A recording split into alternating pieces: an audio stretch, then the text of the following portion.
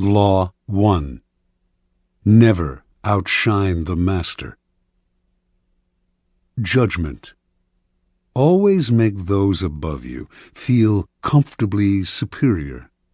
In your desire to please and impress them, do not go too far in displaying your talents, or you might accomplish the opposite, inspire fear and insecurity. Make your masters appear more brilliant than they are, and you will attain the heights of power. Transgression of the law. Nicolas Fouquet, Louis XIV's finance minister in the first years of his reign, was a generous man who loved lavish parties, pretty women, and poetry. He also loved money, for he led an extravagant lifestyle. Fouquet was clever and very much indispensable to the king. So, when the prime minister, Jules Mazarin, died in 1661, the finance minister expected to be named the successor. Instead, the king decided to abolish the position. This and other signs made Fouquet suspect that he was falling out of favor, and so he decided to ingratiate himself with the king by staging the most spectacular party the world had ever seen. The party's ostensible purpose would be to commemorate the completion of Fouquet's chateau, Vaux-le-Vicomte, but its real function was to pay tribute to the king, the guest of honor. The most brilliant nobility of Europe and some of the greatest minds of the time, La Fontaine, La Rochefoucauld, Madame de Sévigné, attended the party. Molière wrote a play for the occasion in which he himself was to perform at the evening's conclusion. The party began with a lavish 7-course dinner featuring foods from the Orient never before tasted in France, as well as new dishes created especially for the night. The meal was accompanied with music commissioned by Fouquet to honor the king.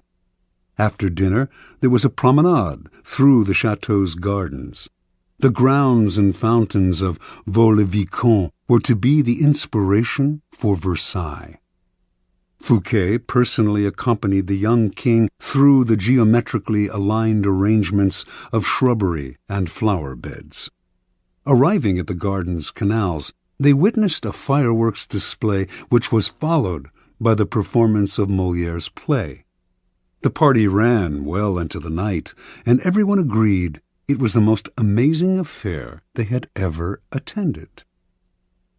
The next day, Fouquet was arrested by the king's head musketeer, D'Artagnan. 3 months later, he went on trial for stealing from the country's treasury. Actually, most of the stealing he was accused of he had done on the king's behalf and with the king's permission. Fouquet was found guilty and sent to the most isolated prison in France, high in the Pyrenees Mountains, where he spent the last 20 years of his life in solitary confinement. Interpretation. Louis XIV, the Sun King, was a proud and arrogant man who wanted to be the center of attention at all times. He could not countenance being outdone in lavishness by anyone, and certainly not his finance minister. To succeed Fouquet, Louis chose Jean-Baptiste Colbert, a man famous for his parsimony and for giving the dullest parties in Paris. Colbert made sure that any money liberated from the treasury went straight into Louis's hands. With the money, Louis built a palace even more magnificent than Fouquet's, the glorious Palace of Versailles.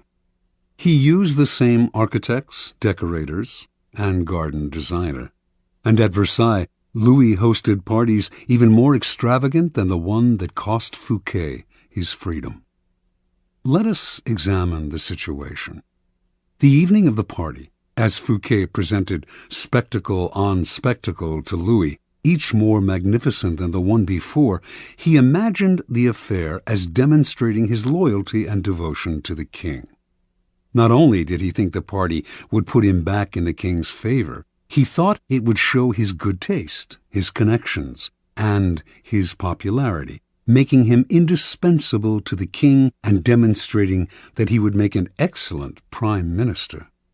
Instead, however, each new spectacle, each appreciative smile bestowed by the guests on Fouquet, made it seem to Louis that his own friends and subjects were more charmed by the finance minister than by the king himself, and that Fouquet was actually flaunting his wealth and power. Rather than flattering Louis XIV, Fouquet's elaborate party offended the king's vanity. Louis would not admit this to anyone, of course. Instead, he found a convenient excuse to rid himself of a man who had inadvertently made him feel insecure. Such is the fate, in some form or other, of all those who unbalance the master's sense of self, poke holes in his vanity, or make him doubt his preeminence. Observance of the law. In the early 1600s, the Italian astronomer and mathematician Galileo found himself in a precarious position. He depended on the generosity of great rulers to support his research, and so, like all Renaissance scientists, he would sometimes make gifts of his inventions and discoveries to the leading patrons of the time. Once, for instance, he presented a military compass he had invented to the Duke of Gonzaga. Then he dedicated a book explaining the use of the compass to the Medicis. Both rulers were grateful, and through them Galileo was able to find more students to teach. No matter how great the discovery, however, his patrons usually paid him with gifts, not cash. This made for a life of constant insecurity and dependence. There must be an easier way, he thought. Galileo hit on a new strategy in 1610 when he discovered the moons of Jupiter. Instead of dividing the discovery among his patrons, giving one the telescope he had used, dedicating a book to another, and so on, as he had done in the past, he decided to focus exclusively on the Medicis. He chose the Medicis for one reason. Shortly after Cosimo I had established the Medici dynasty in 1540, he had made Jupiter, the mightiest of the gods, the Medici symbol, a symbol of a power that went beyond politics and banking, one linked to ancient Rome and its divinities. Galileo turned his discovery of Jupiter's moons into a cosmic event honoring the Medici's greatness. Shortly after the discovery, he announced that the bright stars, the moons of Jupiter, offered themselves in the heavens to his telescope at the same time as Cosimo II's enthronement. He said that the number of the moons, 4, harmonized with the number of the Medicis. Cosimo II had 3 brothers, and that the moons orbited Jupiter as these 4 suns revolved around Cosimo I, the dynasty's founder. More than coincidence, this showed that the heavens themselves reflected the ascendancy of the Medici family. After he dedicated the discovery to the Medicis, Galileo commissioned an emblem representing Jupiter sitting on a cloud with the 4 stars circling about him, and presented this to Cosimo II as a symbol of his link to the stars. In 1610, Cosimo II made Galileo his official court philosopher and mathematician with a full salary. For a scientist, this was the coup of a lifetime. The days of begging for patronage were over. Interpretation. In one stroke, Galileo gained more with his new strategy than he had in years of begging. The reason is simple. All masters want to appear more brilliant than other people. The producer of a great work wants to feel he is more than just the provider of the financing. He wants to appear creative and powerful, and also more important than the work produced in his name. Instead of insecurity, you must give him glory. Galileo did not challenge the intellectual authority of the Medicis with his discovery, or make them feel inferior in any way. By literally aligning them with the stars, he made them shine brilliantly among the courts of Italy. He did not outshine the master. He made the master outshine all others. Keys to power. When it comes to power, outshining the master is perhaps the worst mistake of all. Do not fool yourself into thinking that life has changed much since the days of Louis XIV and the Medicis. Those who attain high standing in life are like kings and queens. They want to feel secure in their positions and superior to those around them in intelligence, wit, and charm. It is a deadly but common misperception to believe that by displaying and vaunting your gifts and talents, you are winning the master's affection. He may feign appreciation, but at his first opportunity he will replace you with someone less intelligent, less attractive, less threatening, just as Louis XIV replaced the sparkling Fouquet with the bland Colbert. And as with Louis, he will not admit the truth, but will find an excuse to rid himself of your presence. This law involves two rules that you must realize. First, you can inadvertently outshine a master simply by being yourself. There are masters who are more insecure than others, monstrously insecure. You may naturally outshine them by your charm and grace. No one had more natural talents than Astore Manfredi, Prince of Faenza. The most handsome of all the young princes of Italy, he captivated his subjects with his generosity and open spirit. In the year 1500, Cesare Borgia laid siege to Faenza. When the city surrendered, the citizens expected the worst from the cruel Borgia, who, however, decided to spare the town. He simply occupied its fortress, executed none of its citizens, and allowed Prince Manfredi, 18 at the time, to remain with his court in complete freedom. A few weeks later, though, soldiers hauled Astore Manfredi away to a Roman prison. A year after that, his body was fished out of the river Tiber, a stone tied around his neck. Borgia justified the horrible deed with some sort of trumped-up charge of treason and conspiracy. But the real problem was that he was notoriously vain and insecure. The young man was outshining him without even trying. Given Manfredi's natural talents, the prince's mere presence made Borgia seem less attractive and charismatic. The lesson is simple. If you cannot help being charming and superior, you must learn to avoid such monsters of vanity. Either that, or find a way to mute your good qualities when in the company of a Cesare Borgia. Second, never imagine that because the master loves you, you can do anything you want. Entire books could be written about favorites who fell out of favor by taking their status for granted, for daring to outshine. Knowing the dangers of outshining your master, you can turn this law to your advantage. First, you must flatter and puff up your master.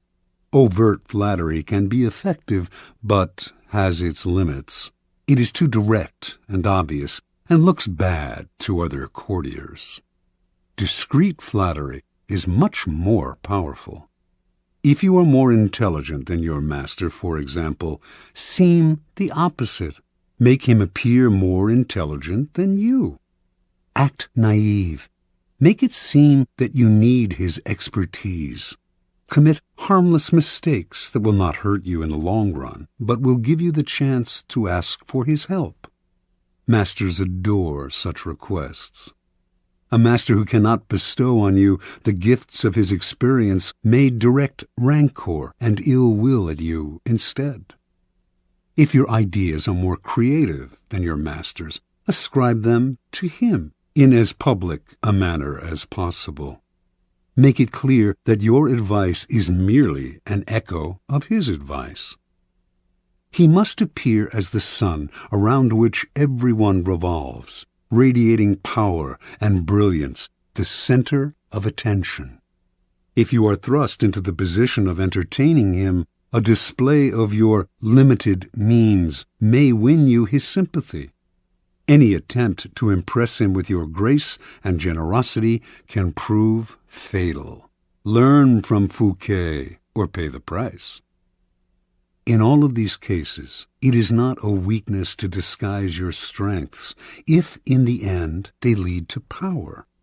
By letting others outshine you, you remain in control instead of being a victim of their insecurity.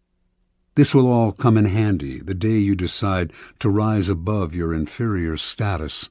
If, like Galileo, you can make your master shine even more in the eyes of others, then you are a godsend, and you will be instantly promoted. Law 2. Never put too much trust in friends. Learn how to use enemies. Judgment. Be wary of friends. They will betray you more quickly, for they are easily aroused to envy. They also become spoiled and tyrannical. But hire a former enemy, and he will be more loyal than a friend, because he has more to prove. In fact, you have more to fear from friends than from enemies. If you have no enemies, find a way to make them. Transgression of the law. In the mid-9th century A.D., a young man named Michael III assumed the throne of the Byzantine Empire.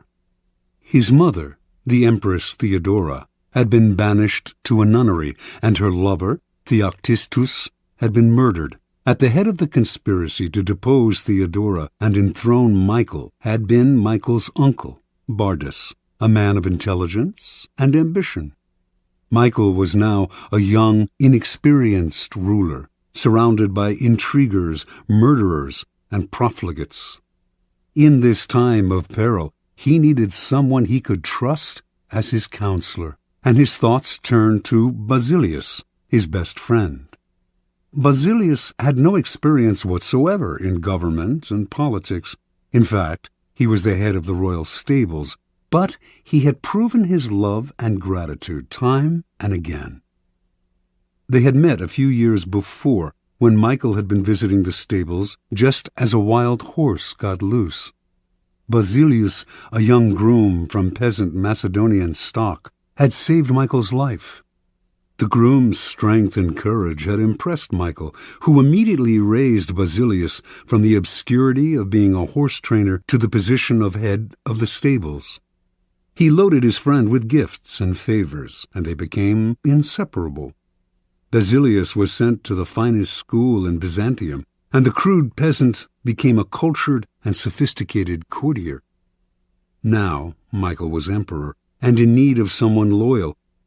Who could he better trust with the post of chamberlain and chief counselor than a young man who owed him everything? Basilius could be trained for the job, and Michael loved him like a brother. Ignoring the advice of those who recommended the much more qualified Bardas, Michael chose his friend. Basilius learned well, and was soon advising the emperor on all matters of state. The only problem seemed to be money. Basilius never had enough. Exposure to the splendor of Byzantine court life made him avaricious for the perks of power. Michael doubled, then tripled his salary, ennobled him, and married him off to his own mistress, Eudoxia Ingerina. Keeping such a trusted friend and adviser satisfied was worth any price. But more trouble was to come. Bardas was now head of the army, and Basilius convinced Michael that the man was hopelessly ambitious. Under the illusion that he could control his nephew, Bardas had conspired to put him on the throne, and he could conspire again, this time to get rid of Michael and assume the crown himself. Basilius poured poison into Michael's ear until the emperor agreed to have his uncle murdered. During a great horse race, Basilius closed in on Bardas in the crowd and stabbed him to death. Soon after, Basilius asked that he replace Bardas as head of the army, where he could keep control of the realm and quell rebellion. This was granted. Now Basilius's power and wealth only grew, and a few years later Michael, in financial straits from his own extravagance, asked him to pay back some of the money he had borrowed over the years. To Michael's shock and astonishment, Basilius refused, with a look of such impudence that the emperor suddenly realized his predicament. The former stable boy had more money, more allies in the army and senate, and in the end, more power than the emperor himself. A few weeks later, after a night of heavy drinking, Michael awoke to find himself surrounded by soldiers. Basilius watched as they stabbed the emperor to death.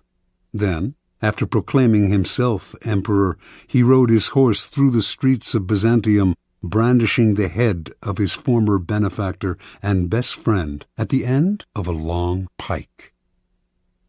Interpretation. Michael staked his future on the sense of gratitude he thought Basilius must feel for him. Surely Basilius would serve him best. He owed the emperor his wealth, his education, and his position. It was only on the fateful day when the emperor saw that impudent smile on Basilius's face that he realized his deadly mistake. He had created a monster. He had allowed a man to see power up close, a man who then wanted more, who asked for anything and got it, who felt encumbered by the charity he had received, and simply did what many people do in such a situation. They forget the favors they have received and imagine they have earned their success by their own merits. At Michael's moment of realization, he could still have saved his own life, but friendship and love blind every man to their interests. Nobody believes a friend can betray, and Michael went on disbelieving until the day his head ended up on a pike. Keys to power. It is natural to want to employ your friends when you find yourself in times of need. The world is a harsh place, and your friends soften the harshness. Besides, you know them. Why depend on a stranger when you have a friend at hand? The problem is that you often do not know your friends as well as you imagine. When you decide to hire a friend, you gradually discover the qualities he or she has kept hidden. Strangely enough, it is your act of kindness that unbalances everything. People want to feel they deserve their good fortune. The receipt of a favor can become oppressive. It means you have been chosen because you are a friend, not necessarily because you are deserving. There is almost a touch of condescension in the act of hiring friends that secretly afflicts them. The injury will come out slowly, a little more honesty, flashes of resentment and envy here and there, and before you know it, your friendship fades. The more favors and gifts you supply to revive the friendship, the less gratitude you receive. All working situations require a kind of distance between people. You are trying to work, not make friends. Friendliness, real or false, only obscures that fact. The key to power, then, is the ability to judge who is best able to further your interests in all situations. Keep friends for friendship, but work with the skilled and competent. Whenever you can, bury the hatchet with an enemy and make a point of putting him in your service. Never let the presence of enemies upset or distress you. You are far better off with a declared opponent or two than not knowing where your real enemies lie. The man of power welcomes conflict, using enemies to enhance his reputation as a sure-footed fighter who can be relied upon in times of uncertainty.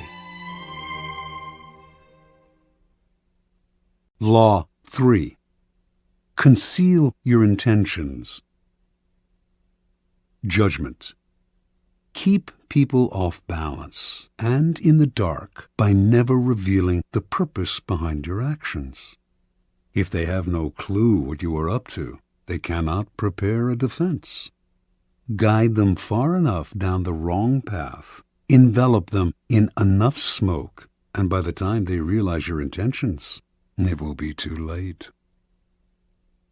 Part 1. Use decoyed objects of desire and red herrings to throw people off the scent. If at any point in the deception you practice, people have the slightest suspicion as to your intentions, all is lost.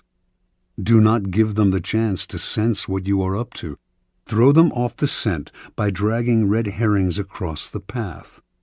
Use false sincerity, send ambiguous signals, set up misleading objects of desire. Unable to distinguish the genuine from the false, they cannot pick out your real goal. Observance of the law. In 1850, the young Otto von Bismarck, then a 35-year-old deputy in the Prussian parliament, was at a turning point in his career. The issues of the day were the unification of the many states, including Prussia, into which Germany was then divided, and a war against Austria, the powerful neighbor to the south that hoped to keep the Germans weak and at odds, even threatening to intervene if they tried to unite. Prince William, next in line to be Prussia's king, was in favor of going to war, and the Parliament rallied to the cause, prepared to back any mobilization of troops. The only ones to oppose war were the present king, Frederick William IV, and his ministers who preferred to appease the powerful Austrians. Throughout his career, Bismarck had been a loyal, even passionate supporter of Prussian might and power. He dreamed of German unification, of going to war against Austria and humiliating the country that for so long had kept Germany divided. A former soldier, he saw warfare as a glorious business. This, after all, was the man who years later would say, "The great questions of the time will be decided not by speeches and resolutions, but by iron and blood." Passionate patriot and lover of military glory, Bismarck nevertheless gave a speech in Parliament at the height of the war fever that astonished all who heard it. "Woe unto the statesman," he said, "who makes war without a reason that will still be valid when the war is over. After the war, you will all look differently at these questions. Will you then have the courage to turn to the peasant contemplating the ashes of his farm, to the man who has been crippled, to the father who has lost his children?" Not only did Bismarck go on to talk of the madness of this war, but, strangest of all, he praised Austria and defended her actions. This went against everything he had stood for. The consequences were immediate. Bismarck was against the war. What could this possibly mean? Other deputies were confused, and several of them changed their votes. Eventually, the king and his ministers won out, and war was averted. A few weeks after Bismarck's infamous speech, the king, grateful that he had spoken for peace, made him a cabinet minister. A few years later, he became the Prussian premier.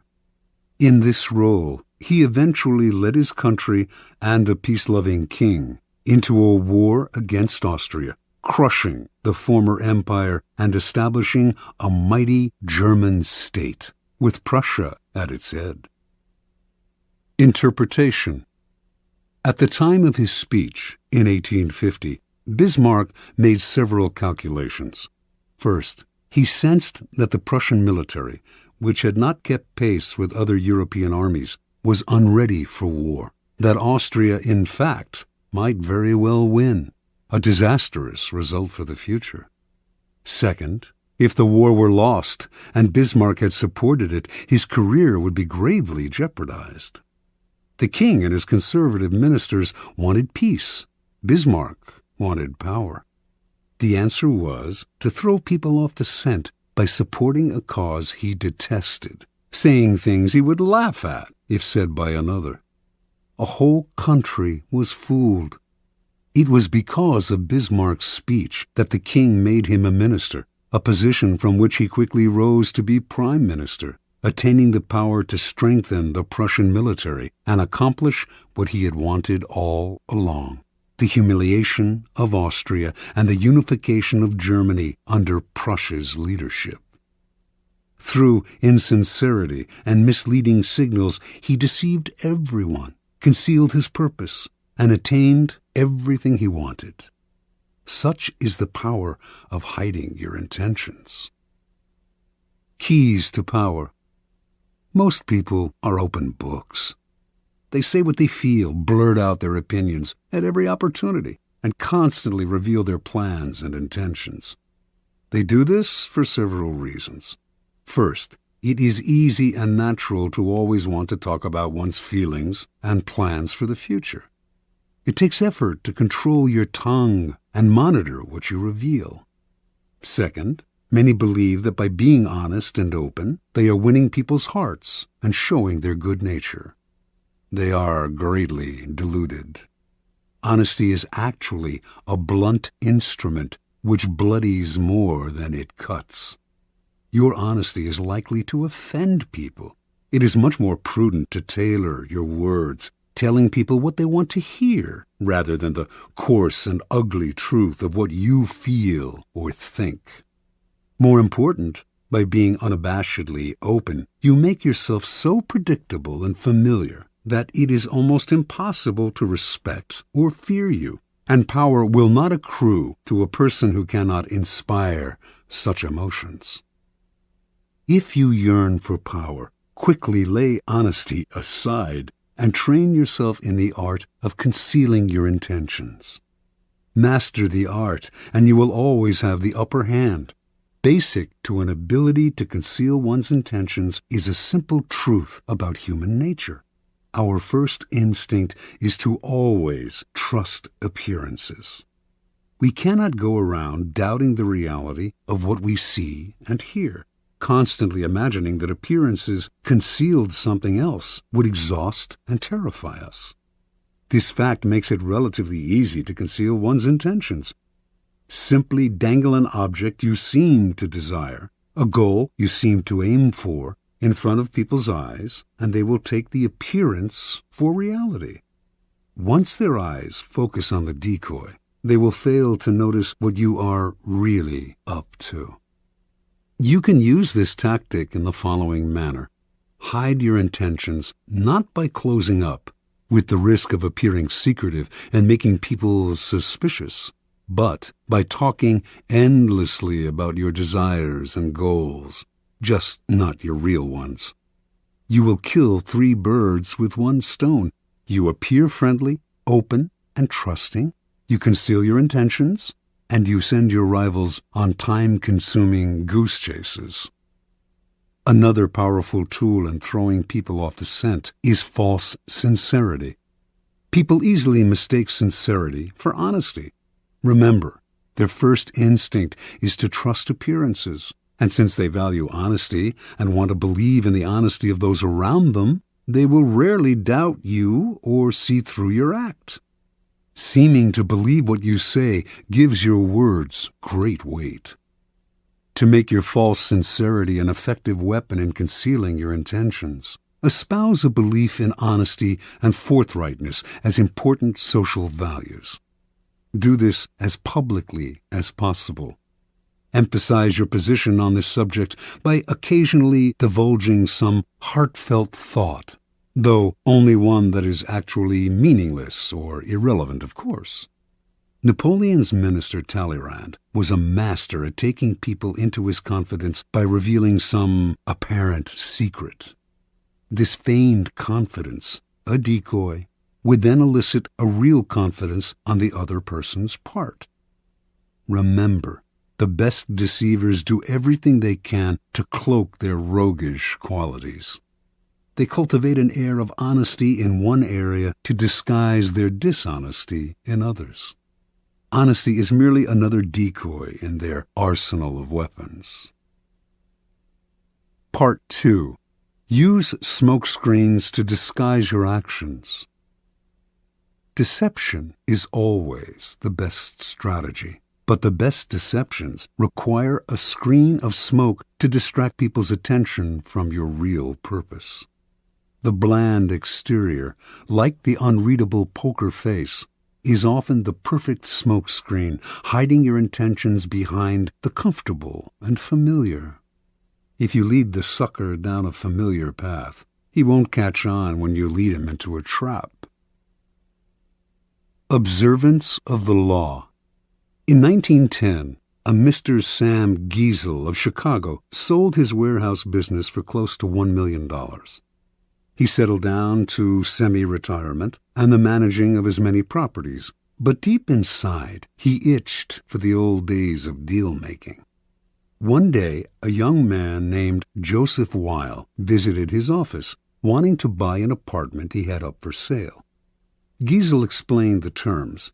The price was $8,000, but he only required a down payment of $2,000. Weil said he would sleep on it, but he came back the following day and offered to pay the full $8,000 in cash if Giesel could wait a couple of days until a deal Weil was working on came through. Even in semi-retirement, a clever businessman like Giesel was curious as to how Weil would be able to come up with so much cash, roughly $150,000 today, so quickly. Weil seemed reluctant to say and quickly changed the subject, but Giesel was persistent. Finally, after assurances of confidentiality, Weil told Giesel the following story. Weil's uncle was the secretary to a coterie of multimillionaire financiers.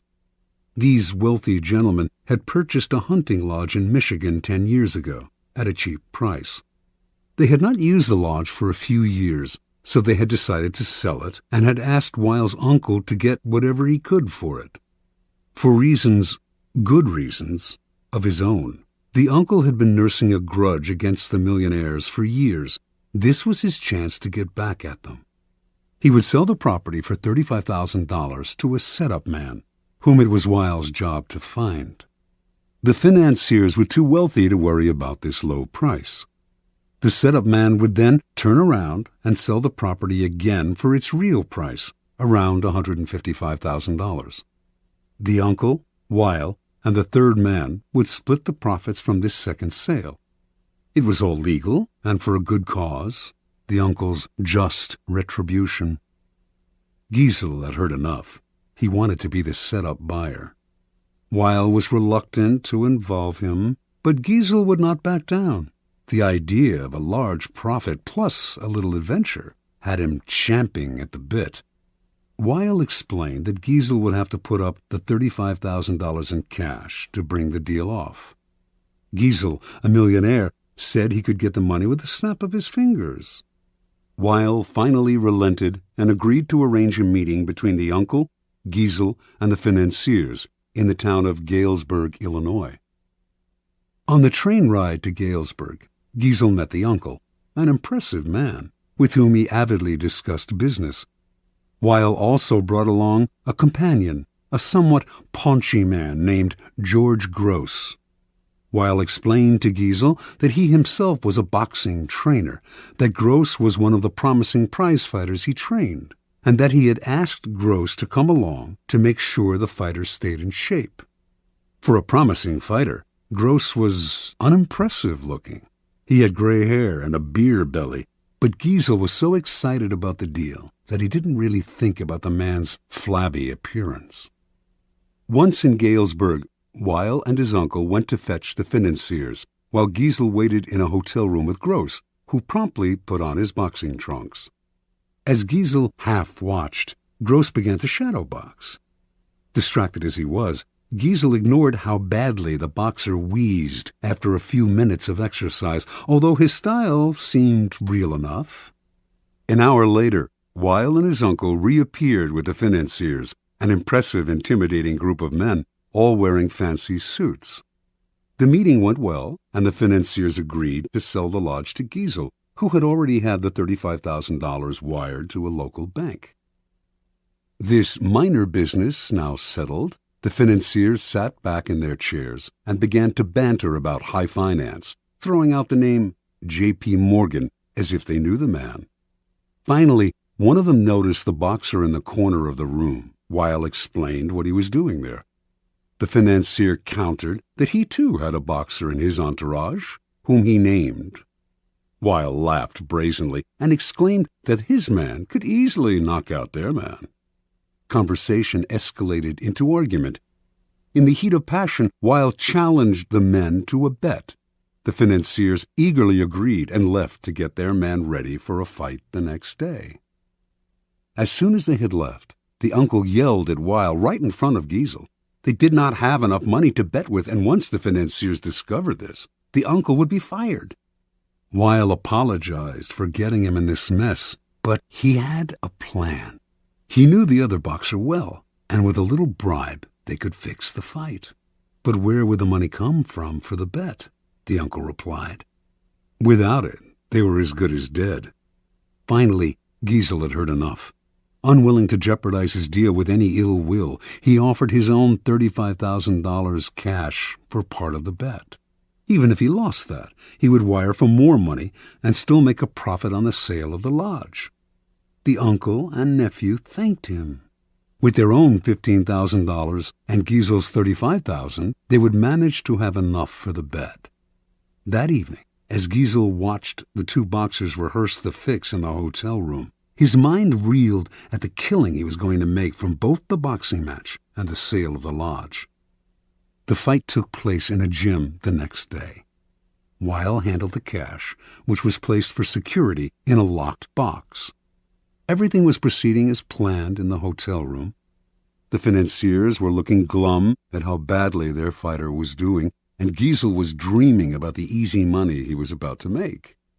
Then, suddenly, a wild swing by the financier's fighter hit Gross hard on the face, knocking him down. When he hit the canvas, blood spurted from his mouth. He coughed, then lay still. One of the financiers, a former doctor, checked his pulse. He was dead. The millionaires panicked. Everyone had to get out before the police arrived. They could all be charged with murder. Terrified, Giesel hightailed it out of the gym and back to Chicago, leaving behind his $35,000, which he was only too glad to forget, for it seemed a small price to pay to avoid being implicated in a crime. He never wanted to see Weil or any of the others again. After Giesel scurried out, Gross stood up under his own steam. The blood that had spurted from his mouth came from a ball filled with chicken blood and hot water that he had hidden in his cheek. The whole affair had been masterminded by Weil, better known as the Yellow Kid, one of the most creative con artists in history. Weil split the $35,000 with the financiers and the boxers, all fellow con artists, a nice little profit for a few days' work. Interpretation. The Yellow Kid had staked out Giesel as the perfect sucker long before he set up the con. He knew the boxing match scam would be the perfect ruse to separate Giesel from his money quickly and definitively. But he also knew that if he had begun by trying to interest Giesel in the boxing match, he would have failed miserably. He had to conceal his intentions and switch attention, create a smokescreen, in this case the sale of the lodge. On the train ride and in the hotel room, Giesel's mind had been completely occupied with the pending deal, the easy money, the chance to hobnob with wealthy men. He had failed to notice that Gross was out of shape and middle-aged at best. Such is the distracting power of a smokescreen. Engrossed in the business deal, Giesel's attention was easily diverted to the boxing match, but only at a point when it was already too late for him to notice the details that would have given Gross away. The match, after all, now depended on a bribe rather than on the boxer's physical condition. And Giesel was so distracted at the end by the illusion of the boxer's death that he completely forgot about his money. Learn from the Yellow Kid. The familiar, inconspicuous front is the perfect smokescreen. Approach your mark with an idea that seems ordinary enough, a business deal, financial intrigue. The sucker's mind is distracted, his suspicions allayed. That is when you gently guide him onto the second path, the slippery slope down which he slides helplessly into your trap. Keys to power. If you believe that the deceivers are colorful folk who mislead with elaborate lies and tall tales, you are greatly mistaken. The best deceivers utilize a bland and inconspicuous front that calls no attention to themselves. They know that extravagant words and gestures immediately raise suspicion. Instead, they envelop their mark in the familiar, the banal, the harmless. The simplest form of smokescreen is facial expression. Behind a bland, unreadable exterior, all sorts of mayhem can be planned without detection. This is a weapon that the most powerful men in history have learned to perfect. It was said that no one could read Franklin D. Roosevelt's face. Baron James Rothschild made a lifelong practice of disguising his real thoughts behind bland smiles and nondescript looks. Stendhal wrote of Talleyrand, "Never was a face less of a barometer." As one poker manual explains it, while playing his hand, the good player is seldom an actor.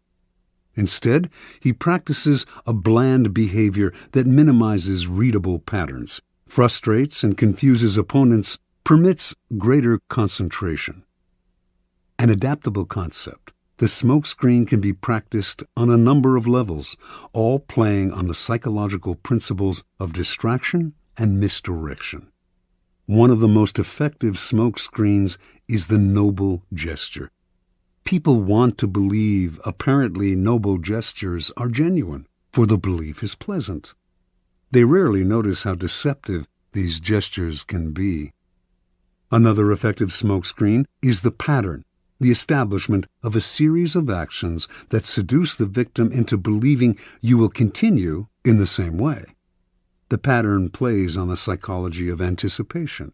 Our behavior conforms to patterns, or so we like to think. In 1878, the American robber baron Jay Gould created a company that began to threaten the monopoly of the telegraph company Western Union. The directors of Western Union decided to buy Gould's company up. They had to spend a hefty sum, but they figured they had managed to rid themselves of an irritating competitor. A few months later, though, Gould was at it again, complaining he had been treated unfairly. He started up a second company to compete with Western Union and its new acquisition. The same thing happened again. Western Union bought him out to shut him up. Soon the pattern began for the third time, but now Gould went for the jugular. He suddenly staged a bloody takeover struggle and managed to gain complete control of Western Union. He had established a pattern that had tricked the company's directors into thinking his goal was to be bought out at a handsome rate. Once they paid him off, they relaxed and failed to notice that he was actually playing for higher stakes. The pattern is powerful in that it deceives the other person into expecting the opposite of what you are really doing. Remember, it takes patience and humility to dull your brilliant colors, to put on the mask of the inconspicuous. Do not despair at having to wear such a bland mask. It is often your unreadability that draws people to you and makes you appear a person of power. Law 4. Always say less than necessary. Judgment. When you are trying to impress people with words, the more you say, the more common you appear, and the less in control. Even if you're saying something banal, it will seem original if you make it vague, open-ended, and sphinx-like. Powerful people impress and intimidate by saying less. The more you say, the more likely you are to say something foolish. Observance of the law. In the court of Louis XIV, nobles and ministers would spend days and nights debating issues of state. They would confer, argue, make and break alliances, and argue again until finally the critical moment arrived. 2 of them would be chosen to represent the different sides to Louis himself, who would decide what should be done. After these persons were chosen, everyone would argue some more. How should the issues be phrased? What would appeal to Louis? What would annoy him? At what time of day should the representatives approach him, and in what part of the Versailles Palace? What expression should they have on their faces? Finally, after all this was settled, the fateful moment would finally arrive. The 2 men would approach Louis, always a delicate matter, and when they finally had his ear, they would talk about the issue at hand, spelling out the options in detail. Louis would listen in silence, a most enigmatic look on his face. Finally, when each had finished his presentation and had asked for the king's opinion, he would look at them both and say, "I shall see." Then he would walk away.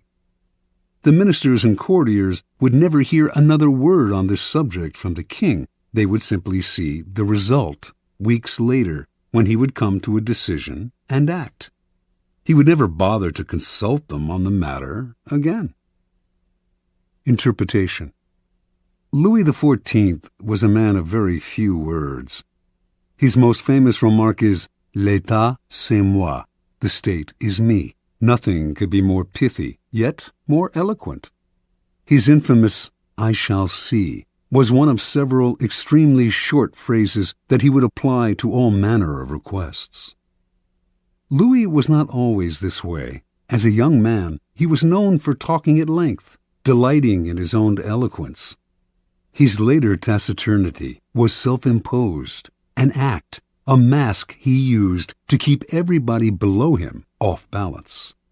No one knew exactly where he stood or could predict his reactions.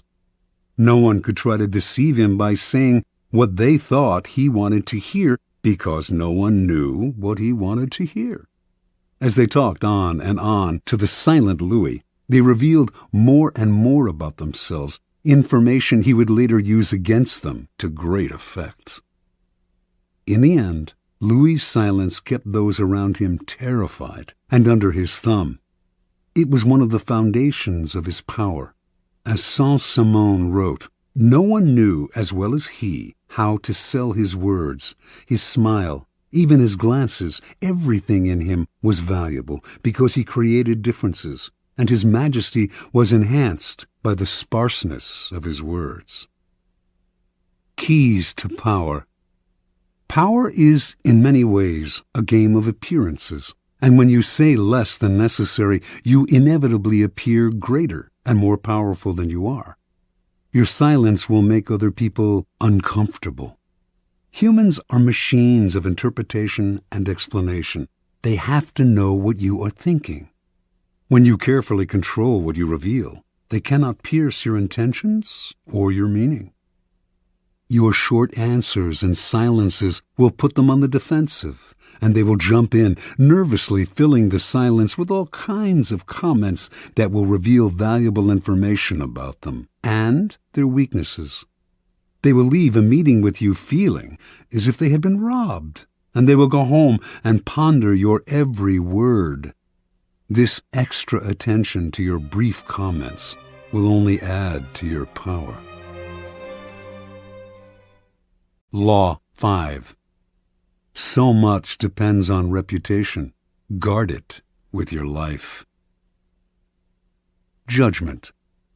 Reputation is the cornerstone of power. Through reputation alone, you can intimidate and win.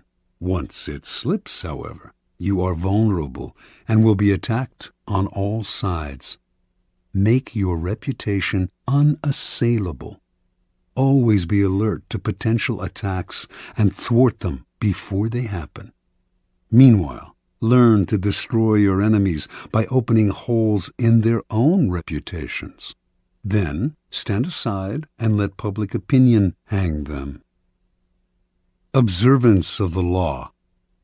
During China's War of the Three Kingdoms, AD 207 to 65, the great general Zhuge Liang, leading the forces of the Shu kingdom, dispatched his vast army to a distant camp while he rested in a small town with a handful of soldiers. Suddenly, sentinels hurried in with the alarming news that an enemy force of over 150,000 troops under Sima Yi was approaching. With only 100 men to defend him, Zhuge Liang's situation was hopeless. The enemy would finally capture this renowned leader.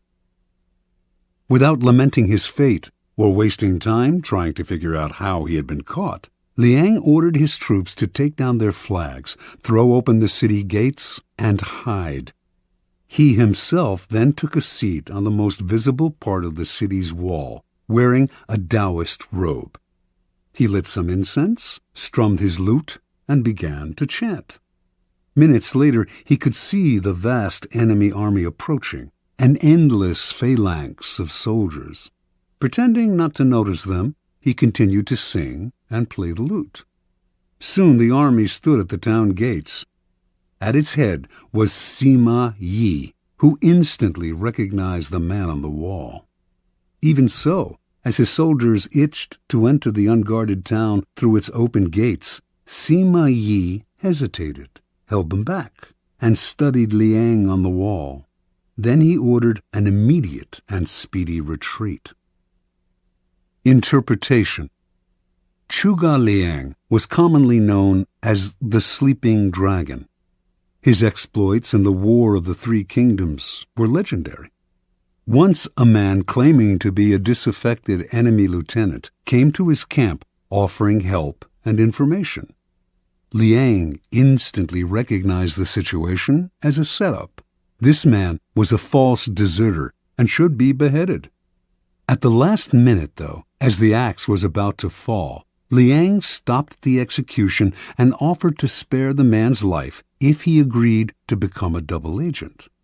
Grateful and terrified, the man agreed and began supplying false information to the enemy. Liang won battle after battle. The Sleeping Dragon carefully cultivated his reputation of being the cleverest man in China, one who always had a trick up his sleeve. As powerful as any weapon, this reputation struck fear into his enemy. Sima Yi had fought against Zhuge Liang dozens of times and knew him well. When he came on the empty city, with Liang praying on the wall, he was stunned. The Taoist robes, the chanting, the incense, this had to be a game of intimidation. The man was obviously taunting him, daring him to walk into a trap. The game was so obvious that for one moment it crossed Yi's mind that Liang actually was alone and desperate. But so great was his fear of Liang that he dared not risk finding out. Such is the power of reputation. It can put a vast army on the defensive, even force them into retreat without a single arrow being fired. Keys to power. The people around us, even our closest friends, will always, to some extent, remain mysterious and unfathomable. Their characters have secret recesses that they never reveal. The unknowableness of other people could prove disturbing if we thought about it long enough, since it would make it impossible for us really to judge other people. So, we prefer to ignore this fact and to judge people on their appearances, on what is most visible to our eyes: clothes, gestures, words, actions.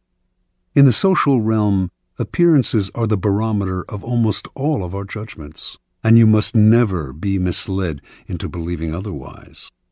One false slip, one awkward or sudden change in your appearance can prove disastrous.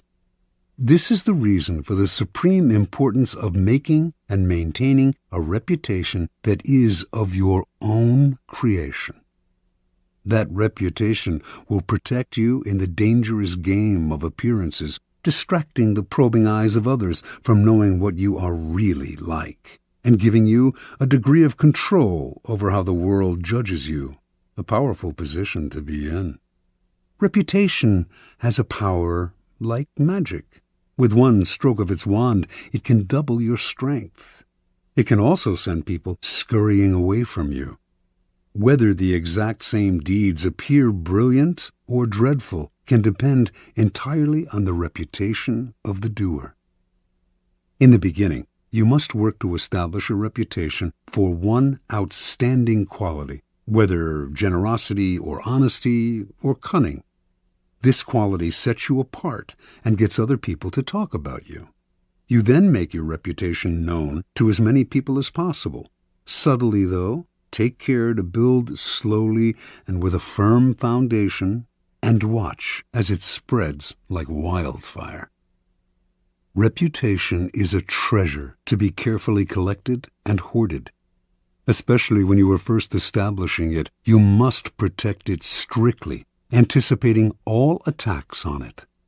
Once it is solid, do not let yourself get angry or defensive at the slanderous comments of your enemies. That reveals insecurity, not confidence in your reputation. Take the high road instead, and never appear desperate in your self-defense. On the other hand, an attack on another man's reputation is a potent weapon, particularly when you have less power than he does. He has much more to lose in such a battle, and your own thus far small reputation gives him a small target when he tries to return your fire. But this tactic must be practiced with skill. You must not seem to engage in petty vengeance. If you do not break your enemy's reputation cleverly, you will inadvertently ruin your own. Law 6.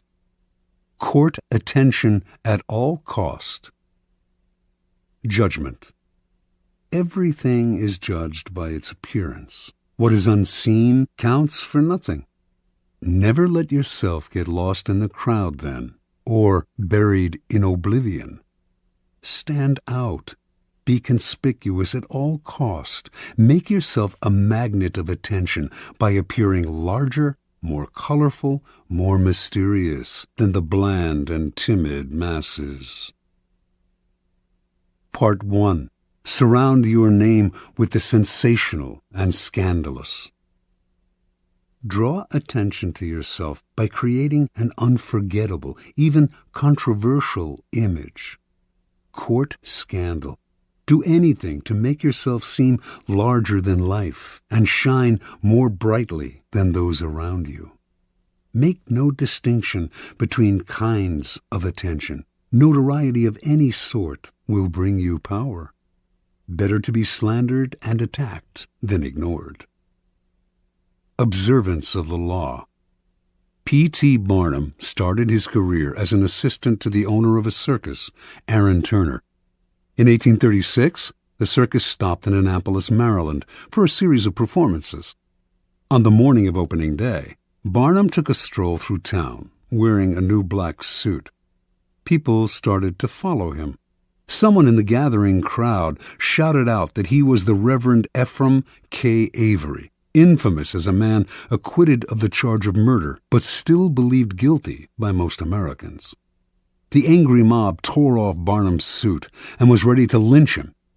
After desperate appeals, Barnum finally convinced them to follow him to the circus where he could verify his identity.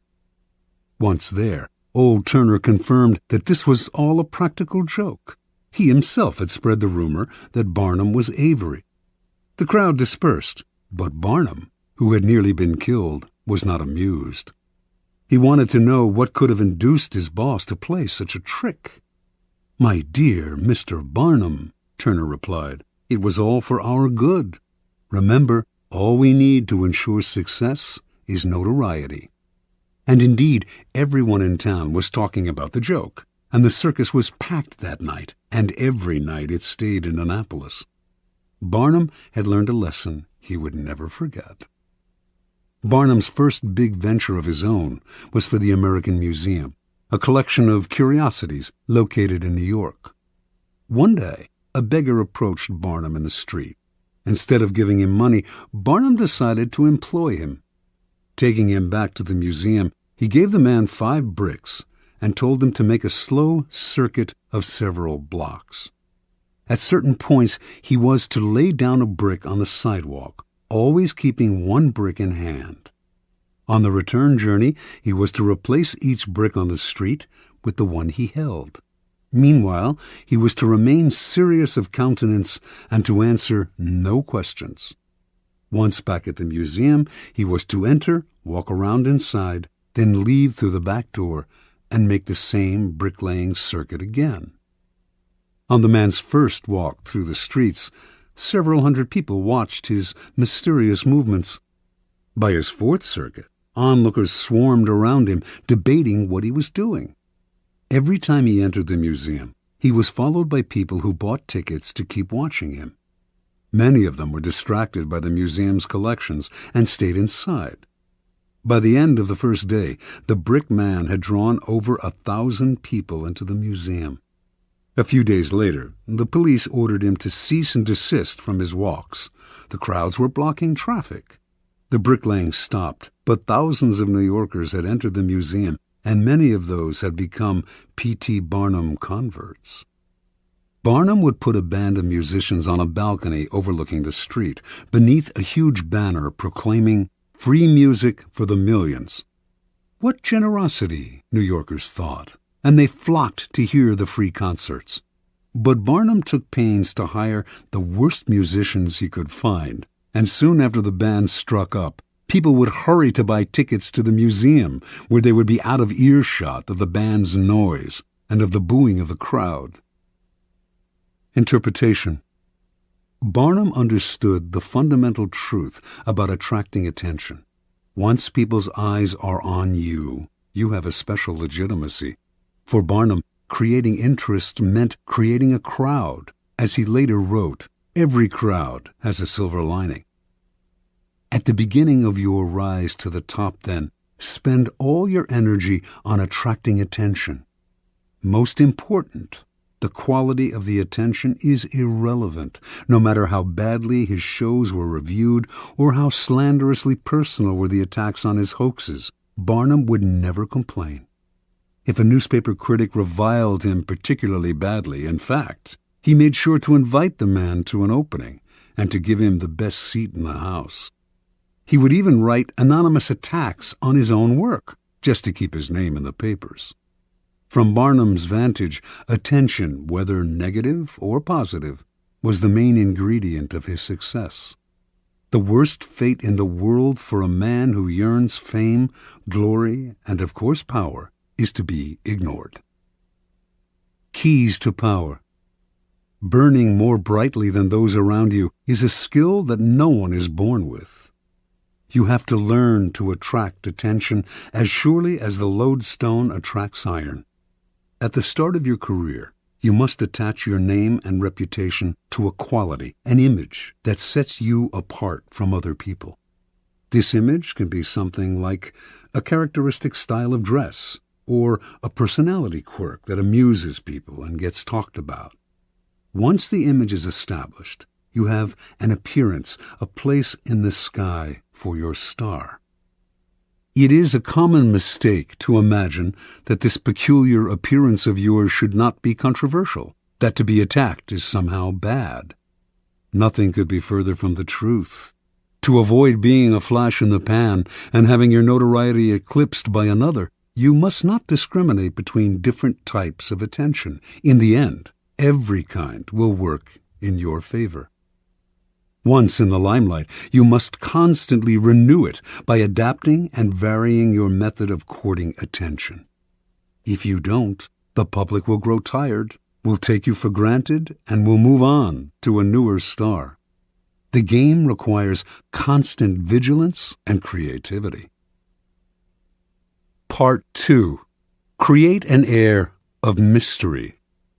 In a world growing increasingly banal and familiar, what seems enigmatic instantly draws attention. Never make it too clear what you are doing or about to do. Do not show all your cards. An air of mystery heightens your presence. It also creates anticipation. Everyone will be watching you to see what happens next. Use mystery to beguile, seduce, even frighten. Observance of the law. Beginning in 1905, rumors started to spread throughout Paris of a young Oriental girl who danced in a private home, wrapped in veils that she gradually discarded. A local journalist who had seen her dancing reported that a woman from the Far East had come to Europe laden with perfume and jewels to introduce some of the richness of the Oriental color and life into the satiated society of European cities. Soon everyone knew the dancer's name, Mata Hari. Early that year, in the winter, small and select audiences would gather in a salon filled with Indian statues and other relics, while an orchestra played music inspired by Hindu and Javanese melodies. After keeping the audience waiting and wondering, Mata Hari would suddenly appear in a startling costume, a white cotton brassiere covered with Indian-type jewels, jeweled bands at the waist supporting a sarong that revealed as much as it concealed, bracelets up the arms. Then Mata Hari would dance, in a style no one in France had seen before, her whole body swaying as if she were in a trance. She told her excited and curious audience that her dances told stories from Indian mythology and Javanese folk tales. Soon, the cream of Paris, ambassadors from far-off lands, were competing for invitations to the salon, where it was rumored that Mata Hari was actually performing sacred dances in the nude. The public wanted to know more about her. She told journalists that she was actually Dutch in origin, but had grown up on the island of Java. She would also talk about time spent in India, how she had learned sacred Hindu dances there, and how Indian women can shoot straight, ride horseback, and are capable of doing logarithms and talk philosophy. By the summer of 1905, although few Parisians had actually seen Mata Hari dance, her name was on everyone's lips. As Mata Hari gave more interviews, the story of her origins kept changing. She had grown up in India. Her grandmother was the daughter of a Javanese princess. She had lived on the island of Sumatra, where she had spent her time horseback riding, gun in hand, and risking her life. No one knew anything certain about her, but journalists did not mind these changes in her biography. They compared her to an Indian goddess, a creature from the pages of Baudelaire. Whatever their imagination wanted to see in this mysterious woman from the East. In August of 1905, Mata Hari performed for the first time in public. Crowds thronging to see her on opening night caused a riot. She had now become a cult figure, spawning many imitations. One reviewer wrote, "Mata Hari personifies all the poetry of India, its mysticism, its voluptuousness, its hypnotizing charm." Another noted, "If India possesses such unexpected treasures, then all Frenchmen will emigrate to the shores of the Ganges." Soon, the fame of Mata Hari and her sacred Indian dances spread beyond Paris. She was invited to Berlin, Vienna, Milan. Over the next few years, she performed throughout Europe, mixed with the highest social circles, and earned an income that gave her an independence rarely enjoyed by a woman of the period. Then, near the end of World War I, she was arrested in France, tried, convicted, and finally executed as a German spy. Only during the trial did the truth come out. Mata Hari was not from Java or India, had not grown up in the Orient, did not have a drop of Eastern blood in her body. Her real name was Margarethe Zell, and she came from the stolid northern province of Friesland, Holland. Interpretation. When Margarethe Zell arrived in Paris in 1904, she had half a franc in her pocket.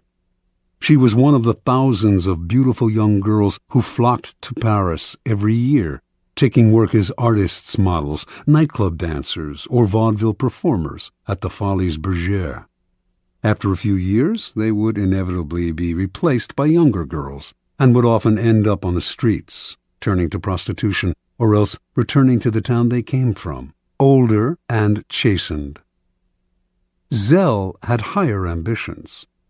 She had no dance experience and had never performed in the theater, but as a young girl, She had traveled with her family and had witnessed local dances in Java and Sumatra. Zell clearly understood that what was important in her act was not the dance itself, or even her face or figure, but her ability to create an air of mystery about herself.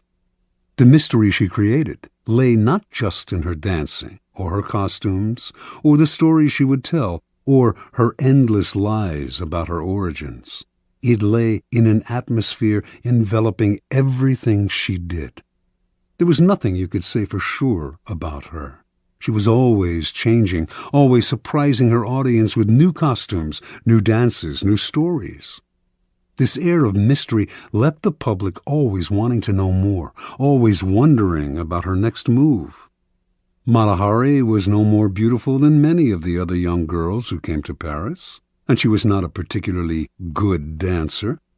What separated her from the mass, what attracted and held the public's attention and made her famous and wealthy, was her mystery. People are enthralled by mystery because it invites constant interpretation. They never tire of it. The mysterious cannot be grasped, and what cannot be seized and consumed creates power. Keys to power. In a world that is ever more banal, that has had its mystery and myth squeezed out of it, we secretly crave enigmas, people or things that cannot be instantly interpreted, seized, and consumed. That is the power of the mysterious. It invites layers of interpretation, excites our imagination, seduces us into believing that it conceals something marvelous. The world has become so familiar and its inhabitants so predictable that what wraps itself in mystery will almost always draw the limelight to it and make us watch it. Do not imagine that to create an air of mystery, you have to be grand and awe-inspiring. Mystery that is woven into your day-to-day demeanor and is subtle has that much more power to fascinate and attract attention. Remember, most people are up front, can be read like an open book, take little care to control their words or image, and are hopelessly predictable. By simply holding back, keeping silent, occasionally uttering ambiguous phrases, deliberately appearing inconsistent, and acting odd in the subtlest of ways, you will emanate an aura of mystery. The people around you will then magnify that aura by constantly trying to interpret you. Mysterious people put others in a kind of inferior position, that of trying to figure them out. To degrees that they can control, they also elicit the fear surrounding anything uncertain or unknown. All great leaders know that an aura of mystery draws attention to them and creates an intimidating presence. If your social position prevents you from completely wrapping your actions in mystery, you must at least learn to make yourself less obvious. Every now and then, act in a way that does not mesh with other people's perception of you. This way, you keep those around you on the defensive, eliciting the kind of attention that makes you powerful. Law 7. Get others to do the work for you, but always take the credit. Judgment. Use the wisdom, knowledge, and legwork of other people to further your own cause. Not only will such assistance save you valuable time and energy, it will give you a godlike aura of efficiency and speed. In the end, your helpers will be forgotten, and you will be remembered. Never do yourself what others can do for you. Transgression and observance of the law. In 1883, a young Serbian scientist named Nikola Tesla was working for the European division of the Continental Edison Company. He was a brilliant inventor, and Charles Batchelor, a plant manager and a personal friend of Thomas Edison, persuaded him he should seek his fortune in America, giving him a letter of introduction to Edison himself. So began a life of woe and tribulation that lasted until Tesla's death. When Tesla met Edison in New York, the famous inventor hired him on the spot. Tesla worked 18-hour days, finding ways to improve the primitive Edison dynamos. Finally, he offered to redesign them completely. To Edison, this seemed a monumental task that could last years without paying off. But he told Tesla, "There's $50,000 in it for you, if you can do it." Tesla labored day and night on the project, and after only a year, he produced a greatly improved version of the dynamo, complete with automatic controls. He went to Edison to break the good news and receive his $50,000. Edison was pleased with the improvement, for which he and his company would take credit. But when it came to the issue of the money, he told the young Serb, "Tesla, you don't understand our American humor," and offered a small raise instead. Tesla's obsession was to create an alternating current system, AC, of electricity. Edison believed in the direct current system, DC, and not only refused to support Tesla's research, but later did all he could to sabotage him. Tesla turned to the great Pittsburgh magnate George Westinghouse, who had started his own electricity company. Westinghouse completely funded Tesla's research and offered him a generous royalty agreement on future profits.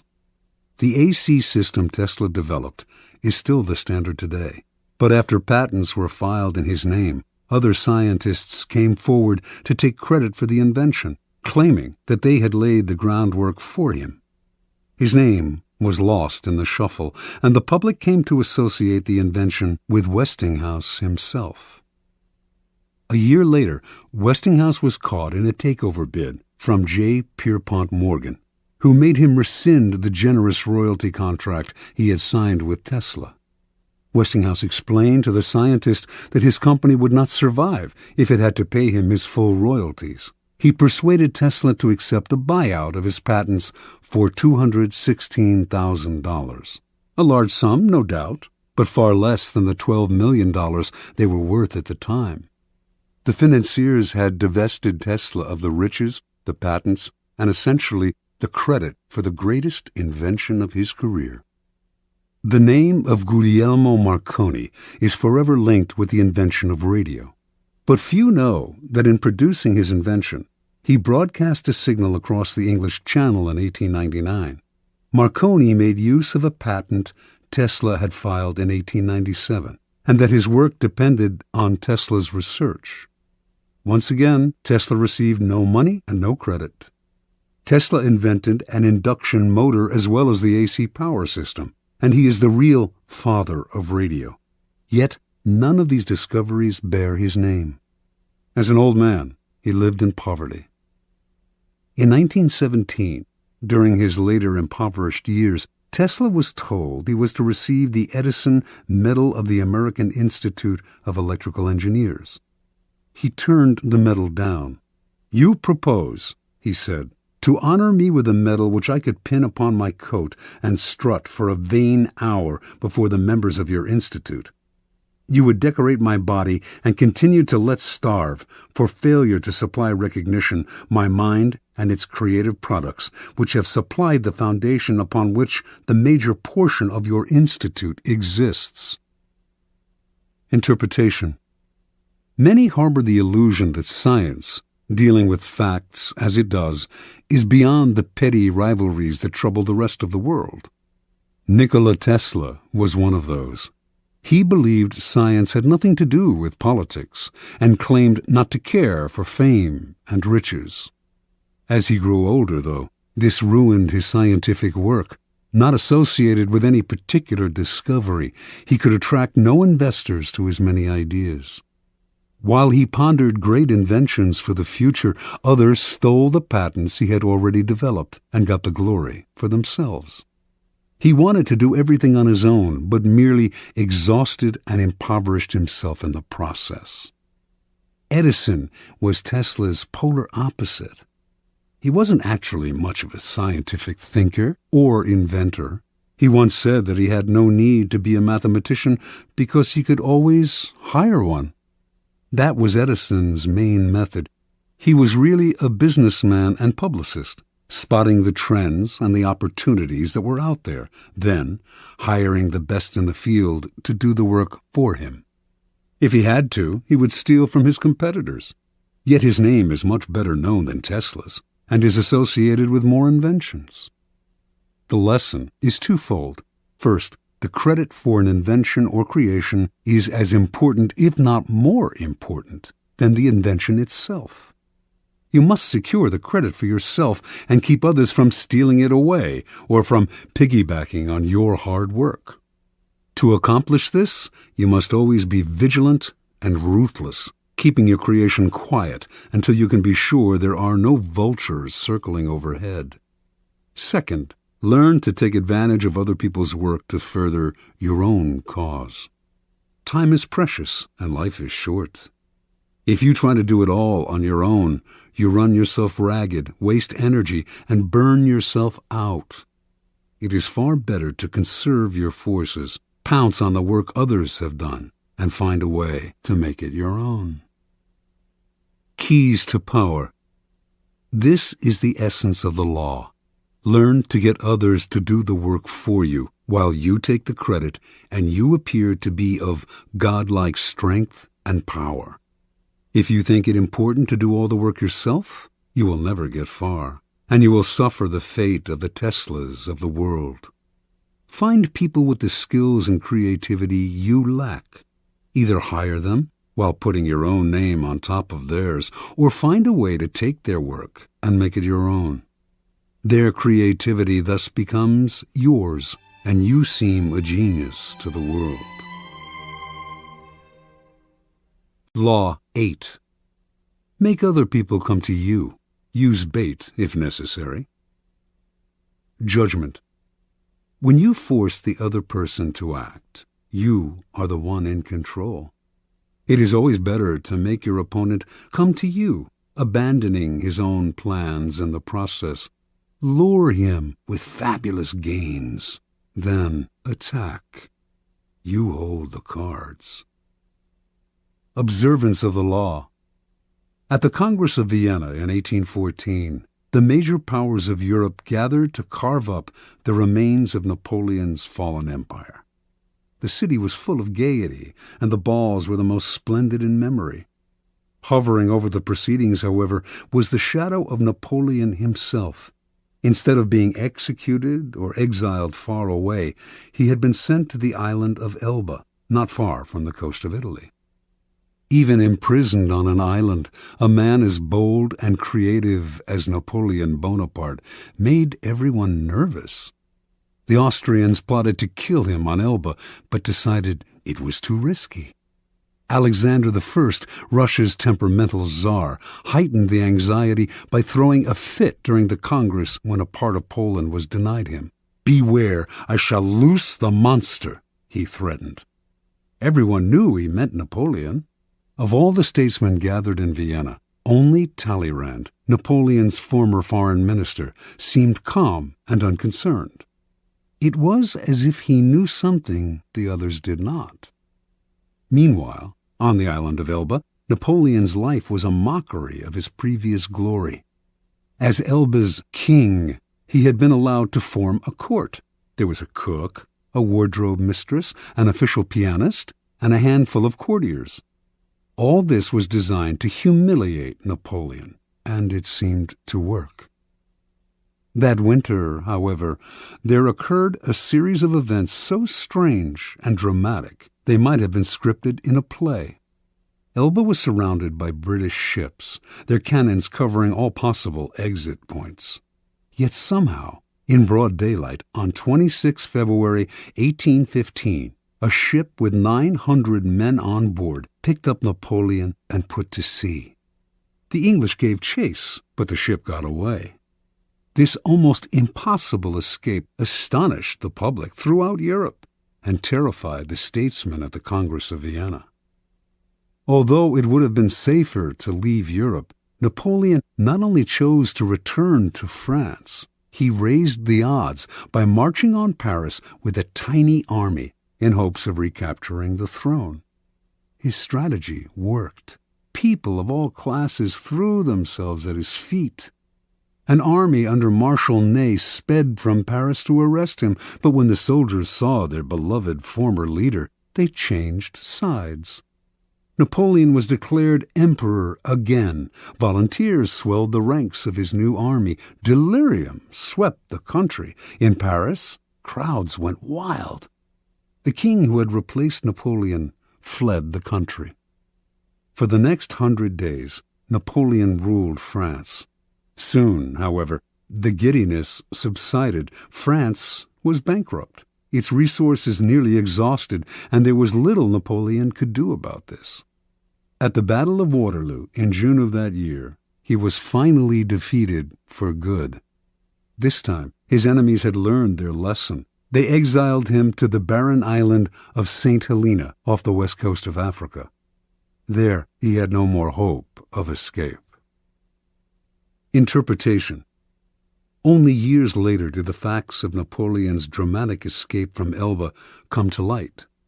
Before he decided to attempt this bold move, visitors to his court had told him that he was more popular in France than ever, and that the country would embrace him again. One of these visitors was Austria's General Kohler, who convinced Napoleon that if he escaped, the European powers, England included, would welcome him back into power. Napoleon was tipped off that the English would let him go, and indeed his escape occurred in the middle of the afternoon, in full view of English spyglasses. What Napoleon did not know was that there was a man behind it all, pulling the strings, and that this man was his former minister, Talleyrand. And Talleyrand was doing all this, not to bring back the glory days, but to crush Napoleon once and for all. Considering the emperor's ambition unsettling to Europe's stability, he had turned against him long ago. When Napoleon was exiled to Elba, Talleyrand had protested. Napoleon should be sent farther away, he argued, or Europe would never have peace. But no one listened.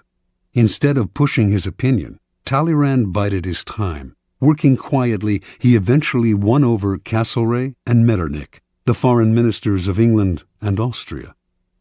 Together, these men baited Napoleon into escaping. Even Kohler's visit, to whisper the promise of glory in the exile's ear, was part of the plan. Like a master card player, Talleyrand figured everything out in advance. He knew Napoleon would fall into the trap he had set. He also foresaw that Napoleon would lead the country into a war which, given France's weakened condition, could only last a few months. One diplomat in Vienna, who understood that Talleyrand was behind it all, said, "He has set the house ablaze in order to save it from the plague." Keys to power. How many times has this scenario played itself out in history? An aggressive leader initiates a series of bold moves that begin by bringing him much power.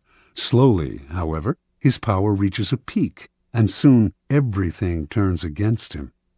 His numerous enemies band together, trying to maintain his power. He exhausts himself going in this direction and that, and inevitably he collapses.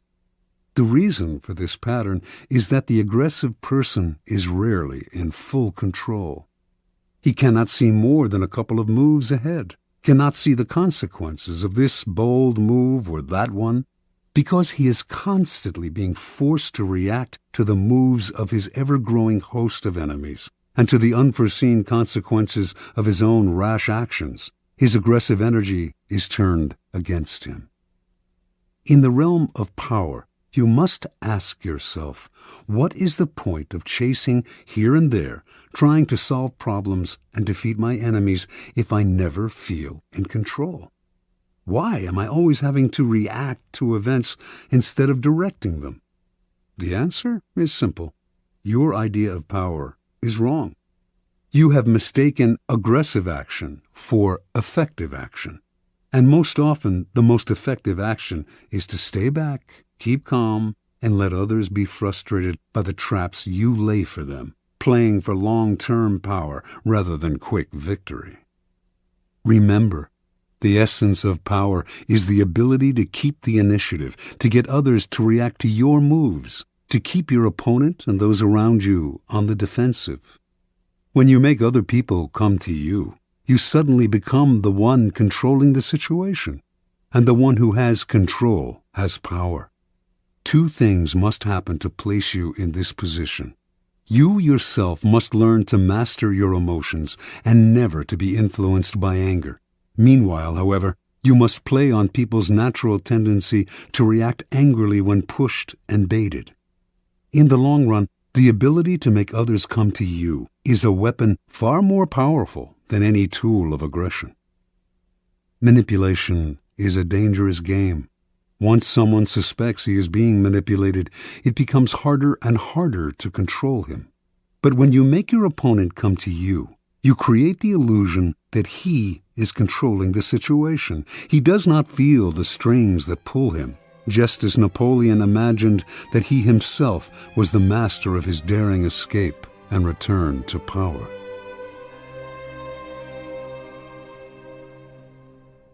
Law 9. Win through your actions, never through argument. Judgment. Any momentary triumph you think you have gained through argument is really a Pyrrhic victory. The resentment and ill will you stir up is stronger and lasts longer than any momentary change of opinion. It is much more powerful to get others to agree with you through your actions without saying a word. Demonstrate, do not explicate. Observance of the law. In 1502, in Florence, Italy, an enormous block of marble stood in the works department of the Church of Santa Maria del Fiore. It had once been a magnificent piece of raw stone, but an unskilled sculptor had mistakenly bored a hole through it where there should have been a figure's legs, generally mutilating it.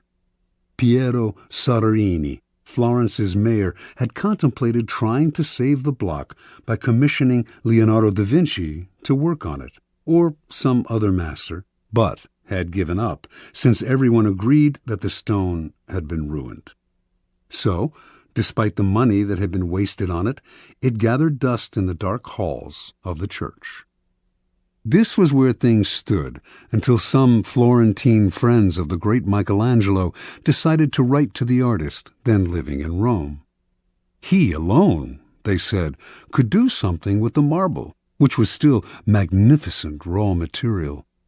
Michelangelo traveled to Florence, examined the stone, and came to the conclusion that he could, in fact, carve a fine figure from it by adapting the pose to the way the rock had been mutilated.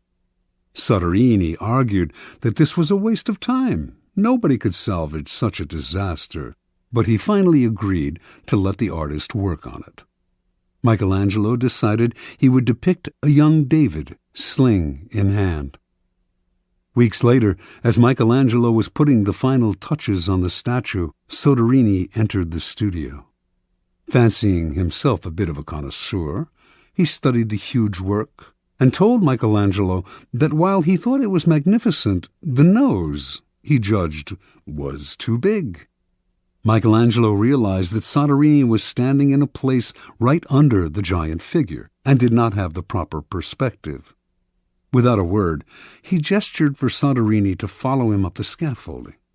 Reaching the nose, he picked up his chisel, as well as a bit of marble dust that lay on the planks.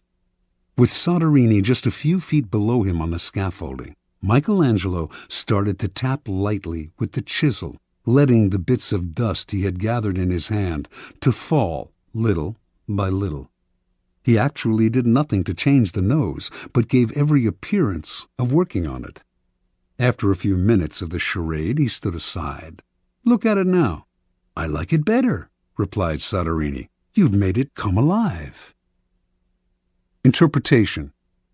Michelangelo knew that by changing the shape of the nose, he might ruin the entire sculpture. Yet Soderini was a patron who prided himself on his aesthetic judgment. To offend such a man by arguing would not only gain Michelangelo nothing, it would put future commissions in jeopardy. Michelangelo was too clever to argue.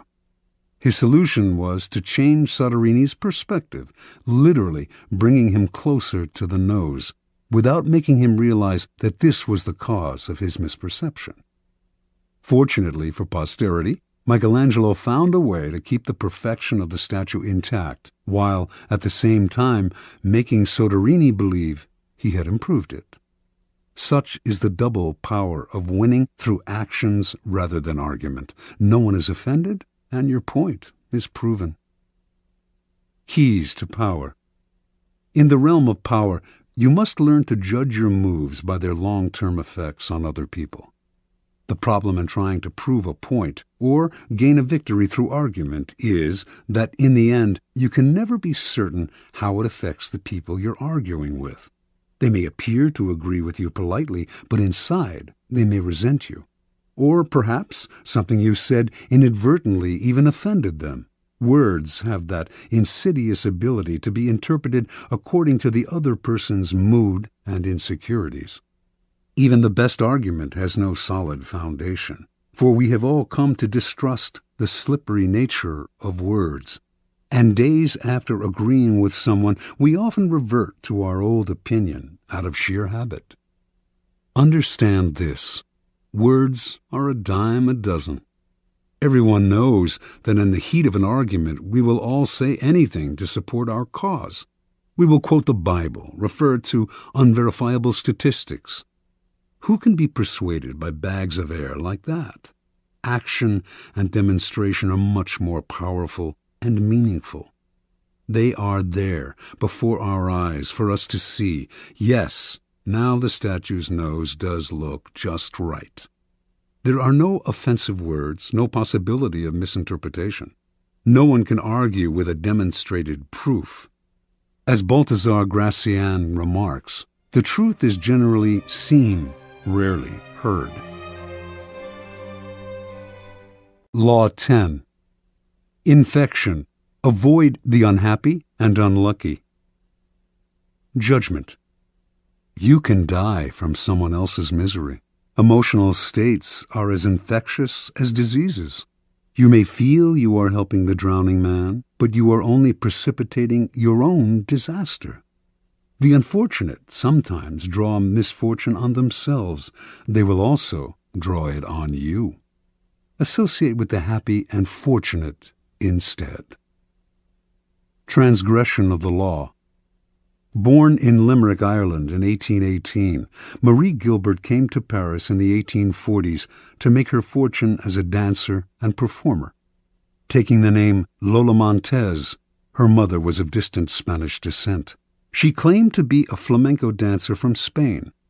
By 1845, her career was languishing, and to survive, she became a courtesan, quickly one of the more successful in Paris.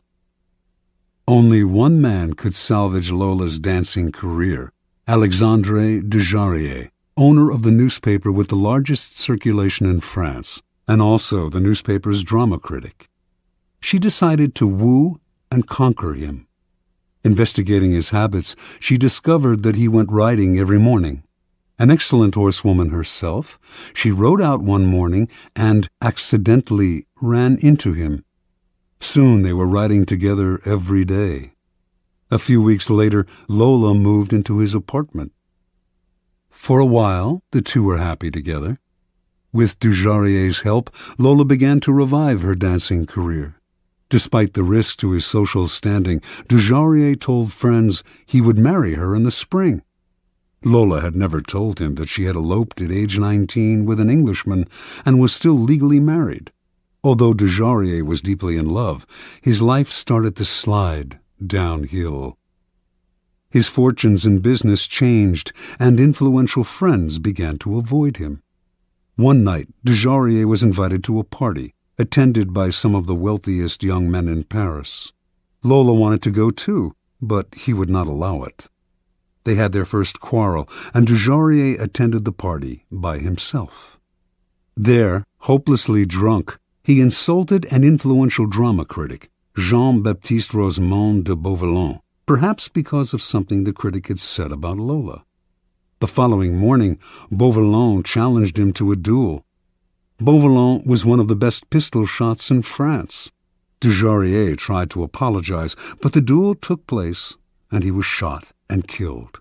Thus ended the life of one of the most promising young men of Paris society. Devastated, Lola left Paris. In 1846, Lola Montez found herself in Munich, where she decided to woo and conquer King Ludwig of Bavaria. The best way to Ludwig, she discovered, was through his aide-de-camp, Count Otto von Rechberg, a man with a fondness for pretty girls. One day, when the Count was breakfasting at an outdoor cafe, Lola rode by on her horse, was accidentally thrown from the saddle, and landed at Rechberg's feet. The Count rushed to help her and was enchanted. He promised to introduce her to Ludwig. Rechberg arranged an audience with the king for Lola, but when she arrived in the anteroom, she could hear the king saying he was too busy to meet a favor-seeking stranger. Lola pushed aside the sentries and entered his room anyway. In the process, the front of her dress somehow got torn, perhaps by her, perhaps by one of the sentries, and to the astonishment of all, most especially the king, her bare breasts were brazenly exposed. Lola was granted her audience with Ludwig. 55 hours later, she made her debut on the Bavarian stage. The reviews were terrible, but that did not stop Ludwig from arranging more performances. Ludwig was, in his own words, bewitched by Lola. He started to appear in public with her on his arm, and then he bought and furnished an apartment for her on one of Munich's most fashionable boulevards. Although he had been known as a miser and was not given to flights of fancy, he started to shower Lola with gifts and to write poetry for her. Now his favored mistress, she catapulted to fame and fortune overnight. Lola began to lose her sense of proportion. One day, when she was out riding, an elderly man rode ahead of her, a bit too slowly for her liking. Unable to pass him, she began to slash him with her riding crop. On another occasion, she took her dog, unleashed, out for a stroll. The dog attacked a passer-by, but instead of helping the man get the dog away, she whipped him with the leash. Incidents like this infuriated the stolid citizens of Bavaria, but Ludwig stood by Lola and even had her naturalized as a Bavarian citizen. The king's entourage tried to wake him to the dangers of the affair, but those who criticized Lola were summarily fired. While Bavarians who had loved their king now outwardly disrespected him, Lola was made a countess, had a new palace built for herself, and began to dabble in politics, advising Ludwig on policy. She was the most powerful force in the kingdom. Her influence in the king's cabinet continued to grow, and she treated the other ministers with disdain. As a result, riots broke out throughout the realm. A once peaceful land was virtually in the grip of civil war, and students everywhere were chanting, "Raus mit Lola!" By February of 1848, Ludwig was finally unable to withstand the pressure. With great sadness, he ordered Lola to leave Bavaria immediately. She left, but not until she was paid off. For the next 5 weeks, the Bavarians' wrath was turned against their formerly beloved king. In March of that year, he was forced to abdicate. Lola Montez moved to England. More than anything, she needed respectability, and despite being married, she still had not arranged a divorce from the Englishman she had wed years before. She set her sights on George Trafford Heald, a promising young army officer who was the son of an influential barrister. Although he was 10 years younger than Lola and could have chosen a wife among the prettiest and wealthiest young girls of English society, Heald fell under her spell. They were married in 1849. Soon, arrested on the charge of bigamy, she skipped bail, and she and Heald made their way to Spain. They quarreled horribly, and on one occasion Lola slashed him with a knife. Finally, she drove him away. Returning to England, he found he had lost his position in the army. Ostracized from English society, he moved to Portugal, where he lived in poverty. After a few months, his short life ended in a boating accident. A few years later, the man who published Lola Montez's autobiography went bankrupt. In 1853, Lola moved to California, where she met and married a man named Pat Hull. Their relationship was as stormy as all the others, and she left Hull for another man. He took to drink and fell into a deep depression that lasted until he died 4 years later, still a relatively young man. At the age of 41, Lola gave away her clothes and finery and turned to God.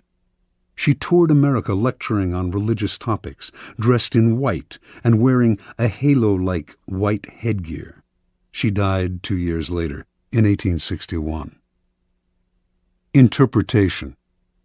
Lola Montez attracted men with her wiles, but her power over them went beyond the sexual. It was through the force of her character that she kept her lovers enthralled.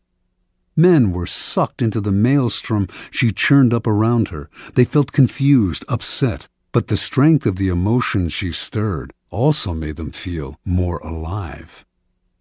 As is often the case with infection, the problems would only arise over time. Lola's inherent instability would begin to get under her lover's skin. They would find themselves drawn into her problems, but their emotional attachment to her would make them want to help her. This was the crucial point of the disease, for Lola Montez could not be helped. Her problems were too deep. Once the lover identified with them, he was lost. He would find himself embroiled in quarrels. The infection would spread to his family and friends, or, in the case of Ludwig, to an entire nation. You could spend a lifetime studying the pathology of infecting characters, but don't waste your time. Just learn the lesson. When you suspect you are in the presence of an infector, don't argue, don't try to help, don't pass the person on to your friends, or you will become enmeshed. Flee the infector's presence or suffer the consequences. Keys to power. Those misfortunates among us who have been brought down by circumstances beyond their control deserve all the help and sympathy we can give them. But there are others who are not born to misfortune or unhappiness, but who draw it upon themselves by their destructive actions and unsettling effect on others. It would be a great thing if we could raise them up, change their patterns, but more often than not, it is their patterns that end up getting inside and changing us. The incurably unhappy and unstable have a particularly strong infecting power because their characters and emotions are so intense. They often present themselves as victims, making it difficult, at first, to see their miseries as self-inflicted. Before you realize the real nature of their problems, you have been infected by them. Understand this. In the game of power, the people you associate with are critical. The risk of associating with infectors is that you will waste valuable time and energy trying to free yourself. Through a kind of guilt by association, you will also suffer in the eyes of others. Never underestimate the dangers of infection. Law 11. Learn to keep people dependent on you. Judgment. To maintain your independence, you must always be needed and wanted. The more you are relied on, the more freedom you have. Make people depend on you for their happiness and prosperity, and you have nothing to fear. Never teach them enough so that they can do without you. Observance of the law. When Otto von Bismarck became a deputy in the Prussian Parliament in 1847, he was 32 years old and without an ally or friend. Looking around him, he decided that the side to ally himself with was not the Parliament's liberals or conservatives, not any particular minister, and certainly not the people. It was with the king, Frederick William IV. This was an odd choice, to say the least, for Frederick was at a low point of his power. A weak, indecisive man, he consistently gave in to the liberals in Parliament. In fact, he was spineless and stood for much that Bismarck disliked personally and politically. Yet, Bismarck courted Frederick night and day. When other deputies attacked the king for his many inept moves, only Bismarck stood by him. Finally, it all paid off.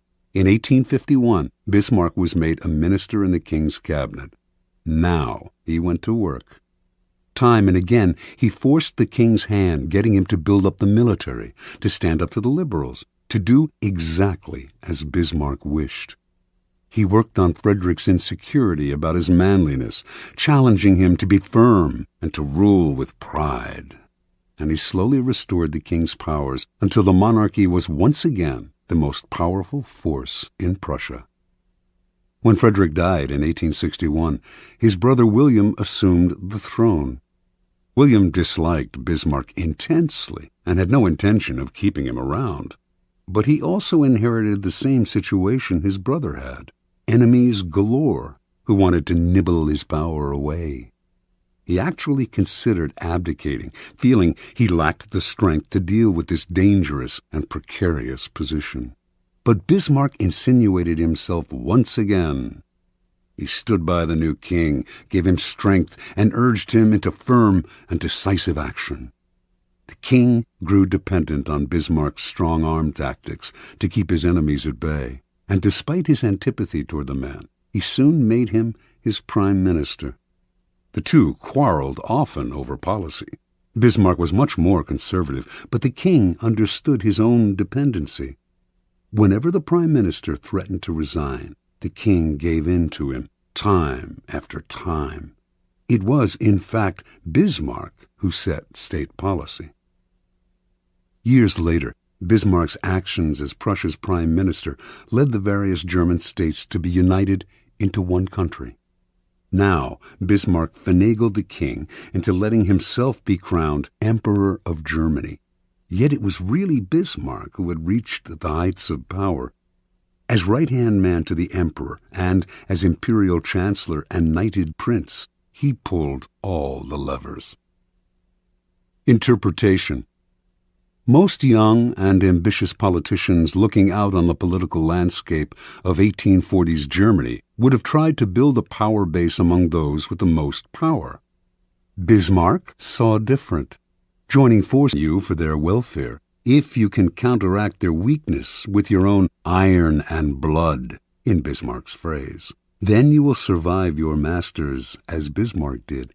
You will have all the benefits of power without the thorns that come from being a master. Keys to power. The ultimate power is the power to get people to do as you wish. When you can do this without having to force people or hurt them, when they willingly grant you what you desire, then your power is untouchable. The best way to achieve this position is to create a relationship of dependence. The master requires your services. He is weak or unable to function without you. You have enmeshed yourself in his work so deeply that doing away with you would bring him great difficulty, or at least would mean valuable time lost in training another to replace you. Once such a relationship is established, you have the upper hand, the leverage to make the master do as you wish. It is the classic case of the man behind the throne, the servant of the king who actually controls the king. Do not be one of the many who mistakenly believe that the ultimate form of power is independence. Power involves a relationship between people. You will always need others as allies, pawns, or even as weak masters who serve as your front. The completely independent man would live in a cabin in the woods. He would have the freedom to come and go as he pleased, but he would have no power. The best you can hope for is that others will grow so dependent on you that you enjoy a kind of reverse independence. Their need for you frees you. One last warning. Do not imagine that your master's dependence on you will make him love you. In fact, he may resent and fear you. But as Machiavelli said, it is better to be feared than loved. Fear you can control. Love? Never. Depending on an emotion as subtle and changeable as love or friendship will only make you insecure. Better to have others depend on you out of fear of the consequences of losing you than out of love of your company.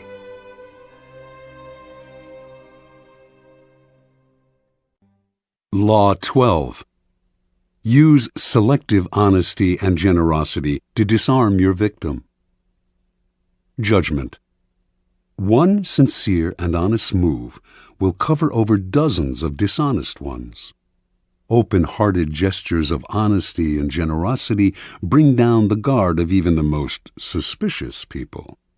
Once your selective honesty opens a hole in their armor, you can deceive and manipulate them at will. A timely gift, a Trojan horse, will serve the same purpose. Observance of the law. Sometime in 1926, a tall, dapperly dressed man paid a visit to Al Capone, the most feared gangster of his time. Speaking with an elegant continental accent, the man introduced himself as Count Victor Lustig. He promised that if Capone gave him $50,000, he could double it. Capone had more than enough funds to cover the investment, but he wasn't in the habit of entrusting large sums to total strangers. He looked the Count over. Something about the man was different, his classy style, his manner, and so Capone decided to play along. He counted out the bills personally and handed them to Lustig. "Okay, Count," said Capone. "Double it in 60 days like you said." Lustig left with the money, put it in a safe deposit box in Chicago, then headed to New York, where he had several other money-making schemes in progress. The $50,000 remained in the bank box untouched. Lustig made no effort to double it. 2 months later, he returned to Chicago, took the money from the box, and paid Capone another visit. He looked at the gangster's stony-faced bodyguards, smiled apologetically, and said, "Please accept my profound regrets, Mr. Capone. I'm sorry to report that the plan failed. I failed." Capone slowly stood up. He glowered at Lustig, debating which part of the river to throw him in, but the Count reached into his coat pocket, withdrew the $50,000, and placed it on the desk. "Here, sir, is your money, to the penny. Again, my sincere apologies. This is most embarrassing. Things didn't work out the way I thought they would. I would have loved to have doubled your money for you, and for myself. Lord knows I need it, but the plan just didn't materialize." Capone sagged back into his chair, confused.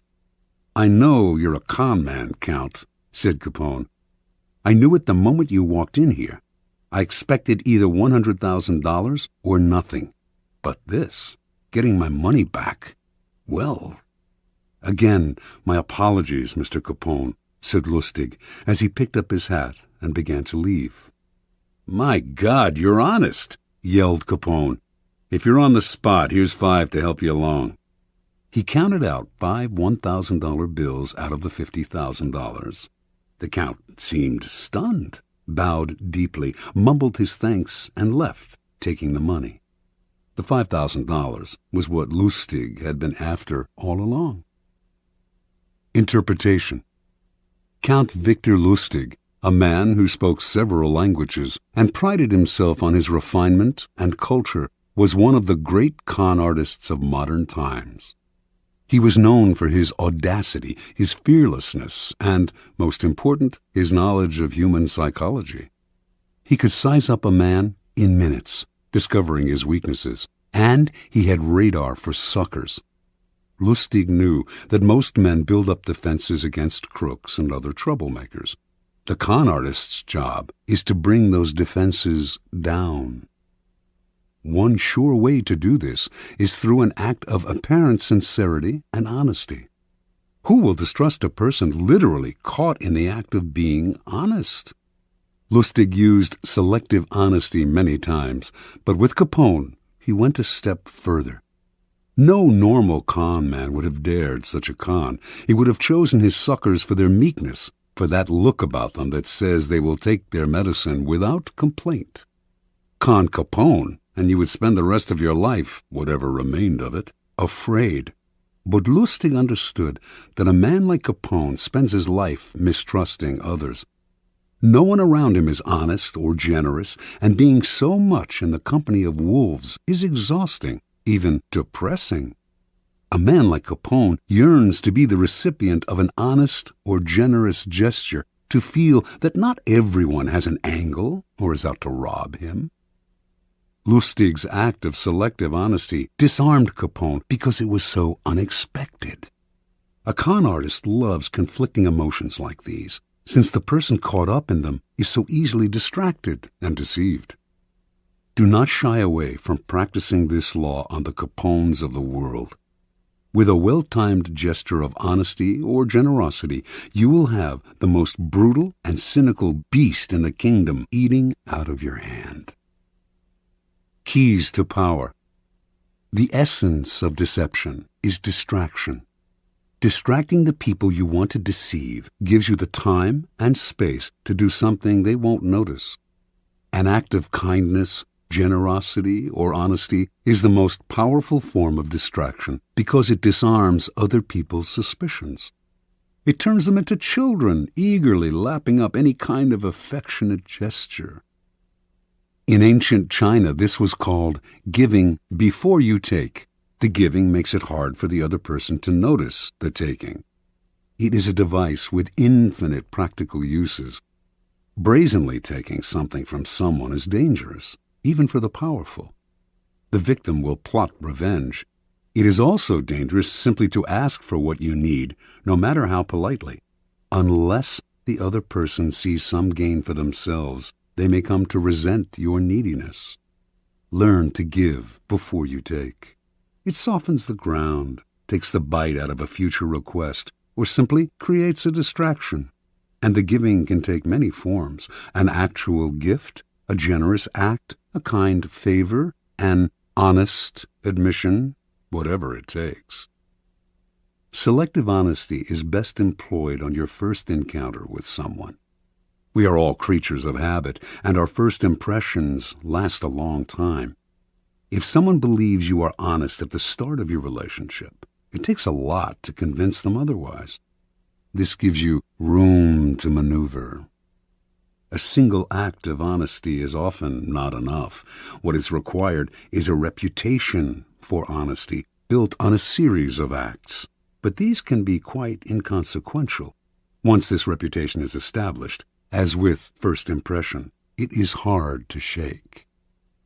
Selective kindness should also be part of your arsenal of deception. Selective kindness will often break down even the most stubborn foe.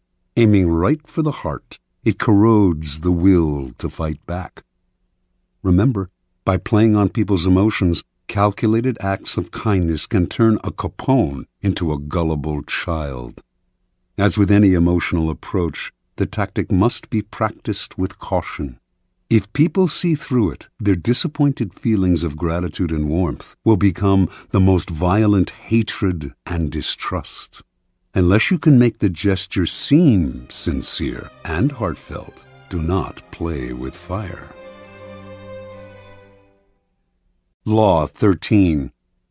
When asking for help, appeal to people's self-interest, never to their mercy or gratitude.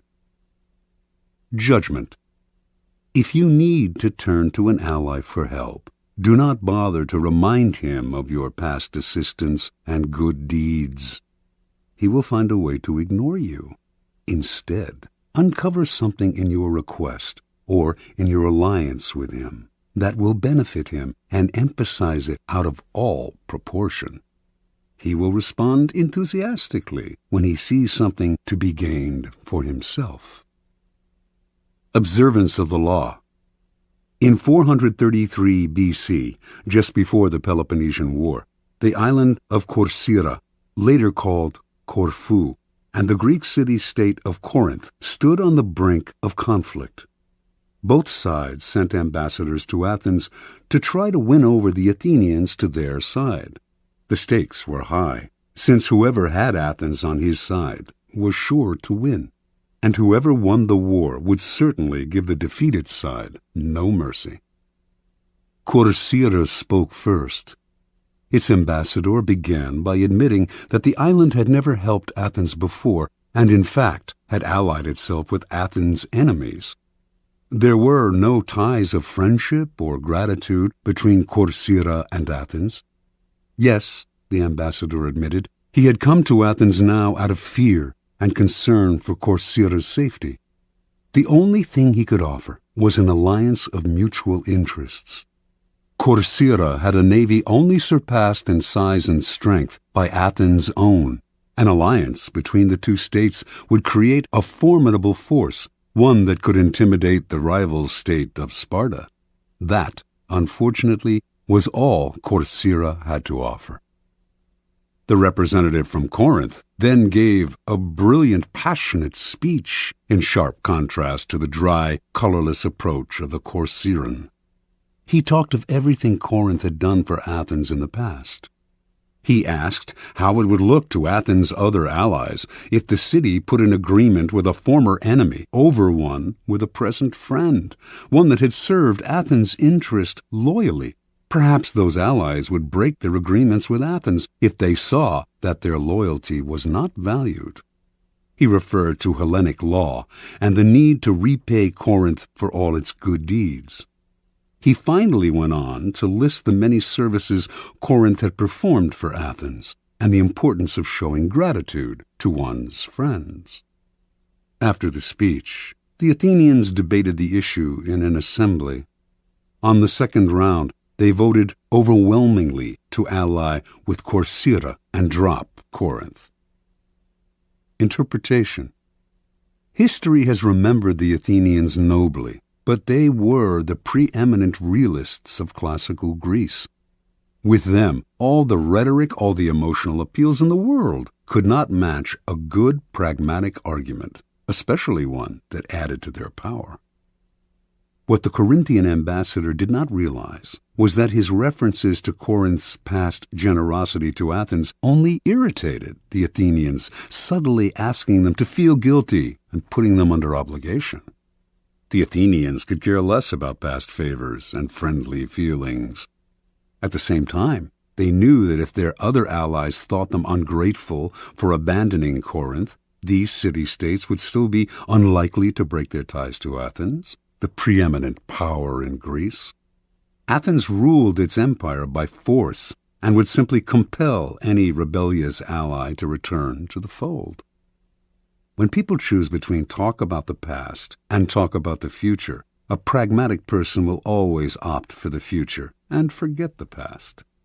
As the Corcyrans realized, it is always best to speak pragmatically to a pragmatic person, and in the end, most people are, in fact, pragmatic. They will rarely act against their own self-interest. Keys to power.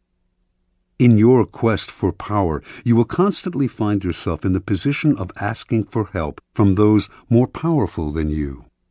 There is an art to asking for help, an art that depends on your ability to understand the person you are dealing with and to not confuse your needs with theirs.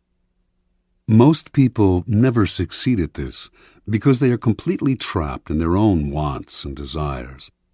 They start from the assumption that the people they are appealing to have a selfless interest in helping them. They talk as if their needs mattered to these people, who probably couldn't care less. Sometimes they refer to larger issues, a great cause, or grand emotions such as love and gratitude. They go for the big picture when simple, everyday realities would have much more appeal. What they do not realize is that even the most powerful person is locked inside needs of his own, and that if you make no appeal to his self-interest, he merely sees you as desperate or, at best, a waste of time. A key step in the process is to understand the other person's psychology. Is he vain? Is he concerned about his reputation or his social standing? Does he have enemies you could help him vanquish? Is he simply motivated by money and power? When the Mongols invaded China in the 12th century, they threatened to obliterate a culture that had thrived for over 2,000 years. Their leader, Genghis Khan, saw nothing in China but a country that lacked pasturing for his horses, and he decided to destroy the place, leveling all its cities, for it would be better to exterminate the Chinese and let the grass grow. It was not a soldier, a general, or a king who saved the Chinese from devastation, but a man named Yelu Chutsai. A foreigner himself, Chutsai had come to appreciate the superiority of Chinese culture. He managed to make himself a trusted advisor to Genghis Khan and persuaded him that he would reap riches out of the place if instead of destroying it, he simply taxed everyone who lived there. Khan saw the wisdom in this and did as Chutsai advised. When Khan took the city of Kaifeng after a long siege and decided to massacre its inhabitants, as he had in other cities that had resisted him, Chutsai told him that the finest craftsmen and engineers in China had fled to Kaifeng, and it would be better to put them to use. Kaifeng was spared. Never before had Genghis Khan shown such mercy, but then it really wasn't mercy that saved Kaifeng. Chutsai knew Khan well. He was a barbaric peasant who cared nothing for culture, or indeed for anything other than warfare and practical results. Chutsai chose to appeal to the only emotion that would work on such a man: greed. Self-interest is the lever that will move people. Once you make them see how you can in some way meet their needs or advance their cause, their resistance to your requests for help will magically fall away.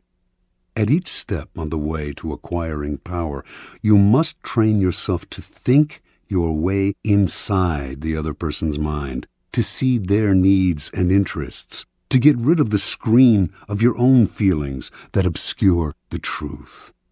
Master this art, and there will be no limits to what you can accomplish.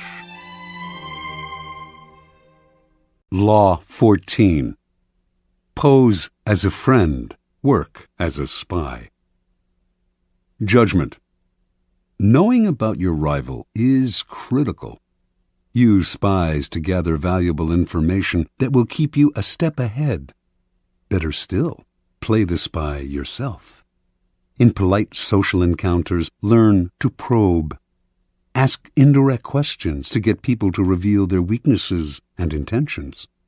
There is no occasion that is not an opportunity for artful spying. Observance of the law.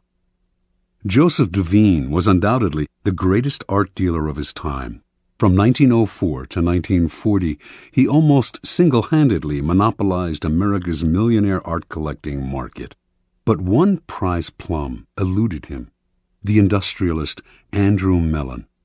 Before he died, Duveen was determined to make Mellon a client. Duveen's friends said this was an impossible dream. Mellon was a stiff, taciturn man. The stories he had heard about the congenial, talkative Duveen rubbed him the wrong way. He had made it clear he had no desire to meet the man. Yet Duveen told his doubting friends, "Not only will Mellon buy from me, but he will buy only from me."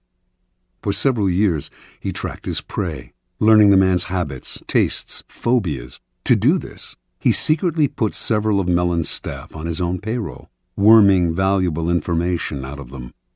By the time he moved into action, he knew Mellon about as well as Mellon's wife did. In 1921, Mellon was visiting London and staying in a palatial suite on the third floor of Claridge's Hotel. Duveen booked himself into the suite just below Mellon's on the second floor. He had arranged for his valet to befriend Mellon's valet, and on the fateful day he had chosen to make his move, Mellon's valet told Duveen's valet, who told Duveen, that he had just helped Mellon on with his overcoat and that the industrialist was making his way down the corridor to ring for the lift. Duveen's valet hurriedly helped Duveen with his own overcoat. Seconds later, Duveen entered the lift, and lo and behold, there was Mellon. "How do you do, Mr. Mellon?" said Duveen, introducing himself. "I am on my way to the National Gallery to look at some pictures." How uncanny! That was precisely where Mellon was headed. And so Devine was able to accompany his prey to the one location that would ensure his success. He knew Mellon's taste, inside and out, and while the two men wandered through the museum, he dazzled the magnate with his knowledge. Once again, quite uncannily, they seemed to have remarkably similar tastes. Mellon was pleasantly surprised. This wasn't the Devine he had expected. The man was charming and agreeable, and clearly had exquisite taste.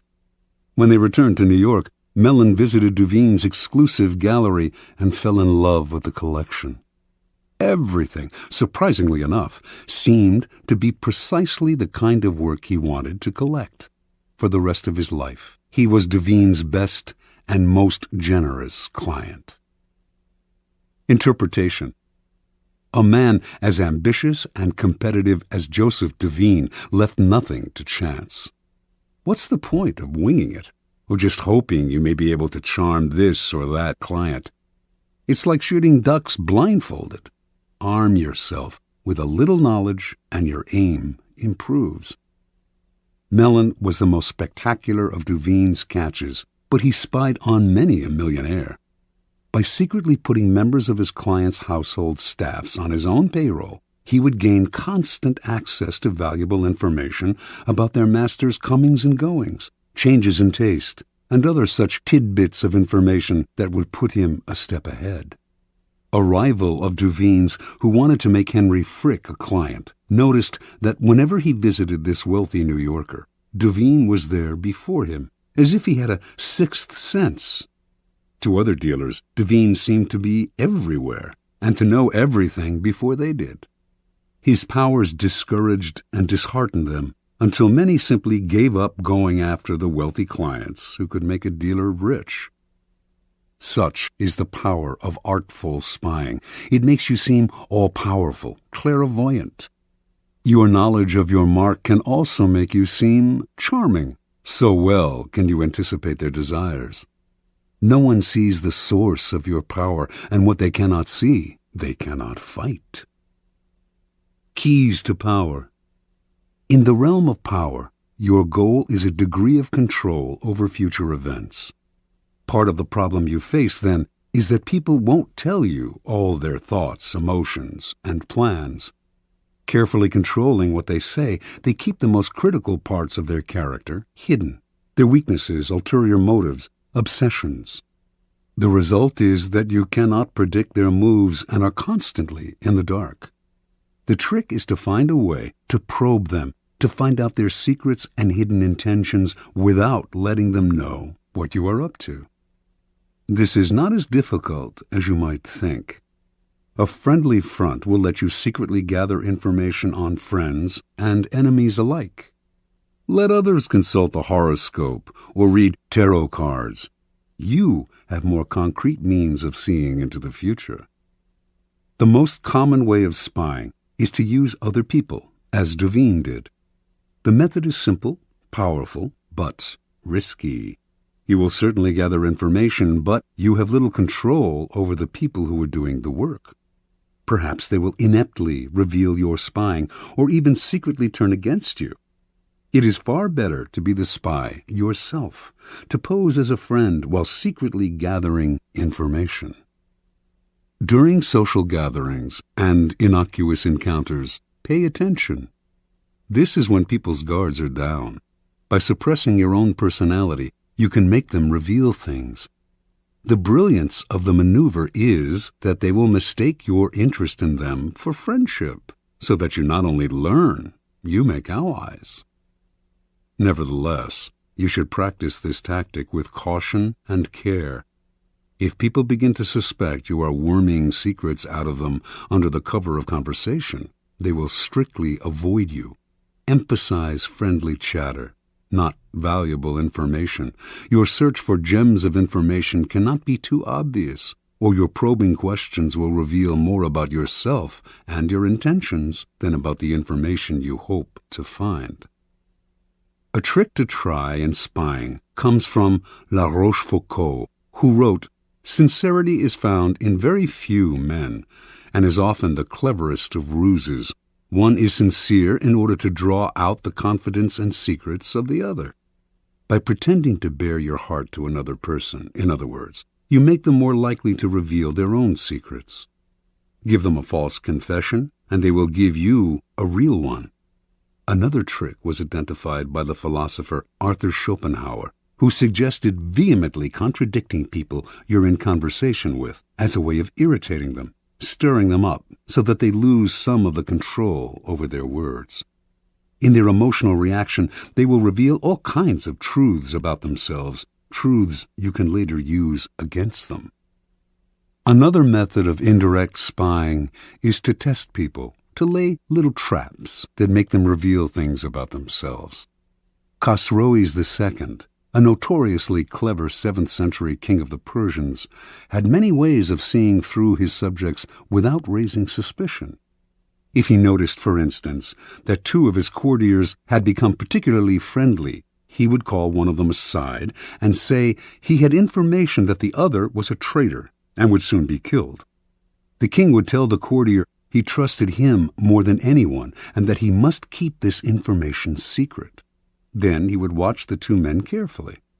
If he saw that the second courtier had not changed in his behavior toward the king, he would conclude that the first courtier had kept the secret, and he would quickly promote the man, later taking him aside to confess, "I meant to kill your friend because of certain information that had reached me, but when I investigated the matter, I found it was untrue." If, on the other hand, the second courtier started to avoid the king, acting aloof and tense, Khosroes would know that the secret had been revealed. He would ban the second courtier from his court, letting him know that the whole business had only been a test, but that even though the man had done nothing wrong, he could no longer trust him. The first courtier, however, had revealed the secret, and him Khosroes would ban from his entire kingdom. It may seem an odd form of spying that reveals not empirical information, but a person's character. Often, however, it is the best way of solving problems before they arise. By tempting people into certain acts, you learn about their loyalty, their honesty, and so on. And this kind of knowledge is often the most valuable of all. Armed with it, you can predict their actions in the future.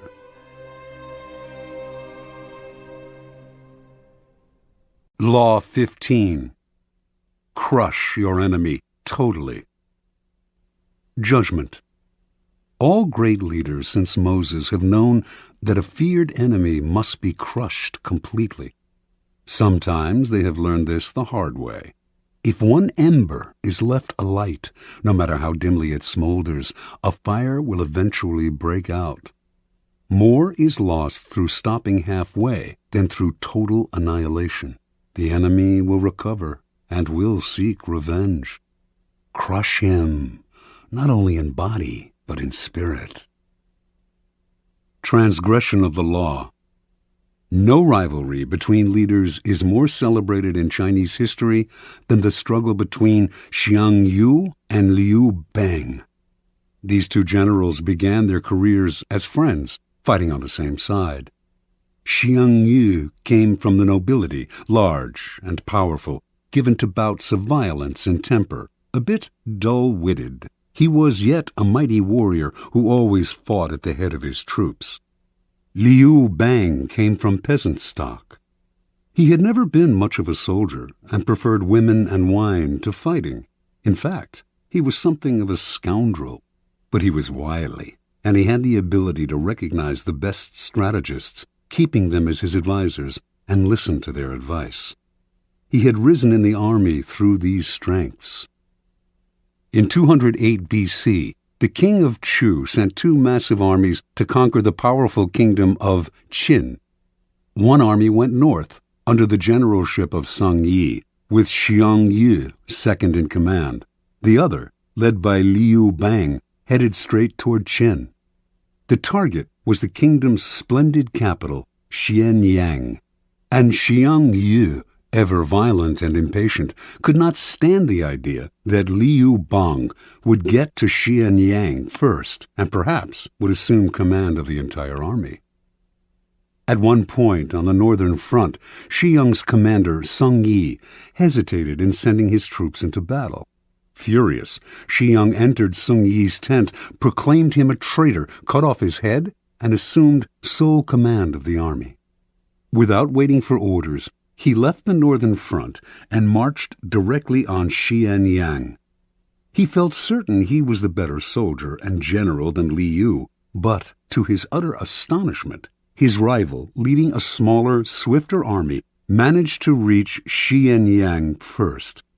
Shi Yung had an advisor, Fan Tseng, who warned him, this village headman, Liu Bang, used to be greedy only for riches and women, but since entering the capital, he has not been led astray by wealth, wine, or sex. That shows he is aiming high. Fan Tseng urged Shi Yung to kill his rival before it was too late. He told the general to invite the wily peasant to a banquet at their camp outside Xianyang and, in the midst of a celebratory sword dance, to have his head cut off. The invitation was sent. Liu fell for the trap and came to the banquet. But Shi Yung hesitated in ordering the sword dance, and by the time he gave the signal, Liu had sensed a trap and managed to escape. "Bah!" cried Fan Tseng in disgust, seeing that Shi Yung had botched the plot. "One cannot plan with a simpleton. Liu Bang will steal your empire yet and make us all his prisoners." Realizing his mistake, Shi Yung hurriedly marched on Xianyang, this time determined to hack off his rival's head. Li Yu was never one to fight when the odds were against him, and he abandoned the city. Shi Yung captured Xianyang, murdered the young prince of Qin, and burned the city to the ground. Liu was now Shi Yung's bitter enemy, and he pursued him for many months, finally cornering him in a walled city. Lacking food, his army in disarray, Liu sued for peace. Again, Fan Tseng warned Shi Yung, "Crush him now. If you let him go again, you will be sorry later." But Shi Yung decided to be merciful. He wanted to bring Liu back to Chu alive and to force his former friend to acknowledge him as master. But Fan proved right. Liu managed to use the negotiations for surrender as a distraction, and he escaped with a small army. Shi Yung, amazed that he had yet again let his rival slip away, once more set out after Liu, this time with such ferocity that he seemed to have lost his mind. A few weeks later, in the thick of the hunt, Shi Yung scattered his forces unwisely, and in a surprise attack, Liu was able to surround his main garrison. For the first time, the tables were turned. Now it was Shi Yung who sued for peace. Liu's top advisor urged him to destroy Shi Yung, crush his army, show no mercy. Making a false treaty, he lured Shi Yung into relaxing his defense, then slaughtered almost all of his army. Shi Yung managed to escape. Alone and on foot, knowing that Liu had put a bounty on his head, he came upon a small group of his own retreating soldiers and cried out, "I hear Liu Bang has offered 1,000 pieces of gold and a fief of 10,000 families for my head. Let me do you a favor." Then he slit his own throat and died. Interpretation. This is the fate that faces all of us when we sympathize with our enemies, when pity or the hope of reconciliation makes us pull back from doing away with them. We only strengthen their fear and hatred of us. We have beaten them and they are humiliated, yet we nurture these resentful vipers who will one day kill us. Power cannot be dealt with this way. It must be exterminated, crushed, and denied the chance to return to haunt us. This is all the truer with a former friend who has become an enemy. The law governing fatal antagonisms reads, "Reconciliation is out of the question. Only one side can win, and it must win totally." Liu Bang learned this lesson well. After defeating Xiang Yu, this son of a farmer went on to become supreme commander of the armies of Chu. Crushing his next rival, the king of Chu, his own former leader, he crowned himself emperor, defeated everyone in his path, and went down in history as one of the greatest rulers of China, the immortal Han Gao-tzu, founder of the Han Dynasty. Keys to Power. It is no accident that the story illustrating this law comes from China. Chinese history abounds with examples of enemies who were left alive and returned to haunt the lenient.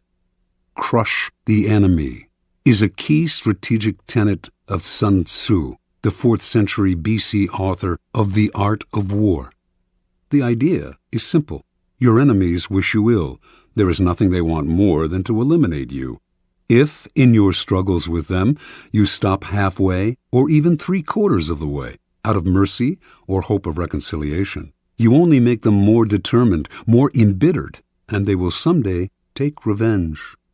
They may act friendly for the time being, but this is only because you have defeated them. They have no choice but to bide their time. The solution? Have no mercy. Crush your enemies as totally as they would crush you. Ultimately, the only peace and security you can hope for from your enemies is their disappearance. Law 16. Use absence to increase respect and honor. Judgment. Too much circulation makes the price go down. The more you are seen and heard from, the more common you appear. If you are already established in a group, temporary withdrawal from it will make you more talked about, even more admired. You must learn when to leave, create value through scarcity. Observance of the law. For many centuries, the Assyrians ruled Upper Asia with an iron fist.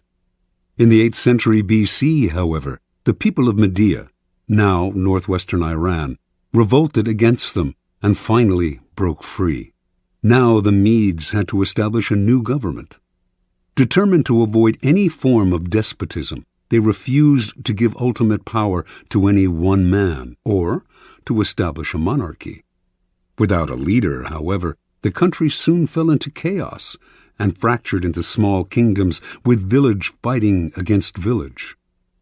In one such village lived a man named Deioces, who began to make a name for himself for fair dealing and the ability to settle disputes.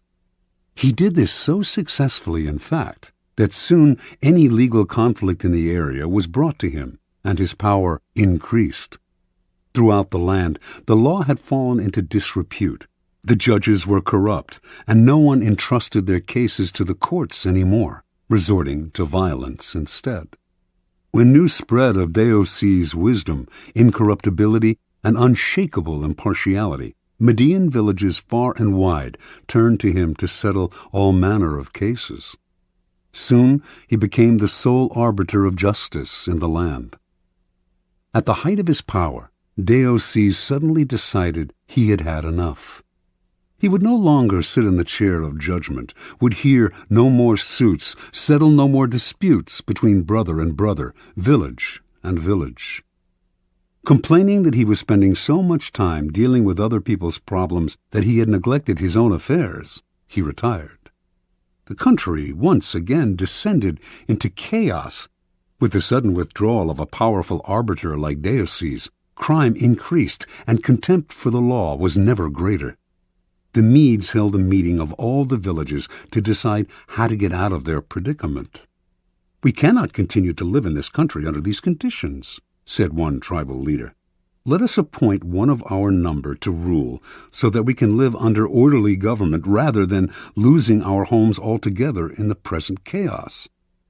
And so, despite all that the Medes had suffered under the Assyrian despotism, they decided to set up a monarchy and name a king. And the man they most wanted to rule, of course, was the fair-minded Deioces. He was hard to convince, for he wanted nothing more to do with the village's infighting and bickering. But the Medes begged and pleaded.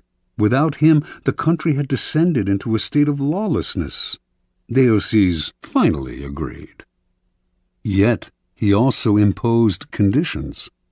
An enormous palace was to be constructed for him. He was to be provided with bodyguards, and a capital city was to be built from which he could rule. All of this was done, and Deioces settled into his palace. In the center of the capital, the palace was surrounded by walls and completely inaccessible to ordinary people. Deioces then established the terms of his rule. Admission to his presence was forbidden. Communication with the king was only possible through messengers. No one in the royal court could see him more than once a week, and then only by permission. Deioces ruled for 53 years, extended the Median Empire, and established the foundation for what would later be the Persian Empire, under his great-great-grandson Cyrus. During Deioces' reign, the people's respect for him gradually turned into a form of worship. He was not a mere mortal, they believed, but the son of a god. Interpretation. Deioces was a man of great ambition. He determined early on that the country needed a strong ruler and that he was the man for the job. In a land plagued with anarchy, the most powerful man is the judge and arbiter, so Deioces began his career by making his reputation as a man of impeccable fairness. At the height of his power as a judge, however, Deioces realized the truth of the law of absence and presence. By serving so many clients, he had become too noticeable, too available, and had lost the respect he had earlier enjoyed. People were taking his services for granted. The only way to regain the veneration and power he wanted was to withdraw completely and let the Medes taste what life was like without him. As he expected, they came begging for him to rule.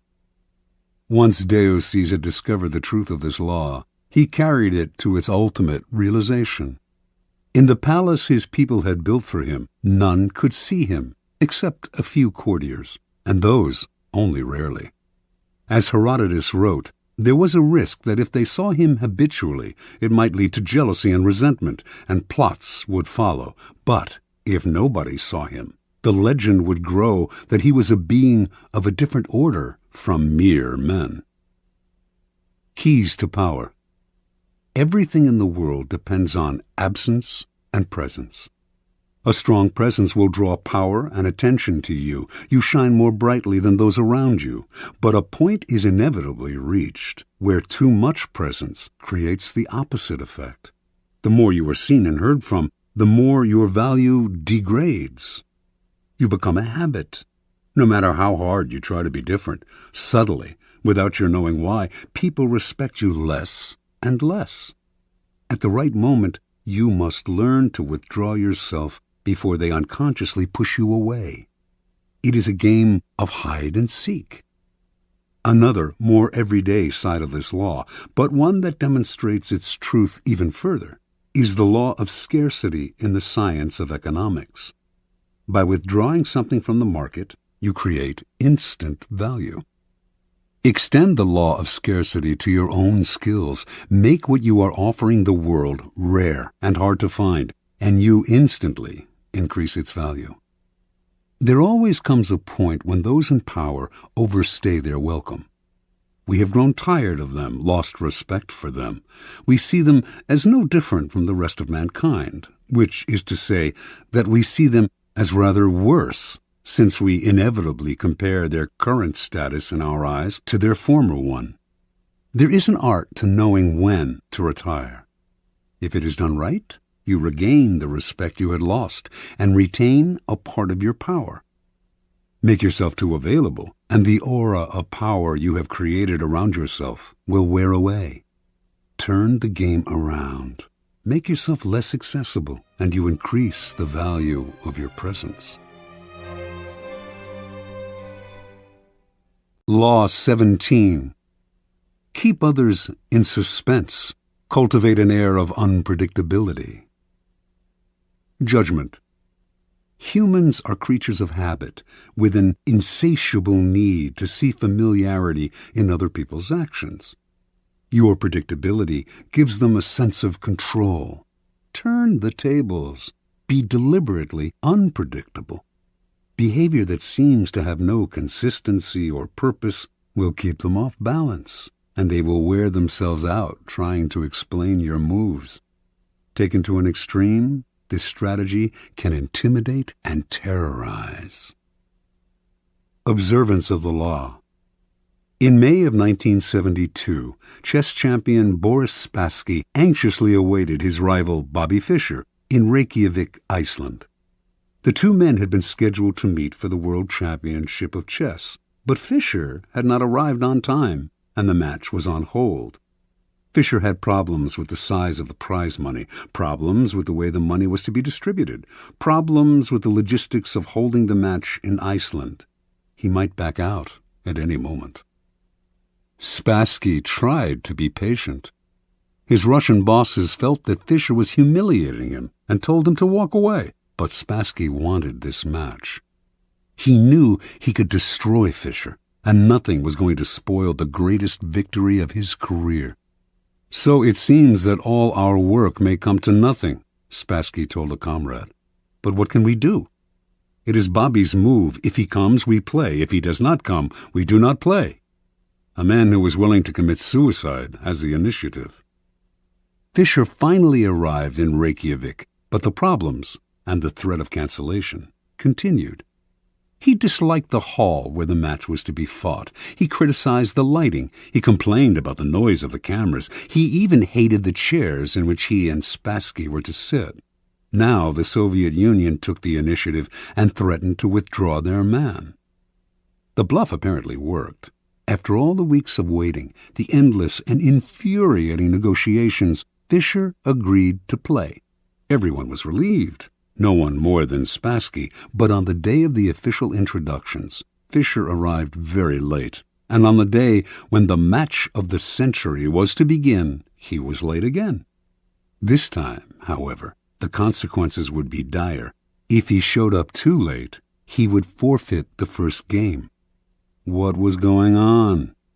Was he playing some sort of mind game, or was Bobby Fischer perhaps afraid of Boris Spassky? It seemed to the assembled Grand Masters and to Spassky that this young kid from Brooklyn had a terrible case of the jitters. At 5:09, Fischer showed up exactly 1 minute before the match was to be cancelled. The first game of a chess tournament is critical, since it sets the tone for the months to come.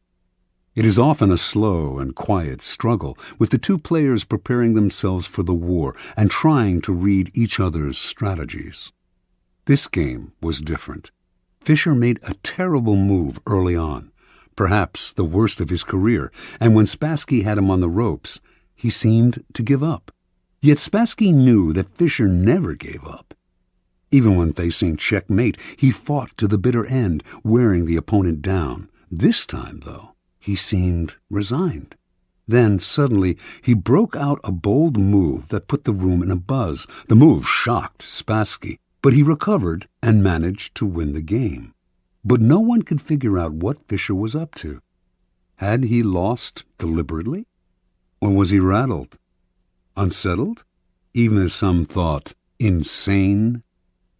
After his defeat in the first game, Fischer complained all the more loudly about the room, the cameras, and everything else. He also failed to show up on time for the second game. This time, the organizers had had enough. He was given a forfeit. Now he was down 2-0, a position from which no one had ever come back to win a chess championship. Fischer was clearly unhinged. Yet, in the third game, as all those who witnessed it remember, he had a ferocious look in his eye, a look that clearly bothered Spassky. And despite the hole he had dug for himself, he seemed supremely confident. He did make what appeared to be another blunder, as he had in the first game, but his cocky air made Spassky smell a trap. Yet, despite the Russian's suspicions, he could not figure out the trap, and before he knew it, Fischer had checkmated him. In fact, Fischer's unorthodox tactics had completely unnerved his opponent. At the end of the game, Fischer leaped up and rushed out, yelling to his confederates as he smashed a fist into his palm, "I'm crushing him with brute force." In the next games, Fischer pulled moves that no one had seen from him before, moves that were not his style. Now Spassky started to make blunders. After losing the sixth game, he started to cry. One grandmaster said, "After this, Spassky's got to ask himself if it's safe to go back to Russia." After the 8th game, Spassky decided he knew what was happening. Bobby Fischer was hypnotizing him. He decided not to look Fischer in the eye. He lost anyway. After the 14th game, he called a staff conference and announced, "An attempt is being made to control my mind." He wondered whether the orange juice they drank at the chess table could have been drugged. Maybe chemicals were being blown into the air. Finally, Spassky went public, accusing the Fischer team of putting something in the chairs that was altering Spassky's mind. The KGB went on alert. Boris Spassky was embarrassing the Soviet Union. The chairs were taken apart and x-rayed. A chemist found nothing unusual in them. The only things anyone found anywhere, in fact, were 2 dead flies in the lighting fixture. Spassky began to complain of hallucinations. He tried to keep playing, but his mind was unraveling. He could not go on. On September 2nd, he resigned. Although still relatively young, he never recovered from this defeat. Interpretation. In previous games between Fischer and Spassky, Fischer had not fared well. Spassky had an uncanny ability to read his opponent's strategy and use it against him. Adaptable and patient, he would build attacks that would defeat not in 7 moves, but in 70. He defeated Fischer every time they played because he saw much further ahead and because he was a brilliant psychologist who never lost control. One master said, "He doesn't just look for the best move, he looks for the move that will disturb the man he is playing." Fischer, however, finally understood that this was one of the keys to Spassky's success. He played on your predictability, defeated you at your own game. Everything Fischer did for the championship match was an attempt to put the initiative on his side and to keep Spassky off balance. Clearly, the endless waiting had an effect on Spassky's psyche. Most powerful of all, though, were Fischer's deliberate blunders and his appearance of having no clear strategy. In fact, he was doing everything he could to scramble his old patterns, even if it meant losing the first match and forfeiting the second. Spassky was known for his sang-froid and level-headedness, but for the first time in his life, he could not figure out his opponent. He slowly melted down, until at the end, he was the one who seemed insane. Chess contains the concentrated essence of life. First, because to win, you have to be supremely patient and far-seeing. And second, because the game is built on patterns, whole sequences of moves that have been played before and will be played again with slight alterations in any one match. Your opponent analyzes the patterns you are playing and uses them to try to foresee your moves. Allowing him nothing predictable to base his strategy on gives you a big advantage. In chess, as in life, when people cannot figure out what you are doing, they are kept in a state of terror, waiting, uncertain, confused. Keys to power. Nothing is more terrifying than the sudden and unpredictable. That is why we are so frightened by earthquakes and tornadoes. We do not know when they will strike. After one has occurred, we wait in terror for the next one. To a lesser degree, this is the effect that unpredictable human behavior has on us. Animals behave in set patterns, which is why we are able to hunt and kill them.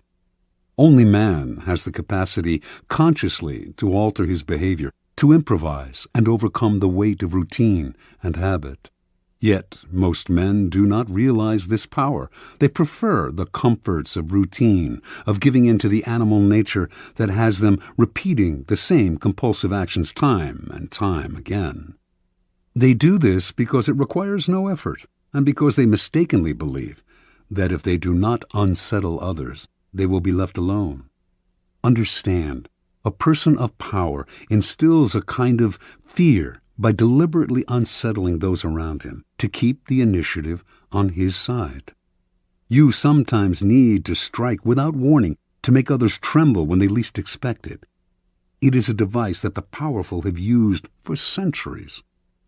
Unpredictability is most often the tactic of the master, but the underdog, too, can use it to great effect. If you find yourself outnumbered or cornered, throw in a series of unpredictable moves. Your enemies will be so confused that they will pull back or make a tactical blunder.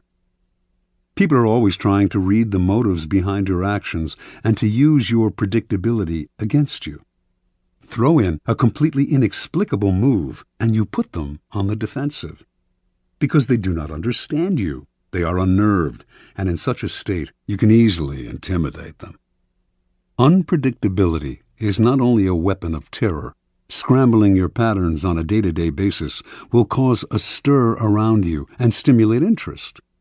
People will talk about you, ascribe motives and explanations that have nothing to do with the truth, but that keep you constantly in their minds.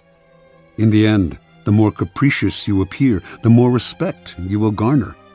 Only the terminally subordinate act in a predictable manner. Law 18. Do not build fortresses to protect yourself. Isolation is dangerous. Judgment. The world is dangerous and enemies are everywhere. Everyone has to protect themselves. A fortress seems the safest, but isolation exposes you to more dangers than it protects you from. It cuts you off from valuable information. It makes you conspicuous and an easy target. Better to circulate among people, find allies, mingle. You are shielded from your enemies by the crowd. Transgression of the law. Qin Shi Huangdi, the first emperor of China in 221 to 210 BC, was the mightiest man of his day. His empire was vaster and more powerful than that of Alexander the Great. He had conquered all of the kingdoms surrounding his own kingdom of Qin and unified them into one massive realm called China. But in the last years of his life, few, if anyone, saw him. The emperor lived in the most magnificent palace built to that date, in the capital of Xianyang. The palace had 270 pavilions. All of these were connected by secret underground passageways, allowing the emperor to move through the palace without anyone seeing him. He slept in a different room every night, and anyone who inadvertently laid eyes on him was instantly beheaded. Only a handful of men knew his whereabouts, and if they revealed it to anyone, they too were put to death. The first emperor had grown so terrified of human contact that when he had to leave the palace, he traveled incognito, disguising himself carefully. On one such trip through the provinces, he suddenly died. His body was borne back to the capital in the emperor's carriage, with a cart packed with salted fish trailing behind it to cover up the smell of the rotting corpse. No one was to know of his death. He died alone, far from his wives, his family, his friends, and his courtiers, accompanied only by a minister and a handful of eunuchs. Interpretation. Shi Huangdi started off as the king of Qin, a fearless warrior of unbridled ambition. Writers of the time described him as a man with a waspish nose, eyes like slits, the voice of a jackal, and the heart of a tiger or wolf. He could be merciful sometimes, but more often he swallowed men up without a scruple. It was through trickery and violence that he conquered the provinces surrounding his own and created China, forging a single nation and culture out of many. As part of this process of unification, however, the first emperor outlawed the writings and teachings of Confucius, the philosopher whose ideas on the moral life had already become virtually a religion in Chinese culture. On Shi Huangdi's order, thousands of books relating to Confucius were burned, and anyone who quoted Confucius was to be beheaded. This made many enemies for the emperor, and he grew constantly afraid, even paranoid. The executions mounted. A contemporary, the writer Han Fei Tzu, noted that Qin has been victorious for 4 generations, yet has lived in constant terror and apprehension of destruction. As the emperor withdrew deeper and deeper into the palace to protect himself, he slowly lost control of the realm, Eunuchs and ministers enacted political policies without his approval or even his knowledge. They also plotted against him. By the end, he was emperor in name only and was so isolated that barely anyone knew he had died. He had probably been poisoned by the same scheming ministers who encouraged his isolation. That is what isolation brings. Retreat into a fortress and you lose contact with the sources of your power. You lose your ear for what is happening around you, as well as a sense of proportion. Instead of being safer, you cut yourself off from the kind of knowledge on which your life depends. Never enclose yourself so far from the streets that you cannot hear what is happening around you, including the plots against you. Keys to power. Machiavelli makes the argument that in a strictly military sense, a fortress is invariably a mistake. It becomes a symbol of power's isolation and is an easy target for its builder's enemies. Designed to defend you, fortresses actually cut you off from help and cut into your flexibility. They may appear impregnable, but once you retire to one, everyone knows where you are, and a siege does not have to succeed to turn your fortress into a prison. The danger for most people comes when they feel threatened. In such times, they tend to retreat and close ranks to find security in a kind of fortress. In doing so, however, they come to rely for information on a smaller and smaller circle and lose perspective on events around them. They lose maneuverability and become easy targets, and their isolation makes them paranoid. As in warfare and most games of strategy, isolation often precedes defeat and death. In moments of uncertainty and danger, you need to fight this desire to turn inward. Instead, make yourself more accessible, seek out old allies, and make new ones. Force yourself into more and more different circles. This has been the trick of powerful people for centuries. Finally, since power is a human creation, it is inevitably increased by contact with other people. Instead of falling into the fortress mentality, view the world in the following manner. It is like a vast palace with every room communicating with another. You need to be permeable, able to float in and out of different circles and mix with different types. That kind of mobility and social contact will protect you from plotters, who will be unable to keep secrets from you and from your enemies, who will be unable to isolate you from your allies. Always on the move, you mix and mingle in the rooms of the palace, never sitting or settling in one place. No hunter can fix his aim on such a swift-moving creature. Law 19. Know who you are dealing with. Do not offend the wrong person. Judgment. There are many different kinds of people in the world, and you can never assume that everyone will react to your strategies in the same way. Deceive or outmaneuver some people, and they will spend the rest of their lives seeking revenge. They are wolves in lamb's clothing. Choose your victims and opponents carefully then. Never offend or deceive the wrong person. Opponents, suckers, and victims. Preliminary typology. In your rise to power, you will come across many breeds of opponent, sucker, and victim. The highest form of the art of power is the ability to distinguish the wolves from the lambs, the foxes from the hares, the hawks from the vultures.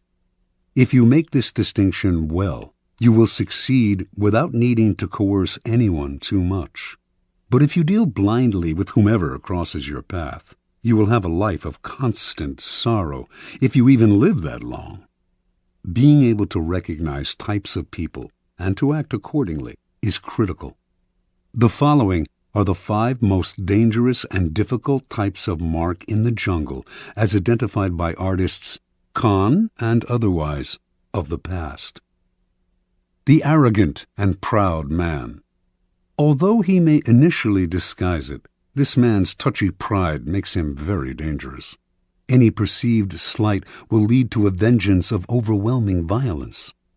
You may say to yourself, "But I only said such and such at a party where everyone was drunk." It does not matter. There is no sanity behind his overreaction, so do not waste time trying to figure him out. If, at any point in your dealings with a person, you sense an oversensitive and overactive pride, flee. Whatever you are hoping for from him isn't worth it. The hopelessly insecure man. This man is related to the proud and arrogant type, but is less violent and harder to spot. His ego is fragile, his sense of self insecure, and if he feels himself deceived or attacked, the hurt will simmer. He will attack you in bites that will take forever to get big enough for you to notice. If you find you have deceived or harmed such a man, disappear for a long time.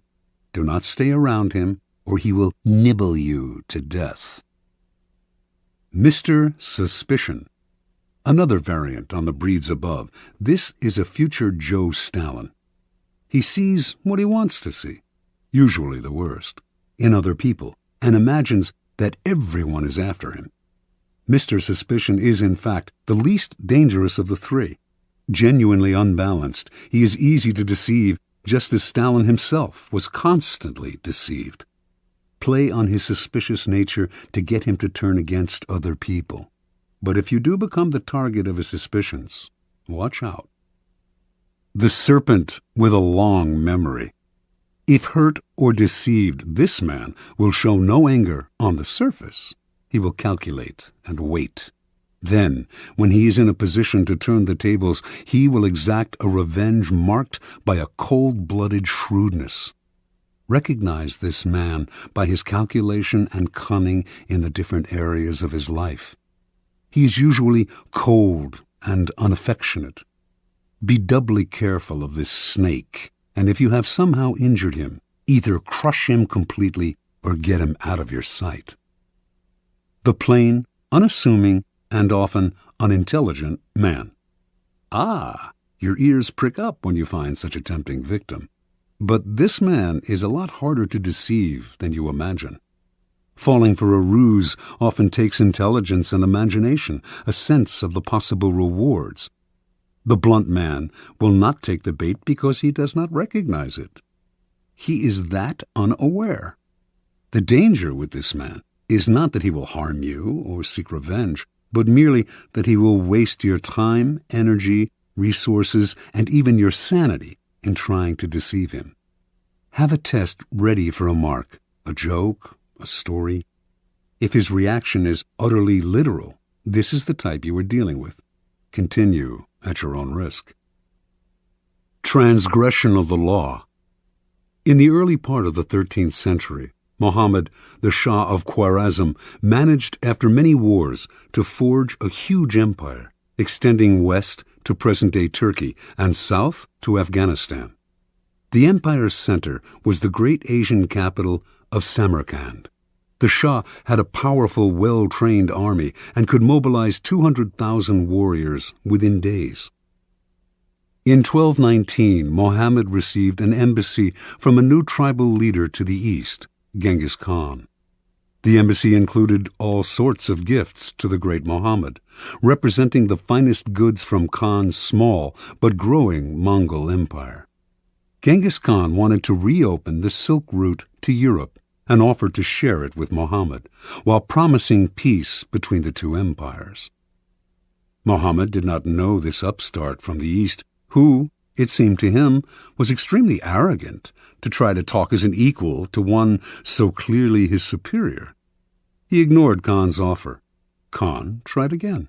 This time, he sent a caravan of 100 camels filled with the rarest articles he had plundered from China. Before the caravan reached Muhammad, however, Inalchik, the governor of a region bordering on Samarkand, seized it for himself and executed its leaders. Genghis Khan was sure that this was a mistake, that Inalchik had acted without Muhammad's approval. He sent yet another mission to Muhammad, reiterating his offer and asking that the governor be punished. This time, Muhammad himself had one of the ambassadors beheaded, and sent the other 2 back with shaved heads, a horrifying insult in the Mongol code of honor. Khan sent a message to the Shah. "You have chosen war. What will happen, and what is to be, we know not. Only God knows." Mobilizing his forces, in 1220 he attacked Inalchik's province, where he seized the capital, captured the governor, and ordered him executed by having molten silver poured into his eyes and ears. Over the next year, Khan led a series of guerrilla-like campaigns against the Shah's much larger army. His method was totally novel for the time. His soldiers could move very fast on horseback and had mastered the art of firing with bow and arrow while mounted. The speed and flexibility of his forces allowed him to deceive Muhammad as to his intentions and the directions of his movements. Eventually, he managed first to surround Samarkand, then to seize it. Muhammad fled, and a year later died, his vast empire broken and destroyed. Genghis Khan was sole master of Samarkand, the Silk Route, and most of northern Asia. Interpretation. Never assume that the person you are dealing with is weaker or less important than you are. Some men are slow to take offense, which may make you misjudge the thickness of their skin and fail to worry about insulting them. But should you offend their honor and their pride, they will overwhelm you with a violence that seems sudden and extreme, given their slowness to anger. If you want to turn people down, it is best to do so politely and respectfully, even if you feel their request is impudent or their offer ridiculous. Never reject them with an insult until you know them better. You may be dealing with a Genghis Khan. Keys to power. The ability to measure people and to know who you are dealing with is the most important skill of all in gathering and conserving power. Without it, you are blind. Not only will you offend the wrong people, you will choose the wrong people to work on, and will think you are flattering people when you are actually insulting them. Before embarking on any move, take the measure of your mark or potential opponent. Otherwise, you will waste time and make mistakes. Study people's weaknesses, the chinks in their armor, their areas of both pride and insecurity. Know their ins and outs before you even decide whether or not to deal with them. 2 final words of caution. First, in judging and measuring your opponent, never rely on your instincts. You will make the greatest mistakes of all if you rely on such inexact indicators. Nothing can substitute for gathering concrete knowledge. Study and spy on your opponent for however long it takes. This will pay off in the long run. Second, never trust appearances. Anyone with a serpent's heart can use a show of kindness to cloak it. A person who is blustery on the outside is often really a coward. Learn to see through appearances and their contradictions. Never trust the version that people give of themselves. It is utterly unreliable.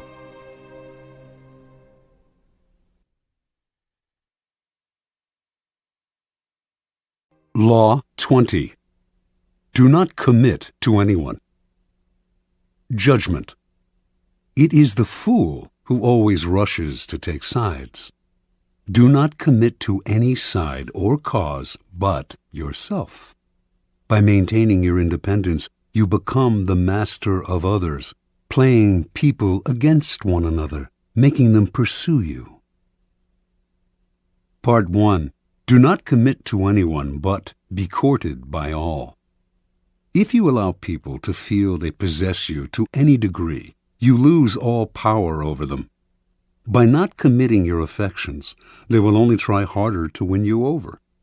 Stay aloof, and you gain the power that comes from their attention and frustrated desire.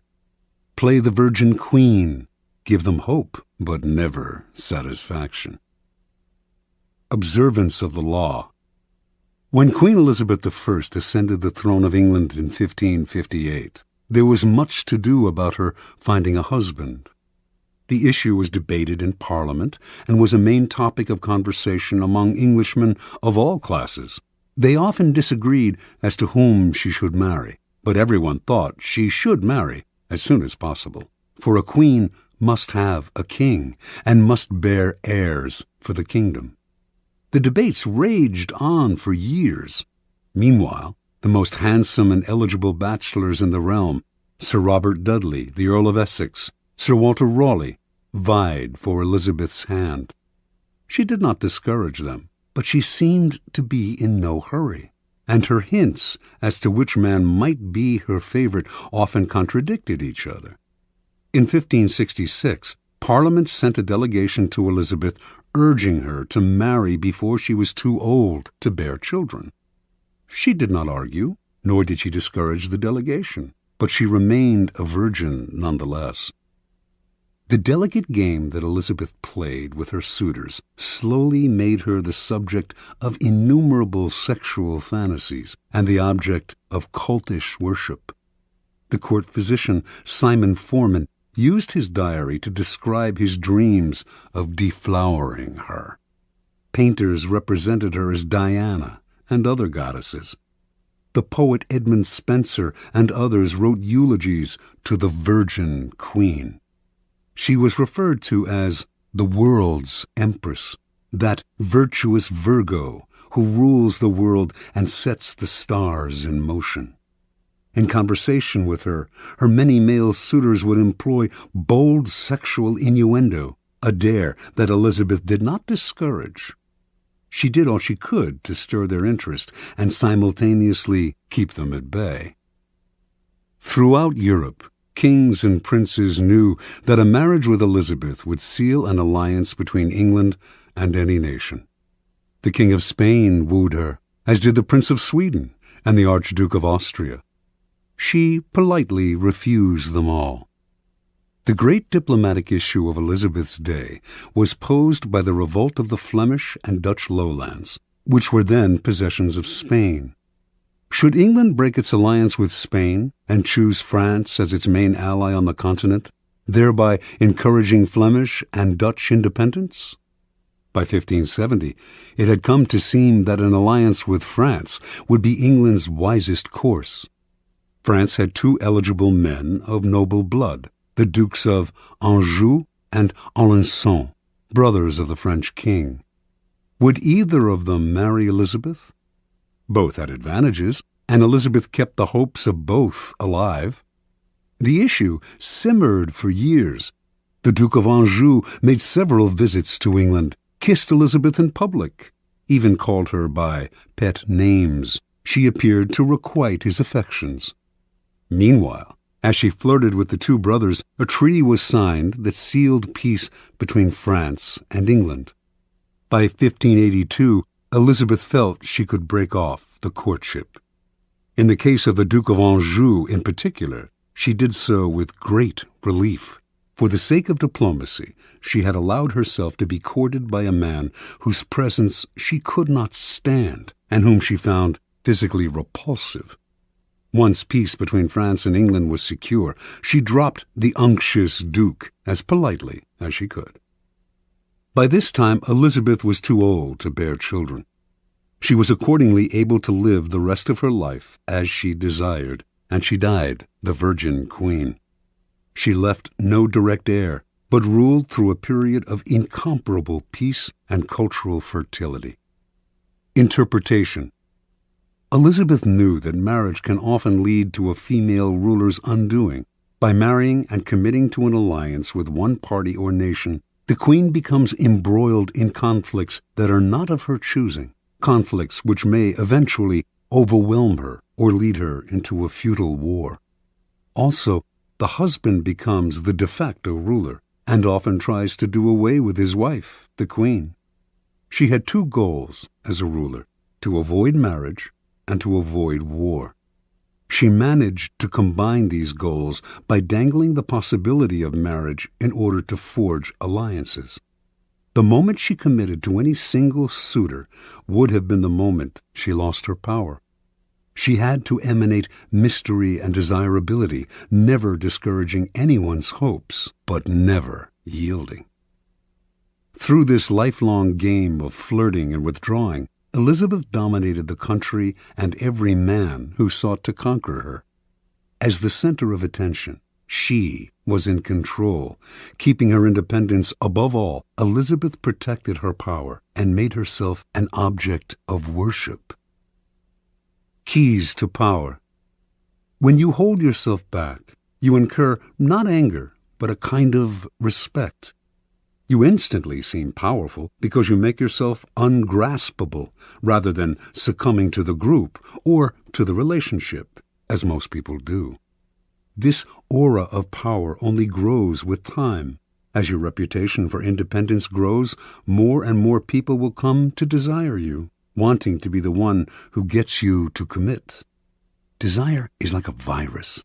If we see that someone is desired by other people, we tend to find this person desirable too. The moment you commit, the magic is gone. You become like everyone else. People will try all kinds of underhanded methods to get you to commit. They will give you gifts, shower you with favors, all to put you under obligation. Encourage the attention, stimulate their interest, but do not commit at any cost. Accept the gifts and favors if you so desire, but be careful to maintain your inner aloofness. You cannot inadvertently allow yourself to feel obligated to anyone. Stay aloof, and people will come to you. It will become a challenge for them to win your affections. As long as you imitate the wise virgin queen and stimulate their hopes, you will remain a magnet of attention and desire. Part 2. Do not commit to anyone. Stay above the fray. Do not let people suck you into their petty fights and squabbles.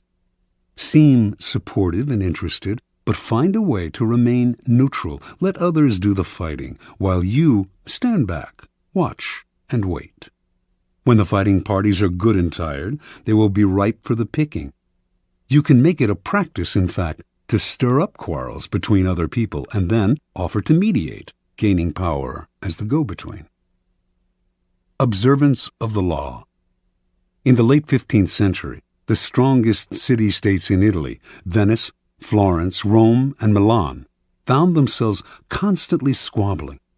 Hovering above their struggles were the nations of France and Spain, ready to grab whatever they could from the weakened Italian powers. And trapped in the middle was the small state of Mantua, ruled by the young Duke Gianfrancesco Gonzaga.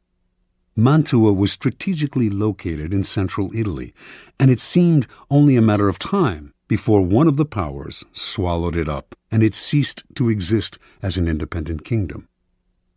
Gonzaga was a fierce warrior and a skilled commander of troops, and he became a kind of mercenary general for whatever side paid him best.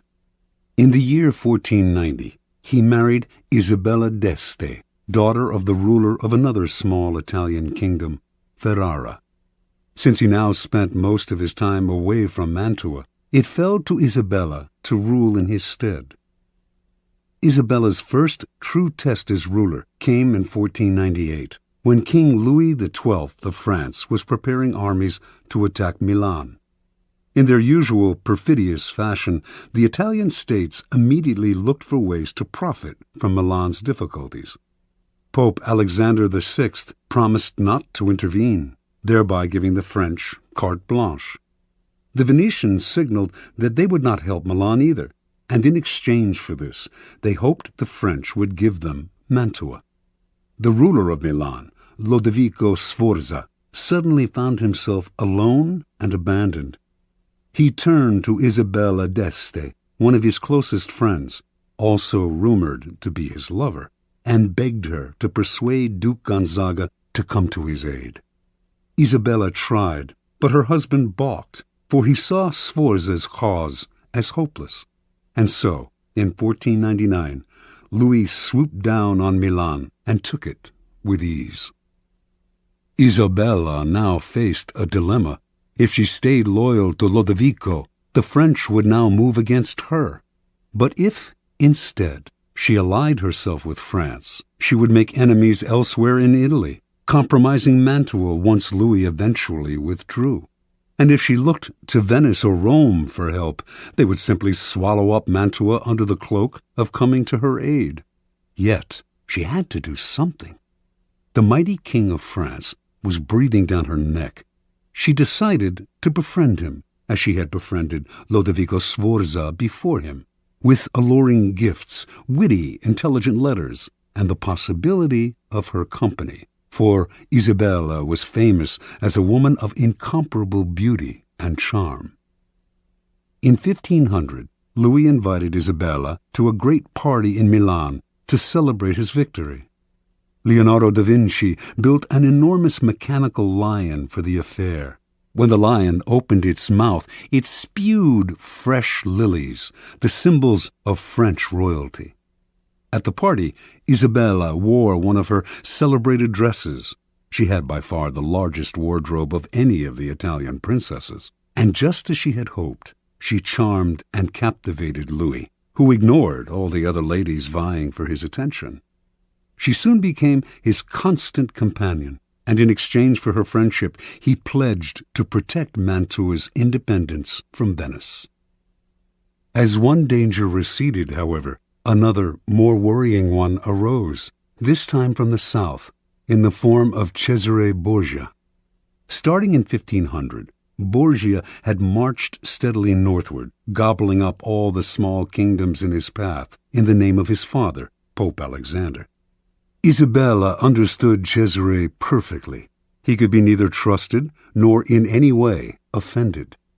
He had to be cajoled and kept at arm's length. Isabella began by sending him gifts, falcons, prize dogs, perfumes, and dozens of masks, which she knew he always wore when he walked the streets of Rome. She sent messengers with flattering greetings, although these messengers also acted as her spies. At one point, Cesare asked if he could house some troops in Mantua. Isabella managed to dissuade him politely, knowing full well that once the troops were quartered in the city, they would never leave. Even when Isabella was charming Cesare, she convinced everyone around her to take care never to utter a harsh word about him, since he had spies everywhere and would use the slightest pretext for invasion. When Isabella had a child, she asked Cesare to be the godfather. She even dangled in front of him the possibility of a marriage between her family and his. Somehow it all worked, for although elsewhere he seized everything in his path, he spared Mantua. In 1503, Cesare's father Alexander died, and a few years later the new pope, Julius II, went to war to drive the French troops from Italy. When the ruler of Ferrara, Alfonso, Isabella's brother, sided with the French, Julius decided to attack and humble him. Once again, Isabella found herself in the middle, the Pope on one side, the French and her brother on the other. She dared not ally herself with either, but to offend either would be equally disastrous.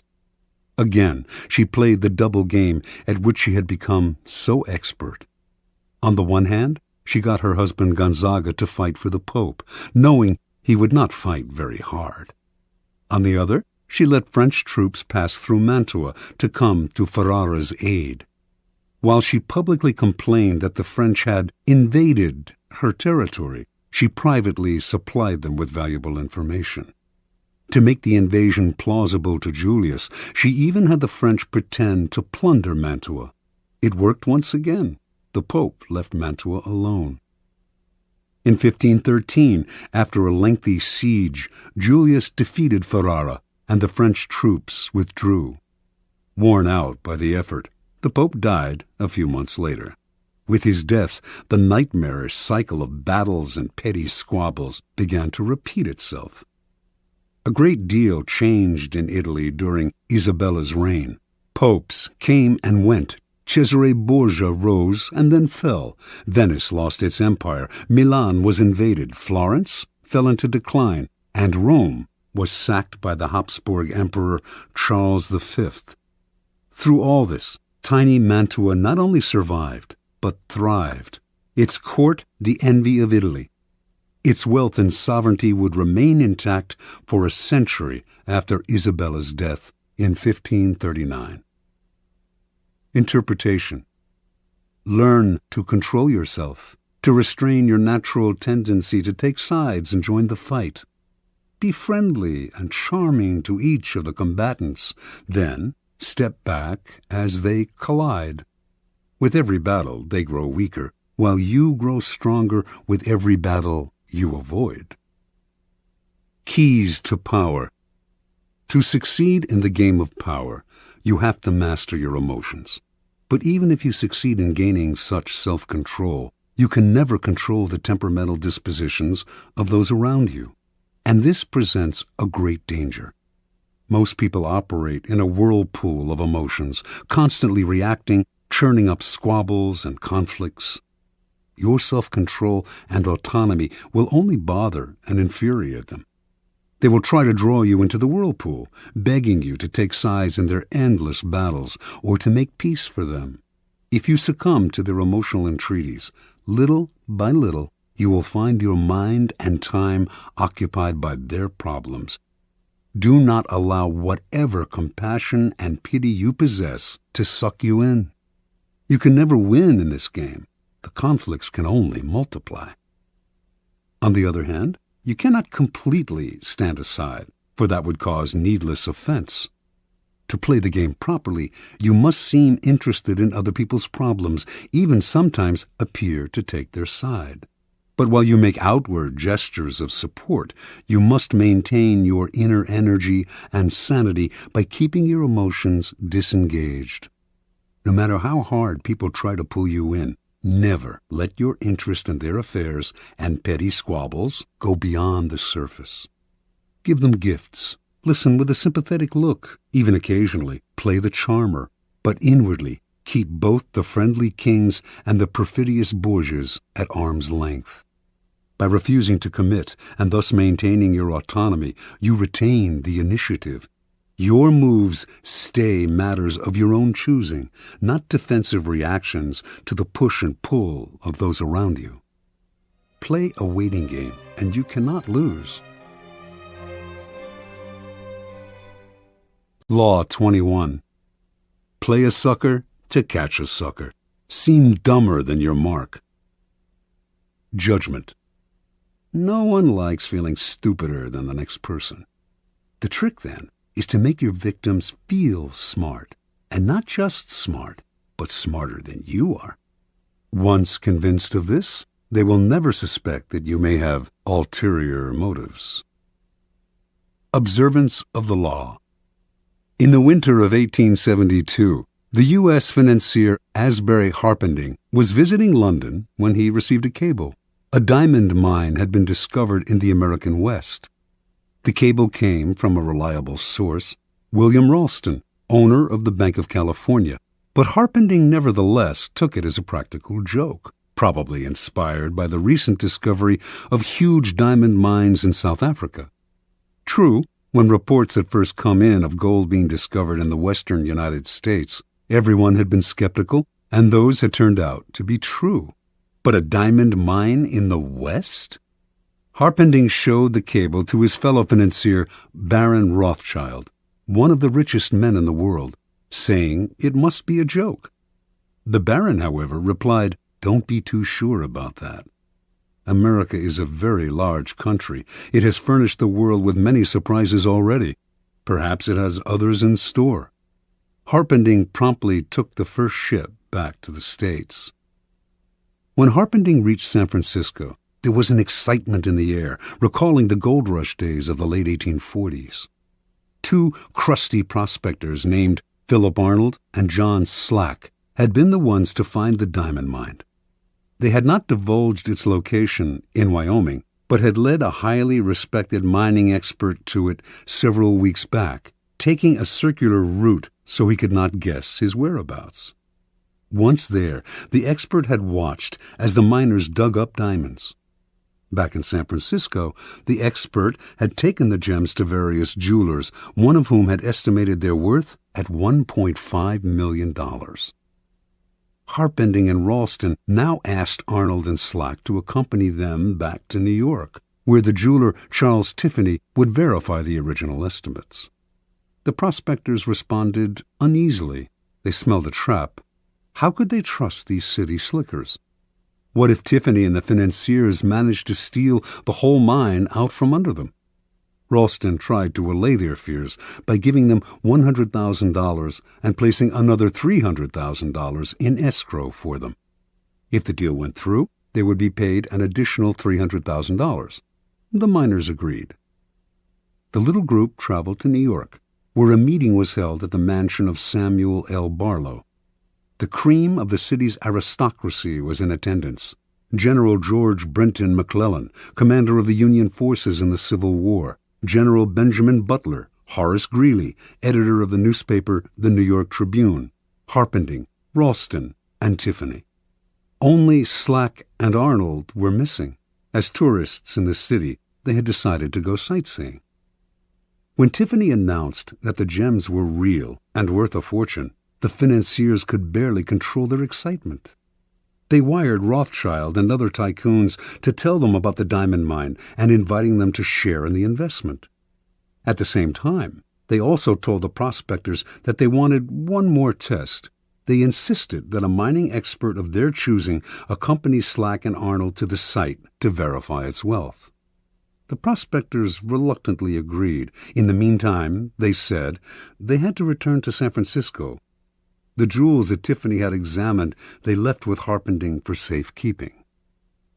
Several weeks later, a man named Louis Janin, the best mining expert in the country, met the prospectors in San Francisco. Janin was a born skeptic who was determined to make sure that the mine was not a fraud.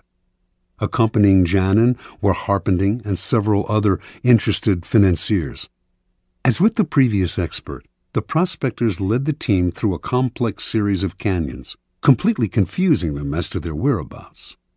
Arriving at the site, the financiers watched in amazement as Janin dug the area up, leveling anthills, turning over boulders, and finding emeralds, rubies, sapphires, and most of all, diamonds.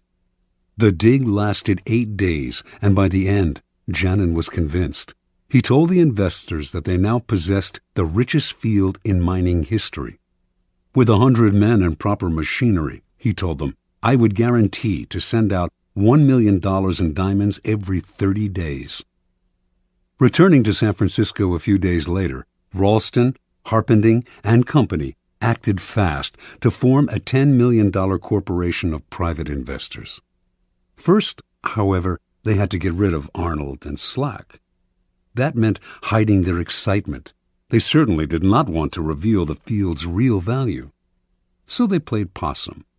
Who knows if Janin is right, they told the prospectors. The mine may not be as rich as we think. This just made the prospectors angry.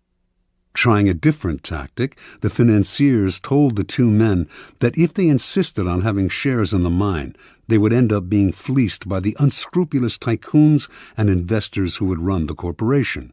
Better, they said, to take the $700,000 already offered, an enormous sum at the time, and put their greed aside. This the prospectors seemed to understand, and they finally agreed to take the money, in return signing the rights to the site over to the financiers and leaving maps to it. News of the mine spread like wildfire. Prospectors fanned out across Wyoming. Meanwhile, Harpending and group began spending the millions they had collected from their investors, buying equipment, hiring the best men in the business, and furnishing luxurious offices in New York and San Francisco. A few weeks later, on their first trip back to the site, they learned the hard truth. Not a single diamond or ruby was to be found. It was all a fake. They were ruined. Harpending had unwittingly lured the richest men in the world into the biggest scam of the century. Interpretation. Arnold and Slack pulled off their stupendous con, not by using a fake engineer or bribing Tiffany. All of the experts had been real. All of them honestly believed in the existence of the mine and in the value of the gems. What had fooled them all was nothing else than Arnold and Slack themselves. The two men seemed to be such rubes, such hayseeds, so naive, that no one for an instant had believed them capable of an audacious scam. The prospectors had simply observed the law of appearing more stupid than the mark, the deceiver's first commandment. The logistics of the con were quite simple. Months before Arnold and Slack announced the discovery of the diamond mine, they traveled to Europe, where they purchased some real gems for around $12,000, part of the money they had saved from their days as gold miners. They then salted the mine with these gems, which the first expert dug up and brought to San Francisco. The jewelers who had appraised these stones, including Tiffany himself, had gotten caught up in the fever and had grossly overestimated their value. Then Ralston gave the prospectors $100,000 as security, and immediately after their trip to New York, they simply went to Amsterdam, where they bought sacks of uncut gems before returning to San Francisco.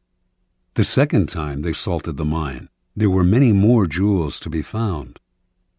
The effectiveness of the scheme, however, rested not on tricks like these, but on the fact that Arnold and Slack played their parts to perfection.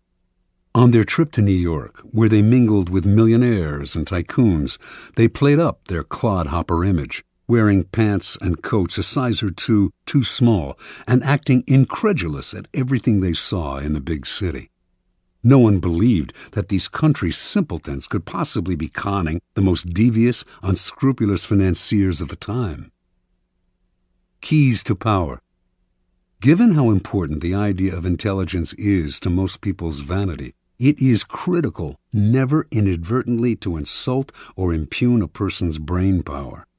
That is an unforgivable sin, but if you can make this iron rule work for you, it opens up all sorts of avenues of deception. Subliminally reassure people that they are more intelligent than you are, or even that you are a bit of a moron, and you can run rings around them. The feeling of intellectual superiority you give them will disarm their suspicion muscles. Intelligence is the obvious quality to downplay, but why stop there? Taste and sophistication rank close to intelligence on the vanity scale, make people feel they are more sophisticated than you are, and their guard will come down. As Arnold and Slack knew, an air of complete naivete can work wonders. Those fancy financiers were laughing at them behind their backs, but who laughed loudest in the end? In general, then, always make people believe they are smarter and more sophisticated than you are. They will keep you around because you make them feel better about themselves, and the longer you are around, the more opportunities you will have to deceive them. Law 22. Use the surrender tactic. Transform weakness into power. Judgment. When you are weaker, never fight for honor's sake. Choose surrender instead. Surrender gives you time to recover, time to torment and irritate your conqueror, time to wait for his power to wane. Do not give him the satisfaction of fighting and defeating you. Surrender first. By turning the other cheek, you infuriate and unsettle him. Make surrender a tool of power. Observance of the law. Sometime in the 1920s, the German writer Bertolt Brecht became a convert to the cause of communism. From then on, his plays, essays, and poems reflected his revolutionary fervor, and he generally tried to make his ideological statements as clear as possible. When Hitler came to power in Germany, Brecht and his communist colleagues became marked men. He had many friends in the United States, Americans who sympathized with his beliefs, as well as fellow German intellectuals who had fled Hitler. In 1941, accordingly, Brecht emigrated to the United States and chose to settle in Los Angeles, where he hoped to make a living in the film business. Over the next few years, Brecht wrote screenplays with a pointedly anti-capitalist slant. He had little success in Hollywood, so in 1947, the war having ended, he decided to return to Europe. That same year, however, the U.S. Congress's House Un-American Activities Committee began its investigation into supposed communist infiltration in Hollywood. It began to gather information on Brecht, who had so openly espoused Marxism, and on September 19, 1947, only a month before he had planned to leave the United States, he received a subpoena to appear before the committee. In addition to Brecht, a number of other writers, producers, and directors were summoned to appear as well, and this group came to be known as the Hollywood 19. Before going to Washington, the Hollywood 19 met to decide on a plan of action. Their approach would be confrontational. Instead of answering questions about their membership, or lack of it, in the Communist Party, they would read prepared statements that would challenge the authority of the committee and argue that its activities were unconstitutional. Even if this strategy meant imprisonment, it would gain publicity for their cause. Brecht disagreed. What good was it, he asked, to play the martyr and gain a little public sympathy if in the process they lost the ability to stage their plays and sell their scripts for years to come? He felt certain they were all more intelligent than the members of the committee. Why lower themselves to the level of their opponents by arguing with them? Why not outfox the committee by appearing to surrender to it while subtly mocking it? The Hollywood 19 listened to Brecht politely, but decided to stick to their plan, leaving Brecht to go his own way. The committee finally summoned Brecht on October 30th. They expected him to do what others among the Hollywood 19 who had testified before him had done: argue, refuse to answer questions, challenge the committee's right to hold its hearing, even yell and hurl insults. Much to their surprise, however, Brecht was the very picture of congeniality. He wore a suit, something he rarely did, smoked a cigar. He had heard that the committee chairman was a passionate cigar smoker, answered their questions politely, and generally deferred to their authority. Unlike the other witnesses, Brecht answered the question of whether he belonged to the Communist Party. He was not a member, he said, which happened to be the truth. One committee member asked him, "Is it true you have written a number of revolutionary plays?" Brecht had written many plays with overt communist messages, but he responded, "I have written a number of poems and songs and plays in the fight against Hitler, and, of course, they can be considered, therefore, as revolutionary because I, of course, was for the overthrow of that government." This statement went unchallenged. Brecht's English was more than adequate, but he used an interpreter throughout his testimony, a tactic that allowed him to play subtle games with language. When committee members found communist leanings in lines from English editions of his poems, he would repeat the lines in German for the interpreter, who would then retranslate them, and somehow they would come out innocuous.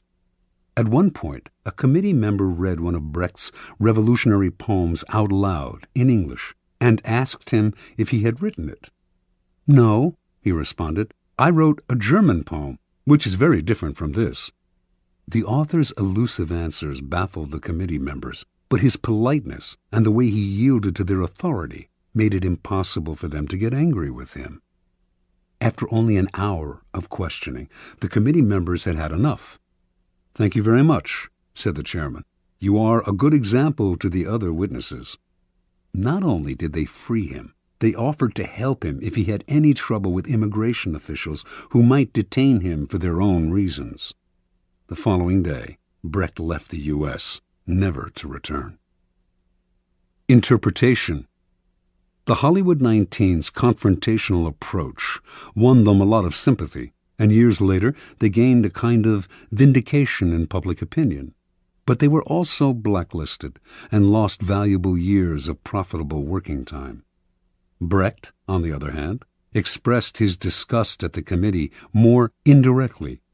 It was not that he changed his beliefs or compromised his values. Instead, during his short testimony, he kept the upper hand by appearing to yield, while all the time running circles around the committee with vague responses, outright lies that went unchallenged because they were wrapped in enigmas and word games.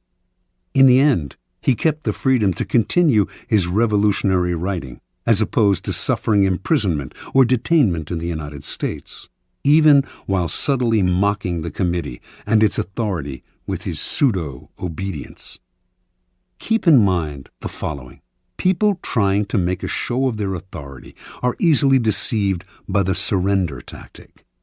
Your outward sign of submission makes them feel important, satisfied that you respect them. They become easier targets for a later counterattack or for the kind of indirect ridicule used by Brecht.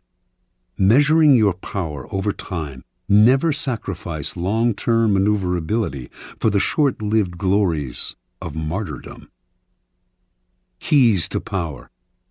What gets us into trouble in the realm of power is often our own overreaction to the moves of our enemies and rivals.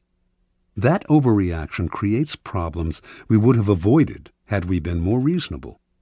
It also has an endless rebound effect, for the enemy then overreacts as well. It is always our first instinct to react, to meet aggression with some other kind of aggression. But the next time someone pushes you, and you find yourself starting to react, try this. Do not resist or fight back, but yield, turn the other cheek, bend. You will find that this often neutralizes their behavior. They expected, even wanted you to react with force, and so they are caught off guard and confounded by your lack of resistance. By yielding, you in fact control the situation, because your surrender is part of a larger plan to lull them into believing they have defeated you. This is the essence of the surrender tactic. Inwardly, you stay firm, but outwardly, you bend. Deprived of a reason to get angry, your opponents will often be bewildered instead, and they are unlikely to react with more violence, which would demand a reaction from you. Instead, you are allowed the time and space to plot the counter moves that will bring them down. In the battle of the intelligent against the brutal and the aggressive, the surrender tactic is the supreme weapon. It does require self-control. Those who genuinely surrender give up their freedom and may be crushed by the humiliation of their defeat. You have to remember that you only appear to surrender, like the animal that plays dead to save its hide. Power is always in flux. Since the game is, by nature, fluid and an arena of struggle, those with power almost always find themselves eventually on the downward swing. If you find yourself temporarily weakened, the surrender tactic is perfect for raising yourself up again. It disguises your ambition. It teaches you patience and self-control, key skills in the game, and it puts you in the best possible position for taking advantage of your oppressor's sudden slide. If you run away or fight back, in the long run, you cannot win. If you surrender, you will almost always emerge victorious.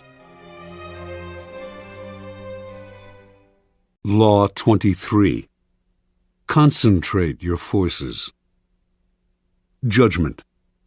Conserve your forces and energies by keeping them concentrated at their strongest point. You gain more by finding a rich mine and mining it deeper than by flitting from one shallow mine to another. Intensity defeats extensity every time. When looking for sources of power to elevate you, find the one key patron, the fat cow, who will give you milk for a long time to come. Transgression of the law. In China, in the early 6th century BC, the kingdom of Wu began a war with the neighboring northern provinces of the Middle Kingdom. Wu was a growing power, but it lacked the great history and civilization of the Middle Kingdom, for centuries the center of Chinese culture. By defeating the Middle Kingdom, the king of Wu would instantly raise his status. The war began with great fanfare and several victories, but it soon bogged down. A victory on one front would leave the Wu armies vulnerable on another.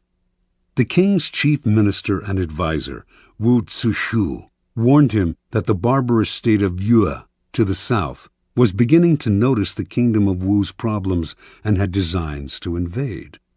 The king only laughed at such worries. One more big victory, and the great Middle Kingdom would be his. In the year 490, Wu Tzu sent his son away to safety in the kingdom of Qi. In doing so, he sent the king a signal that he disapproved of the war and that he believed the king's selfish ambition was leading Wu to ruin. The king, sensing betrayal, lashed out at his minister, accusing him of a lack of loyalty, and, in a fit of anger, ordered him to kill himself. Wu Tzu obeyed his king, but before he plunged the knife into his chest, he cried, "Tear out my eyes, O king, and fix them on the gate of Wu, so that I may see the triumphant entry of Yue." As Wu Tzu had predicted, within a few years, a Yue army passed beneath the gate of Wu. As the barbarians surrounded the palace, the king remembered his minister's last words and felt the dead man's disembodied eyes watching his disgrace.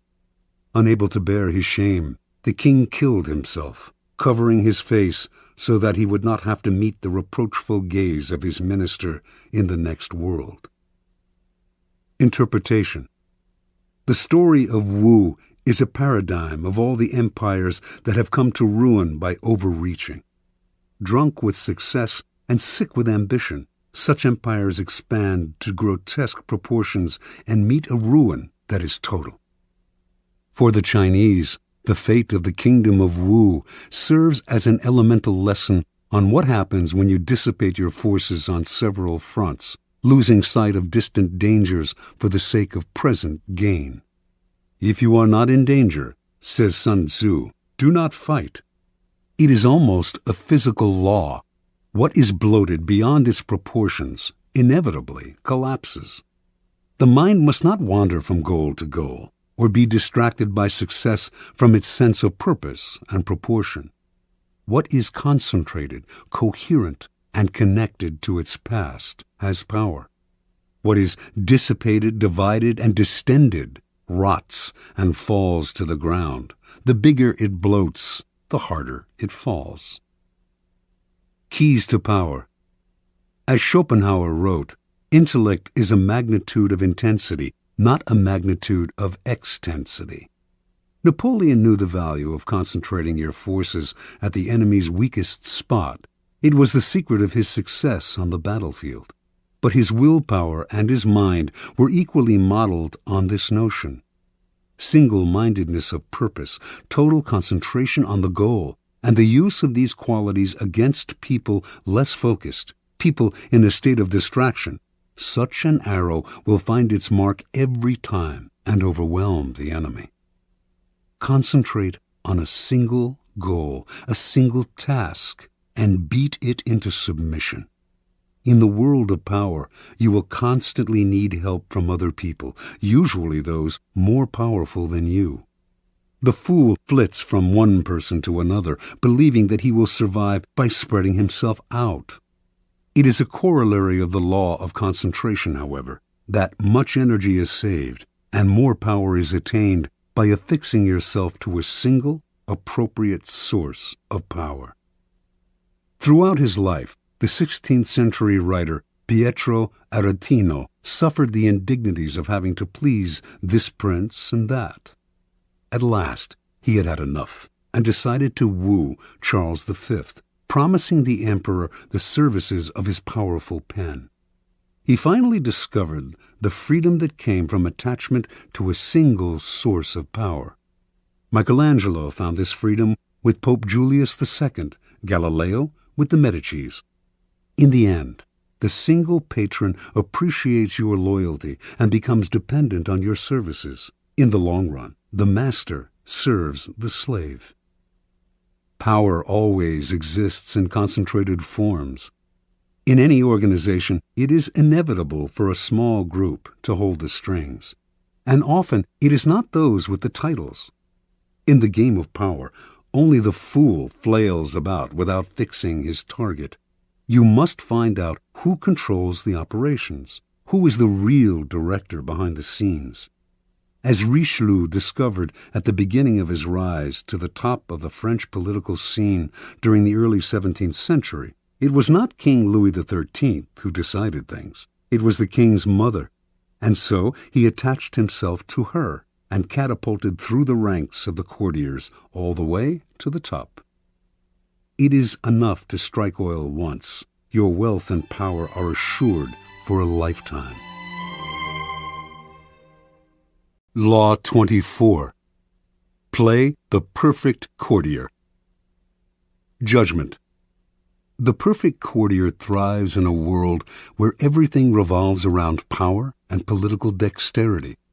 He has mastered the art of indirection. He flatters, yields to superiors, and asserts power over others in the most oblique and graceful manner. Learn and apply the laws of courtiership, and there will be no limit to how far you can rise in the court. Court society. It is a fact of human nature that the structure of a court society forms itself around power. In the past, the court gathered around the ruler and had many functions. Besides keeping the ruler amused, it was a way to solidify the hierarchy of royalty, nobility, and the upper classes, and to keep the nobility both subordinate and close to the ruler, so that he could keep an eye on them. The court serves power in many ways, but most of all, it glorifies the ruler, providing him with a microcosmic world that must struggle to please him. To be a courtier was a dangerous game. A 19th century Arab traveler to the court of Darfur, in what is now Sudan, reported that courtiers there had to do whatever the Sultan did. If he were injured, they had to suffer the same injury. If he fell off his horse during a hunt, they fell too. Mimicry like this appeared in courts all over the world. More troublesome was the danger of displeasing the ruler. One wrong move spelled death or exile. The successful courtier had to walk a tightrope, pleasing but not pleasing too much, obeying but somehow distinguishing himself from the other courtiers, while also never distinguishing himself so far as to make the ruler insecure. Great courtiers throughout history have mastered the science of manipulating people. They make the king feel more kingly. They make everyone else fear their power. They are magicians of appearance, knowing that most things at court are judged by how they seem. Great courtiers are gracious and polite. Their aggression is veiled and indirect. Masters of the word, they never say more than necessary, getting the most out of a compliment or hidden insult. They are magnets of pleasure. People want to be around them because they know how to please. Yet they neither fawn nor humiliate themselves. Great courtiers become the king's favorites, enjoying the benefits of that position. They often end up more powerful than the ruler, for they are wizards in the accumulation of influence. Many today dismiss court life as a relic of the past, a historical curiosity.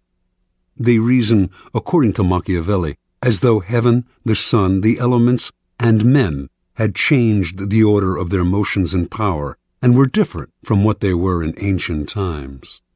There may be no more sun kings, but there are still plenty of people who believe the sun revolves around them. The royal court may have more or less disappeared, or at least lost its power, but courts and courtiers still exist because power still exists. A courtier is rarely asked to fall off a horse anymore, but the laws that govern court politics are as timeless as the laws of power.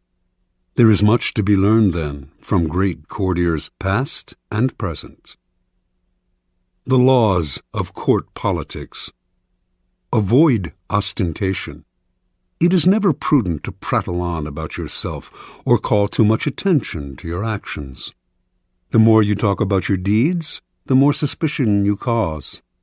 You also stir up enough envy among your peers to induce treachery and backstabbing.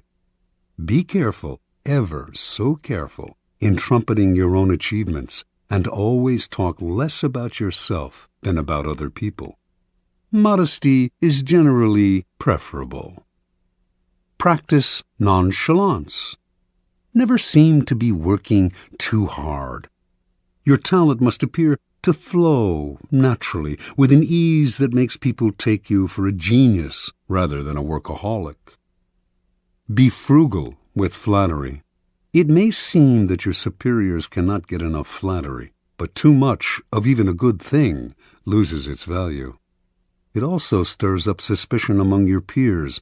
Learn to flatter indirectly, by downplaying your own contribution, for example, to make your master look better. Arrange to be noticed. There is a paradox. You cannot display yourself too brazenly, yet you must also get yourself noticed. You stand no chance of rising if the ruler does not notice you in the swamp of courtiers. This task requires much art. It is often initially a matter of being seen in the literal sense. Pay attention to your physical appearance then, and find a way to create a subtly distinctive style and image. Alter your style and language according to the person you are dealing with. The pseudo-belief in equality, the idea that talking and acting the same way with everyone, no matter what their rank, makes you somehow a paragon of civilization, is a terrible mistake. Those below you will take it as a form of condescension, which it is, and those above you will be offended, although they may not admit it. You must change your style and your way of speaking to suit each person. This is not lying, it is acting, and acting is an art, not a gift from God. Learn the art. Never be the bearer of bad news. The king kills the messenger who brings bad news. This is a cliché, but there is truth to it. You must struggle and, if necessary, lie and cheat to be sure that the lot of the bearer of bad news falls on a colleague, never on you. Bring only good news, and your approach will gladden your master. Never affect friendliness and intimacy with your master. He does not want a friend for a subordinate. He wants a subordinate. Never approach him in an easy, friendly way, or act as if you are on the best of terms. That is his prerogative. If he chooses to deal with you on this level, assume a wary chumminess. Otherwise, err in the opposite direction, and make the distance between you clear. Never criticize those above you directly. This may seem obvious, but there are often times when some sort of criticism is necessary. To say nothing or to give no advice would open you to risks of another sort. You must learn, however, to couch your advice and criticism as indirectly and as politely as possible. Think twice or 3 times before deciding you have made them sufficiently circuitous. Err on the side of subtlety and gentleness. Be frugal in asking those above you for favors. Nothing irritates a master more than having to reject someone's request. It stirs up guilt and resentment. Ask for favors as rarely as possible, and know when to stop. Never joke about appearances or taste. A lively wit and a humorous disposition are essential qualities for a good courtier, and there are times when vulgarity is appropriate and engaging. But avoid any kind of joke about appearance or taste, 2 highly sensitive areas, especially with those above you. Do not even try it when you are away from them. You will dig your own grave. Do not be the court cynic. If you constantly criticize your equals or subordinates, some of that criticism will rub off on you, hovering over you like a gray cloud wherever you go. People will groan at each new cynical comment, and you will irritate them. By expressing modest admiration for other people's achievements, you paradoxically call attention to your own. The ability to express wonder and amazement and seem like you mean it is a rare and dying talent, but one still greatly valued. Be self-observant. The mirror is a miraculous invention. Without it, you would commit great sins against beauty and decorum. You also need a mirror for your actions. This can sometimes come from other people telling you what they see in you, but that is not the most trustworthy method. You must be the mirror, training your mind to see yourself as others see you. Are you acting too obsequious? Are you trying too hard to please? Do you seem desperate for attention, giving the impression that you are on the decline? Be observant about yourself, and you will avoid a mountain of blunders. Master your emotions. As an actor in a great play, you must learn to cry and laugh on command and when it is appropriate. You must be able both to disguise your anger and frustration and to fake your contentment and agreement. You must be the master of your own face. Call it lying, if you like, but if you prefer to not play the game and to always be honest and upfront, do not complain when others call you obnoxious and arrogant. Fit the spirit of the times. A slight affectation of a past era can be charming as long as you choose a period at least 20 years back. Wearing the fashions of 10 years ago is ludicrous unless you enjoy the role of court jester. Your spirit and way of thinking must keep up with the times, even if the times offend your sensibilities. Be too forward-thinking, however, and no one will understand you. It is never a good idea to stand out too much in this area. You are best off at least being able to mimic the spirit of the times. Be a source of pleasure. This is critical. It is an obvious law of human nature that we will flee what is unpleasant and distasteful, while charm and the promise of delight will draw us like moths to a flame. Make yourself the flame, and you will rise to the top. Since life is otherwise so full of unpleasantness, and pleasure so scarce, you will be as indispensable as food and drink. This may seem obvious, but what is obvious is often ignored or unappreciated. There are degrees to this. Not everyone can play the role of favorite, for not everyone is blessed with charm and wit. But we can all control our unpleasant qualities and obscure them when necessary.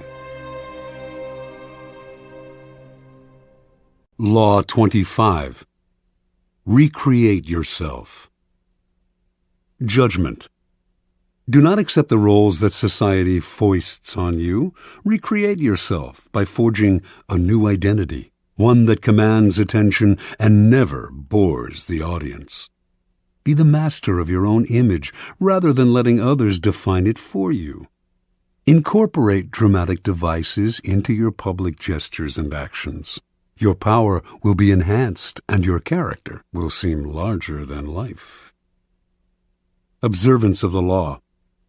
In the year 1831, a young woman named Aurore Dupin Dudevant left her husband and family in the provinces and moved to Paris. She wanted to be a writer. Marriage, she felt, was worse than prison, for it left her neither the time nor the freedom to pursue her passion.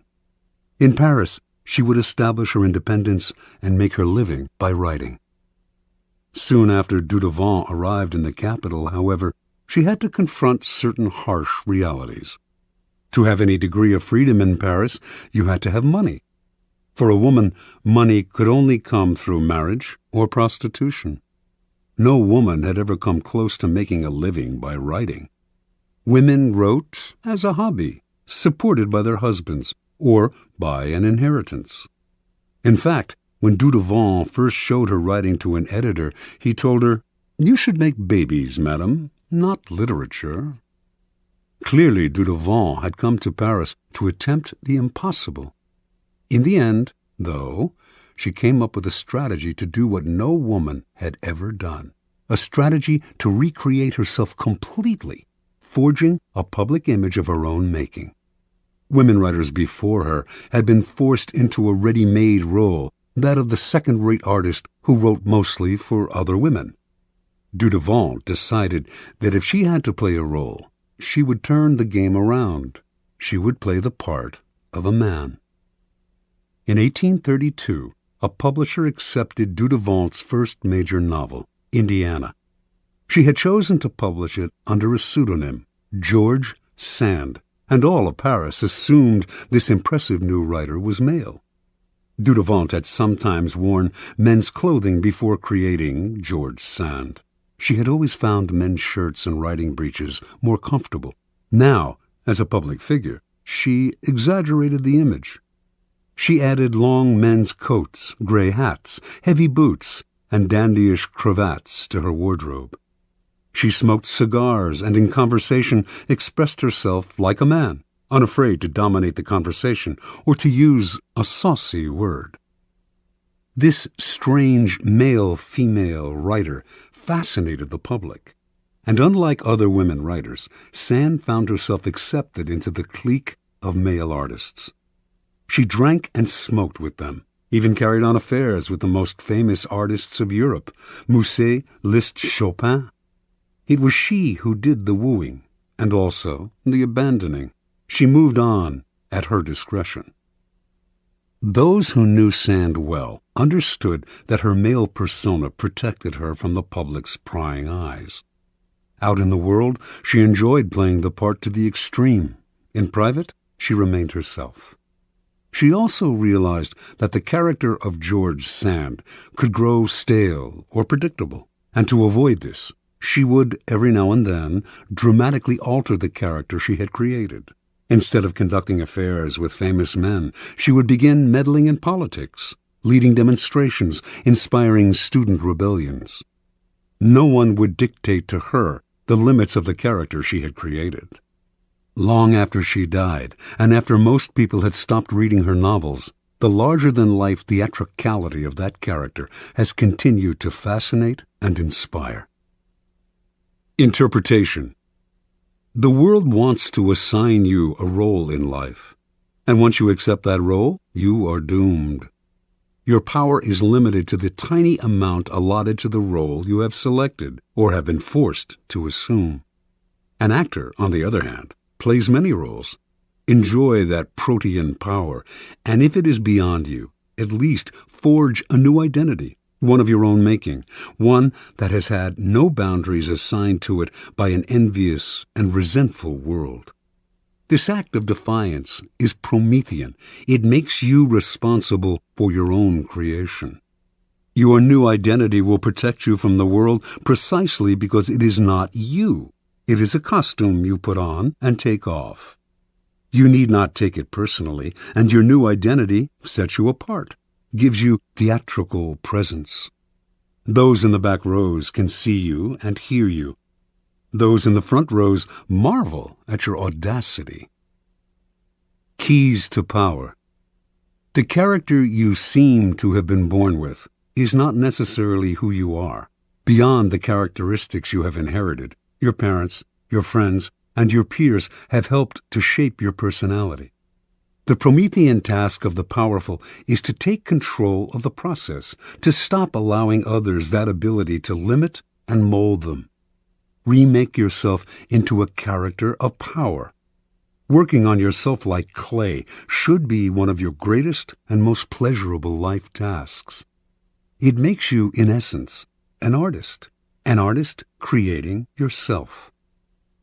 The first step in the process of self-creation is self-consciousness, being aware of yourself as an actor and taking control of your appearance and emotions. The bad actor is the one who is always sincere. People who wear their hearts on their sleeves out in society are tiresome and embarrassing. Their sincerity notwithstanding, it is hard to take them seriously. Good actors control themselves better. They can play sincere and heartfelt, can affect a tear and a compassionate look at will, but they don't have to feel it. They externalize emotion in a form that others can understand. Method acting is fatal in the real world. No ruler or leader could possibly play the part if all the emotions he showed had to be real. So learn self-control. Adopt the plasticity of the actor who can mold his or her face to the emotion required. The second step in the process of self-creation is a variation on the George Sand strategy. The creation of a memorable character, one that compels attention, that stands out above the other players on the stage. This was the game Abraham Lincoln played. The homespun, common countryman, he knew was a kind of president that America had never had but would delight in electing. Although many of these qualities came naturally to him, he played them up: the hat and clothes, the beard. No president before him had worn a beard. Lincoln was also the first president to use photographs to spread his image, helping to create the icon of the homespun president. You must appreciate the importance of stage entrances and exits. When Cleopatra first met Caesar in Egypt, she arrived rolled up in a carpet, which she arranged to have unfurled at his feet. Your own entrances and exits should be crafted and planned as carefully. Remember that overacting can be counterproductive. It is another way of spending too much effort trying to attract attention. The actor Richard Burton discovered early in his career that by standing totally still on stage, he drew attention to himself and away from the other actors. It is less what you do that matters clearly than how you do it. Your gracefulness and imposing stillness on the social stage count for more than overdoing your part and moving around too much. Finally, learn to play many roles, to be whatever the moment requires. Adapt your mask to the situation. Be protean in the faces you wear. Bismarck played this game to perfection. To a liberal, he was a liberal. To a hawk, he was a hawk. He could not be grasped, and what cannot be grasped cannot be consumed. Law 26. Keep your hands clean. Judgment. You must seem a paragon of civility and efficiency. Your hands are never soiled by mistakes and nasty deeds. Maintain such a spotless appearance by using others as unwitting pawns and screens to disguise your involvement. Part 1. Conceal your mistakes. Have a scapegoat around to take the blame. Our good name and reputation depend more on what we conceal than on what we reveal. Everyone makes mistakes, but those who are truly clever manage to hide them and to make sure someone else is blamed. A convenient scapegoat should always be kept around for such moments. Observance of the law. Near the end of the 2nd century A.D., as China's mighty Han Empire slowly collapsed, the great general and imperial minister Cao Cao emerged as the most powerful man in the country. Seeking to extend his power base and to rid himself of the last of his rivals, Cao Cao began a campaign to take control of the strategically vital Central Plain. During the siege of a key city, he slightly miscalculated the timing for supplies of grain to arrive from the capital. As he waited for the shipment to come in, the army ran low on food, and Cao Cao was forced to order the chief of commissariat to reduce its rations. Cao Cao kept a tight rein on the army and ran a network of informers. His spies soon reported that the men were complaining, grumbling that he was living well while they themselves had barely enough to eat. Perhaps Cao Cao was keeping the food for himself, they murmured. If the grumbling spread, Cao Cao could have a mutiny on his hands. He summoned the chief of commissariat to his tent. "I want to ask you to lend me something, and you must not refuse," Cao Cao told the chief. "What is it?" the chief replied. "I want the loan of your head to show to the troops," said Cao Cao. "But I've done nothing wrong," cried the chief. "I know," said Cao Cao with a sigh, "but if I do not put you to death, there will be a mutiny. Do not grieve. After you're gone, I'll look after your family." Put this way, the request left the chief no choice. So he resigned himself to his fate and was beheaded that very day. Seeing his head on public display, the soldiers stopped grumbling. Some saw through Cao Cao's gesture, but kept quiet, stunned and intimidated by his violence. And most accepted his version of who was to blame, preferring to believe in his wisdom and fairness than in his incompetence and cruelty. Interpretation. Occasional mistakes are inevitable. The world is just too unpredictable. People of power, however, are undone not by the mistakes they make, but by the way they deal with them. Like surgeons, they must cut away the tumor with speed and finality.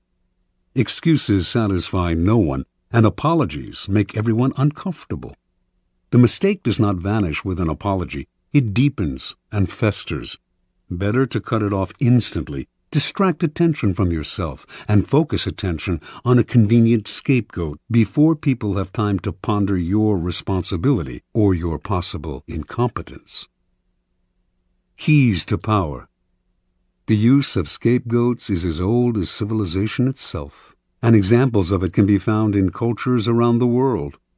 The main idea behind these sacrifices is the shifting of guilt and sin to an outside figure, object, animal, or man, which is then banished or destroyed. The bloody sacrifice of the scapegoat seems a barbaric relic of the past, but the practice lives on to this day, if indirectly and symbolically. Since power depends on appearances, and those in power must seem never to make mistakes, the use of scapegoats is as popular as ever. What modern leader will take responsibility for his blunders? He searches out others to blame, a scapegoat to sacrifice. When Mao Zedong's Cultural Revolution failed miserably, he made no apologies or excuses to the Chinese people. Instead, like Cao Cao before him, he offered up scapegoats, including his own personal secretary and high-ranking member of the party, Chen Boda. Franklin D. Roosevelt had a reputation for honesty and fairness. Throughout his career, however, he faced many situations in which being the nice guy would have spelled political disaster, yet he could not be seen as the agent of any foul play. For 20 years, then, his secretary, Lewis Howe, handled the backroom deals, the manipulation of the press, the underhanded campaign maneuvers. And whenever a mistake was committed, or a dirty trick contradicting Roosevelt's carefully crafted image became public, Howe served as a scapegoat and never complained. Finally, history has time and again shown the value of using a close associate as a scapegoat. This is known as the fall of the favorite.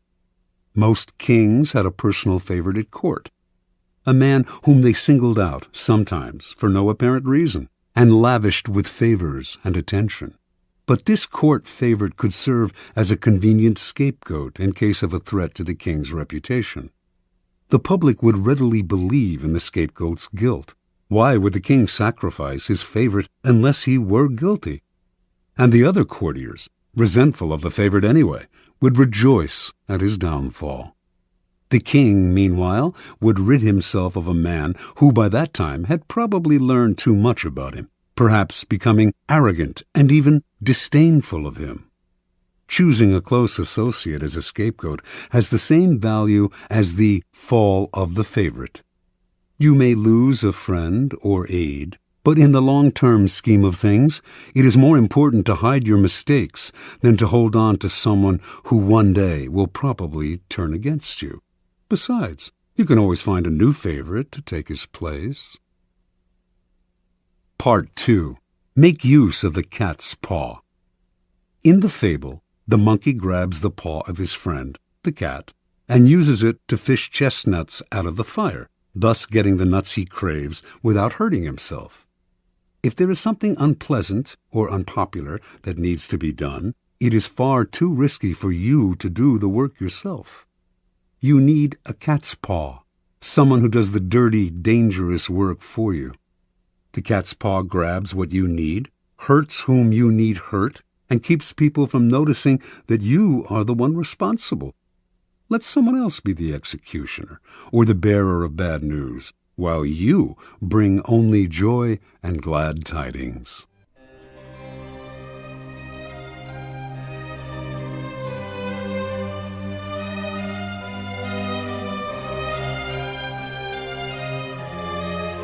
Observance of the law. In 59 BC, the future Queen Cleopatra of Egypt, then 10 years old, witnessed the overthrow and banishment of her father, Ptolemy XII, at the hand of his eldest daughters, her own sisters. One of the daughters, Berenice, emerged as the leader of the rebellion, and to ensure that she would now rule Egypt alone, she imprisoned her other sisters and murdered her own husband. This may have been necessary as a practical step to secure her rule, but that a member of the royal family, a queen no less, would so overtly exact such violence on her own family horrified her subjects and stirred up powerful opposition. 4 years later, this opposition was able to return Ptolemy to power, and he promptly had Berenice and the other elder sisters beheaded. In 51 BC, Ptolemy died, leaving 4 remaining children as heirs.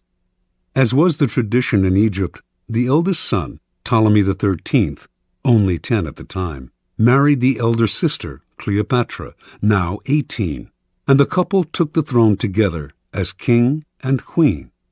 None of the 4 children felt satisfied with this. Everyone, including Cleopatra, wanted more power. A struggle emerged between Cleopatra and Ptolemy, each trying to push the other to the side. In 48 BC, with the help of a government faction that feared Cleopatra's ambitions, Ptolemy was able to force his sister to flee the country, leaving himself as sole ruler. In exile, Cleopatra schemed. She wanted to rule alone and to restore Egypt to its past glory, a goal she felt none of her other siblings could achieve, yet as long as they were alive, she could not realize her dream. And the example of Berenice had made it clear that no one would serve a queen who was seen murdering her own kind. Even Ptolemy XIII had not dared murder Cleopatra, although he knew she would plot against him from abroad. Within a year after Cleopatra's banishment, the Roman dictator Julius Caesar arrived in Egypt, determined to make the country a Roman colony. Cleopatra saw her chance. Re-entering Egypt in disguise, she traveled hundreds of miles to reach Caesar in Alexandria. Legend has it that she had herself smuggled into his presence rolled up inside a carpet, which was gracefully unfurled at his feet, revealing the young queen. Cleopatra immediately went to work on the Roman. She appealed to his love of spectacle and his interest in Egyptian history and poured on her feminine charms. Caesar soon succumbed and restored Cleopatra to the throne. Cleopatra's siblings seethed. She had outmaneuvered them. Ptolemy XIII would not wait to see what happened next. From his palace in Alexandria, he summoned a great army to march on the city and attack Caesar. In response, Caesar immediately put Ptolemy and the rest of the family under house arrest. But Cleopatra's younger sister, Arsinoe, escaped from the palace and placed herself at the head of the approaching Egyptian troops, proclaiming herself Queen of Egypt. Now, Cleopatra finally saw her chance. She convinced Caesar to release Ptolemy from house arrest, under the agreement that he would broker a truce. Of course, she knew he would do the opposite, that he would fight Arsinoe for control of the Egyptian army. But this was to Cleopatra's benefit, for it would divide the royal family. Better still, it would give Caesar the chance to defeat and kill her siblings in battle. Reinforced by troops from Rome, Caesar swiftly defeated the rebels. In the Egyptians' retreat, Ptolemy drowned in the Nile. Caesar captured Arsinoe and had her sent to Rome as a prisoner. He also executed the numerous enemies who had conspired against Cleopatra and imprisoned others who had opposed her. To reinforce her position as uncontested queen, Cleopatra now married the only sibling left, Ptolemy XIV, only 11 at the time, and the weakest of the lot. 4 years later, Ptolemy mysteriously died of poison. In 41 BC, Cleopatra employed on a second Roman leader, Mark Antony, the same tactic she had used so well on Julius Caesar. After seducing him, she hinted to him that her sister Arsinoe, still a prisoner in Rome, had conspired to destroy him. Mark Antony believed her and promptly had Arsinoe executed, thereby getting rid of the last of the siblings who had posed such a threat to Cleopatra. Interpretation. Legend has it that Cleopatra succeeded through her seductive charms, but in reality, her power came from an ability to get people to do her bidding without realizing they were being manipulated. Caesar and Antony not only rid her of her most dangerous siblings, Ptolemy XIII and Arsinoe, they decimated all of her enemies in both the government and the military. The two men became her cat's paws. They entered the fire for her, did the ugly but necessary work while shielding her from appearing as the destroyer of her siblings and fellow Egyptians. And in the end, both men acquiesced to her desire to rule Egypt not as a Roman colony, but as an independent allied kingdom. And they did all this for her without realizing how she had manipulated them. This was persuasion of the subtlest and most powerful kind. A queen must never dirty her hands with ugly tasks, nor can a king appear in public with blood on his face. Yet power cannot survive without the constant squashing of enemies. There will always be dirty little tasks that have to be done to keep you on the throne. Like Cleopatra, you need a cat's paw.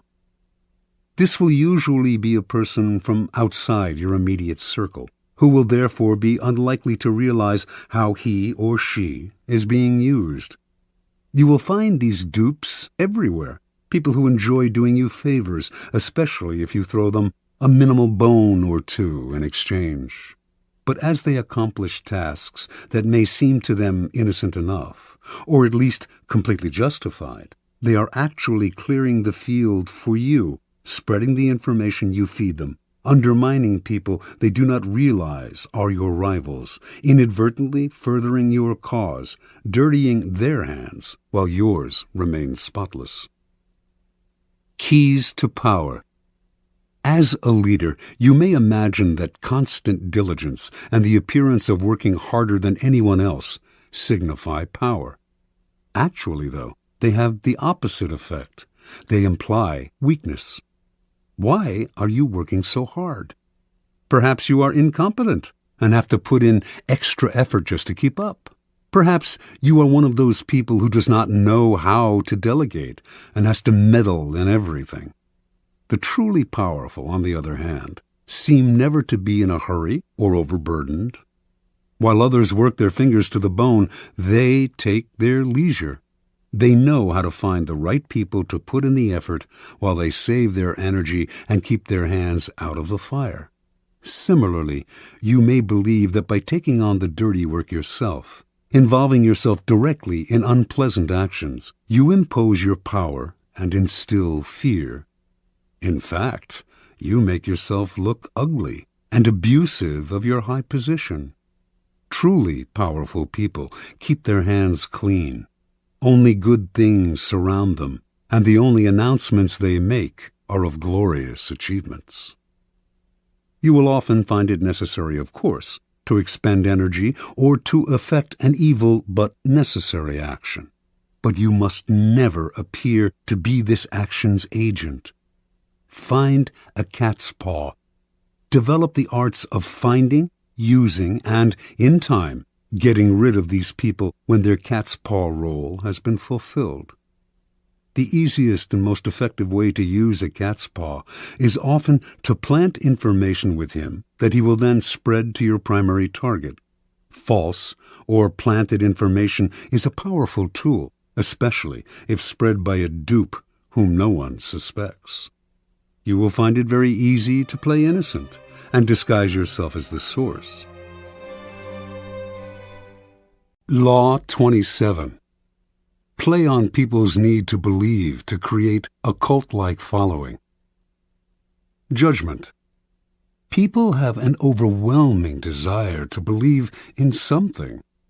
Become the focal point of such desire by offering them a cause, a new faith to follow. Keep your words vague but full of promise. Emphasize enthusiasm over rationality and clear thinking. Give your new disciples rituals to perform. Ask them to make sacrifices on your behalf. In the absence of organized religion and grand causes, Your new belief system will bring you untold power. The Science of Charlatanism, or How to Create a Cult in 5 Easy Steps. In searching, as you must, for the methods that will gain you the most power for the least effort, you will find the creation of a cult-like following one of the most effective. Having a large following opens up all sorts of possibilities for deception. Not only will your followers worship you, they will defend you from your enemies and will voluntarily take on the work of enticing others to join your fledgling cult. This kind of power will lift you to another realm. You will no longer have to struggle or use subterfuge to enforce your will. You are adored and can do no wrong. You might think it's a gargantuan task to create such a following, but in fact it is fairly simple. As humans, we have a desperate need to believe in something, anything. This makes us eminently gullible. We simply cannot endure long periods of doubt or of the emptiness that comes from a lack of something to believe in. Dangle in front of us some new cause, elixir, get-rich-quick scheme, or the latest technological trend or art movement, and we leap from the water as one to take the bait. Look at history, the chronicles of the new trends and cults that have made a mass following for themselves could fill a library. After a few centuries, a few decades, a few years, a few months, they generally look ridiculous, but at the time they seem so attractive, so transcendental, so divine. Always in a rush to believe in something, we will manufacture saints and faiths out of nothing. Do not let this gullibility go to waste. Make yourself the object of worship. Make people form a cult around you. The great European charlatans of the 16th and 17th centuries mastered the art of cult making. They lived, as we do now, in a time of transformation. Organized religion was on the wane, science on the rise. People were desperate to rally around a new cause or faith. The charlatans had begun by peddling health elixirs and alchemic shortcuts to wealth. Moving quickly from town to town, they originally focused on small groups until, by accident, they stumbled on a truth of human nature. The larger the group they gathered around themselves, the easier it was to deceive. The charlatan would station himself on a high wooden platform, hence the term mountebank, and crowds would swarm around him. In a group setting, people were more emotional, less able to reason. Had the charlatan spoken to them individually, they might have found him ridiculous, but lost in a crowd, they got caught up in a communal mood of rapt attention. It became impossible for them to find the distance, to be skeptical. Any deficiencies in the charlatan's ideas were hidden by the zeal of the mass. Passion and enthusiasm swept through the crowd like a contagion, and they reacted violently to anyone who dared to spread a seed of doubt. Both consciously studying this dynamic over decades of experiment and spontaneously adapting to these situations as they happened, the charlatans perfected the science of attracting and holding a crowd, molding the crowd into followers and the followers into a cult. The gimmicks of the charlatans may seem quaint today, but there are thousands of charlatans among us still, using the same tried and true methods their predecessors refined centuries ago, only changing the names of their elixirs and modernizing the look of their cults. We find these latter-day charlatans in all arenas of life: business, fashion, politics, art. Many of them, perhaps, are following in the charlatan tradition without having any knowledge of its history. But you can be more systematic and deliberate. Simply follow the 5 steps of cult making that our charlatan ancestors perfected over the years. Step 1. Keep it vague. Keep it simple. To create a cult, you must first attract attention. This you should do not through actions, which are too clear and readable, but through words, which are hazy and deceptive. Your initial speeches, conversations, and interviews must include two elements. On the one hand, the promise of something great and transformative, and on the other, a total vagueness. This combination will stimulate all kinds of hazy dreams in your listeners, who will make their own connections and see what they want to see. As a corollary to its vagueness, your appeal should also be simple. Most people's problems have complex causes, deep-rooted neurosis, interconnected social factors, roots that go way back in time, and are exceedingly hard to unravel. Few, however, have the patience to deal with this. Most people want to hear that a simple solution will cure their problems. The ability to offer this kind of solution will give you great power and build you a following. Step 2. Emphasize the visual and the sensual over the intellectual. Once people have begun to gather around you, two dangers will present themselves: boredom and skepticism. Boredom will make people go elsewhere. Skepticism will allow them the distance to think rationally about whatever it is you are offering, blowing away the mist you have artfully created and revealing your ideas for what they are. You need to amuse the bored, then ward off the cynics.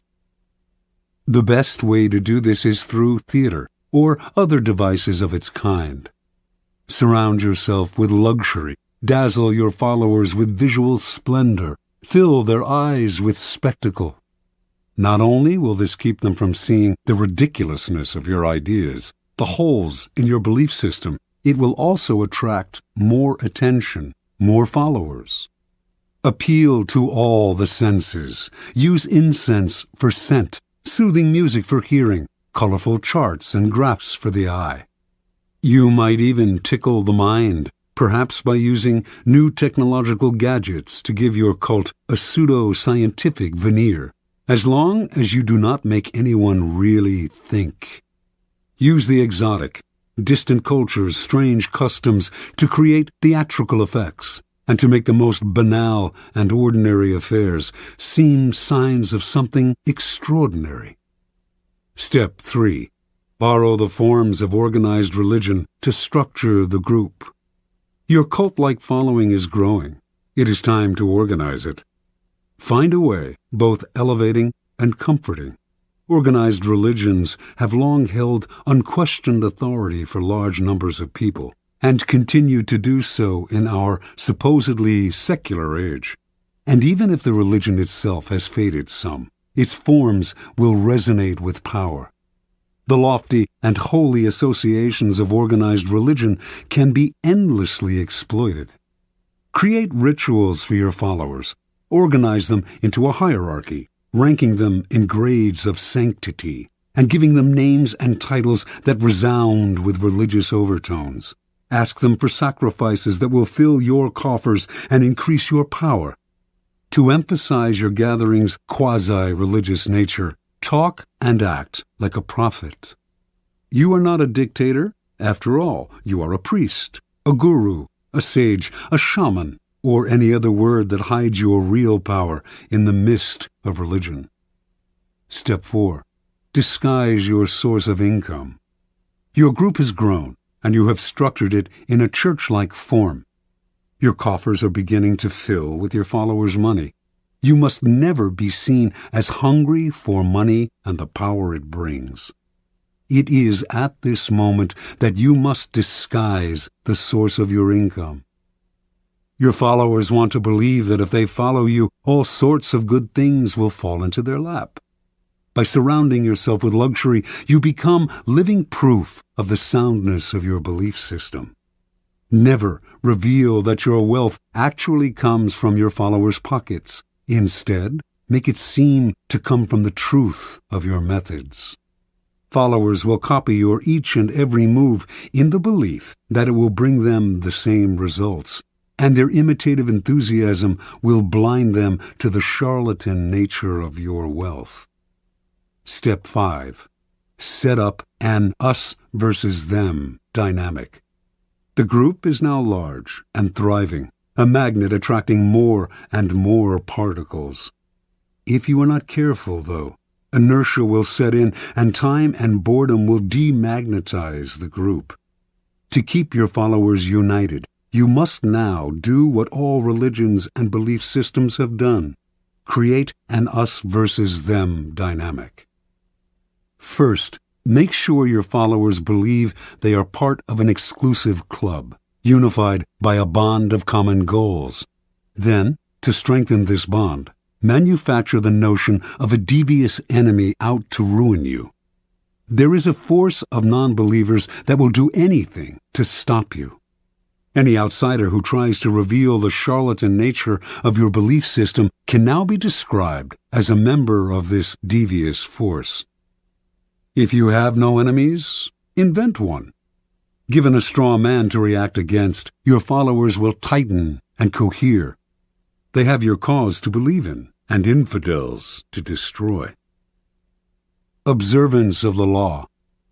In the year 1653, a 27-year-old Milan man named Francesco Giuseppe Borri claimed to have had a vision. He went around town telling one and all that the Archangel Michael had appeared to him and announced that he had been chosen to be the Capitano Generale of the army of the new Pope, an army that would seize and revitalize the world. The Archangel had further revealed that Borri now had the power to see people's souls, and that he would soon discover the Philosopher's Stone, a long sought-after substance that could change base metals into gold. Friends and acquaintances who heard Borri explain the vision and who witnessed the change that had come over him were impressed, for Borri had previously devoted himself to a life of wine, women, and gambling. Now he gave all that up, plunging himself into the study of alchemy and talking only of mysticism and the occult. The transformation was so sudden and miraculous, and Borri's words were so filled with enthusiasm, that he began to create a following. Unfortunately, the Italian Inquisition began to notice him as well.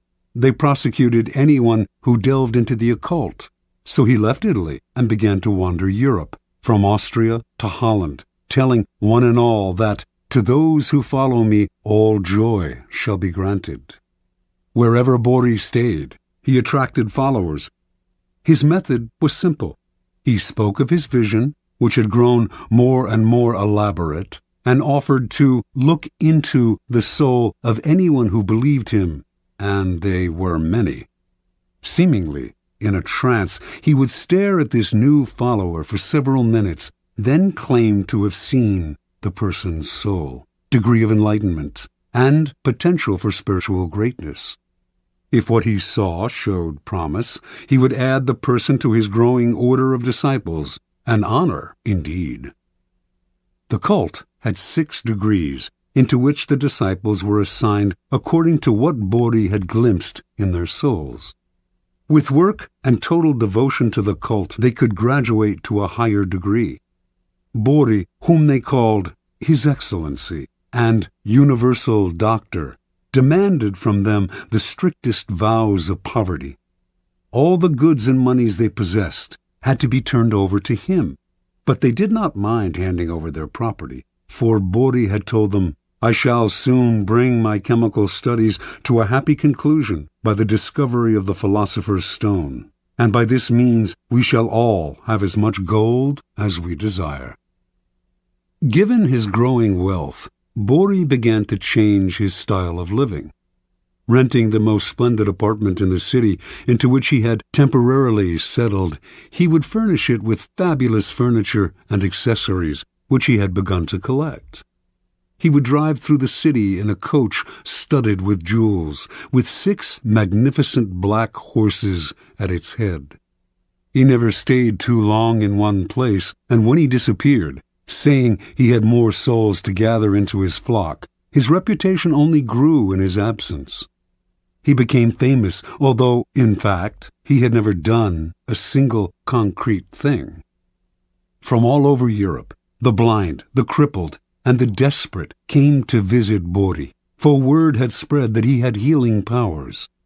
He asked no fee for his services, which only made him seem more marvelous, and indeed some claimed that in this or that city he had performed a miracle cure. By only hinting at his accomplishments, he encouraged people's imaginations to blow them up to fantastic proportions. His wealth, for example, actually came from the vast sums he was collecting from his increasingly select group of rich disciples. Yet it was presumed that he had, in fact, perfected the philosopher's stone. The Church continued to pursue him, denouncing him for heresy and witchcraft, and Bodhi's response to these charges was a dignified silence. This only enhanced his reputation and made his followers more passionate. Only the great are persecuted, after all. How many understood Jesus Christ in his own time? Bodhi did not have to say a word. His followers now called the Pope the Antichrist.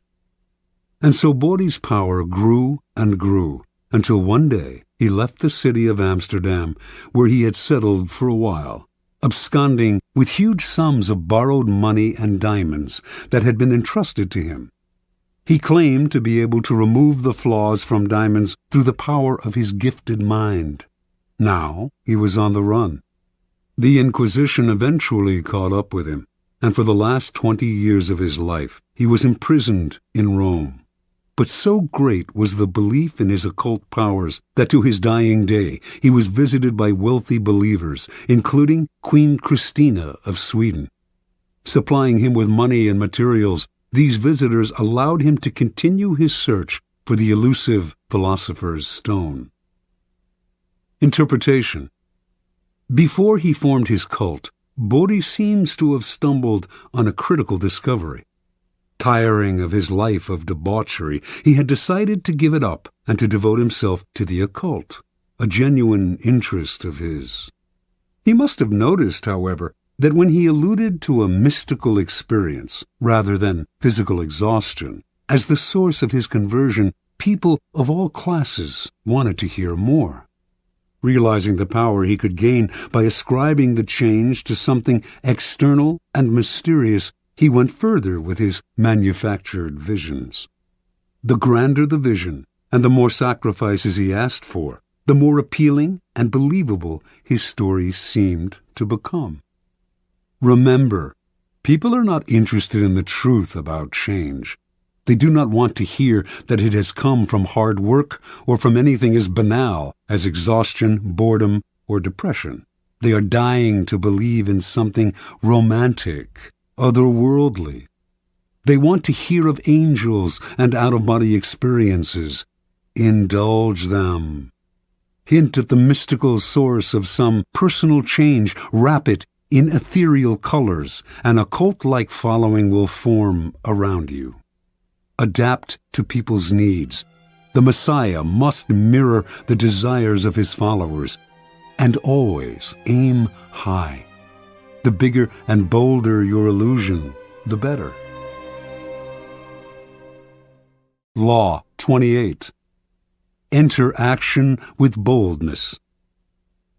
Judgment. If you are unsure of a course of action, do not attempt it. Your doubts and hesitations will infect your execution. Timidity is dangerous. Better to enter with boldness. Any mistakes you commit through audacity are easily corrected with more audacity. Everyone admires the bold.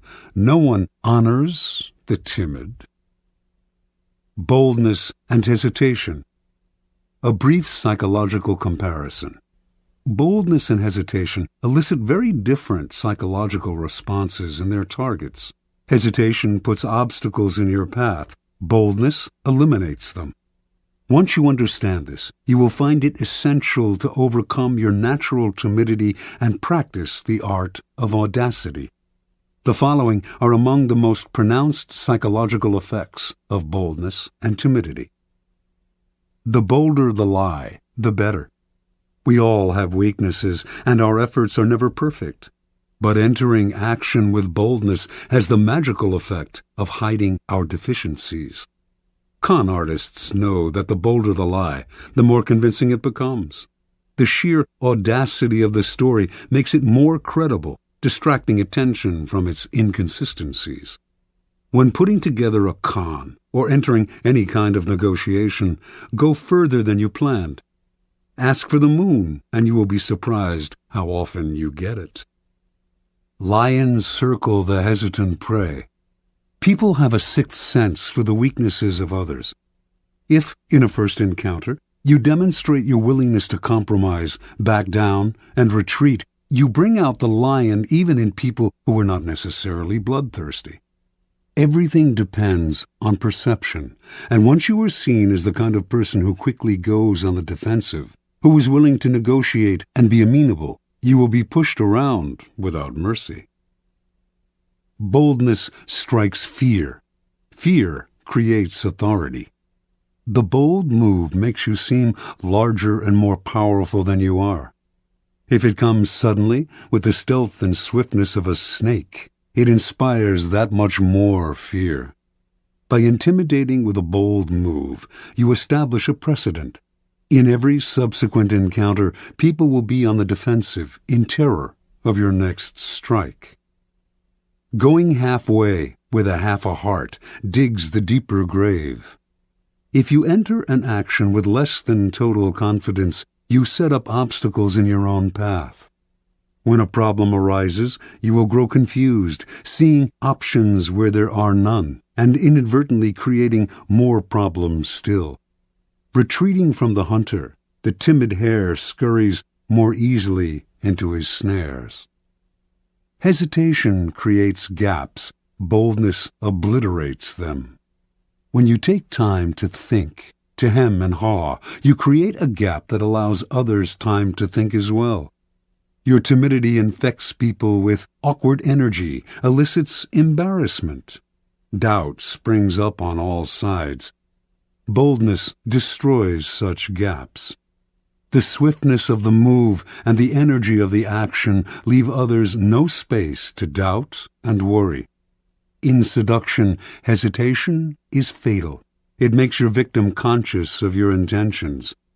The bold move crowns seduction with triumph. It leaves no time for reflection. Audacity separates you from the herd. Boldness gives you presence and makes you seem larger than life. The timid fade into the wallpaper. The bold draw attention, and what draws attention draws power. We cannot keep our eyes off the audacious. We cannot wait to see their next bold move. Observance of the law.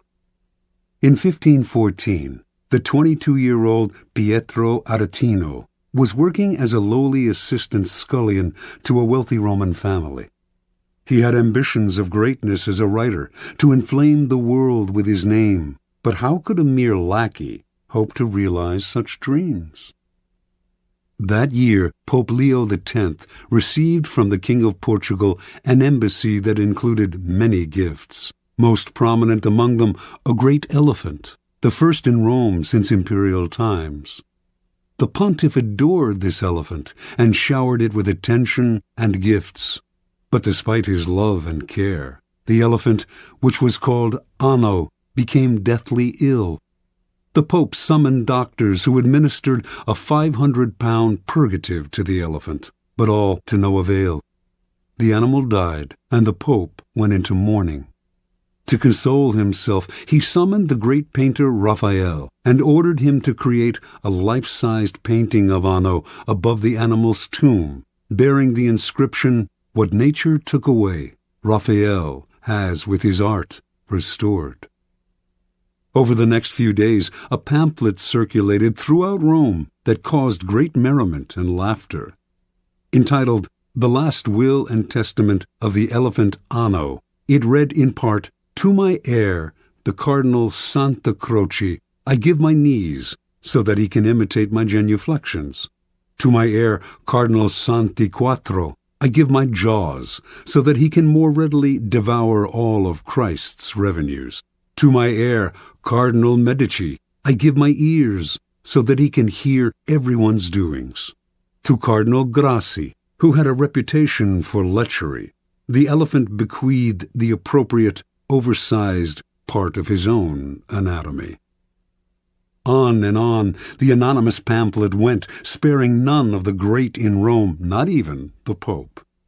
With each one, it took aim at their best-known weakness. The pamphlet ended with verse, "See to it that Aretino is your friend, for he is a bad enemy to have. His words alone could ruin the High Pope, so God guard everyone from his tongue." Interpretation. With one short pamphlet, Aretino, son of a poor shoemaker and a servant himself, hurled himself to fame. Everyone in Rome rushed to find out who this daring young man was. Even the Pope, amused by his audacity, sought him out and ended up giving him a job in the papal service. Over the years, he came to be known as the Scourge of Princes, and his biting tongue earned him the respect and fear of the great, from the King of France to the Habsburg Emperor. The Aretino strategy is simple. When you are as small and obscure as David was, you must find a Goliath to attack. The larger the target, the more attention you gain. The bolder the attack, the more you stand out from the crowd, and the more admiration you earn. Society is full of those who think daring thoughts, but lack the guts to print and publicize them. Voice what the public feels. The expression of shared feelings is always powerful. Search out the most prominent target possible and sling your boldest shot. The world will enjoy the spectacle and will honor the underdog. You, that is, with glory and power. Keys to power. Most of us are timid. We want to avoid tension and conflict, and we want to be liked by all. We may contemplate a bold action, but we rarely bring it to life. We are terrified of the consequences, of what others might think of us, of the hostility we will stir up if we dare go beyond our usual place. Although we may disguise our timidity as a concern for others, a desire not to hurt or offend them, in fact, it is the opposite. We are really self-absorbed, worried about ourselves and how others perceive us. Boldness, on the other hand, is outer-directed and often makes people feel more at ease, since it is less self-conscious and less repressed. Few are born bold. Even Napoleon had to cultivate the habit on the battlefield, where he knew it was a matter of life and death. In social settings, he was awkward and timid, but he overcame this and practiced boldness in every part of his life because he saw its tremendous power, how it could literally enlarge a man, even one who, like Napoleon, was in fact conspicuously small. You must practice and develop your boldness. You will often find uses for it. The best place to begin is often the delicate world of negotiation, particularly those discussions in which you are asked to set your own price. How often we put ourselves down by asking for too little. When Christopher Columbus proposed that the Spanish court finance his voyage to the Americas, he also made the insanely bold demand that he be called Grand Admiral of the Ocean. The court agreed. The price he set was the price he received. He demanded to be treated with respect, and so he was. Understand, if boldness is not natural, neither is timidity. It is an acquired habit, picked up out of a desire to avoid conflict. If timidity has taken hold of you, then root it out. Your fears of the consequences of a bold action are way out of proportion to reality. And in fact, the consequences of timidity are worse. Your value is lowered, and you create a self-fulfilling cycle of doubt and disaster. Remember, the problems created by an audacious move can be disguised, even remedied, by more and greater audacity. Law 29. Plan all the way to the end. Judgment. The ending is everything. Plan all the way to it, taking into account all the possible consequences, obstacles, and twists of fortune that might reverse your hard work and give the glory to others. By planning to the end, you will not be overwhelmed by circumstances, and you will know when to stop. Gently guide fortune and help determine the future by thinking far ahead. Transgression of the law. In 1510, a ship set out from the island of Hispaniola, now Haiti and the Dominican Republic, for Venezuela, where it was to rescue a besieged Spanish colony. Several miles out of port, a stowaway climbed out of a provision chest. Vasco Núñez de Balboa, a noble Spaniard who had come to the New World in search of gold, but had fallen into debt and had escaped his creditors by hiding in the chest. Balboa had been obsessed with gold ever since Columbus had returned to Spain from his voyages with tales of a fabulous but as yet undiscovered kingdom called El Dorado. Balboa was one of the first adventurers to come in search of Columbus's land of gold, and he had decided from the beginning that he would be the one to find it, through sheer audacity and single-mindedness. Now that he was free of his creditors, nothing would stop him. Unfortunately, the ship's owner, a wealthy jurist named Francisco Fernandez de Incisco, was furious when told of the stowaway, and he ordered that Balboa be left on the first island they came across. Before they found any island, however, Incisco received news that the colony he was to rescue had been abandoned. This was Balboa's chance. He told the sailors of his previous voyages to Panama and of the rumors he had heard of gold in the area. The excited sailors convinced Incisco to spare Balboa's life and to establish a colony in Panama. Weeks later, they named their new settlement Darien. Darien's first governor was Incisco, but Balboa was not a man to let others steal the initiative. He campaigned against Incisco among the sailors, who eventually made it clear that they preferred him as governor. Incisco fled to Spain, fearing for his life. Months later, when a representative of the Spanish crown arrived to establish himself as the new official governor of Darien, he was turned away. On his return voyage to Spain, this man drowned. The drowning was accidental, but under Spanish law, Balboa had murdered the governor and usurped his position. Balboa's bravado had got him out of scrapes before, but now his hopes of wealth and glory seemed doomed. To lay claim to El Dorado, should he discover it, he would need the approval of the Spanish king, which, as an outlaw, he would never receive. There was only one solution. Panamanian Indians had told Balboa of a vast ocean on the other side of the Central American Isthmus, and had said that by traveling south upon this western coast, he would reach a fabulous land of gold, called by a name that to his ears sounded like Biru. Balboa decided he would cross the treacherous jungles of Panama and become the first European to bathe his feet in this new ocean. From there he would march on El Dorado. If he did this on Spain's behalf, he would obtain the eternal gratitude of the king and would secure his own reprieve. Only he had to act before Spanish authorities came to arrest him. In 1513, then, Balboa set out with 190 soldiers.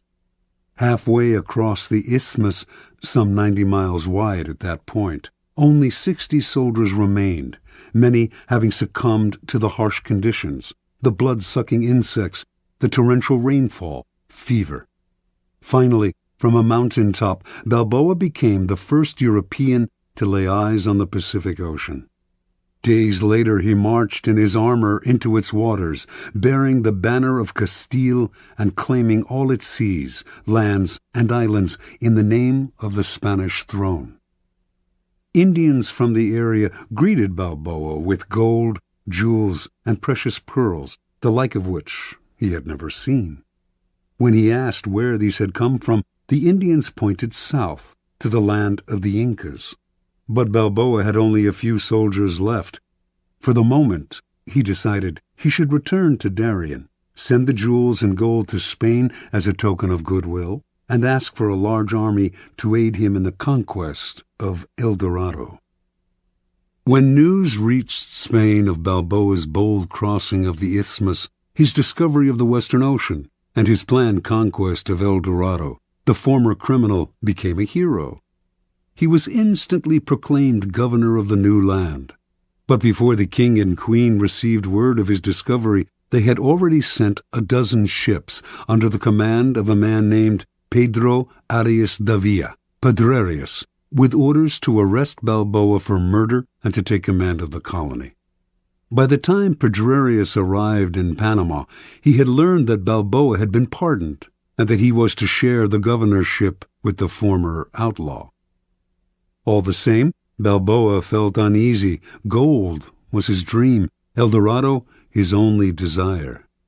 In pursuit of this goal, he had nearly died many times over, and to share the wealth and glory with a newcomer would be intolerable.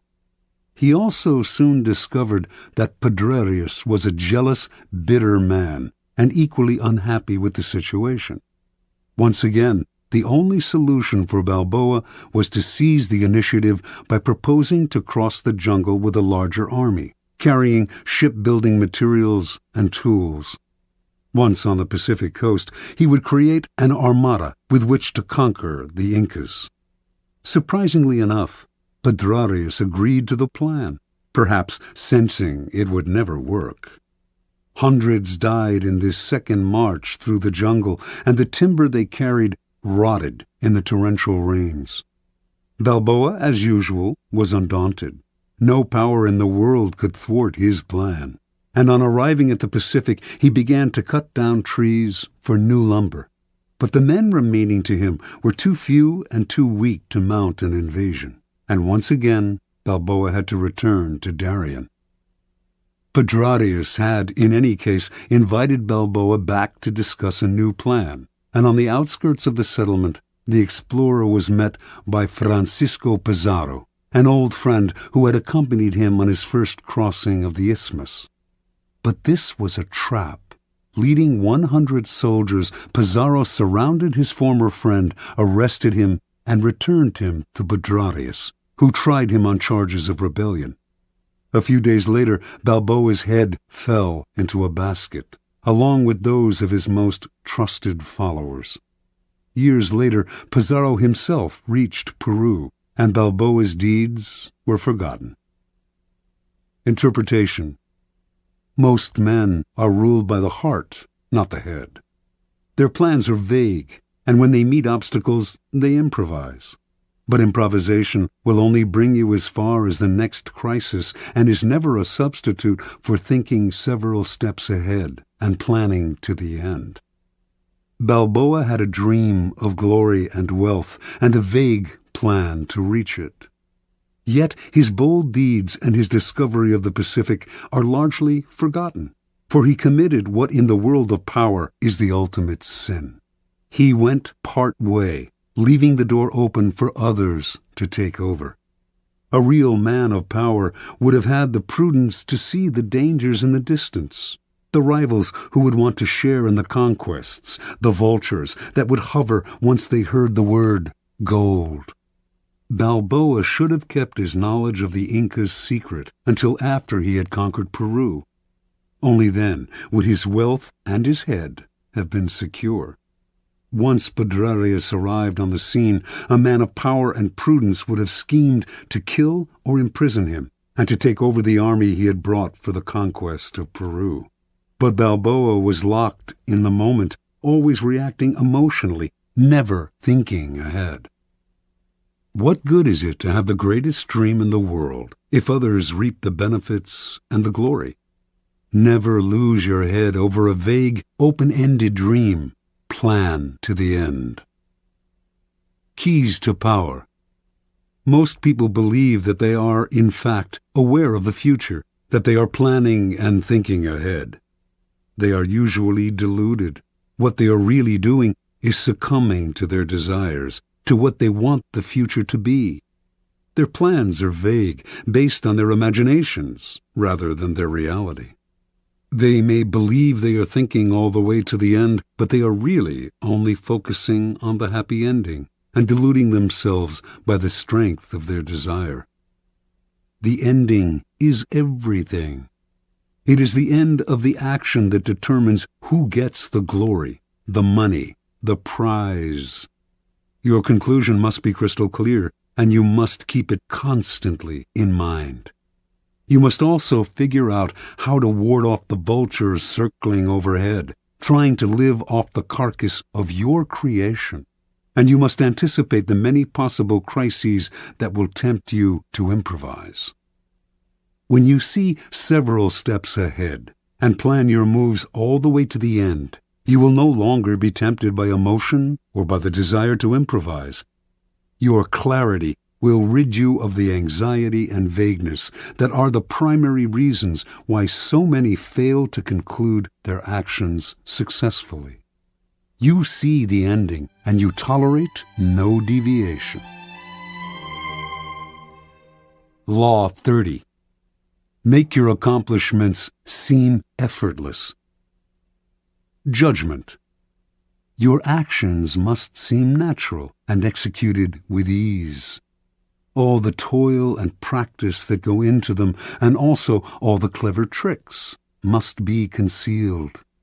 When you act effortlessly, as if you could do much more. Avoid the temptation of revealing how hard you work. It only raises questions. Teach no one your tricks, or they will be used against you. Observance of the law. The great escape artist Harry Houdini once advertised his act as the impossible possible, and indeed those who witnessed his dramatic escapes felt that what he did on stage contradicted common-sense ideas of human capacity. Over the years, Houdini escaped from the chained carcass of an embalmed sea monster, a half-octopus, half-whale-like beast that had beached near Boston.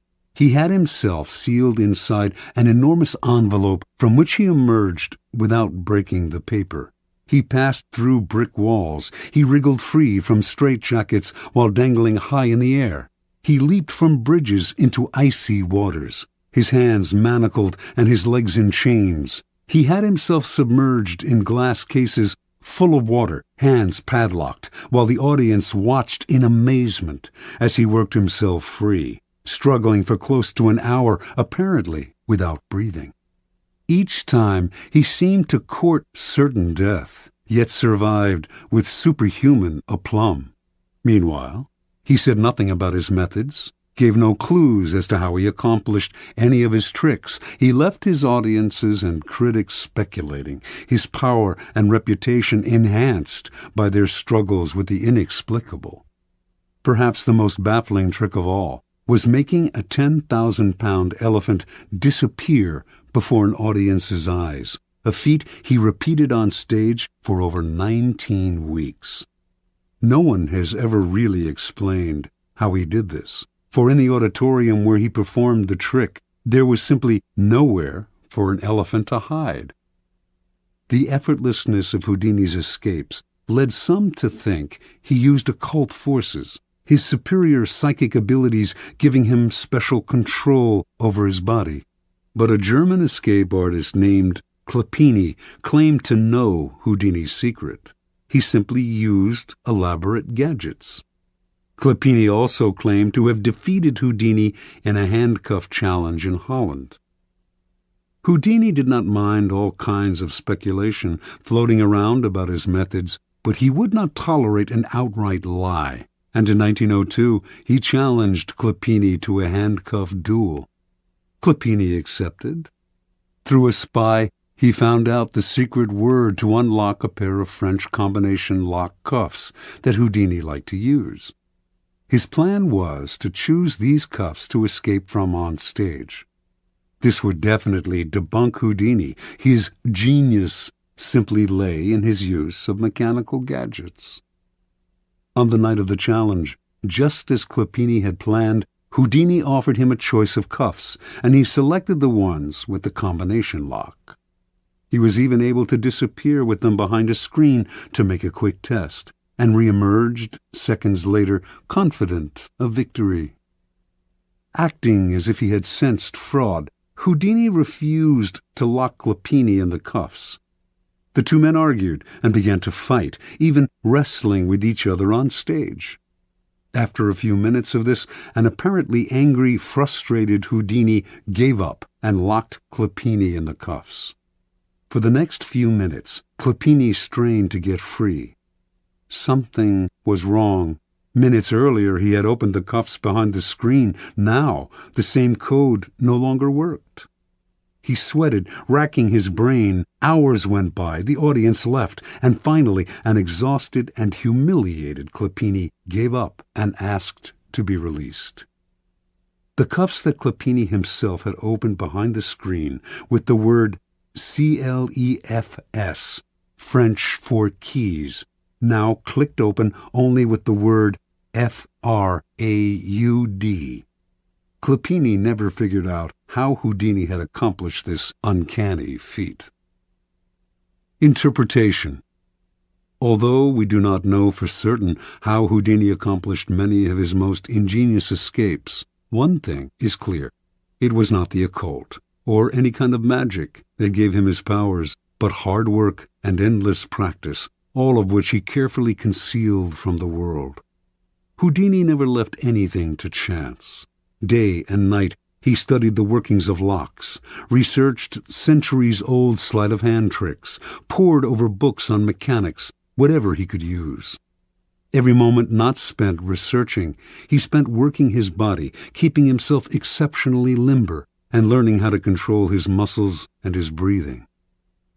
Early on in Houdini's career, an old Japanese performer whom he toured with taught him an ancient trick, how to swallow an ivory ball, then bring it back up. He practiced this endlessly with a small peeled potato tied to a string. Up and down, he would manipulate the potato with his throat muscles until they were strong enough to move it without the string. No one could check the inside of his throat, where he could conceal small tools to help him escape. Even so, Clopini was fundamentally wrong. It was not Houdini's tools, but his practice, work, and research that made his escapes possible. Clopini, in fact, was completely outwitted by Houdini, who set the whole thing up. He let his opponent learn the code to the French cuffs, then baited him into choosing those cuffs on stage. Then, during the two men's tussle, the dexterous Houdini was able to change the code to FRAUD. He had spent weeks practicing this trick, but the audience saw none of the sweat and toil behind the scenes. Nor was Houdini ever nervous. He induced nervousness in others.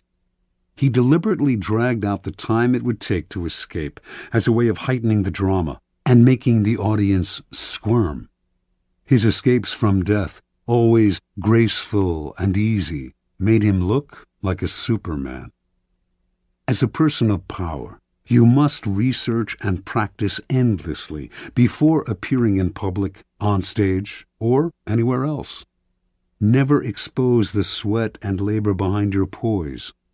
Some think such exposure will demonstrate their diligence and honesty, but it actually just makes them look weaker, as if anyone who practiced and worked at it could do what they had done, or as if they weren't really up to the job. Keep your effort and your tricks to yourself, and you seem to have the grace and ease of a god. One never sees the source of a god's power revealed. One only sees its effects. Keys to Power. In the Book of the Courtier, published in 1528, Baldassare Castiglione describes the highly elaborate and codified manners of the perfect court citizen. And yet, Castiglione explains the courtier must execute these gestures with what he calls sprezzatura, the capacity to make the difficult seem easy. He urges the courtier to practice in all things a certain nonchalance which conceals all artistry and makes whatever one says or does seem uncontrived and effortless. We all admire the achievement of some unusual feat, but if it is accomplished naturally and gracefully, our admiration increases tenfold. Whereas to labor at what one is doing and to make bones over it shows an extreme lack of grace and causes everything, whatever it's worth, to be discounted. The idea of sprezzatura is relevant to all forms of power, for power depends vitally on appearances and the illusions you create. Your public actions are like artworks. They must have visual appeal, must create anticipation, even entertain. When you reveal the inner workings of your creation, you become just one more mortal among others. What is understandable is not awe-inspiring. We tell ourselves we could do as well if we had the money and time. Avoid the temptation of showing how clever you are. It is far more clever to conceal the mechanisms of your cleverness. There is another reason for concealing your shortcuts and tricks. When you let this information out, you give people ideas they can use against you. You lose the advantages of keeping silent. We tend to want the world to know what we have done. We want our vanity gratified by having our hard work and cleverness applauded. And we may even want sympathy for the hours it has taken to reach our point of artistry. Learn to control this propensity to blab, for its effect is often the opposite of what you expected. Remember, the more mystery surrounds your actions, the more awesome your power seems. You appear to be the only one who can do what you do, and the appearance of having an exclusive gift is immensely powerful. Finally, because you achieve your accomplishments with grace and ease, people believe that you could always do more if you tried harder. This elicits not only admiration, but a touch of fear. Your powers are untapped. No one can fathom their limits. Law 31. Control the options. Get others to play with the cards you deal. Judgment. The best deceptions are the ones that seem to give the other person a choice. Your victims feel they are in control, but are actually your puppets. Give people options that come out in your favor, whichever one they choose. Force them to make choices between the lesser of two evils, both of which serve your purpose. Put them on the horns of a dilemma. They are gored wherever they turn. Observance of the law. From early in his reign, Ivan IV, later known as Ivan the Terrible, had to confront an unpleasant reality. The country desperately needed reform, but he lacked the power to push it through. The greatest limit to his authority came from the boyars, the Russian princely class that dominated the country and terrorized the peasantry. In 1553, at the age of 23, Ivan fell ill. Lying in bed, nearing death, he asked the boyars to swear allegiance to his son as the new Tsar. Some hesitated, some even refused. Then and there, Ivan saw he had no power over the boyars. He recovered from his illness, but he never forgot the lesson. The boyars were out to destroy him, and indeed, in the years to come, many of the most powerful of them defected to Russia's main enemies, Poland and Lithuania, where they plotted their return and the overthrow of the Tsar. Even one of Ivan's closest friends, Prince Andrei Kurbsky, suddenly turned against him, defecting to Lithuania in 1564 and becoming the strongest of Ivan's enemies. When Kurbsky began raising troops for an invasion, the royal dynasty seemed suddenly more precarious than ever. With émigré nobles fomenting invasion from the west, Tartars bearing down from the east, and the boyars stirring up trouble within the country, Russia's vast size made it a nightmare to defend. In whatever direction Ivan struck, he would leave himself vulnerable on the other side. Only if he had absolute power could he deal with this many-headed hydra, and he had no such power. Ivan brooded until the morning of December 3rd, 1564, when the citizens of Moscow awoke to a strange sight. Hundreds of sleds filled the square before the Kremlin, loaded with the Tsar's treasures and with provisions for the entire court. They watched in disbelief as the Tsar and his court boarded the sleds and left town. Without explaining why, he established himself in a village south of Moscow. For an entire month, a kind of terror gripped the capital, for the Muscovites feared that Ivan had abandoned them to the bloodthirsty boyars. Shops closed up, and riotous mobs gathered daily. Finally, on January 3rd of 1565, a letter arrived from the Tsar explaining that he could no longer bear the boyars' betrayals and had decided to abdicate once and for all. Read aloud in public, the letter had a startling effect. Merchants and commoners blamed the boyars for Ivan's decision and took to the streets, terrifying the nobility with their fury. Soon a group of delegates representing the church, the princes, and the people made the journey to Ivan's village and begged the Tsar, in the name of the Holy Land of Russia, to return to the throne. Ivan listened, but would not change his mind. After days of hearing their pleas, however, he offered his subjects a choice. Either they grant him absolute powers to govern as he pleased, with no interference from the boyars, or they find a new leader. Faced with a choice between civil war and the acceptance of despotic power, almost every sector of Russian society opted for a strong Tsar, calling for Ivan's return to Moscow and the restoration of law and order. In February, with much celebration, Ivan returned to Moscow. The Russians could no longer complain if he behaved dictatorially. They had given him this power themselves. Interpretation. Withdrawal and disappearance are classic ways of controlling the options. You give people a sense of how things will fall apart without you, and you offer them a choice. I stay away, and you suffer the consequences, or I return under circumstances that I dictate.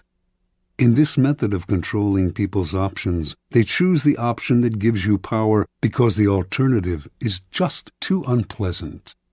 You force their hand, but indirectly. They seem to have a choice. Whenever people feel they have a choice, they walk into your trap that much more easily. Keys to power. Words like freedom, options, and choice evoke a power of possibility far beyond the reality of the benefits they entail. When examined closely, the choices we have in the marketplace, in elections, in our jobs, tend to have noticeable limitations.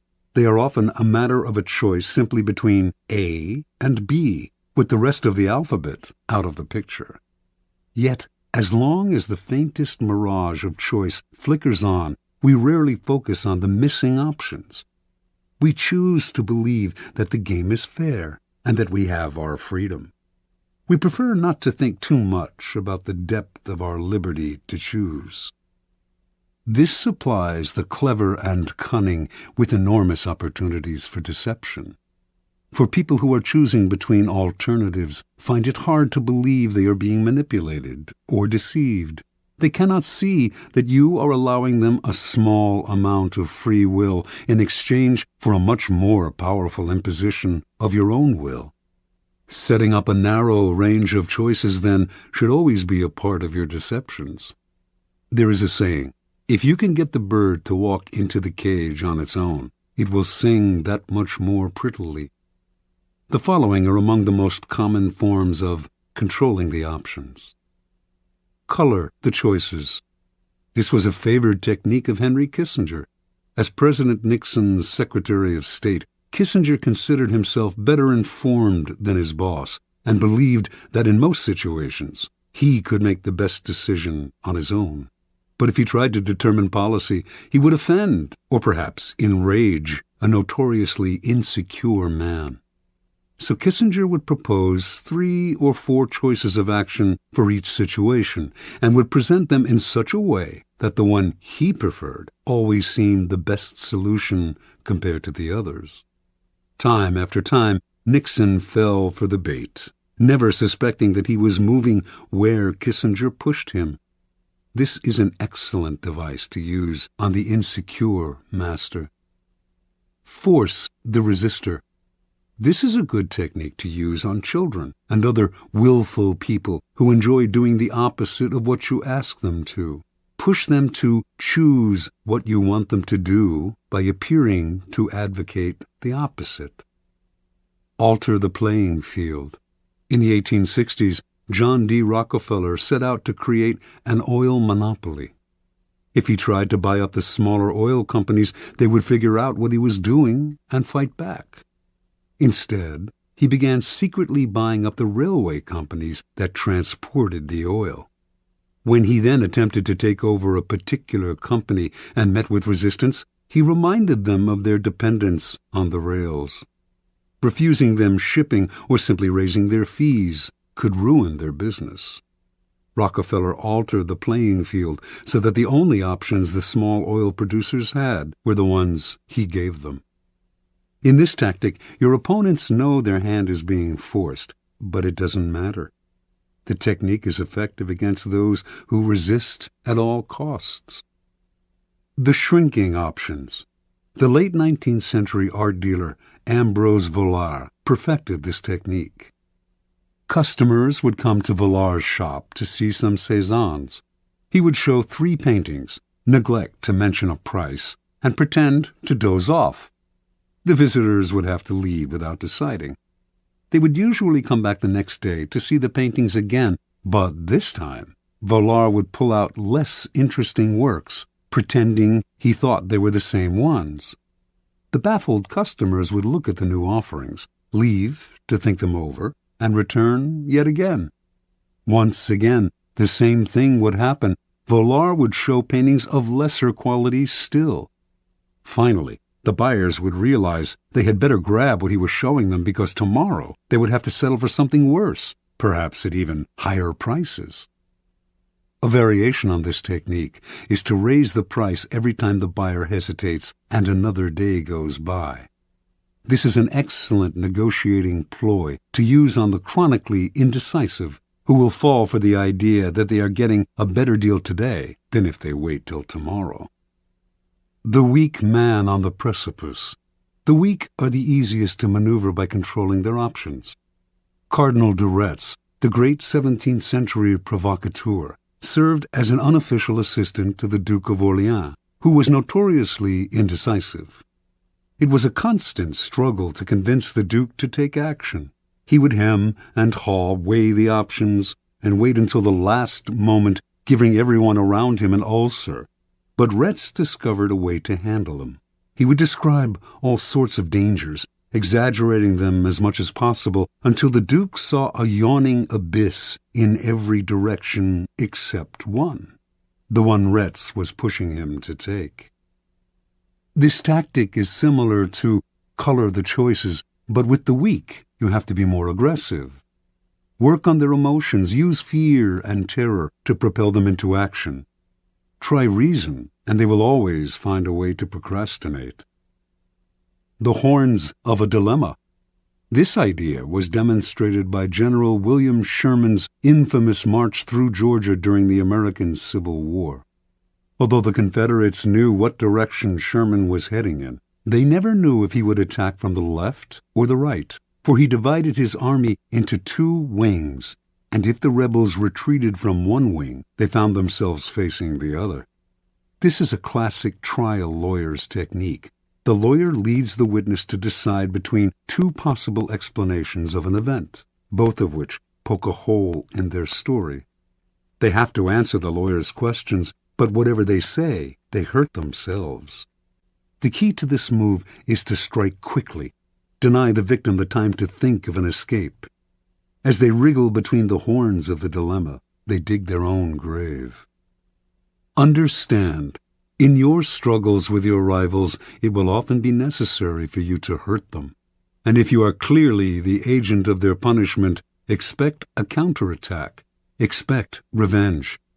If, however, they seem to themselves to be the agents of their own misfortune, they will submit quietly.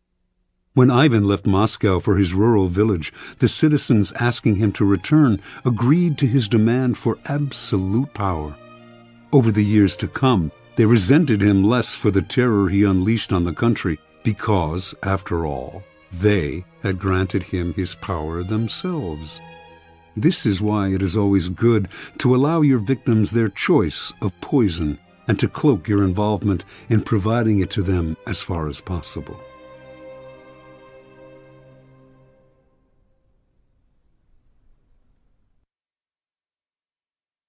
Law 32. Play to people's fantasies. Judgment. The truth is often avoided because it is ugly and unpleasant. Never appeal to truth and reality unless you are prepared for the anger that comes from disenchantment. Life is so harsh and distressing that people who can manufacture romance or conjure up fantasy are like oases in the desert. Everyone flocks to them. There is great power in tapping into the fantasies of the masses. Observance of the law. The city-state of Venice was prosperous for so long that its citizens felt their small republic had destiny on its side.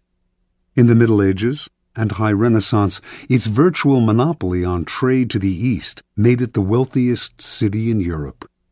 Under a beneficent republican government, Venetians enjoyed liberties that few other Italians had ever known.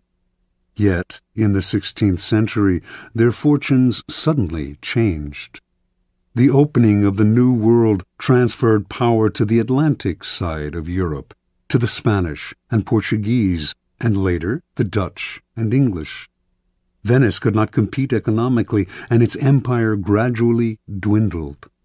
The final blow was the devastating loss of a prized Mediterranean possession, the island of Cyprus, captured from Venice by the Turks in 1570.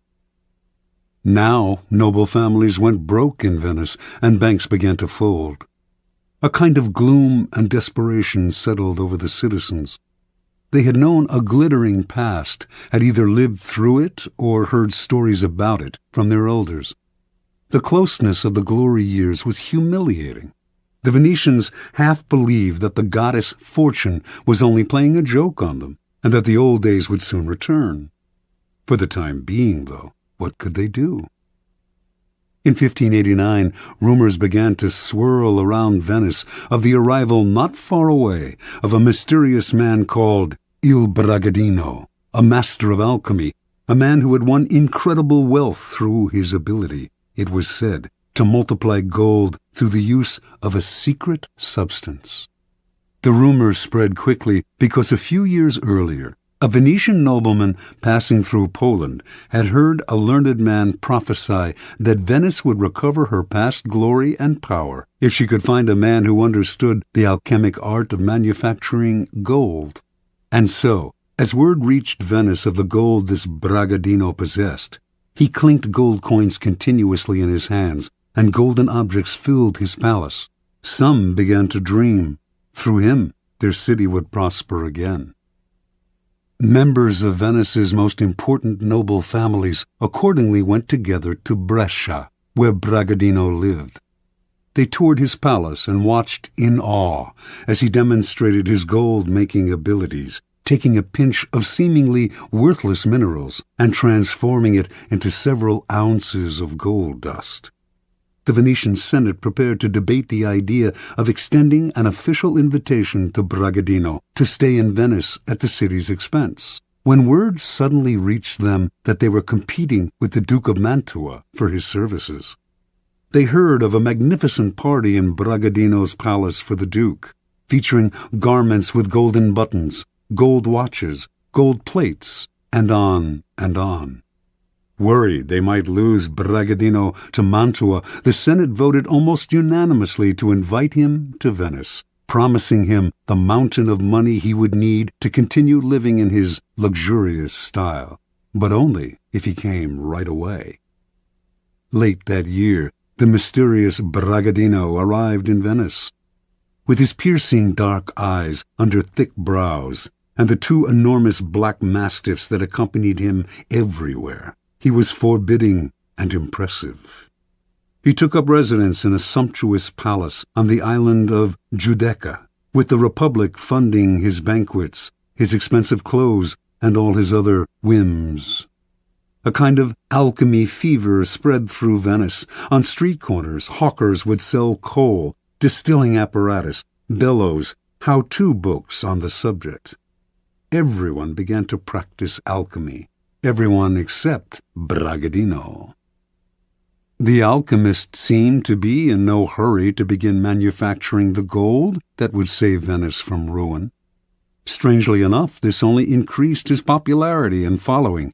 People thronged from all over Europe, even Asia, to meet this remarkable man. Months went by, with gifts pouring in to Bragadino from all sides. Still, he gave no sign of the miracle that the Venetians confidently expected him to produce. Eventually, the citizens began to grow impatient, wondering if he would wait forever. At first the senators warned them not to hurry him. He was a capricious devil who needed to be cajoled. Finally, though, the nobility began to wonder too, and the Senate came under pressure to show a return on the city's ballooning investment. Bragadino had only scorn for the doubters, but he responded to them. He had, he said, already deposited in the city's mint the mysterious substance with which he multiplied gold. He could use this substance up all at once and produce double the gold, but the more slowly the process took place, the more it would yield. If left alone for 7 years, sealed in a casket, the substance would multiply the gold in the mint 30 times over.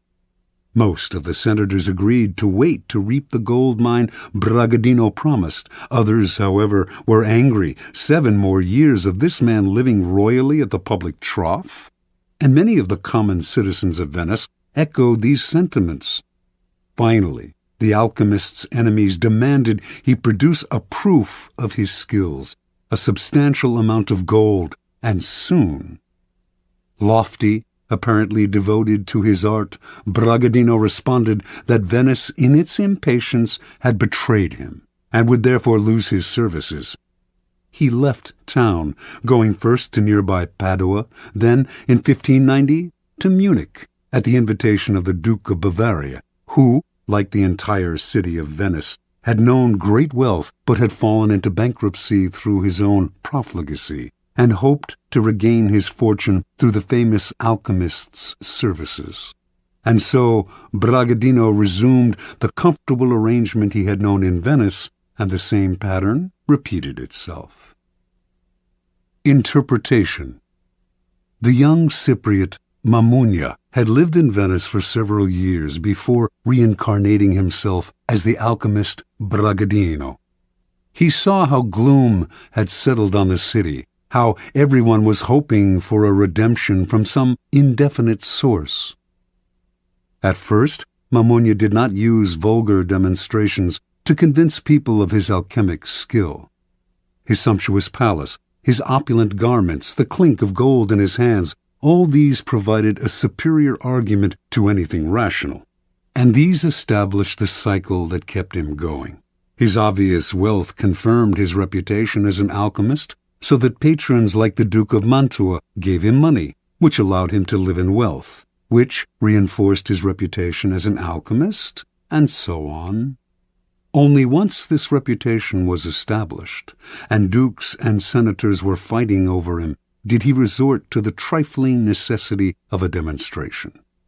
By then, however, people were easy to deceive. They wanted to believe. The Venetian senators who watched him multiply gold wanted to believe so badly that they failed to notice the glass pipe up his sleeve from which he slipped gold dust into his pinches of minerals. Brilliant and capricious, he was the alchemist of their fantasies, and once he had created an aura like this, No one noticed his simple deceptions. People rarely believe that their problems arise from their own misdeeds and stupidity. Someone or something out there is to blame. The other, the world, the gods. And so salvation comes from the outside as well. Had Bragadino arrived in Venice armed with a detailed analysis of the reasons behind the city's economic decline, and of the hard-nosed steps that it could take to turn things around, he would have been scorned. The reality was too ugly, and the solution too painful, mostly the kind of hard work that the citizens' ancestors had mustered to create an empire. Fantasy, on the other hand, in this case the romance of alchemy, was easy to understand and infinitely more palatable. To gain power, you must be a source of pleasure for those around you, and pleasure comes from playing to people's fantasies. Never promise a gradual improvement through hard work. Rather, promise the moon, the great and sudden transformation, the pot of gold. Keys to power. Fantasy can never operate alone. It requires the backdrop of the humdrum and the mundane. It is the oppressiveness of reality that allows fantasy to take root and bloom. In 16th century Venice, the reality was one of decline and loss of prestige. The corresponding fantasy described a sudden recovery of past glories through the miracle of alchemy. While the reality only got worse, the Venetians inhabited a happy dream world in which their city restored its fabulous wealth and power overnight, turning dust into gold. The person who can spin a fantasy out of an oppressive reality has access to untold power. As you search for the fantasy that will take hold of the masses, then, keep your eye on the banal truths that weigh heavily on us all. Never be distracted by people's glamorous portraits of themselves and their lives. Search and dig for what really imprisons them. Once you find that, you have the magical key that will put great power in your hands. Remember, the key to fantasy is distance. The distant has allure and promise, seems simple and problem-free. What are you offering, then, should be ungraspable. Never let it become oppressively familiar. It is the mirage in the distance, withdrawing as the sucker approaches. Never be too direct in describing the fantasy. Keep it vague.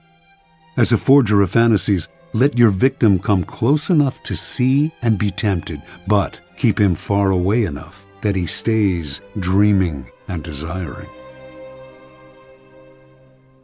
Law 33. Discover each man's thumbscrew. Judgment. Everyone has a weakness, a gap in the castle wall.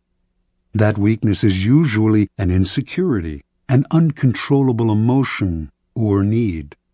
It can also be a small, secret pleasure.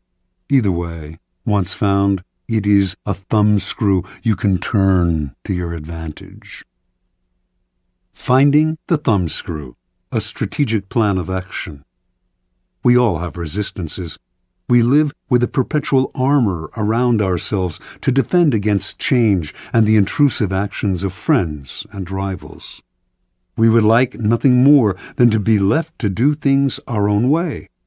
Constantly butting up against these resistances will cost you a lot of energy.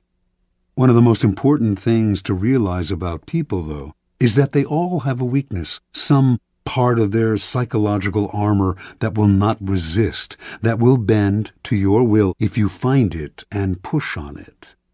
Some people wear their weaknesses openly, others disguise them. Those who disguise them are often the ones most effectively undone through that one chink in their armor.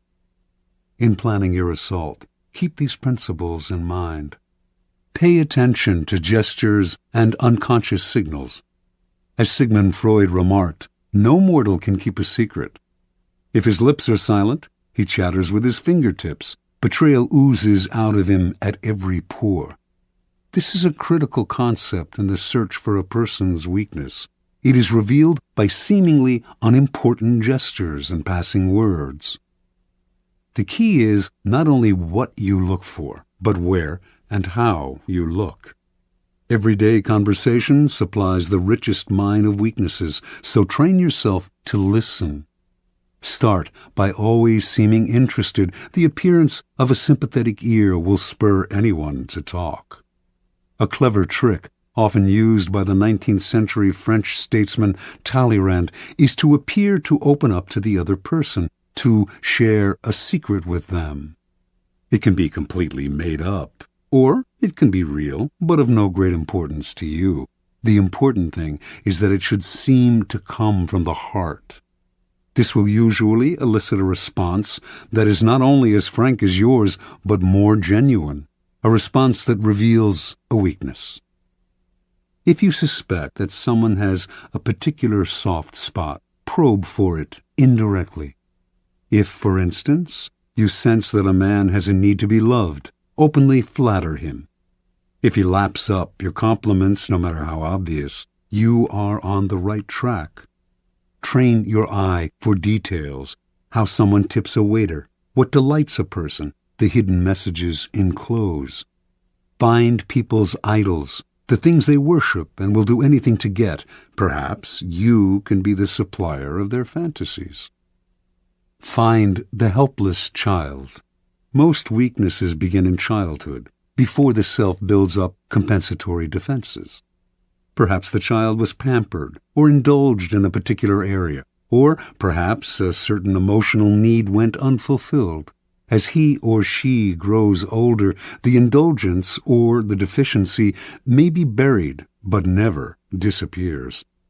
Knowing about a childhood need gives you a powerful key to a person's weakness. One sign of this weakness is that when you touch on it, the person will often act like a child. Be on the lookout, then, for any behavior that should have been outgrown. If your victims or rivals went without something important, such as parental support when they were children, supply it, or its facsimile. If they reveal a secret taste, a hidden indulgence, indulge it. In either case, they will be unable to resist you.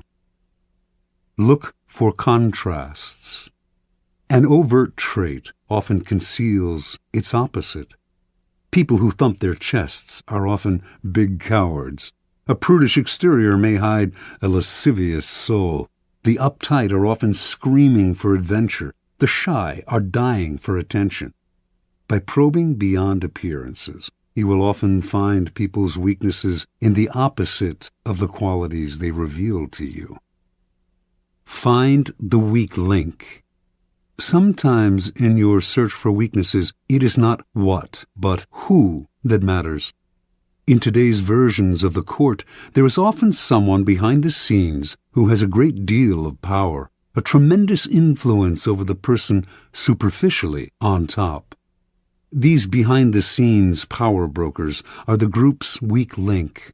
Win their favor, and you indirectly influence the king. Alternatively, even in a group of people acting with the appearance of one will, as when a group under attack closes ranks to resist an outsider, there is always a weak link in the chain. Find the one person who will bend under pressure. Fill the void. The two main emotional voids to fill are insecurity and unhappiness. The insecure are suckers for any kind of social validation. As for the chronically unhappy, look for the roots of their unhappiness. The insecure and the unhappy are the people least able to disguise their weaknesses. The ability to fill their emotional voids is a great source of power and an indefinitely prolongable one. Feed on uncontrollable emotions. The uncontrollable emotion can be a paranoid fear, a fear disproportionate to the situation, or any base motive such as lust, greed, vanity, or hatred. People in the grip of these emotions often cannot control themselves, and you can do the controlling for them. Observance of the law. Arabella Huntington, wife of the great late 19th century railroad magnate Collis P. Huntington, came from humble origins and always struggled for social recognition among her wealthy peers. When she gave a party in her San Francisco mansion, few of the social elite would show up. Most of them took her for a gold digger, not their kind. Because of her husband's fabulous wealth, art dealers courted her, but with such condescension, they obviously saw her as an upstart. Only one man of consequence treated her differently, the dealer Joseph Duveen. For the first few years of Duveen's relationship with Arabella, he made no effort to sell expensive art to her. Instead, he accompanied her to fine stores, chatted endlessly about queens and princesses he knew, on and on. At last, she thought, a man who treated her as an equal, even a superior, in high society. Meanwhile, if Duveen did not try to sell art to her, he did subtly educate her in his aesthetic ideas, namely, that the best art was the most expensive art. And after Arabella had soaked up his way of seeing things, Duveen would act as if she always had exquisite taste, even though before she met him her aesthetics had been abysmal.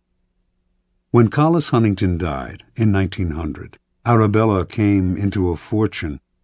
She suddenly started to buy expensive paintings, by Rembrandt and Velázquez, for example, and only from Duveen.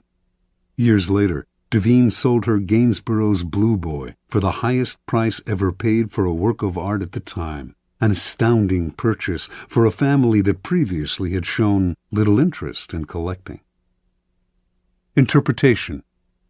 Joseph Duveen instantly understood Arabella Huntington and what made her tick. She wanted to feel important, at home in society. Intensely insecure about her lower-class background, she needed confirmation of her new social status. Duveen waited.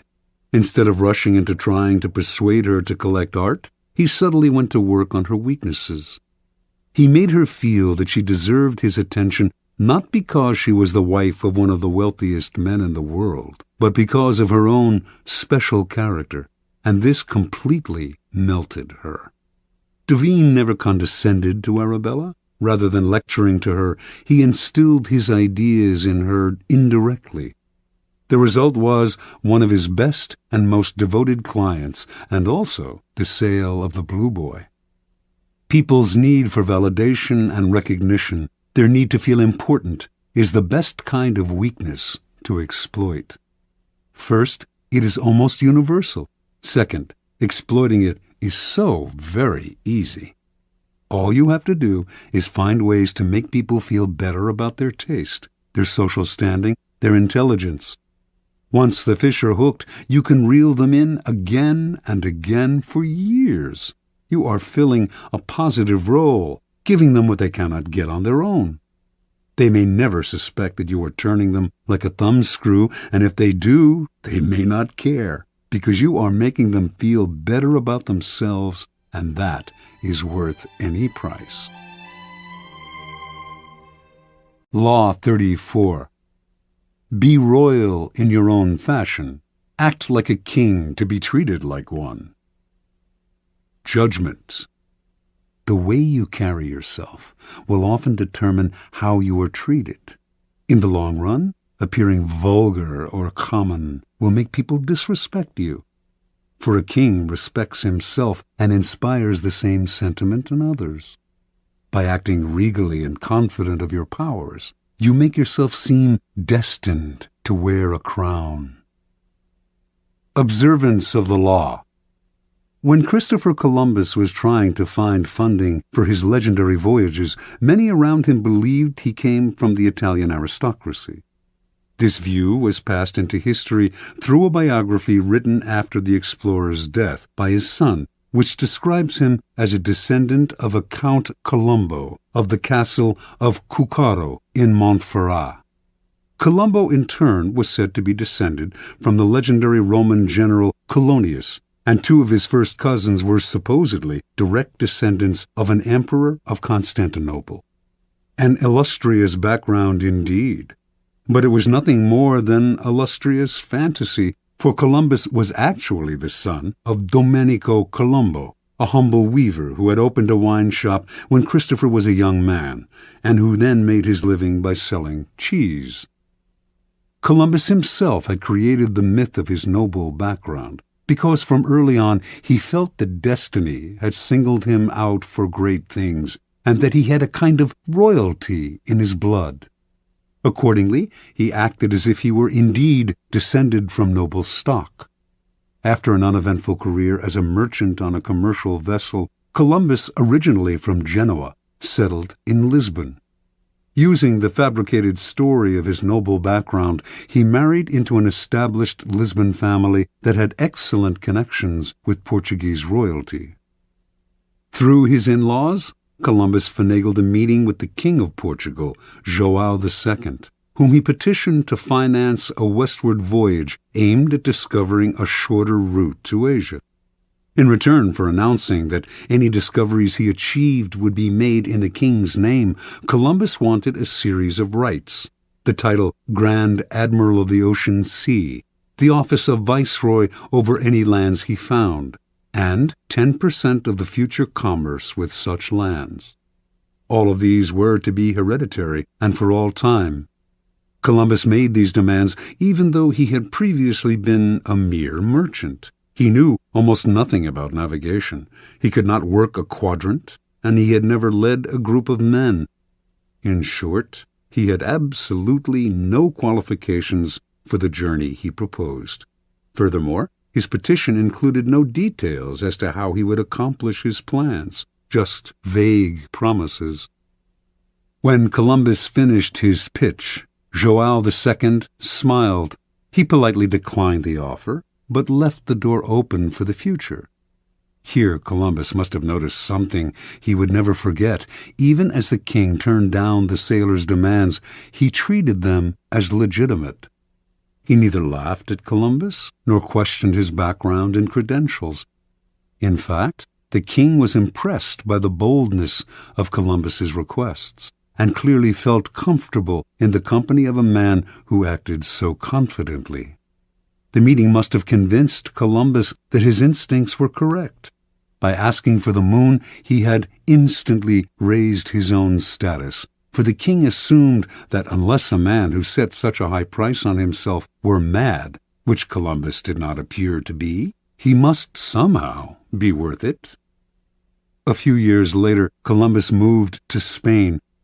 Using his Portuguese connections, he moved in elevated circles at the Spanish court, receiving subsidies from illustrious financiers and sharing tables with dukes and princes.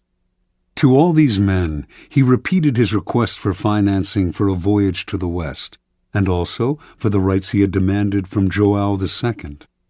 Some, such as the powerful Duke of Medina, wanted to help, but could not, since they lacked the power to grant him the titles and rights he wanted. But Columbus would not back down. He soon realized that only one person could meet his demands: Queen Isabella. In 1487, he finally managed a meeting with the Queen, and although he could not convince her to finance the voyage, he completely charmed her and became a frequent guest in the palace.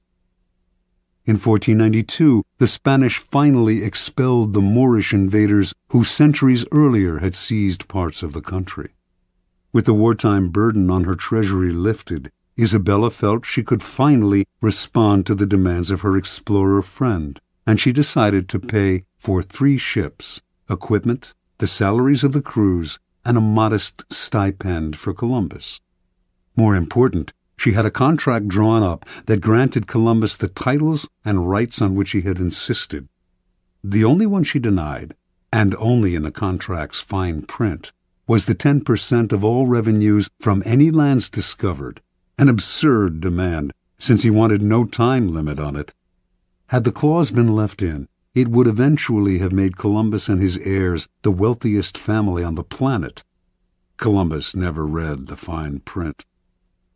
Satisfied that his demands had been met, Columbus set sail that same year in search of the passage to Asia. Before he left, he was careful to hire the best navigator he could find to help get him there. The mission failed to find such a passage, Yet, when Columbus petitioned the Queen to finance an even more ambitious voyage the following year, she agreed. By then, she had come to see Columbus as destined for great things. Interpretation. Columbus had an amazing power to charm the nobility, and it all came from the way he carried himself. He projected a sense of confidence that was completely out of proportion to his means. Nor was his confidence the aggressive, ugly self-promotion of an upstart. It was a quiet and calm self-assurance. In fact, it was the same confidence usually shown by the nobility themselves. The powerful in the old-style aristocracies felt no need to prove or assert themselves. Being noble, they knew they always deserved more and asked for it. With Columbus, then, they felt an instant affinity, for he carried himself just the way they did, elevated above the crowd, destined for greatness. Understand, it is within your power to set your own price. How you carry yourself reflects what you think of yourself. If you ask for little, shuffle your feet, and lower your head, people will assume this reflects your character. But this behavior is not you.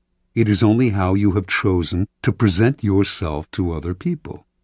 You can just as easily present the Columbus front, buoyancy, confidence, and the feeling that you were born to wear a crown. Keys to power. As children, we start our lives with great exuberance, expecting and demanding everything from the world. This generally carries over into our first forays into society as we begin our careers. But as we grow older, the rebuffs and failures we experience set up boundaries that only get firmer with time. Coming to expect less from the world, we accept limitations that are really self-imposed. We start to bow and scrape and apologize for even the simplest of requests. The solution to such a shrinking of horizons is to deliberately force ourselves in the opposite direction, to downplay the failures and ignore the limitations, to make ourselves demand and expect as much as the child. To accomplish this, we must use a particular strategy upon ourselves. Call it the strategy of the crown. The strategy of the crown is based on a simple chain of cause and effect. If we believe we are destined for great things, our belief will radiate outward just as a crown creates an aura around a king. This outward radiance will infect the people around us, who will think we must have reasons to feel so confident. People who wear crowns seem to feel no inner sense of the limits to what they can ask for or what they can accomplish. This, too, radiates outward. Limits and boundaries disappear. Use the strategy of the crown, and you will be surprised how often it bears fruit. Take as an example those happy children who ask for whatever they want and get it. Their high expectations are their charm. Adults enjoy granting their wishes, just as Isabella enjoyed granting the wishes of Columbus. Law 35.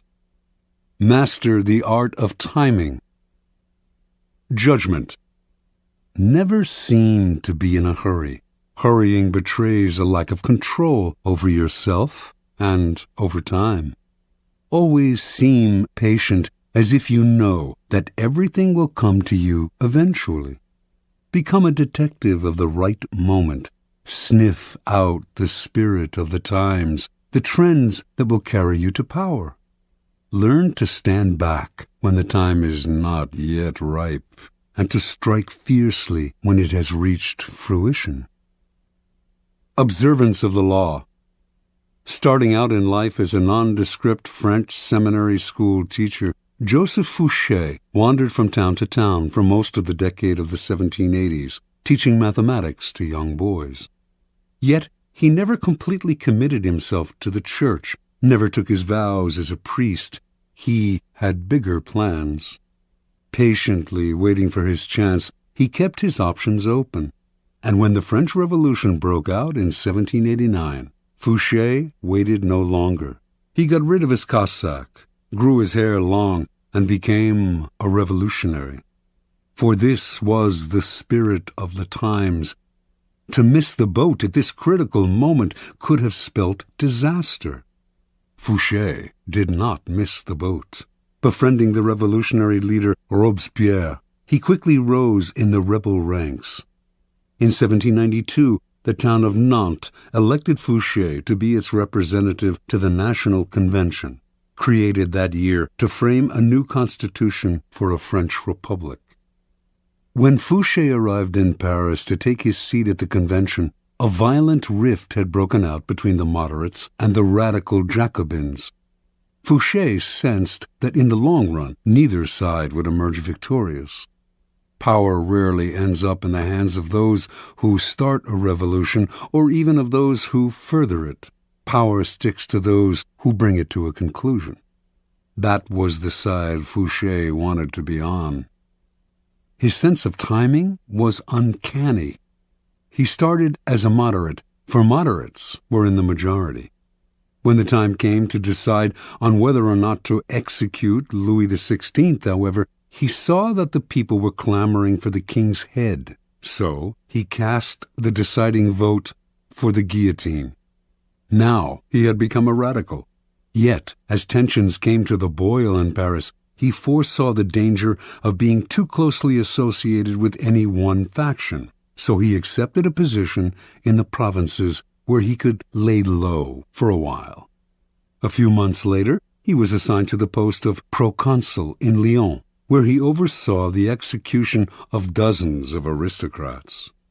At a certain moment, however, he called a halt to the killings, sensing that the mood of the country was turning, and despite the blood already on his hands, the citizens of Lyon hailed him as a savior from what had become known as the Terror.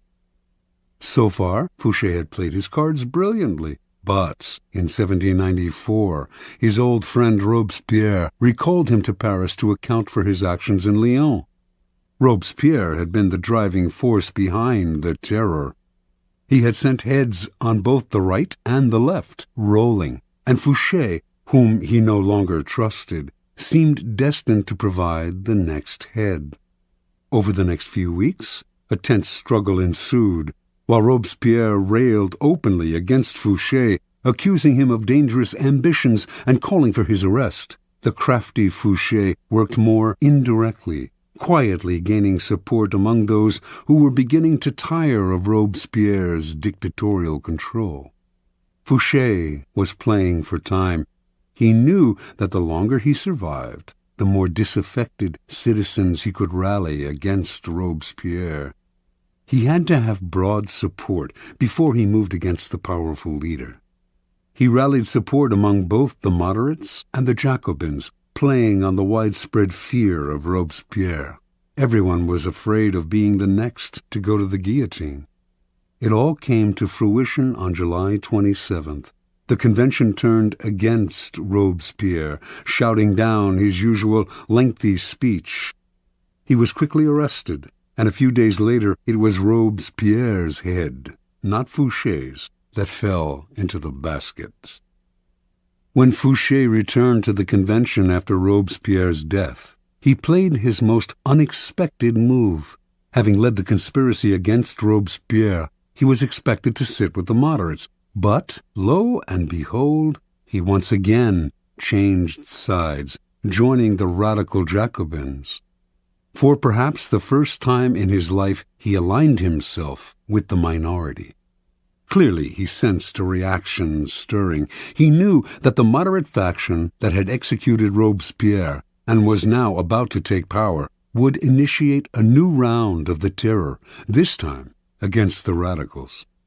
In siding with the Jacobins, then, Fouché was sitting with the martyrs of the days to come, the people who would be considered blameless in the troubles that were on their way.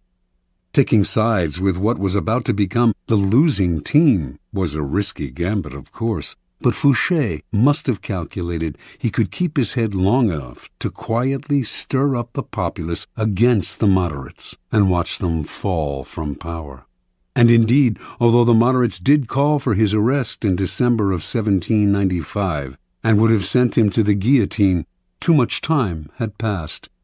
The executions had become unpopular with the people, and Fouché survived the swing of the pendulum one more time.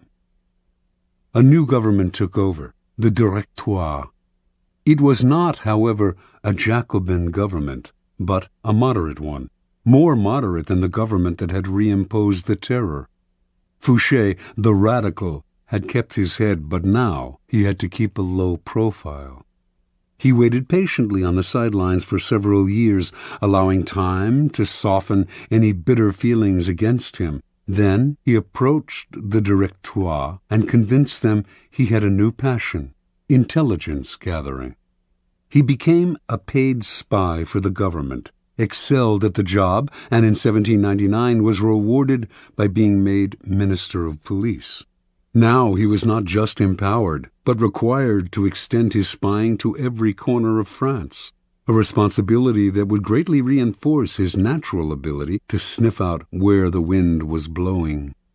One of the first social trends he detected, in fact, came in the person of Napoleon, a brash young general whose destiny he right away saw was entwined with the future of France.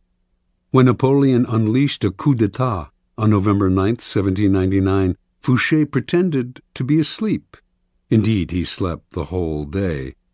For this indirect assistance, it might have been thought his job, after all, to prevent a military coup.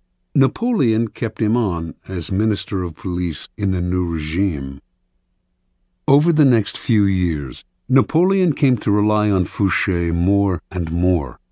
He even gave this former revolutionary a title, Duke of Otranto, and rewarded him with great wealth. By 1808, however, Fouché, always attuned to the times, sensed that Napoleon was on the downswing. His feudal war with Spain, a country that posed no threat to France, was a sign that he was losing a sense of proportion. Never one to be caught on a sinking ship, Fouché conspired with Talleyrand to bring about Napoleon's downfall. Although the conspiracy failed, Talleyrand was fired. Fouché stayed, but was kept on a tight leash. It publicized a growing discontent with the emperor, who seemed to be losing control. By 1814, Napoleon's power had crumbled, and Allied forces finally conquered him. The next government was a restoration of the monarchy in the form of King Louis XVIII, brother of Louis XVI. Fouché, his nose always sniffing the air for the next social shift, knew Louis would not last long. He had none of Napoleon's flair. Fouché once again played his waiting game, laying low, staying away from the spotlight. Sure enough, in February of 1815, Napoleon escaped from the island of Elba, where he had been imprisoned. Louis XVIII panicked. His policies had alienated the citizenry who were clamoring for Napoleon's return. So Louis turned to the one man who could maybe have saved his hide, Fouché, the former radical who had sent his brother Louis XVI to the guillotine, but was now one of the most popular and widely admired politicians in France. Fouché, however, would not side with a loser. He refused Louis's request for help by pretending that his help was unnecessary, by swearing that Napoleon would never return to power, although he knew otherwise. A short time later, of course, Napoleon and his new citizen army were closing in on Paris. Seeing his reign about to collapse, feeling that Fouché had betrayed him, and certain that he did not want this powerful and able man on Napoleon's team, King Louis ordered the minister's arrest and execution. On March 16, 1815, policemen surrounded Fouché's coach on a Paris boulevard. Was this finally his end? Perhaps, but not immediately. Fouché told the police that an ex-member of government could not be arrested on the street. They fell for the story and allowed him to return home. Later that day, though, they came to his house and once again declared him under arrest. Fouché nodded, but would the officers be so kind as allow a gentleman to wash and to change his clothes before leaving his house for the last time? They gave their permission. Fouché left the room, and the minutes went by. Fouché did not return. Finally, the policemen went into the next room, where they saw a ladder against an open window leading down to the garden below. That day and the next, the police combed Paris for Fouché, but by then Napoleon's cannons were audible in the distance, and the king and all the king's men had to flee the city. As soon as Napoleon entered Paris, Fouché came out of hiding. He had cheated the executioner once again. Napoleon greeted his former minister of police and gladly restored him to his old post. During the 100 days that Napoleon remained in power, until Waterloo, it was essentially Fouché who governed France. After Napoleon fell, Louis XVIII returned to the throne, and like a cat with 9 lives, Fouché stayed on to serve in yet another government. By then, his power and influence had grown so great that not even the king dared challenge him. Interpretation. In a period of unprecedented turmoil, Joseph Fouché thrived through his mastery of the art of timing. He teaches us a number of key lessons. First, it is critical to recognize the spirit of the times. Fouché always looked 2 steps ahead, found the wave that would carry him to power, and rode it. You must always work with the times, anticipate their twists and turns, and never miss the boat. Sometimes the spirit of the times is obscure. Recognize it not by what is loudest and most obvious in it, but by what lies hidden and dormant. Look forward to the Napoleons of the future rather than holding on to the ruins of the past. Second, recognizing the prevailing winds does not necessarily mean running with them. Any potent social movement creates a powerful reaction, and it is wise to anticipate what that reaction will be, as Fouché did after the execution of Robespierre. Rather than ride the cresting wave of the moment, wait for the tide's ebb to carry you back to power. Upon occasion, bet on the reaction that is brewing and place yourself in the vanguard of it. Finally, Fouché had remarkable patience. Without patience as your sword and shield, your timing will fail, and you will inevitably find yourself a loser. When the times were against Fouché, he did not struggle, get emotional, or strike out rashly. He kept his cool and maintained a low profile, patiently building support among the citizenry, the bulwark in his next rise to power. Whenever he found himself in the weaker position, he played for time, which he knew would always be his ally if he was patient. Recognize the moment then, to hide in the grass or slither under a rock, as well as the moment to bare your fangs and attack. Keys to power. There are 3 kinds of time for us to deal with. Each presents problems that can be solved with skill and patience. First, there is long time, the drawn-out, years-long kind of time that must be managed with patience and gentle guidance. Our handling of long time should be mostly defensive. This is the art of not reacting impulsively, of waiting for opportunity. Next, there is forced time, the short time that we can manipulate as an offensive weapon, upsetting the timing of our opponent. Finally, there is end time, when a plan must be executed with speed and force.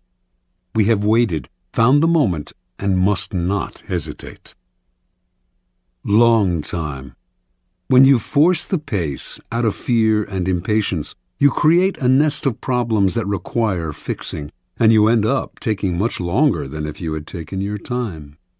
Hurriers may occasionally get there quicker, but papers fly everywhere, new dangers arise, and they find themselves in constant crisis mode, fixing the problems that they themselves have created. Sometimes not acting in the face of danger is your best move. You wait. You deliberately slow down. As time passes, it will eventually present opportunities you had not imagined. Waiting involves controlling not only your own emotions, but those of your colleagues who, mistaking action for power, may try to push you into making rash moves. In your rivals, on the other hand, you can encourage this same mistake if you let them rush headlong into trouble while you stand back and wait. You will soon find ripe moments to intervene and pick up the pieces. You do not deliberately slow time down to live longer or to take more pleasure in the moment, but the better to play the game of power. First, when your mind is uncluttered by constant emergencies, you will see further into the future. Second, you will be able to resist the baits that people dangle in front of you and will keep yourself from becoming another impatient sucker. Third, you will have more room to be flexible. Opportunities will inevitably arise that you had not expected and would have missed had you forced the pace. Fourth, you will not move from one deal to the next without completing the first one. To build your power's foundation can take years. Make sure that foundation is secure. Do not be a flash in the pan. Success that is built up slowly and surely is the only kind that lasts. Forced time. The trick in forcing time is to upset the timing of others, to make them hurry, to make them wait, to make them abandon their own pace, to distort their perception of time. By upsetting the timing of your opponent while you stay patient, you open up time for yourself, which is half the game. Making people wait is a powerful way of forcing time, as long as they do not figure out what you are up to. You control the clock. They linger in limbo and rapidly come unglued, opening up opportunities for you to strike. The opposite effect is equally powerful. You make your opponents hurry, start off your dealings with them slowly, then suddenly apply pressure, making them feel that everything is happening at once. People who lack the time to think will make mistakes, so set their deadlines for them. This was the technique Machiavelli admired in Cesare Borgia, who, during negotiations, would suddenly press vehemently for a decision, upsetting his opponent's timing and patience. For who would dare make Cesare wait? End time. You can play the game with the utmost artistry, waiting patiently for the right moment to act, putting your competitors off their form by messing with their timing. But it won't mean a thing unless you know how to finish. Do not be one of those people who look like paragons of patience, but are actually just afraid to bring things to a close. Patience is worthless unless combined with a willingness to fall ruthlessly on your opponent at the right moment. You can wait as long as necessary for the conclusion to come, but when it comes, it must come quickly. Use speed to paralyze your opponent, cover up any mistakes you might make, and impress people with your aura of authority and finality. With the patience of a snake charmer, you draw the snake out with calm and steady rhythms. Once the snake is out, though, would you dangle your foot above its deadly head? There is never a good reason to allow the slightest hitch in your endgame. Your mastery of timing can really only be judged by how you work with end time, how you quickly change the pace and bring things to a swift and definitive conclusion. Law 36. Disdain things you cannot have. Ignoring them is the best revenge. Judgment. By acknowledging a petty problem, you give it existence and credibility. The more attention you pay an enemy, the stronger you make him, and a small mistake is often made worse and more visible when you try to fix it. It is sometimes best to leave things alone. If there is something you want but cannot have, show contempt for it. The less interest you reveal, the more superior you seem. Observance of the law. In the year 1527, King Henry VIII of England decided he had to find a way to get rid of his wife, Catherine of Aragon. Catherine had failed to produce a son, a male heir who would ensure the continuance of his dynasty, and Henry thought he knew why. He had read in the Bible the passage, "And if a man shall take his brother's wife, it is an unclean thing. He hath uncovered his brother's nakedness. They shall be childless." Before marrying Henry, Catherine had married his older brother Arthur, but Arthur had died 5 months later. Henry had waited an appropriate time, then had married his brother's widow. Catherine was the daughter of King Ferdinand and Queen Isabella of Spain, and by marrying her, Henry had kept alive a valuable alliance. Now, however, Catherine had to assure him that her brief marriage with Arthur had never been consummated. Otherwise, Henry would view their relationship as incestuous and their marriage as null and void. Catherine insisted that she had remained a virgin through her marriage to Arthur, and Pope Clement VII supported her by giving his blessing to the union, which he could not have done had he considered it incestuous. Yet, after years of marriage to Henry, Catherine had failed to produce a son, and in the early 1520s she had entered menopause. To the king, this could only mean one thing. She had lied about her virginity. Their union was incestuous, and God had punished them. There was another reason why Henry wanted to get rid of Catherine. He had fallen in love with a younger woman, Anne Boleyn. Not only was he in love with her, but if he married her, he could still hope to sire a legitimate son. The marriage to Catherine had to be annulled. For this, however, Henry had to apply to the Vatican, but Pope Clement would never annul their marriage. By the summer of 1527, rumors spread throughout Europe that Henry was about to attempt the impossible, to annul his marriage against Clement's wishes. Catherine would never abdicate, let alone voluntarily enter a nunnery, as Henry had urged her. But Henry had his own strategy. He stopped sleeping in the same bed with Catherine, since he considered her his sister-in-law, not his lawful wife. He insisted on calling her Princess Dowager of Wales, her title as Arthur's widow. Finally, in 1531, he banished her from court and shipped her off to a distant castle. The Pope ordered him to return her to court on pain of excommunication, the most severe penalty a Catholic could suffer. Henry not only ignored this threat, he insisted that his marriage to Catherine had been dissolved, and in 1533 he married Anne Boleyn. Clement refused to recognize the marriage, but Henry did not care. He no longer recognized the Pope's authority and proceeded to break with the Roman Catholic Church, establishing the Church of England in its stead, with the king as the head of the new church.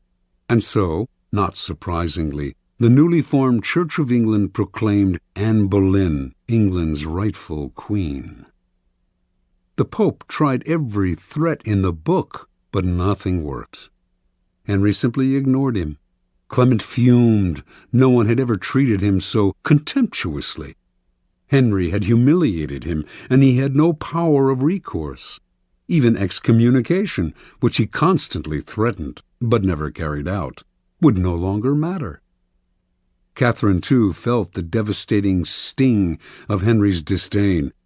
She tried to fight back, but in appealing to Henry, her words fell on deaf ears, and soon they fell on no one's. Isolated from the court, ignored by the king, mad with anger and frustration, Catherine slowly deteriorated, and finally died in January of 1536 from a cancerous tumor of the heart. Interpretation. When you pay attention to a person, the two of you become partners of sorts, each moving in step to the actions and reactions of the other. In the process, you lose your initiative. It is a dynamic of all interactions. By acknowledging other people, even if only to fight with them. You open yourself to their influence. Had Henry locked horns with Catherine, he would have found himself mired in endless arguments that would have weakened his resolve and eventually worn him down. Had he set out to convince Clement to change his verdict on the marriage's validity, or tried to compromise and negotiate with him, he would have gotten bogged down in Clement's favorite tactic, playing for time, promising flexibility, but actually getting what popes always got, their way.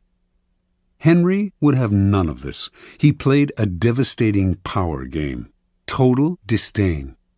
By ignoring people, you cancel them out. This unsettles and infuriates them, but since they have no dealings with you, there is nothing they can do. This is the offensive aspect of the law. Playing the card of contempt is immensely powerful, for it lets you determine the conditions of the conflict. The war is waged on your terms. This is the ultimate power pose. You are the king, and you ignore what offends you. Watch how this tactic infuriates people.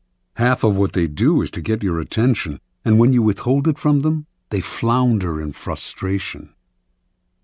Keys to power. If choosing to ignore enhances your power, it follows that the opposite approach, commitment and engagement, often weakens you.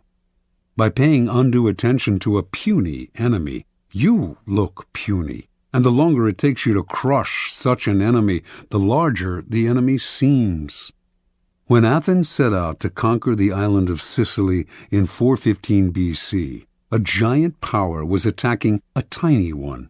Yet by entangling Athens in a long, drawn-out conflict, Syracuse, Sicily's most important city-state, was able to grow in stature and confidence. Finally, defeating Athens, it made itself famous for centuries to come. In recent times, President John F. Kennedy made a similar mistake in his attitude to Fidel Castro of Cuba. His failed invasion at the Bay of Pigs in 1961 made Castro an international hero. When you are attacked by an inferior, deflect people's attention by making it clear that the attack has not even registered. Look away, or answer sweetly, showing how little the attack concerns you. Similarly, when you yourself have committed a blunder, the best response is often to make less of your mistake by treating it lightly.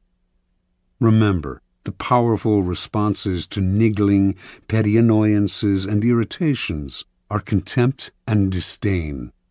Never show that something has affected you or that you are offended. That only shows you have acknowledged a problem.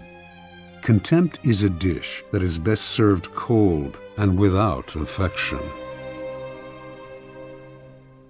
Law 37. Create compelling spectacles. Judgment.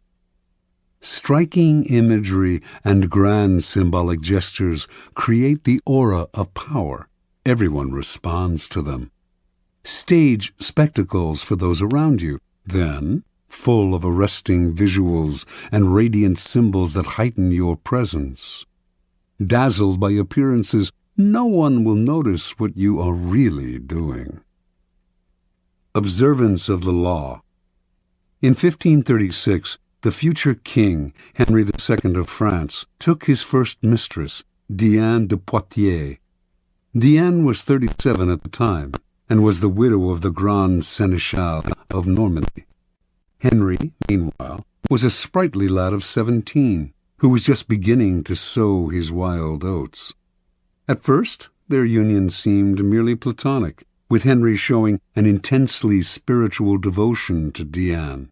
But it soon became clear that he loved her in every way, preferring her bed to that of his young wife, Catherine de' Medici. In 1547, King Francis died, and Henry ascended to the throne. This new situation posed perils for Diane de Poitiers. She had just turned 48, and despite her notorious cold baths and rumored youth potions, she was beginning to show her age. Now that Henry was king, perhaps he would return to the Queen's bed. and do as other kings had done, choose mistresses from the bevy of beauties who made the French court the envy of Europe. He was, after all, only 28, and cut a dashing figure. But Diane did not give up so easily. She would continue to enthrall her lover, as she had enthralled him for the past 11 years. Diane's secret weapons were symbols and images to which she had always paid great attention. Early on in her relationship with Henry, she had created a motif by intertwining her initials with his to symbolize their union. The idea worked like a charm. Henry put this insignia everywhere, on his royal robes, on monuments, on churches, on the façade of the Louvre, then the royal palace in Paris. Diane's favorite colors were black and white, which she wore exclusively, and wherever it was possible, the insignia appeared in these colors. Everyone recognized the symbol and its meaning. Soon after Henry took the throne, however, Diane went still further. She decided to identify herself with the Roman goddess Diana, her namesake. Diana was the goddess of the hunt, the traditional royal pastime, and the particular passion of Henry. Equally important, in Renaissance art, she symbolized chastity and purity. For a woman like Diane to identify herself with this goddess would instantly call up those images in the court, giving her an air of respectability. Symbolizing her chaste relationship with Henry, it would also set her apart from the adulterous liaisons of royal mistresses past. To effect this association, Diane began by completely transforming her castle at Aunay. She razed the building's structure and in its place erected a magnificent Doric-columned edifice modeled after a Roman temple. It was made in white Normandy stone, flecked with black silex, reproducing Diane's trademark colors of black and white. The insignia of her and Henry's initials appeared on the columns, the doors, the windows, the carpet. Meanwhile, symbols of Diana, crescent moons, stags, and hounds, adorned the gates and facade. Inside, enormous tapestries depicting episodes in the life of the goddess lay on the floors and hung on the walls. In the garden stood the famous Goujon sculpture Diane Chasseresse, which is now in the Louvre, and which had an uncanny resemblance to Diane de Poitiers. Paintings and other depictions of Diana appeared in every corner of the castle. Aunay overwhelmed Henry, who soon was trumpeting the image of Diane de Poitiers as a Roman goddess. In 1548, when the couple appeared together in Lyon for a royal celebration, the townspeople welcomed them with a tableau vivant depicting a scene with Diana the huntress. France's greatest poet of the period, Pierre de Ronsard, began to write verses in honor of Diana. Indeed, a kind of cult of Diana sprang up, all inspired by the king's mistress. It seemed to Henry that Diane had given herself a kind of divine aura, and as if he were destined to worship her for the rest of his life. And until his death in 1559, he did remain faithful to her, making her a duchess, giving her untold wealth, and displaying an almost religious devotion to his first and only mistress. Interpretation. Diane de Poitiers, a woman from a modest bourgeois background, managed to captivate Henry for over 20 years. By the time she died, she was well into her 60s, yet his passion for her only increased with the years. She knew the king well. He was not an intellectual, but a lover of the outdoors. He particularly loved jousting tournaments, with their bright pennants, brilliantly caparisoned horses, and beautifully dressed women. Henry's love of visual splendor seemed childlike to Diane, and she played on this weakness of his at every opportunity. Most astute of all was Diane's appropriation of the goddess Diana. Here she took the game beyond physical imagery into the realm of the psychic symbol. It was quite a feat to transform a king's mistress into an emblem of power and purity, but she managed it. Without the resonance of the goddess, Diane was merely an aging courtesan. With the imagery and symbolism of Diana on her shoulders, she seemed a mythic force destined for greatness.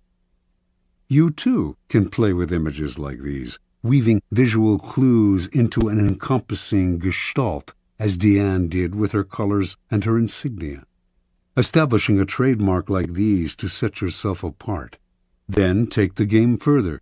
Find an image or symbol from the past that will neatly fit your situation and put it on your shoulders like a cape. It will make you seem larger than life. Keys to power. Words put you on the defensive. If you have to explain yourself, your power is already in question. The image, on the other hand, imposes itself as a given. It discourages questions, creates forceful associations, resists unintended interpretations, communicates instantly, and forges bonds that transcend social differences. Words stir up arguments and divisions. Images bring people together. They are the quintessential instruments of power. The symbol has the same force, whether it is visual or a verbal description of something visual. The symbol of the Sun King, as explained by Louis XIV, who was known by that epithet, can be read on many layers, but the beauty of it is that its associations required no explanation, spoke immediately to his subjects, distinguished him from all other kings, and conjured up a kind of majesty that went far beyond the words themselves. The symbol contains untold power. Things change in the game of symbols. It is probably no longer possible to pose as a Sun King or to wrap the mantle of Diana around you. Yet you can associate yourself with such symbols more indirectly.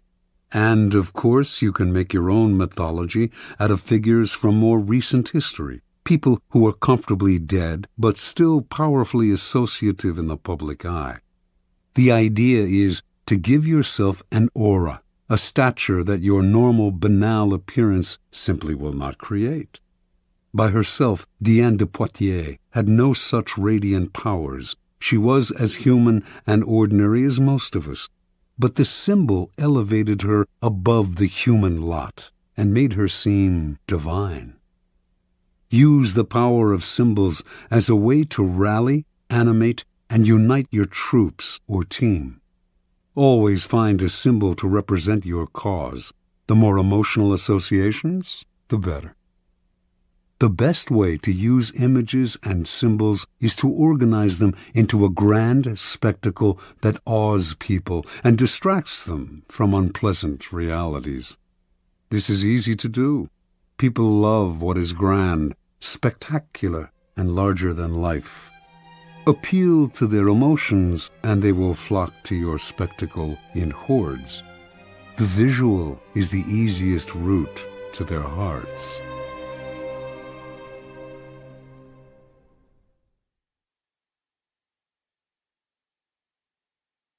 Law 38. Think as you like, but behave like others. Judgment. If you make a show of going against the times, flaunting your unconventional ideas and unorthodox ways, people will think that you only want attention and that you look down upon them. They will find a way to punish you for making them feel inferior. It is far safer to blend in and nurture the common touch. Share your originality only with tolerant friends and those who are sure to appreciate your uniqueness. Transgression of the law. Around the year 478 BC, the city of Sparta sent an expedition to Persia, led by the young Spartan nobleman Pausanias. The city-states of Greece had recently fought off a mighty invasion from Persia, and now Pausanias, along with allied ships from Athens, had orders to punish the invaders and win back the islands and coastal towns that the Persians had occupied. Both the Athenians and the Spartans had great respect for Pausanias. He had proven himself as a fearless warrior with a flair for the dramatic. With amazing speed, Pausanias and his troops took Cyprus, then moved on to the mainland of Asia Minor known as the Hellespont, and captured Byzantium, modern-day Istanbul. Now, master of part of the Persian Empire, Pausanias began to show signs of behavior that went beyond his normal flamboyance. He appeared in public wearing pomade in his hair and flowing Persian robes, and accompanied by a bodyguard of Egyptians. He held lavish banquets in which he sat in the Persian manner and demanded to be entertained. He stopped seeing his old friends, entered into communication with the Persian king Xerxes, and all in all affected the style and manner of a Persian dictator. Clearly power and success had gone to Pausanias' head. His army, Athenians and Spartans alike, at first thought this is a passing fancy. He had always been a bit exaggerated in his gestures, but when he flaunted his disdain for the Greek simple way of life and insulted the common Greek soldier, they began to feel he had gone too far. Although there was no concrete evidence for this, rumors spread that he had gone over to the other side, and that he dreamed of becoming a kind of Greek Xerxes. To quell the possibility of mutiny, the Spartans relieved Pausanias of his command and called him home. Pausanias, however, continued to dress in the Persian style, even in Sparta. After a few months, he independently hired a trireme and returned to the Hellespont, telling his compatriots he was going to continue the fight against the Persians. Actually, however, he had different plans: to make himself ruler of all Greece with the aid of Xerxes himself. The Spartans declared him a public enemy and sent a ship to capture him. Pausanias surrendered, certain that he could clear himself of the charges of treason. It did come out during the trial that during his reign as commander he had offended his fellow Greeks time and again, erecting monuments, for instance, in his own name, rather than those of the cities whose troops had fought alongside him, as was the custom. Yet Pausanias proved right. Despite the evidence of his numerous contacts with the enemy, the Spartans refused to imprison a man of such noble birth and let him go. Now thinking himself untouchable, Pausanias hired a messenger to take a letter to Xerxes, but the messenger instead took the letter to the Spartan authorities. These men wanted to find out more, so they had the messenger arrange to meet Pausanias in a temple where they could hide and listen behind a partition. What Pausanias said shocked them. They had never heard such contempt for their ways spoken so brazenly by one of their own, and they made arrangements for his immediate arrest. On his way home from the temple, Pausanias got word of what had happened. He ran to another temple to hide, but the authorities followed him there and placed sentries all around. Pausanias refused to surrender. Unwilling to forcibly remove him from the sacred temple, the authorities kept him trapped inside until he eventually died of starvation. Interpretation. At first glance, it might seem that Pausanias simply fell in love with another culture, a phenomenon as old as time. Never comfortable with the asceticism of the Spartans, he found himself enthralled by the Persian love of luxury and sensual pleasure. He put on Persian robes and perfumes with a sense of deliverance from Greek discipline and simplicity. This is how it appears when people adopt a culture in which they were not raised. Often, however, there is also something else at play. People who flaunt their infatuation with a different culture are expressing a disdain and contempt for their own. They are using the outward appearance of the exotic to separate themselves from the common folk who unquestioningly follow the local customs and laws, and to express their sense of superiority. Otherwise, they would act with more dignity, showing respect for those who do not share their desires. Indeed, their need to show their difference so dramatically often makes them disliked by the people whose beliefs they challenge, indirectly and subtly, perhaps, but offensively nonetheless. Cultures have norms that reflect centuries of shared beliefs and ideals. Do not expect to scoff at such things with impunity. You will be punished somehow, even if just through isolation, a position of real powerlessness. Many of us, like Pausanias, feel the siren call of the exotic, the foreign. Measure and moderate this desire. Flaunting your pleasure in alien ways of thinking and acting will reveal a different motive to demonstrate your superiority over your fellows. Keys to power. Wise and clever people learn early on that they can display conventional behavior and mouth conventional ideas without having to believe in them. The power these people gain from blending in is that of being left alone to have the thoughts they want to have, and to express them to the people they want to express them to, without suffering isolation or ostracism. Once they have established themselves in a position of power, they can try to convince a wider circle of the correctness of their ideas, perhaps working indirectly. Make a show of blending in, even going so far as to be the most zealous advocate of the prevailing orthodoxy. If you stick to conventional appearances in public, few will believe you think differently in private. Do not be so foolish as to imagine that in our own time the old orthodoxies are gone. Jonas Salk, for instance, thought science had gotten past politics and protocol, and so, in his search for a polio vaccine, he broke all the rules, going public with the discovery before showing it to the scientific community, taking credit for the vaccine without acknowledging the scientists who had paved the way, making himself a star. The public may have loved him, but scientists shunned him. His disrespect for his community's orthodoxies left him isolated, and he wasted years trying to heal the breach and struggling for funding and cooperation. The logical extension of this law is the invaluable ability to be all things to all people. When you go into society, leave behind your own ideas and values, and put on the mask that is most appropriate for the group in which you find yourself. People will swallow the bait because it flatters them to believe that you share their ideas. They will not take you as a hypocrite if you are careful, for how can they accuse you of hypocrisy if you do not let them know exactly what you stand for? Nor will they see you as lacking in values. Of course you have values, the values you share with them while in their company. Law 39.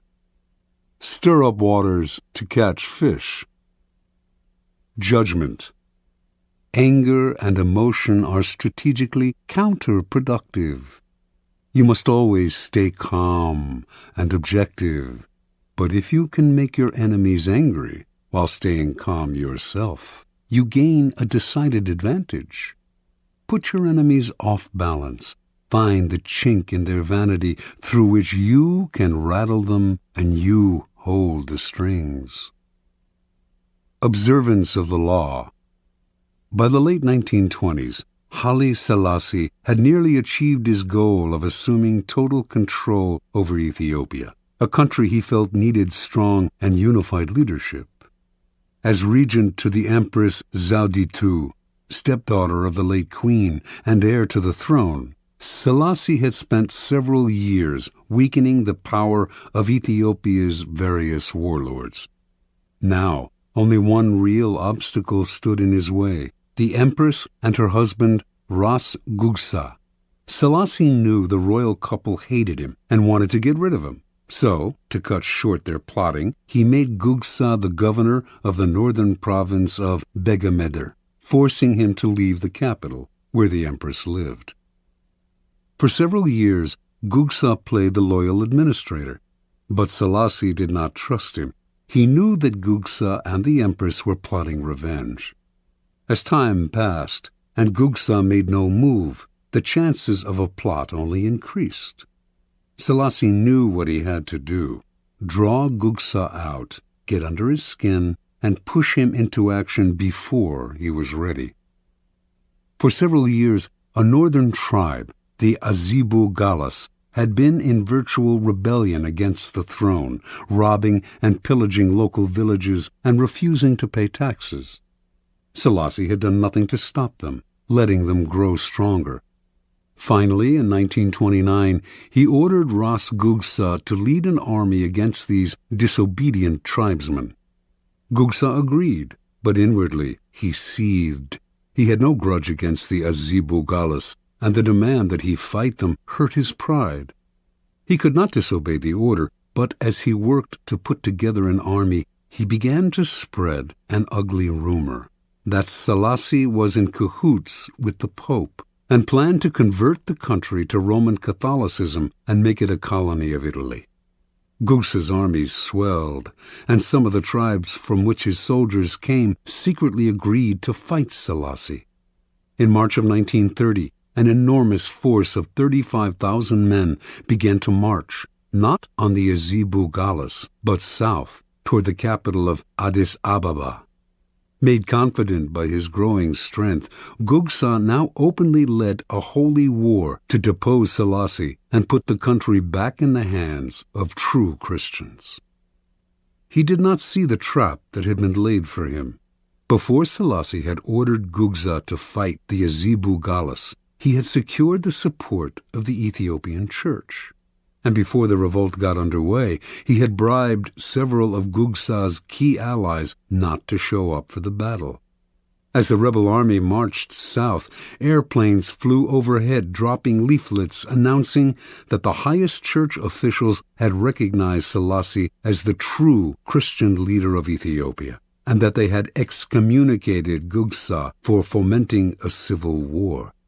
These leaflets severely blunted the emotions behind the Holy Crusade, and as battle loomed and the support that Gugsa's allies had promised him failed to show up, soldiers began to flee or defect. When the battle came, the rebel army quickly collapsed. Refusing to surrender, Ras Gugsa was killed in the fighting. The empress, distraught over her husband's death, died a few days later. On April 30th, Selassie issued a formal proclamation announcing his new title, Emperor of Ethiopia. Interpretation.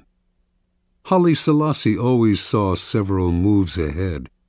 He knew that if he let Ras Gugsa decide the time and place of the revolt, the danger would be much greater than if he forced Gugsa to act on Selassie's terms. So he goaded him into rebellion by offending his manly pride, asking him to fight people he had no quarrel with on behalf of a man he hated. Thinking everything out ahead, Selassie made sure that Gugsa's rebellion would come to nothing, and that he could use it to do away with his last two enemies. This is the essence of the law. When the waters are still, your opponents have the time and space to plot actions that they will initiate and control. So stir the waters, force the fish to the surface, get them to act before they are ready. Steal the initiative. The best way to do this is to play on uncontrollable emotions: pride, vanity, love, hate. Once the water is stirred up, the little fish cannot help but rise to the bait. The angrier they become, the less control they have, and finally they are caught in the whirlpool you have made, and they drown. Keys to power. Angry people usually end up looking ridiculous, for their response seems out of proportion to what occasioned it. They have taken things too seriously, exaggerating the hurt or insult that has been done to them. They are so sensitive to slight that it becomes comical how much they take personally. More comical still is their belief that their outbursts signify power. The truth is the opposite. Petulance is not power. It is a sign of helplessness. People may temporarily be cowed by your tantrums, but in the end, they lose respect for you. They also realize they can easily undermine a person with so little self-control. If a person explodes with anger at you, and it seems out of proportion to what you did to them, you must remind yourself that it is not exclusively directed at you. Do not be so vain. The cause is much larger, goes way back in time, involves dozens of prior hurts, and is actually not worth the bother to understand. Instead of seeing it as a personal grudge, look at the emotional outburst as a disguised power move, an attempt to control or punish you, cloaked in the form of hurt feelings and anger. This shift of perspective will let you play the game of power with more clarity and energy. Instead of overreacting and becoming ensnared in people's emotions, you will turn their loss of control to your advantage. You keep your head while they are losing theirs. Once you train yourself not to take matters personally and to control your emotional responses, you will have placed yourself in a position of tremendous power. Now you can play with the emotional responses of other people. Stir the insecure into action by impugning their manhood and by dangling the prospect of an easy victory before their faces. With the arrogant, too, you can appear weaker than you are, taunting them into a rash action. Law 40. Despise the free lunch. Judgment. What is offered for free is dangerous. It usually involves either a trick or a hidden obligation. What has worth is worth paying for. By paying your own way, you stay clear of gratitude, guilt, and deceit. It is also often wise to pay the full price. There is no cutting corners with excellence. Be lavish with your money and keep it circulating, for generosity is a sign and a magnet for power. Money and power. In the realm of power, everything must be judged by its cost, and everything has a price. What is offered for free or at bargain rates often comes with a psychological price tag. Complicated feelings of obligation, compromises with quality, the insecurity those compromises bring, on and on. The powerful learn early to protect their most valuable resources, independence and room to maneuver.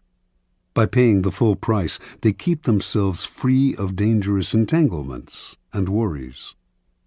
Being open and flexible with money also teaches the value of strategic generosity, a variation on the old trick of giving when you are about to take. By giving the appropriate gift, you put the recipient under obligation. Generosity softens people up. To be deceived. By gaining a reputation for liberality, you win people's admiration while distracting them from your power plays. By strategically spreading your wealth, you charm the other courtiers, creating pleasure and making valuable allies. Look at the masters of power, the Caesars, the Queen Elizabeths, the Michelangelos, the Medicis. Not a miser among them. Even the great con artists spend freely to swindle. Tight purse strings are unattractive. When engaged in seduction, Casanova would give completely, not only of himself, but of his wallet. The powerful understand that money is psychologically charged, and that it is also a vessel of politeness and sociability. They make the human side of money a weapon in their armory. For everyone able to play with money, thousands more are locked in a self-destructive refusal to use money creatively and strategically. These types represent the opposite pole to the powerful, and you must learn to recognize them, either to avoid their poisonous natures or to turn their inflexibility to your advantage. The greedy fish. The greedy fish take the human side out of money. Cold and ruthless, they see only the lifeless balance sheet, viewing others solely as either pawns or obstructions in their pursuit of wealth. They trample on people's sentiments and alienate valuable allies. No one wants to work with the greedy fish, and over the years they end up isolated, which often proves their undoing. The bargain demon. Powerful people judge everything by what it costs, not just in money, but in time, dignity, and peace of mind. And this is exactly what bargain demons cannot do. Wasting valuable time digging for bargains, they worry endlessly about what they could have gotten elsewhere for a little less. On top of that, the bargain item they do buy is often shabby. Perhaps it needs costly repairs, or will have to be replaced twice as fast as a high-quality item. The costs of these pursuits, not always in money, though the price of a bargain is often deceptive, but in time and peace of mind, discourage normal people from undertaking them. But for the bargain demon, the bargain is an end in itself. These types might seem to harm only themselves, but their attitudes are contagious. Unless you resist them, they will infect you with the insecure feeling that you should have looked harder to find a cheaper price. Don't argue with them or try to change them. Just mentally add up the cost in time and inner peace, if not in hidden financial expense, of the irrational pursuit of a bargain. The sadist. Financial sadists play vicious power games with money as a way of asserting their power. They might, for example, make you wait for money that is owed you, promising that the check is in the mail. Or, if they hire you to work for them, they meddle in every aspect of the job, haggling and giving you ulcers. Sadists seem to think that paying for something gives them the right to torture and abuse the seller. They have no sense of the courtier element in money. If you are unlucky enough to get involved with this type, accepting a financial loss may be better in the long run than getting entangled in their destructive power games. The indiscriminate giver. Generosity has a definite function in power. It attracts people, softens them up, makes allies out of them. But it has to be used strategically with a definite end in mind. Indiscriminate givers, on the other hand, are generous because they want to be loved and admired by all, and their generosity is so indiscriminate and needy that it may not have the desired effect. If they give to one and all, why should the recipient feel special? Attractive as it may seem to make an indiscriminate giver your mark, in any involvement with this type, you will often feel burdened by their insatiable emotional needs. Transgression of the law. In the early 18th century, no one stood higher in English society than the Duke and Duchess of Marlborough. The Duke, having led successful campaigns against the French, was considered Europe's premier general and strategist, and his wife, the Duchess, after much maneuvering, had established herself as the favorite of Queen Anne, who became ruler of England in 1702. In 1704, the Duke's triumph at the Battle of Blenheim made him the toast of England, and to honor him, the Queen awarded him a large plot of land in the town of Woodstock, and the funds to create a great palace there. Calling his planned home the Palace of Blenheim, the Duke chose as his architect the young John Vanbrugh, a kind of Renaissance man who wrote plays as well as designed buildings. And so construction began in the summer of 1705, with much fanfare and great hopes. Vanbrugh had a dramatist's sense of architecture. His palace was to be a monument to Marlborough's brilliance and power, and was to include artificial lakes, enormous bridges, elaborate gardens, and other fantastical touches. From day one, however, the Duchess could not be pleased. She thought Vanbrugh was wasting money on yet another stands of trees. She wanted the palace finished as soon as possible. The Duchess tortured Vanbrugh and his workmen on every detail. She was consumed with petty matters. Although the government was paying for Blenheim, she counted every penny. Eventually, her grumbling about Blenheim and other things too created an irreparable rift between her and Queen Anne, who, in 1711, dismissed her from the court, ordering her to vacate her apartments at the royal palace. When the Duchess left, fuming over the loss of her position and also of her royal salary, she emptied the apartment of every fixture down to the brass doorknobs.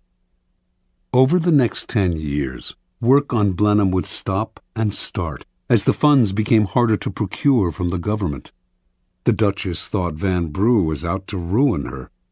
She quibbled over every carload of stone and bushel of lime, counted every extra yard of iron railing or foot of wainscot, hurling abuse at the wasteful workmen, contractors, and surveyors.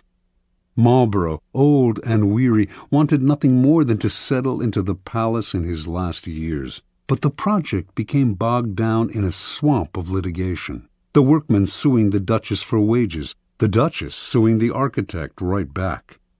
In the midst of this interminable wrangling, the Duke died. He had never spent a night in his beloved Blenheim. After Marlborough's death, it became clear that he had a vast estate, worth over £2 million, more than enough to pay for finishing the palace. But the Duchess would not relent. She held back Vanbrugh's wages as well as the workmen's, and finally had the architect dismissed.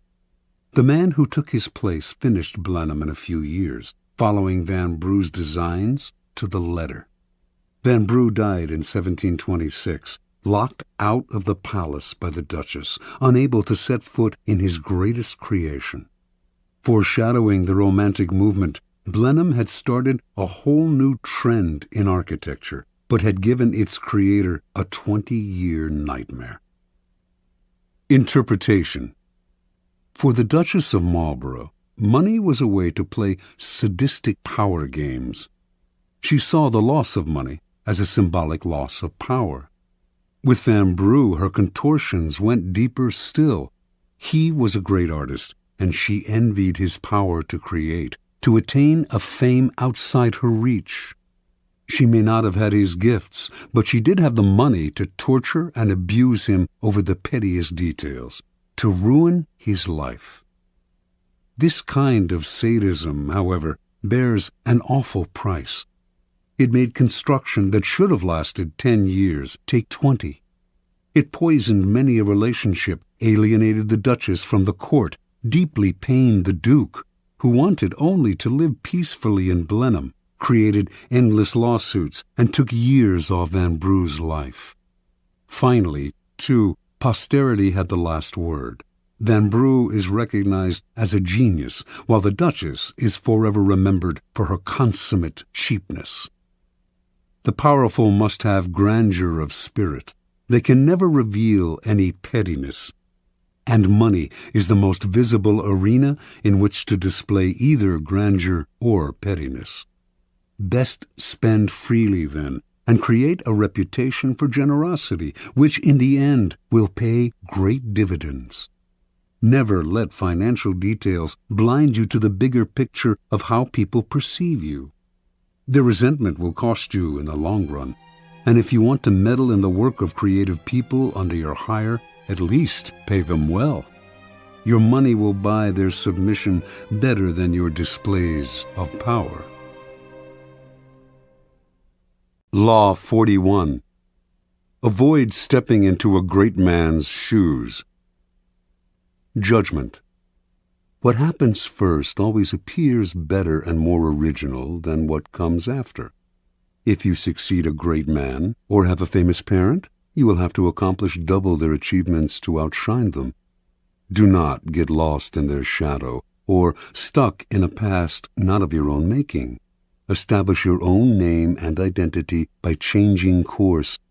Slay the overbearing father, disparage his legacy, and gain power by shining in your own way.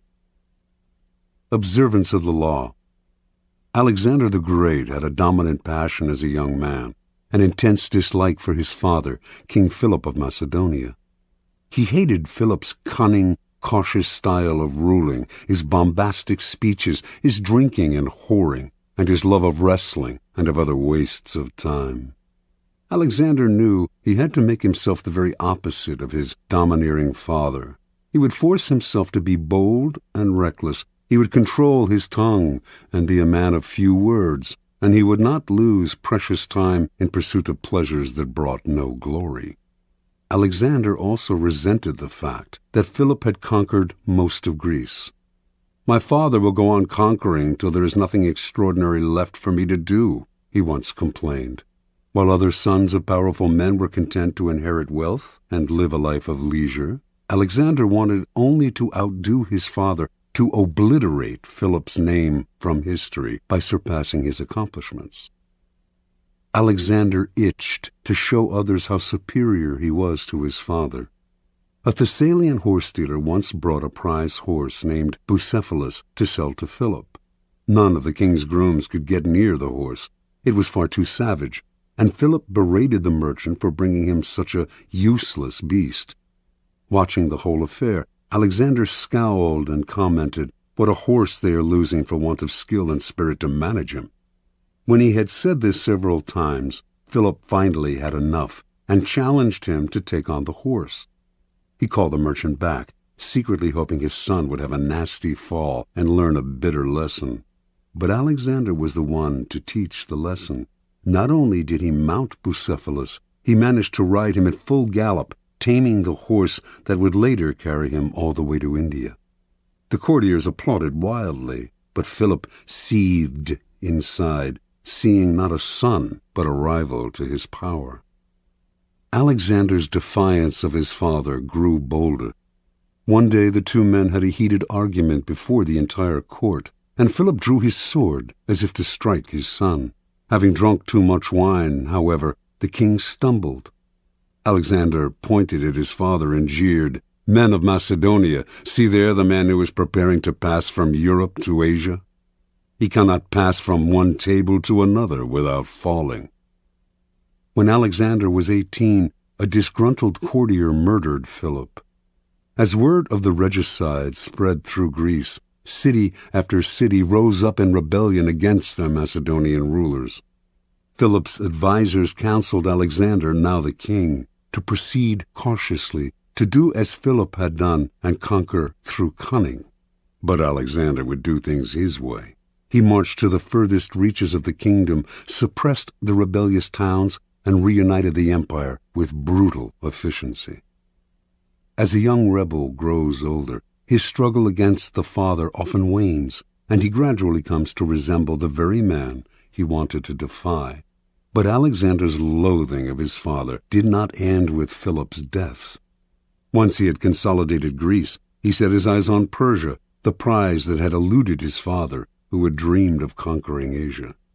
If he defeated the Persians, Alexander would finally surpass Philip in glory and fame.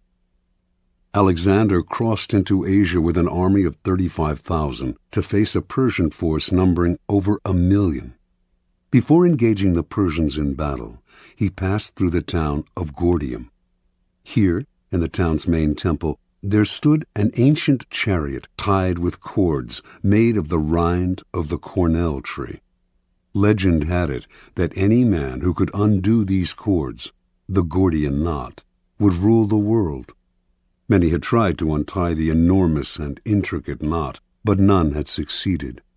Alexander, seeing he could not possibly untie the knot with his bare hands, took out his sword and with one slash cut it in half. This symbolic gesture showed the world that he would not do as others, but would blaze his own path. Against astounding odds, Alexander conquered the Persians. Most expected him to stop there. It was a great triumph, enough to secure his fame for eternity. But Alexander had the same relationship to his own deeds as he had to his father. His conquest of Persia represented the past, and he wanted never to rest on past triumphs, or to allow the past to outshine the present. He moved on to India, extending his empire beyond all known limits. Only his disgruntled and weary soldiers prevented him from going further. Interpretation. Alexander represents an extremely uncommon type in history. the son of a famous and successful man who manages to surpass the father in glory and power. The reason this type is uncommon is simple. The father most often manages to amass his fortune, his kingdom, because he begins with little or nothing. A desperate urge impels him to succeed. He has nothing to lose by cunning and impetuousness, and has no famous father of his own to compete against.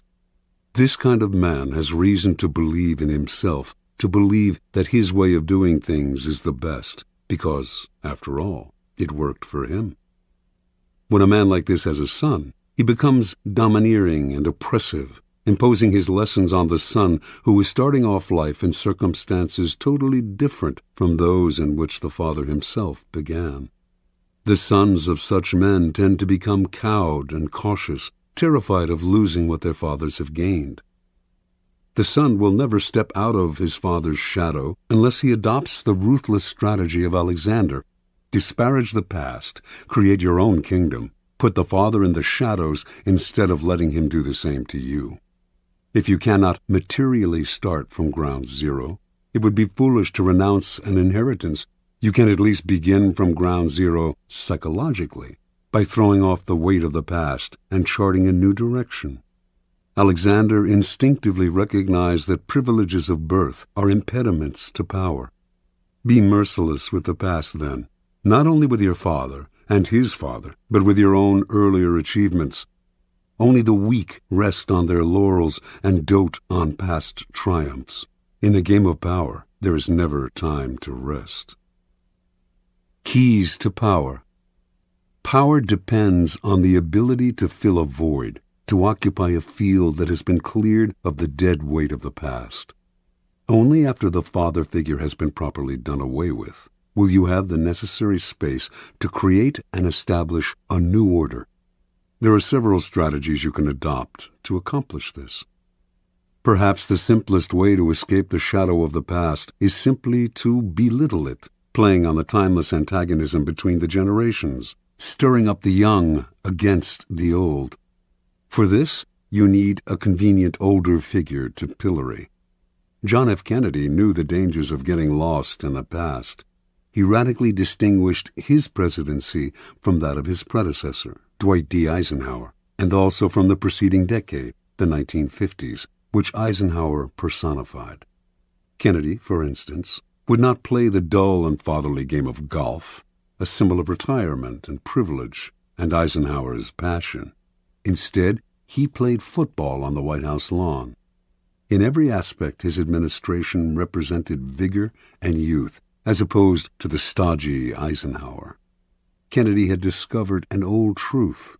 The young are easily set against the old, since they yearn to make their own place in the world and resent the shadow of their fathers. Never let yourself be seen as following your predecessor's path. If you do, you will never surpass him. You must physically demonstrate your difference by establishing a style and symbolism that sets you apart. When General Douglas MacArthur assumed command of American forces in the Philippines during World War II, an assistant handed him a book containing the various precedents established by the commanders before him, the methods that had been successful for them. MacArthur asked the assistant how many copies there were of this book. 6, the assistant answered. Well, the general replied, you get all those 6 copies together and burn them, every one of them. I'll not be bound by precedents. Any time a problem comes up, I'll make the decision at once, immediately. Adopt this ruthless strategy toward the past, burn all the books, and train yourself to react to circumstances as they happen. You may believe that you have separated yourself from the predecessor or father figure, but as you grow older, you must be eternally vigilant, lest you become the father you had rebelled against. Finally, plenitude and prosperity tend to make us lazy and inactive. When our power is secure, we have no need to act. This is a serious danger, especially for those who achieve success and power at an early age. You must be prepared to return to square one psychologically, rather than growing fat and lazy with prosperity. Pablo Picasso could deal with success, but only by constantly changing the style of his painting, often breaking completely with what had made him successful before. How often our early triumphs turn us into a kind of caricature of ourselves. Powerful people recognize these traps. Like Alexander the Great, they struggle constantly to recreate themselves. The father must not be allowed to return. He must be slain at every step of the way. Law 42. Strike the shepherd and the sheep will scatter. Judgment.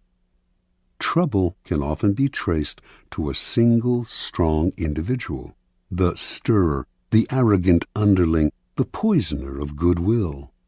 If you allow such people room to operate, others will succumb to their influence. Do not wait for the troubles they cause to multiply. Do not try to negotiate with them. They are irredeemable.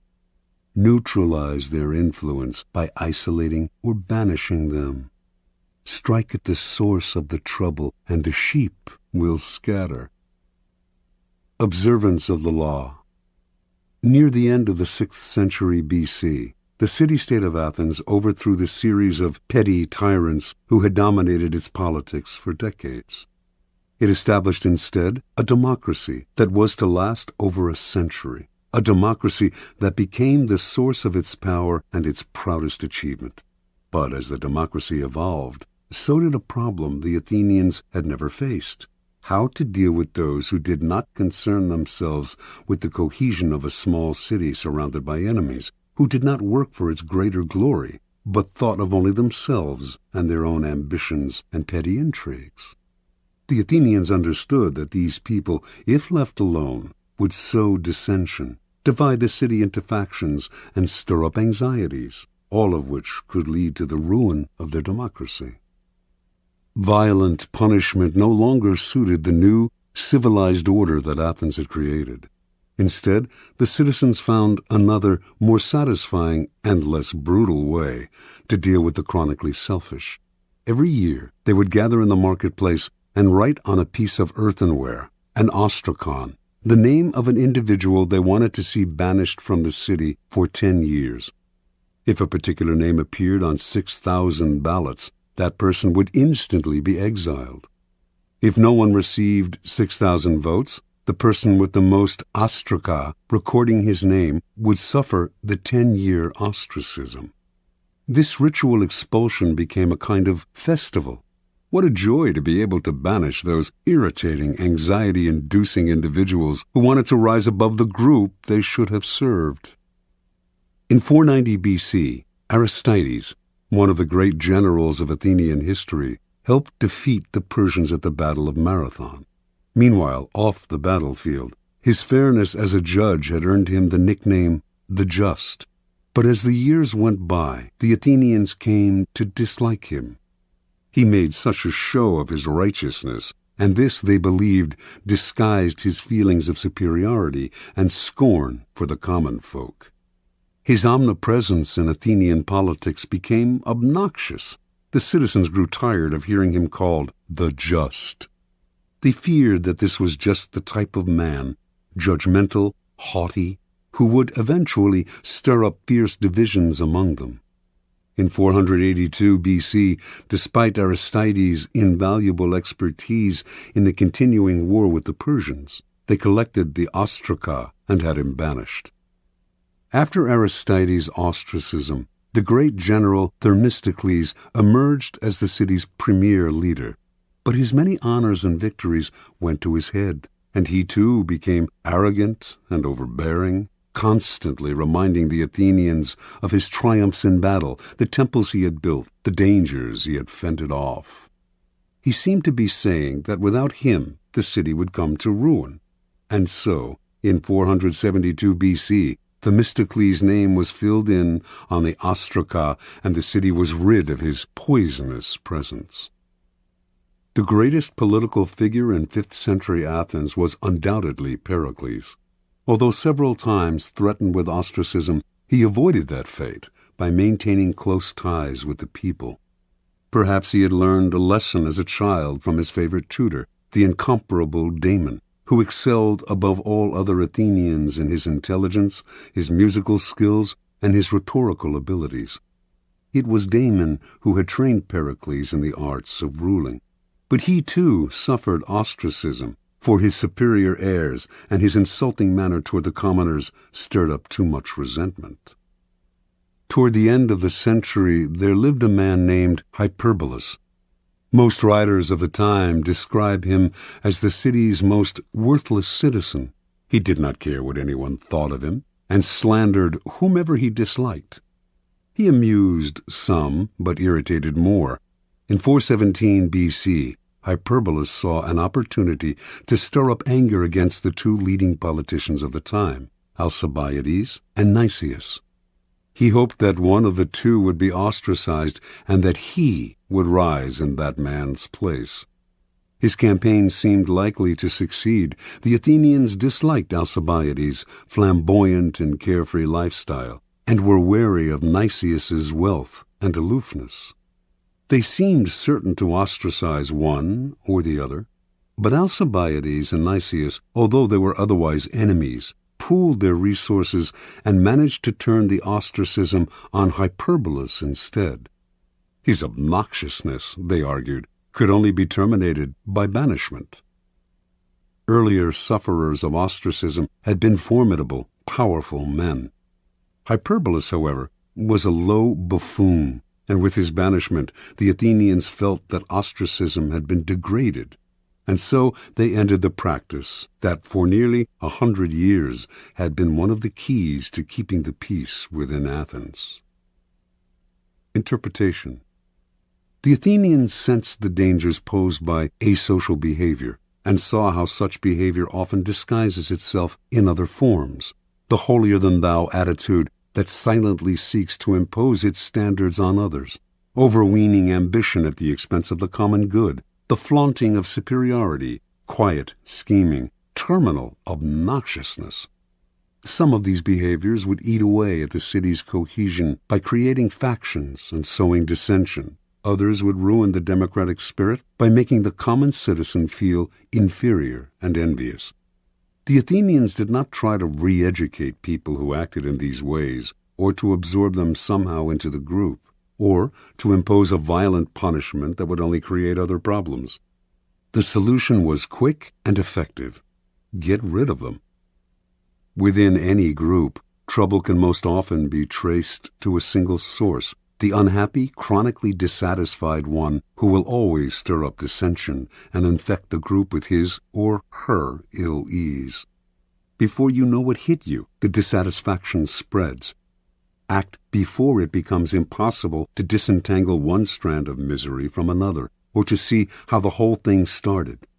First, recognize troublemakers by their overbearing presence or by their complaining nature. Once you spot them, do not try to reform them or appease them. That will only make things worse. Do not attack them, whether directly or indirectly, for they are poisonous in nature and will work underground to destroy you. Do as the Athenians did. Banish them before it is too late. Separate them from the group before they become the eye of a whirlpool. Do not give them time to stir up anxieties and sow discontent. Do not give them room to move. Let one person suffer so that the rest can live in peace.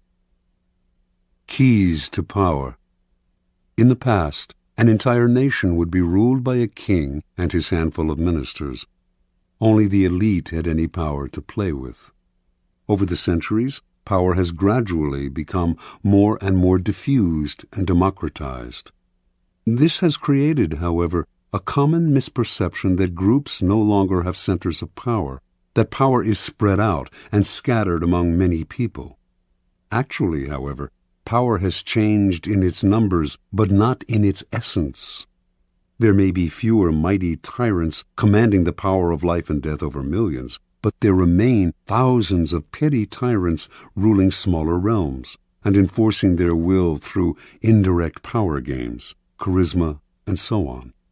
In every group, power is concentrated in the hands of one or two people, for this is one area in which human nature will never change. People will congregate around a single, strong personality like stars orbiting a sun. To labor under the illusion that this kind of power center no longer exists is to make endless mistakes, waste energy and time, and never hit the target. Powerful people never waste time. Outwardly, they may play along with the game, pretending that power is shared among many, but inwardly, they keep their eyes on the inevitable few in the group who hold the cards. These are the ones they work on. When troubles arise, they look for the underlying cause, the single, strong character who started the stirring, and whose isolation or banishment will settle the waters again.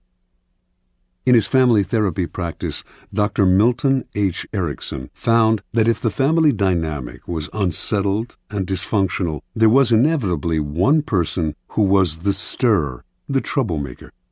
In his sessions, he would symbolically isolate this rotten apple by seating him or her apart from the others, if only by a few feet. Slowly, the other family members would see the physically separate person as the source of their difficulty. Once you recognize who the stirrer is, pointing it out to other people will accomplish a great deal. Understanding who controls the group dynamic is a critical realization. Remember, stirrers thrive by hiding in the group, disguising their actions among the reactions of others.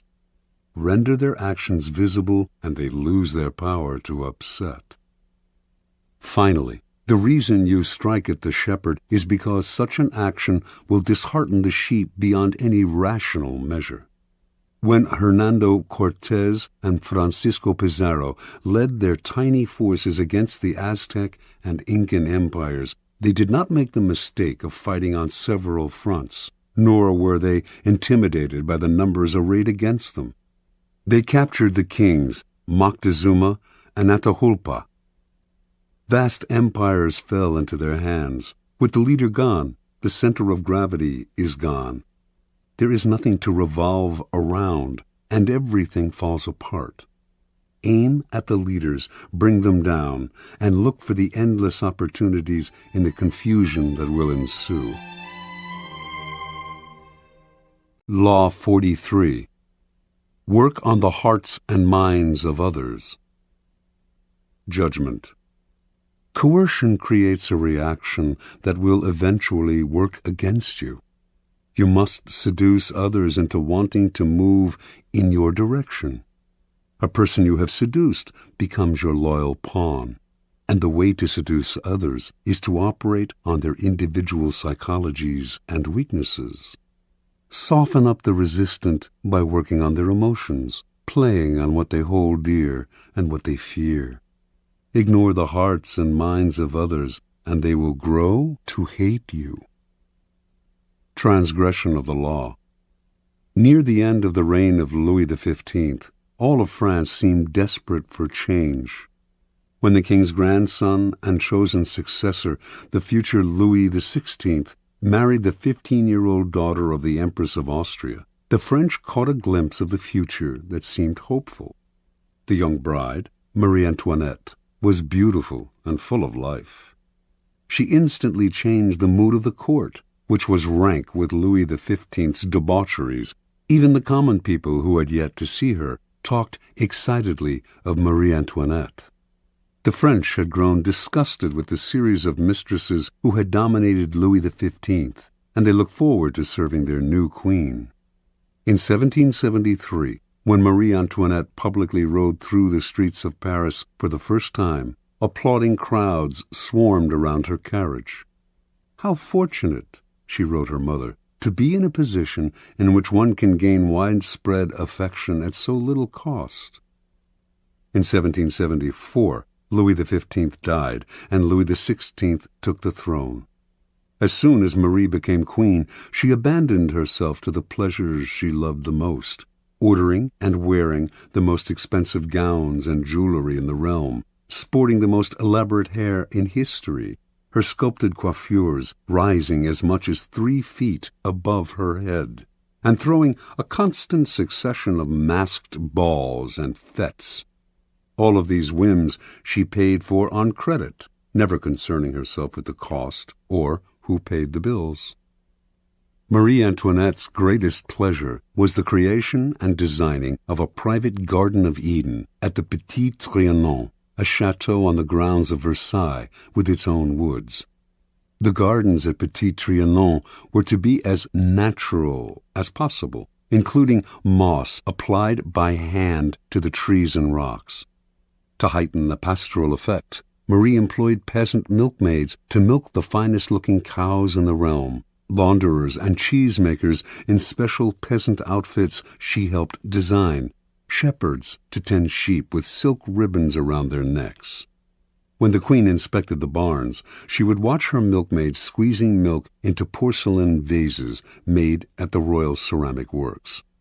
To pass the time, Marie would gather flowers in the woods around the Petit Trianon, or watch her good peasants doing their chores. The place became a separate world, its community limited to Marie's chosen favorites.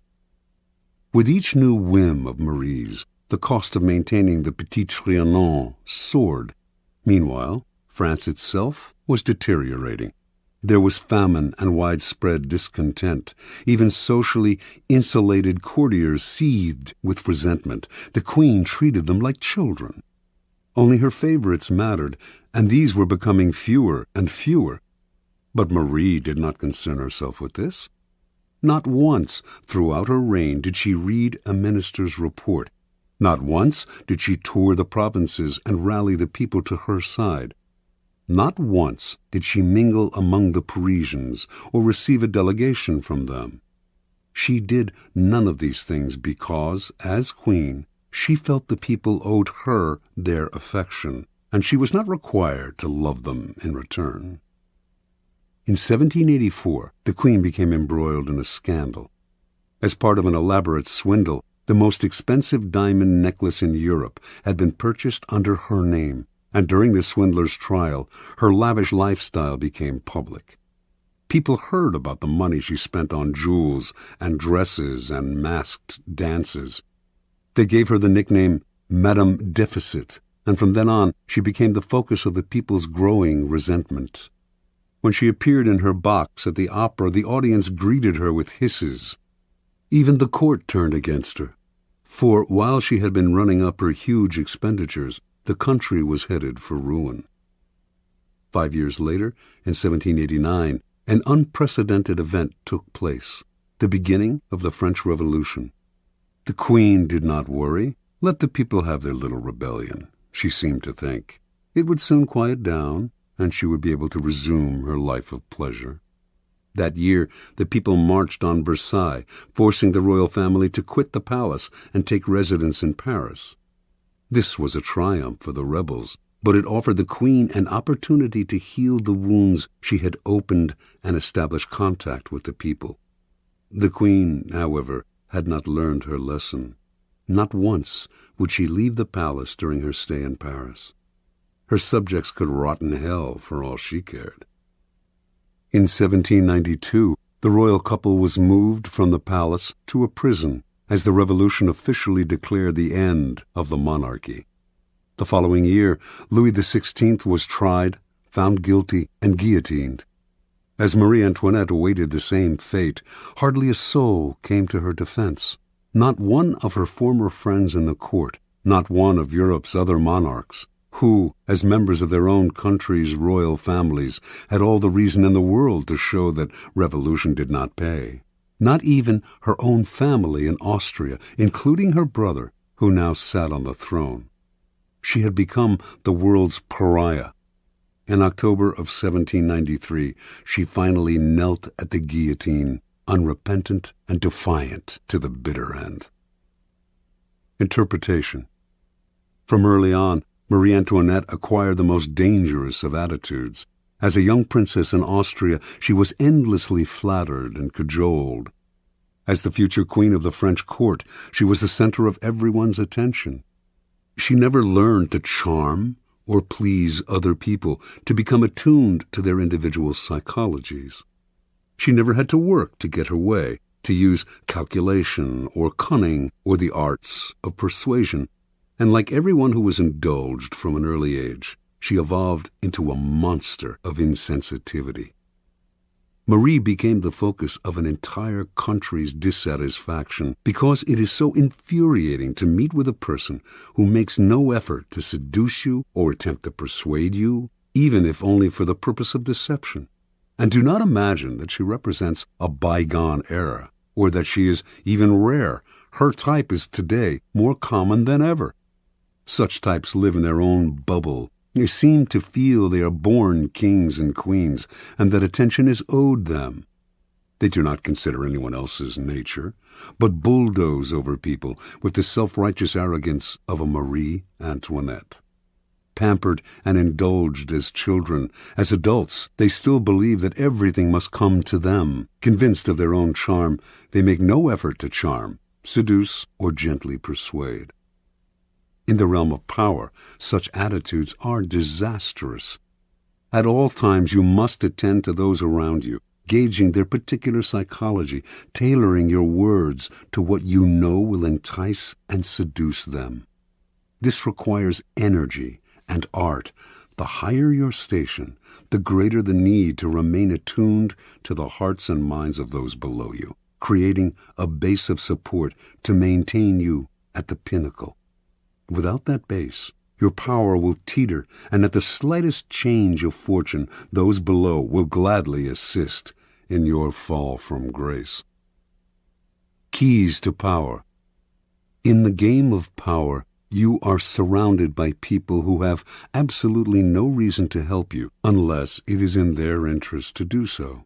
And if you have nothing to offer their self-interest, you are likely to make them hostile, for they will see in you just one more competitor, one more waster of their time.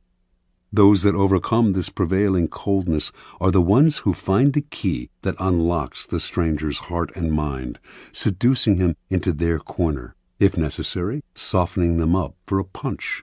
But most people never learn this side of the game. When they meet someone new, rather than stepping back and probing to see what makes this person unique, they talk about themselves, eager to impose their own willpower and prejudices. They argue, boast, and make a show of their power. They may not know it, but they are secretly creating an enemy, a resistor, because there is no more infuriating feeling than having your individuality ignored, your own psychology unacknowledged. It makes you feel lifeless and resentful. Remember, the key to persuasion is softening people up and breaking them down, gently. Seduce them with a two-pronged approach. Work on their emotions and play on their intellectual weaknesses. Be alert to both what separates them from everyone else, their individual psychology, and what they share with everyone else, their basic emotional responses. Aim at the primary emotions: love, hate, jealousy. Once you move their emotions, you have reduced their control, making them more vulnerable to persuasion.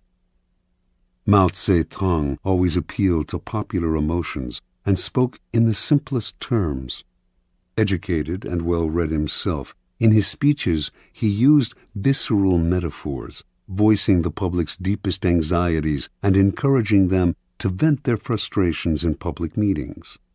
Rather than arguing the practical aspects of a particular program, he would describe how it would affect them on the most primitive, down-to-earth level. Do not believe that this approach works only with the illiterate and unschooled. It works on one and all. All of us are mortal and face the same dreadful fate, and all of us share the desire for attachment and belonging. Stir up these emotions, and you captivate our hearts. Finally, learn to play the numbers game. The wider your support base, the stronger your power. Understanding that one alienated, disaffected soul can spark a blaze of discontent, Louis XIV made sure to endear himself to the lowest members of his staff.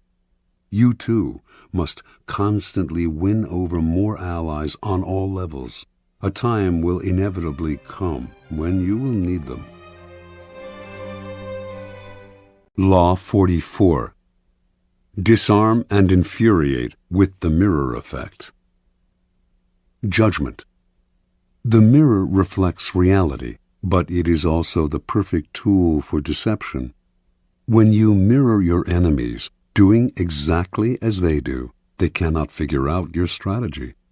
The mirror effect mocks and humiliates them, making them overreact.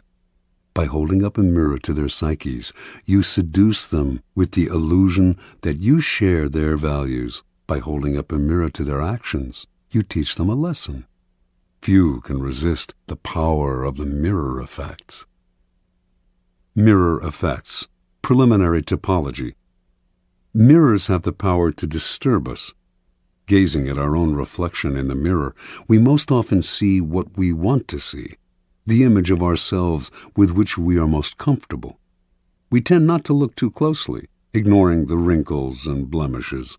But if we do look hard at the reflected image, we sometimes feel that we are seeing ourselves as others see us, as a person among other people, an object rather than a subject.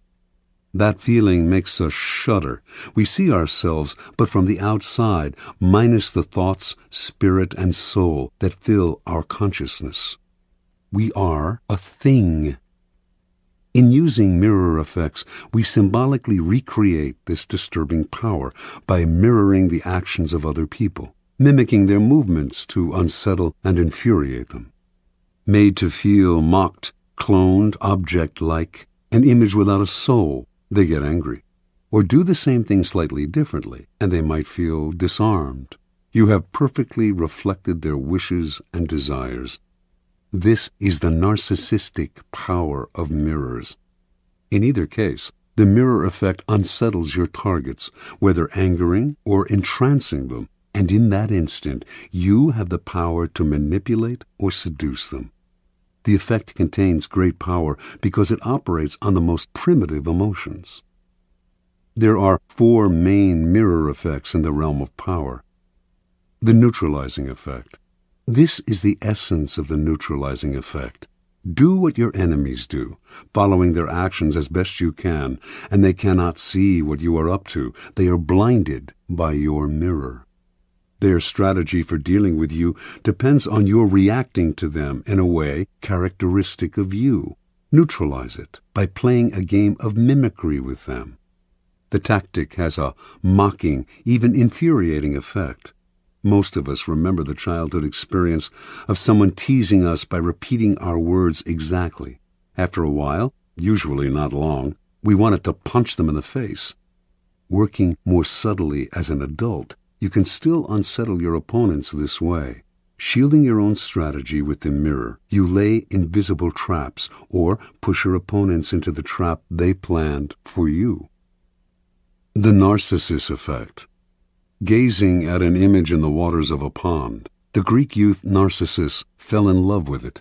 And when he found out that the image was his own reflection, and that he therefore could not consummate his love, he despaired and drowned himself. All of us have a similar problem. We are profoundly in love with ourselves, but since this love excludes a love object outside ourselves, it remains continuously unsatisfied and unfulfilled. The narcissus effect plays on this universal narcissism. You look deep into the souls of other people, fathom their inmost desires, their values, their tastes, their spirit, and you reflect it back to them, making yourself into a kind of mirror image. Your ability to reflect their psyche gives you great power over them. They may even feel a tinge of love. This is simply the ability to mimic another person, not physically, but psychologically, and it is immensely powerful because it plays upon the unsatisfied self-love of a child. Normally, people bombard us with their experiences, their tastes. They hardly ever make the effort to see things through our eyes. This is annoying, but it also creates great opportunity. If you can show you understand another person by reflecting their inmost feelings, they will be entranced and disarmed, all the more so because it happens so rarely. No one can resist this feeling of being harmoniously reflected in the outside world. even though you might well be manufacturing it for their benefit and for deceptive purposes of your own. The moral effect. The power of verbal argument is extremely limited and often accomplishes the opposite of what is intended. As Gracian remarks, the truth is generally seen, rarely heard. The moral effect is a perfect way to demonstrate your ideas through action. Quite simply, you teach others a lesson by giving them a taste of their own medicine. In the moral effect, you mirror what other people have done to you and do so in a way that makes them realize you are doing to them exactly what they did to you. You make them feel that their behavior has been unpleasant, as opposed to hearing you complain and whine about it, which only gets their defenses up. And as they feel the result of their actions mirrored back at them, they realize in the profoundest sense how they hurt or punish others with their unsocial behavior. You objectify the qualities you want them to feel ashamed of and create a mirror in which they can gaze at their follies and learn a lesson about themselves. This technique is often used by educators, psychologists, and anyone who has to deal with unpleasant and unconscious behavior. This is the teacher's mirror. Whether or not there is actually anything wrong with the way people have treated you, however, it can often be to your advantage to reflect it back to them in a way that makes them feel guilty about it. Hallucinatory effect.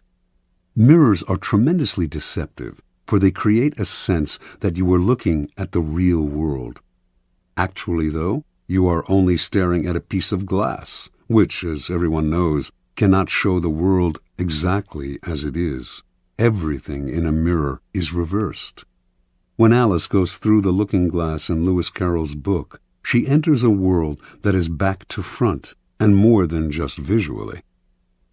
The hallucinatory effect comes from creating a perfect copy of an object, a place, a person.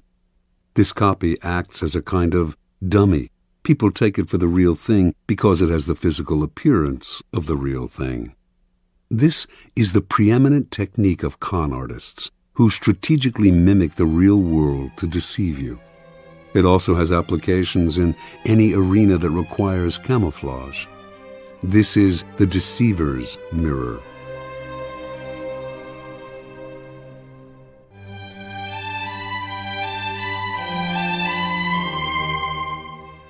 Observance of the mirror effect. Early on in his career, the ambitious statesman and general Alcibiades of Athens, 450 to 404 BC, fashioned a formidable weapon that became the source of his power. In every encounter with others, he would sense their moods and tastes, then carefully tailor his words and actions to mirror their inmost desires. He would seduce them with the idea that their values were superior to everyone else's, and that his goal was to model himself on them or help them realize their dreams. Few could resist his charms. The first man to fall under his spell was the philosopher Socrates. Alcibiades represented the opposite of the Socratic ideal of simplicity and uprightness. He lived lavishly and was completely unprincipled. Whenever he met Socrates, however, he mirrored the older man's sobriety, eating simply, accompanying Socrates on long walks, and talking only of philosophy and virtue. Socrates was not completely fooled. He was not unaware of Alcibiades' other life. But that only made him vulnerable to a logic that flattered him. Only in my presence, he felt, does this man submit to a virtuous influence. Only I have such power over him. This feeling intoxicated Socrates, who became Alcibiades' fervent admirer and supporter, one day even risking his own life to rescue the young man in battle. The Athenians considered Alcibiades their greatest orator, for he had an uncanny ability to tune into his audience's aspirations and mirror their desires. He made his greatest speeches in support of the invasion of Sicily, which he thought would bring great wealth to Athens and limitless glory to himself. The speeches gave expression to young Athenians' thirst to conquer lands for themselves rather than living off the victories of their ancestors.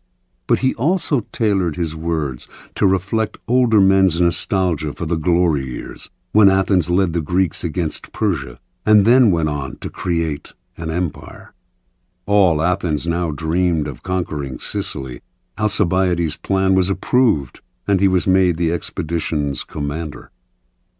While Alcibiades was leading the invasion of Sicily, however, certain Athenians fabricated charges against him of profaning sacred statues. He knew his enemies would have him executed if he returned home, so at the last minute he deserted the Athenian fleet and defected to Athens' bitter enemy, Sparta. The Spartans welcomed this great man to their side, but they knew his reputation and were wary of him. Alcibiades loved luxury. The Spartans were a warrior people who worshipped austerity, and they were afraid he would corrupt their youth. But much to their relief, the Alcibiades who arrived in Sparta was not at all what they expected. He wore his hair untrimmed, as they did, took cold baths, ate coarse bread and black broth, and wore simple clothes. To the Spartans, this signified that he had come to see their way of life as superior to the Athenian. He had chosen to be a Spartan rather than being born one, and should thus be honored above all others. They fell under his spell and gave him great powers. Unfortunately, Alcibiades rarely knew how to rein in his charm. He managed to seduce the king of Sparta's wife and make her pregnant. When this became public, he once more had to flee for his life. This time Alcibiades defected to Persia, where he suddenly went from Spartan simplicity to embracing the lavish Persian lifestyle down to the last detail. It was, of course, immensely flattering to the Persians to see a Greek of Alcibiades' stature prefer their culture over his own, and they showered him with honors, land, and power. Once seduced by the mirror, they failed to notice that behind this shield, Alcibiades was playing a double game, secretly helping the Athenians in their war with Sparta, and thus re-ingratiating himself with the city to which he desperately wanted to return, and which welcomed him back with open arms in 408 B.C. Interpretation. Early in his political career, Alcibiades made a discovery that changed his whole approach to power. He had a colorful and forceful personality, but when he argued his ideas strongly with other people, he would win over a few, while at the same time alienating many more. The secret to gaining ascendancy over large numbers, he came to believe, was not to impose his colors, but to absorb the colors of those around him, like a chameleon. Once people fell for the trick, the deceptions he went on to practice would be invisible to them. Understand, everyone is wrapped up in their own narcissistic shell. When you try to impose your own ego on them, a wall goes up, resistance is increased. By mirroring them, however, you seduce them into a kind of narcissistic rapture. They are gazing at a double of their own soul. This double is actually manufactured in its entirety by you. Once you have used the mirror to seduce them, you have great power over them. It is worth noting, however, the dangers and the promiscuous use of the mirror.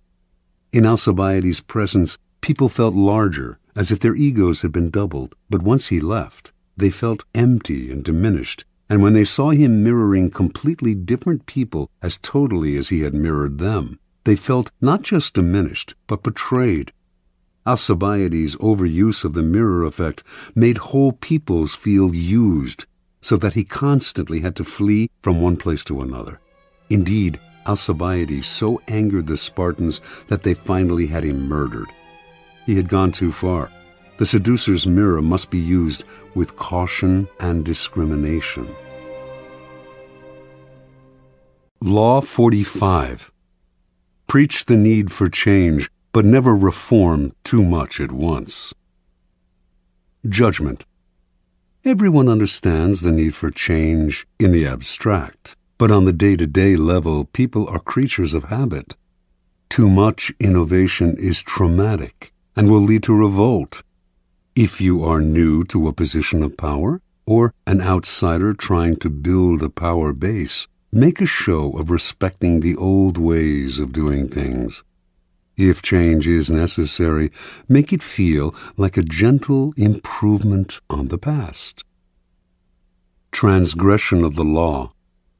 Sometime in the early 1520s, King Henry VIII of England decided to divorce his wife, Catherine of Aragon, because she had failed to bear him a son, and because he had fallen in love with the young and comely Anne Boleyn. The Pope, Clement VII, opposed the divorce and threatened the king with excommunication.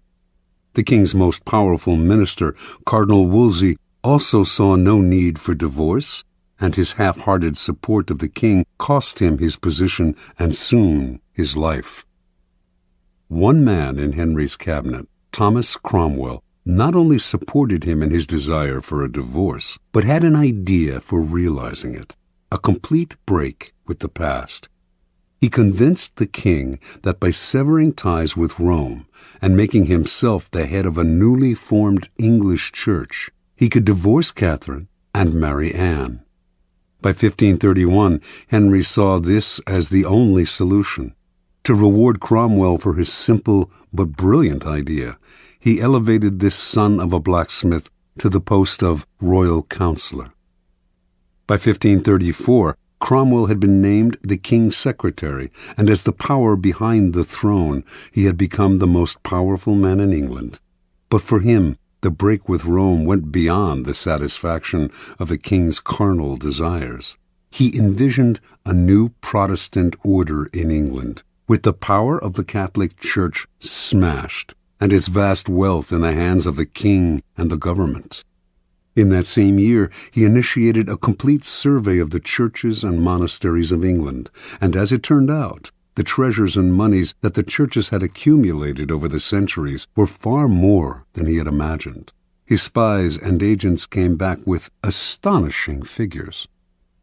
To justify his schemes, Cromwell circulated stories about the corruption in the English monasteries, their abuse of power, their exploitation of the people they supposedly served. Having won Parliament's support for breaking up the monasteries, he began to seize their holdings and to put them out of existence, one by one. At the same time, he began to impose Protestantism, introducing reforms in religious ritual and punishing those who stuck to Catholicism, and who now were called heretics. Virtually overnight, England was converted to a new official religion. A terror fell on the country.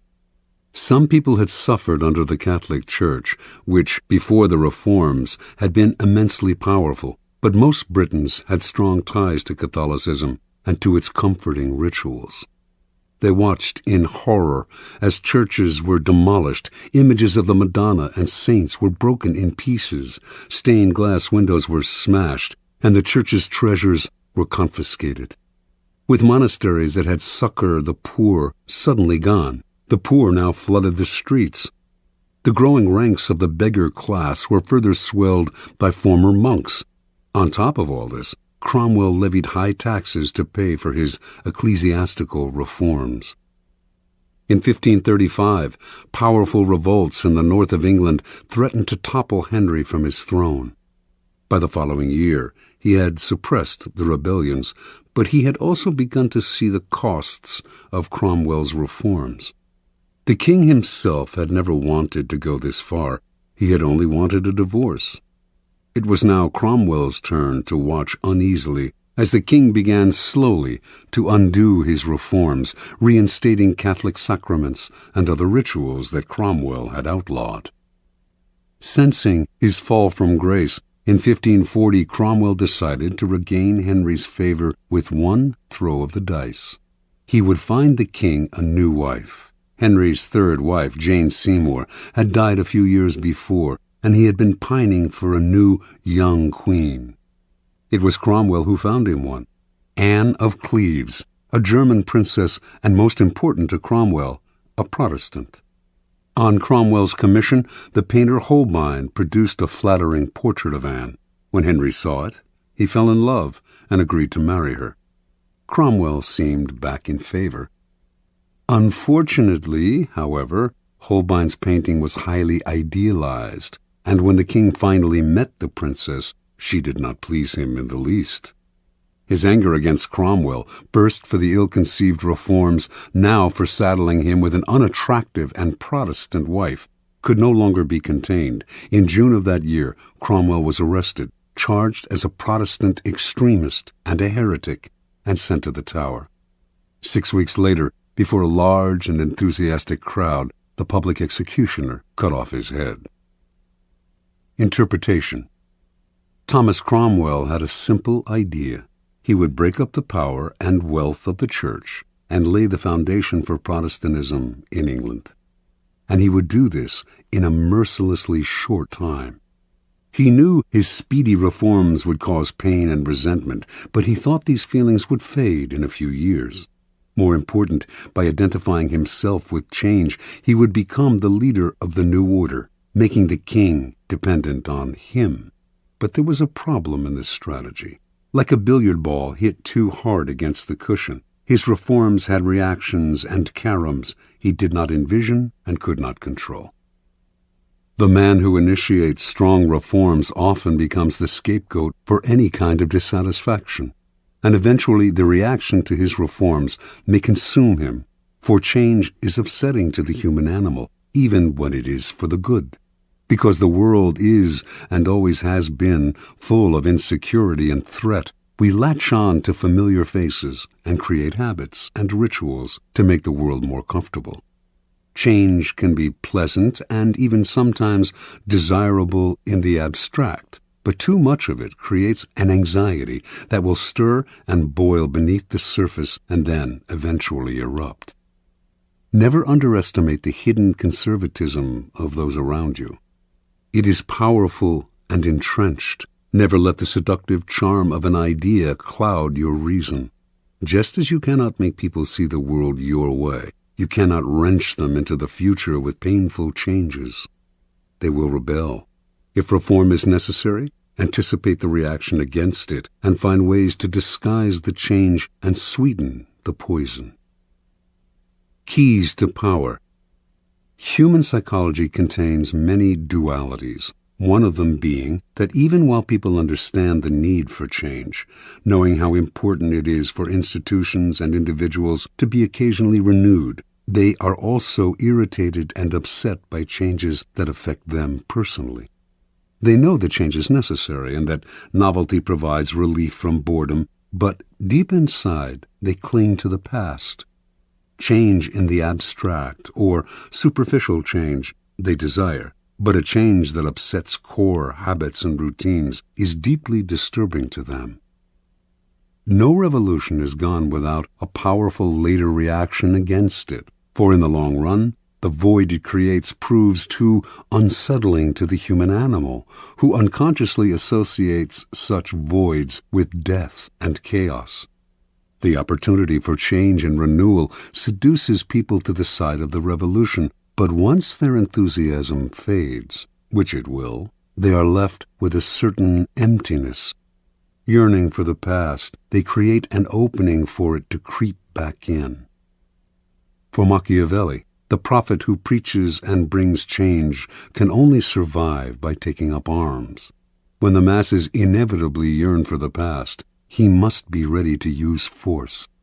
But the armed prophet cannot last long unless he quickly creates a new set of values and rituals to replace the old ones and to soothe the anxieties of those who dread change.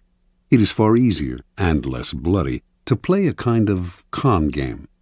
Preach change as much as you like and even enact your reforms, but give them the comforting appearance of older events and traditions. A simple gesture, like using an old title or keeping the same number for a group, will tie you to the past and support you with the authority of history. As Machiavelli himself observed, the Romans used this device when they transformed their monarchy into a republic. They may have installed 2 consuls in place of the king, but since the king had been served by 12 lictors, they retained the same number to serve under the consuls. The king had personally performed an annual sacrifice in a great spectacle that stirred the public. The Republic retained this practice only transferring it to a special chief of the ceremony, whom they called the king of the sacrifice. These and similar gestures satisfied the people and kept them from clamoring for the monarchy's return. Another strategy to disguise change is to make a loud and public display of support for the values of the past. Seem to be a zealot for tradition, and few will notice how unconventional you really are. The answer to innate conservatism is to play the courtier's game. Galileo did this at the beginning of his scientific career. He later became more confrontational and paid for it. So pay lip service to tradition. Identify the elements in your revolution that can be made to seem to build on the past. Say the right things. Make a show of conformity, and meanwhile, let your theories do their radical work. Play with appearances and respect past protocol. Finally, powerful people pay attention to the zeitgeist. If their reform is too far ahead of its time, few will understand it, and it will stir up anxiety and be hopelessly misinterpreted. The changes you make must seem less innovative than they are. England did eventually become a Protestant nation, as Cromwell wished, but it took over a century of gradual evolution. Watch the zeitgeist. If you work in a tumultuous time, there is power to be gained by preaching a return to the past, to comfort, tradition, and ritual. During a period of stagnation, on the other hand, play the card of reform and revolution, but beware of what you stir up. Those who finish a revolution are rarely those who start it. You will not succeed at this dangerous game unless you are willing to forestall the inevitable reaction against it by playing with appearances and building on the past. Law 46. Never appear too perfect. Judgment. Appearing better than others is always dangerous. But most dangerous of all is to appear to have no faults or weaknesses. Envy creates silent enemies. It is smart to occasionally display defects and admit to harmless vices in order to deflect envy and appear more human and approachable. Only gods and the dead can seem perfect with impunity. Transgression of the law. Joe Orton met Kenneth Halliwell at the Royal Academy of Dramatic Arts, London, in 1953, where both had enrolled as acting students. They soon became lovers and moved in together. Halliwell, 25 at the time, was 7 years older than Orton and seemed the more confident of the two, but neither had much talent as actors, and after graduating, having settled down together in a dank London apartment, they decided to give up acting and collaborate as writers instead. Halliwell's inheritance was enough to keep them from having to find work for a few years, and in the beginning he was also the driving force behind the stories and novels they wrote. He would dictate to Orton, who would type the manuscripts, occasionally interjecting his own lines and ideas. Their first efforts attracted some interest from literary agents, but it sputtered. The promise they had shown was leading nowhere. Eventually, the inheritance money ran out, and the pair had to look for work. Their collaborations were less enthusiastic and less frequent. The future looked bleak. In 1957, Orton began to write on his own, but it wasn't until 5 years later, when the lovers were jailed for 6 months for defacing dozens of library books, that he began to find his voice, perhaps not by chance. This was the first time he and Halliwell had been separated in 9 years. He came out of prison determined to express his contempt for English society in the form of theatrical farces. He and Halliwell moved back in together, but now the roles were reversed. Orton did the writing, while Halliwell put in comments and ideas. In 1964, Joe Orton completed his first full-length play, Entertaining Mr. Sloane. The play made it to London's West End, where it received brilliant reviews. A great new writer had emerged from nowhere. Now success followed success at a dizzying pace. In 1966, Auden had a hit with his play, Loot, and his popularity soared. Soon commissions came in from all sides, including from the Beatles, who paid Auden handsomely to write them a film script. Everything was pointing upwards, everything except Auden's relationship with Kenneth Hallowell. The pair still lived together, but as Auden grew successful, Hallowell began to deteriorate. Watching his lover become the center of attention, he suffered the humiliation of becoming a kind of personal assistant to the playwright, his role in what had once been a collaboration growing smaller and smaller. In the 1950s, he had supported Auden with his inheritance. Now Auden supported him. At a party or among friends, people would naturally gravitate towards Auden. He was charming, and his mood was almost always buoyant. Unlike the handsome Auden, Hallowell was bald and awkward. His defensiveness made people want to avoid him. With Auden's success, the couple's problems only worsened. Hallowell's moods made their life together impossible. Auden claimed to want to leave him and had numerous affairs, but would always end up returning to his old friend and lover. He tried to help Hallowell launch a career as an artist, even arranging for a gallery to show his work, but the show was a flop, and this only heightened Hallowell's sense of inferiority. In May of 1967, the pair went on a brief holiday together in Tangiers, Morocco. During the trip, Auden wrote in his diary, "We sat talking of how happy we felt, and how it couldn't surely last. We'd have to pay for it, or we'd be struck down from afar by disaster because we were, perhaps, too happy. To be young, good-looking, healthy, famous, comparatively rich and happy is surely going against nature." Hallowell outwardly seemed as happy as Auden. Inwardly, though, he was seething. And 2 months later, in the early morning of August 10th, 1967, just days after helping Auden put the finishing touches to the wicked farce What the Butler Saw, undoubtedly his masterpiece, Kenneth Hallowell bludgeoned Joe Auden to death with repeated blows of a hammer to the head. He then took 21 sleeping pills and died himself, leaving behind a note that read, "If you read Auden's diary, all will be explained."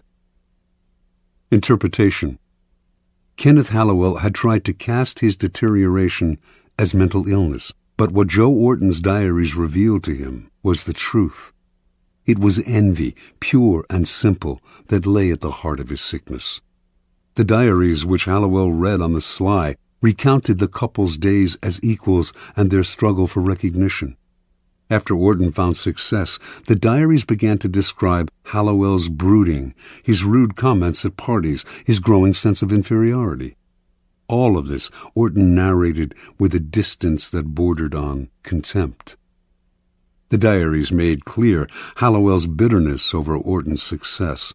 Eventually, the only thing that would have satisfied him would have been for Auden to have a failure of his own, an unsuccessful play perhaps, so that they could have commiserated in their failure as they had done years before.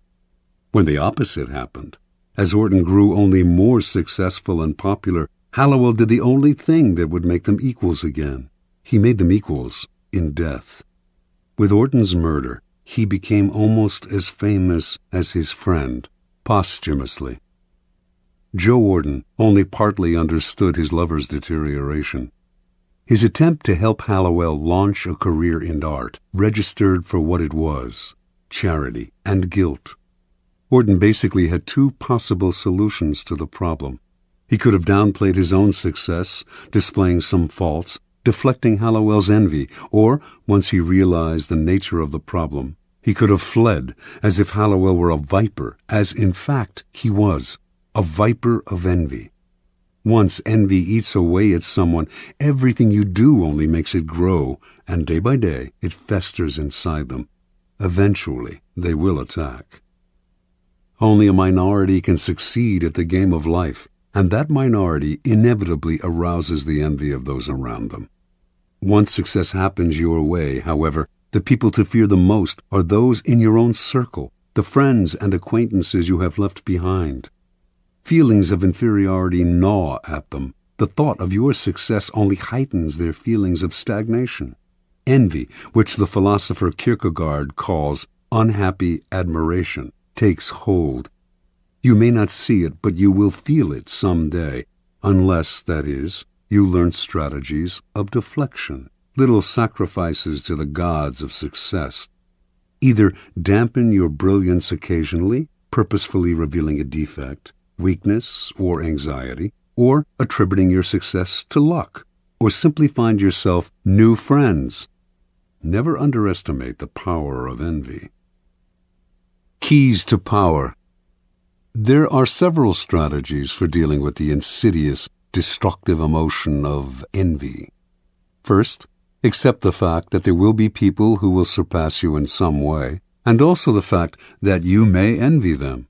But make that feeling a way of pushing yourself to equal or surpass them someday.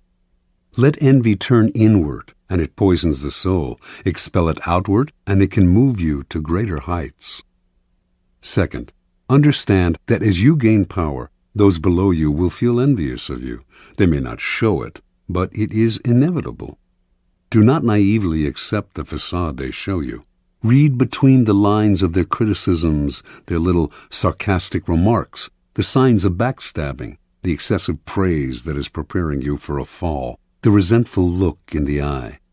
Half the problem with envy comes when we do not recognize it until it is too late. Finally, expect that when people envy you, they will work against you insidiously. They will put obstacles in your path that you will not foresee or that you cannot trace to their source. It is hard to defend yourself against this kind of attack, and by the time you realize that envy is at the root of a person's feelings about you, it is often too late. Your excuses, your false humility, your defensive actions only exacerbate the problem.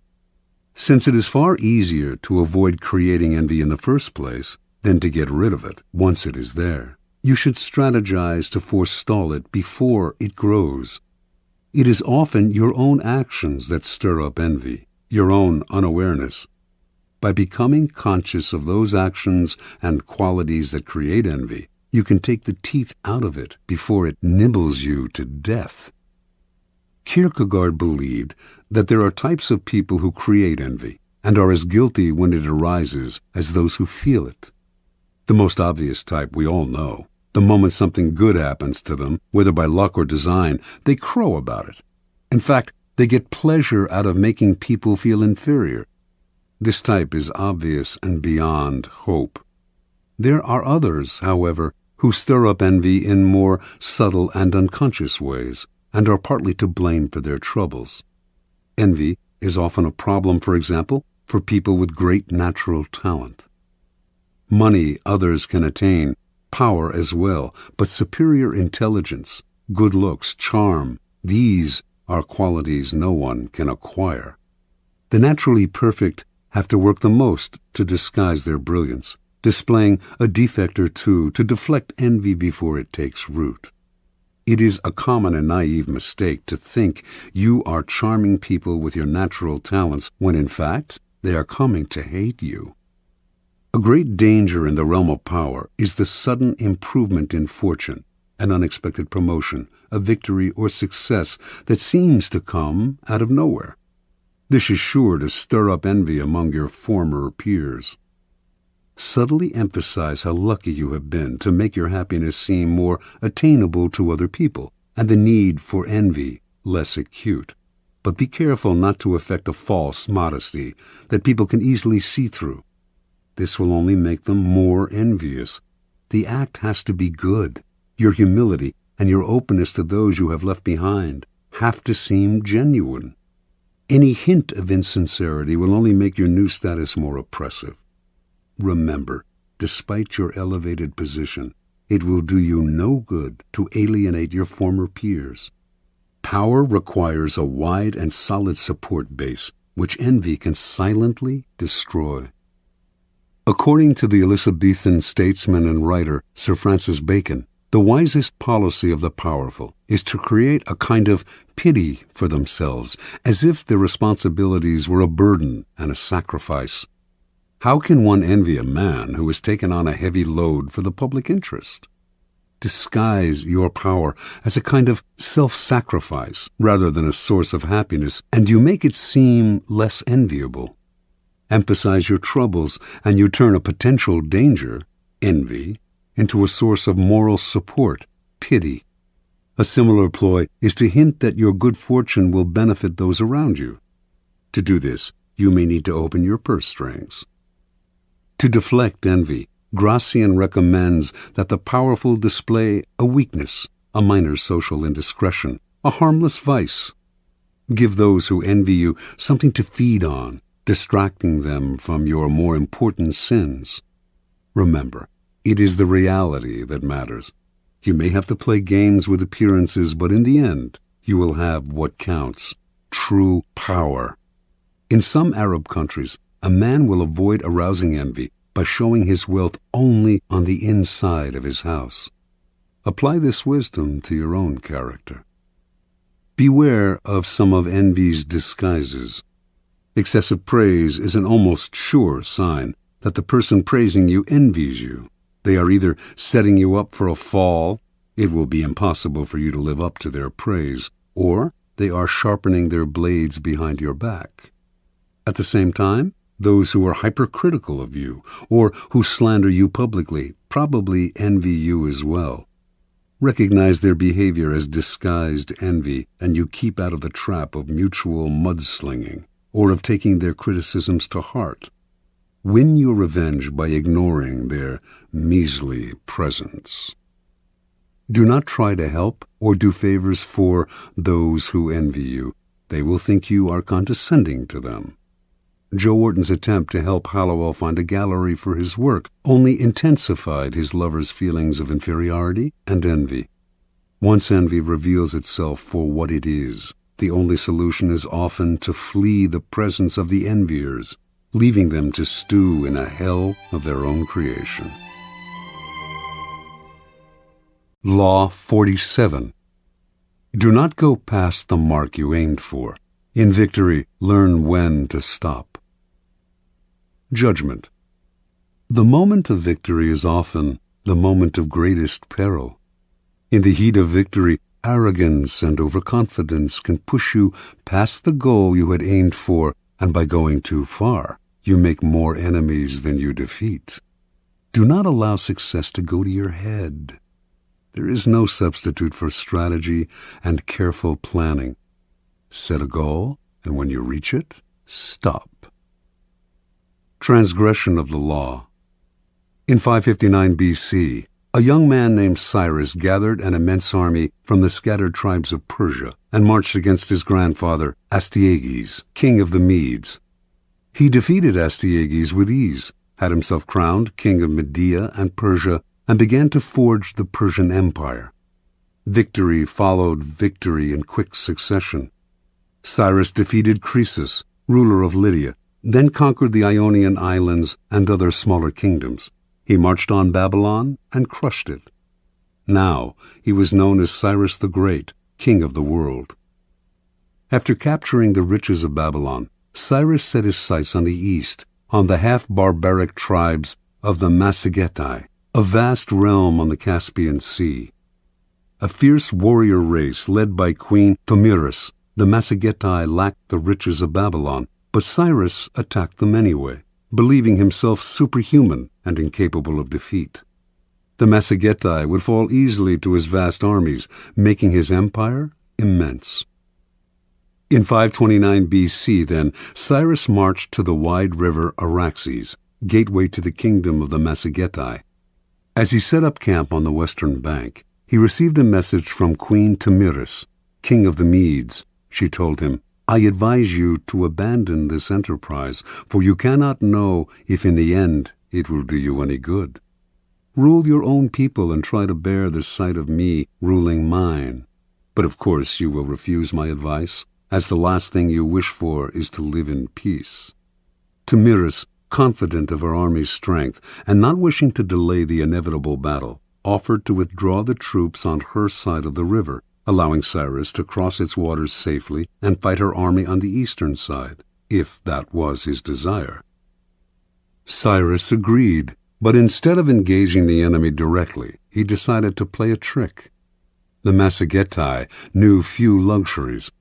Once Cyrus had crossed the river and made his camp on the eastern side, he set the table for an elaborate banquet full of meat, delicacies, and strong wine.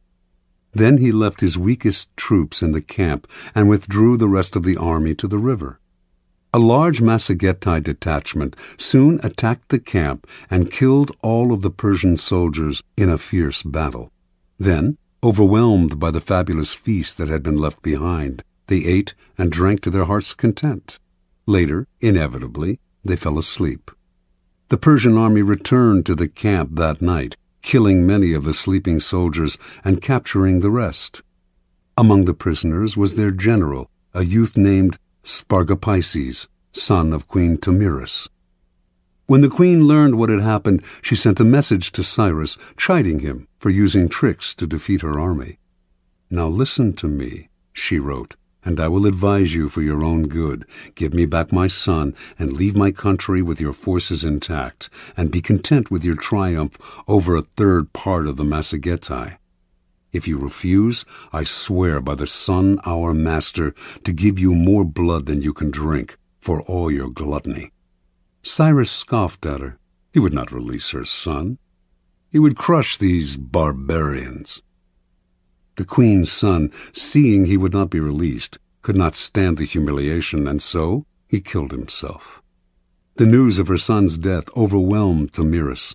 She gathered all the forces that she could muster in her kingdom, and whipping them into a vengeful frenzy, engaged Cyrus's troops in a violent and bloody battle. Finally, the Massagetæ prevailed. In their anger, they decimated the Persian army, killing Cyrus himself. After the battle, Tomyris and her soldiers searched the battlefield for Cyrus's corpse. When she found it, she cut off his head and shoved it into a wineskin full of human blood, crying out, "Though I have conquered you and live, yet you have ruined me by treacherously taking my son. See now, I fulfill my threat. You have your fill of blood." After Cyrus's death, the Persian Empire quickly unraveled. One act of arrogance undid all of Cyrus's good work. Interpretation. There is nothing more intoxicating than victory, and nothing more dangerous.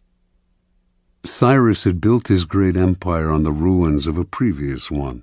100 years earlier, the powerful Assyrian Empire had been totally destroyed, its once splendid capital of Nineveh but ruins in the sand. The Assyrians had suffered this fate because they had pushed too far, destroying one city-state after another until they lost sight of the purposes of their victories and also of the costs. They overextended themselves and made many enemies who were finally able to band together and destroy them. Cyrus ignored the lesson of Assyria. He paid no heed to the warnings of oracles and advisers. He did not worry about offending a queen. His many victories had gone to his head, clouding his reason. Instead of consolidating his already vast empire, he pushed forward. Instead of recognizing each situation as different, he thought each new war would bring the same result as the one before, as long as he used the methods he knew: ruthless force and cunning. Understand, in the realm of power, you must be guided by reason. To let a momentary thrill or an emotional victory influence or guide your moves will prove fatal. When you attain success, step back. Be cautious.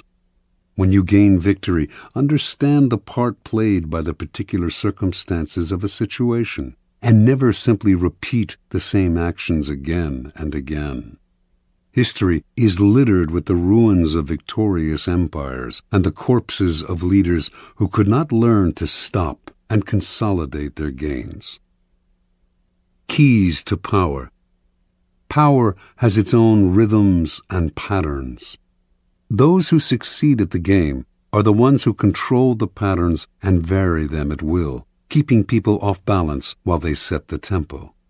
The essence of strategy is controlling what comes next and the elation of victory can upset your ability to control what comes next in two ways.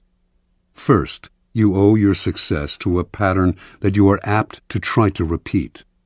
You will try to keep moving in the same direction without stopping to see whether this is still the direction that is best for you. Second, success tends to go to your head and make you emotional. Feeling invulnerable, you make aggressive moves that ultimately undo the victory you have gained. The lesson is simple. The powerful vary their rhythms and patterns, change course, adapt to circumstance, and learn to improvise. Rather than letting their dancing feet impel them forward, they step back and look where they are going. It is as if their bloodstream bore a kind of antidote to the intoxication of victory, letting them control their emotions and come to a kind of mental halt when they have attained success. They steady themselves, give themselves the space to reflect on what has happened, examine the role of circumstance and luck in their success. As they say in riding school, you have to be able to control yourself before you can control the horse. Law 48. Assume formlessness. Judgment. By taking a shape, by having a visible plan, you open yourself to attack. Instead of taking a form for your enemy to grasp, keep yourself adaptable and on the move. Accept the fact that nothing is certain and no law is fixed. The best way to protect yourself is to be as fluid and formless as water. Never bet on stability or lasting order. Everything changes. Observance of the law. When World War II ended and the Japanese, who had invaded China in 1937, had finally been thrown out, the Chinese nationalists, led by Chiang Kai-shek, decided the time had come to annihilate the Chinese communists, their hated rivals, once and for all. They had almost succeeded in 1935, forcing the communists into the Long March, the grueling retreat that had greatly diminished their numbers. Although the communists had recovered somewhat during the war against Japan, it would not be difficult to defeat them now. They controlled only isolated areas in the countryside, had unsophisticated weaponry, lacked any military experience or training beyond mountain fighting, and controlled no important parts of China, except areas of Manchuria, which they had managed to take after the Japanese retreat. Chiang decided to commit his best forces in Manchuria. He would take over its major cities, and from those bases would spread through the northern industrial region, sweeping the communists away. Once Manchuria had fallen, the communists would collapse. In 1945 and 46, the plan worked perfectly. The nationalists easily took the major Manchurian cities. Puzzlingly, though, in the face of this critical campaign, the communist strategy made no sense. When the nationalists began their push, the communists dispersed to Manchuria's most out-of-the-way corners.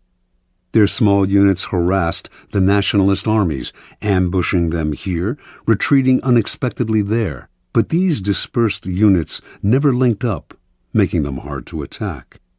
They would seize a town, only to give it up a few weeks later. Forming neither rear guards nor vanguards, they moved like Mercury, never staying in one place, elusive and formless. The nationalists ascribed this to two things: cowardice in the face of superior forces and inexperience in strategy. Mao Zedong, the communist leader, was more a poet and philosopher than a general, whereas Chiang had studied warfare in the West and was a follower of the German military writer Karl von Clausewitz, among others. Yet a pattern did eventually emerge in Mao's attacks. After the nationalists had taken the cities, leaving the communists to occupy what was generally considered Manchuria's useless space, the communists started using that large space to surround the cities. If Chiang sent an army from one city to reinforce another, the communists would encircle the rescuing army. Chiang's forces were slowly broken into smaller and smaller units, isolated from one another, their lines of supply and communication cut. The nationalists still had superior firepower, but if they could not move, what good was it? A kind of terror overcame the nationalist soldiers. Commanders comfortably remote from the front lines might laugh at Mao, but the soldiers had fought the communists in the mountains and had come to fear their elusiveness. Now these soldiers sat in their cities and watched as their fast-moving enemies, as fluid as water, poured in on them from all sides. There seemed to be millions of them. The communists also encircled the soldiers' spirits, bombarding them with propaganda to lower their morale and pressure them to desert. The nationalists began to surrender in their minds. Their encircled and isolated cities started collapsing even before directly attacked. One after another fell in a quick succession.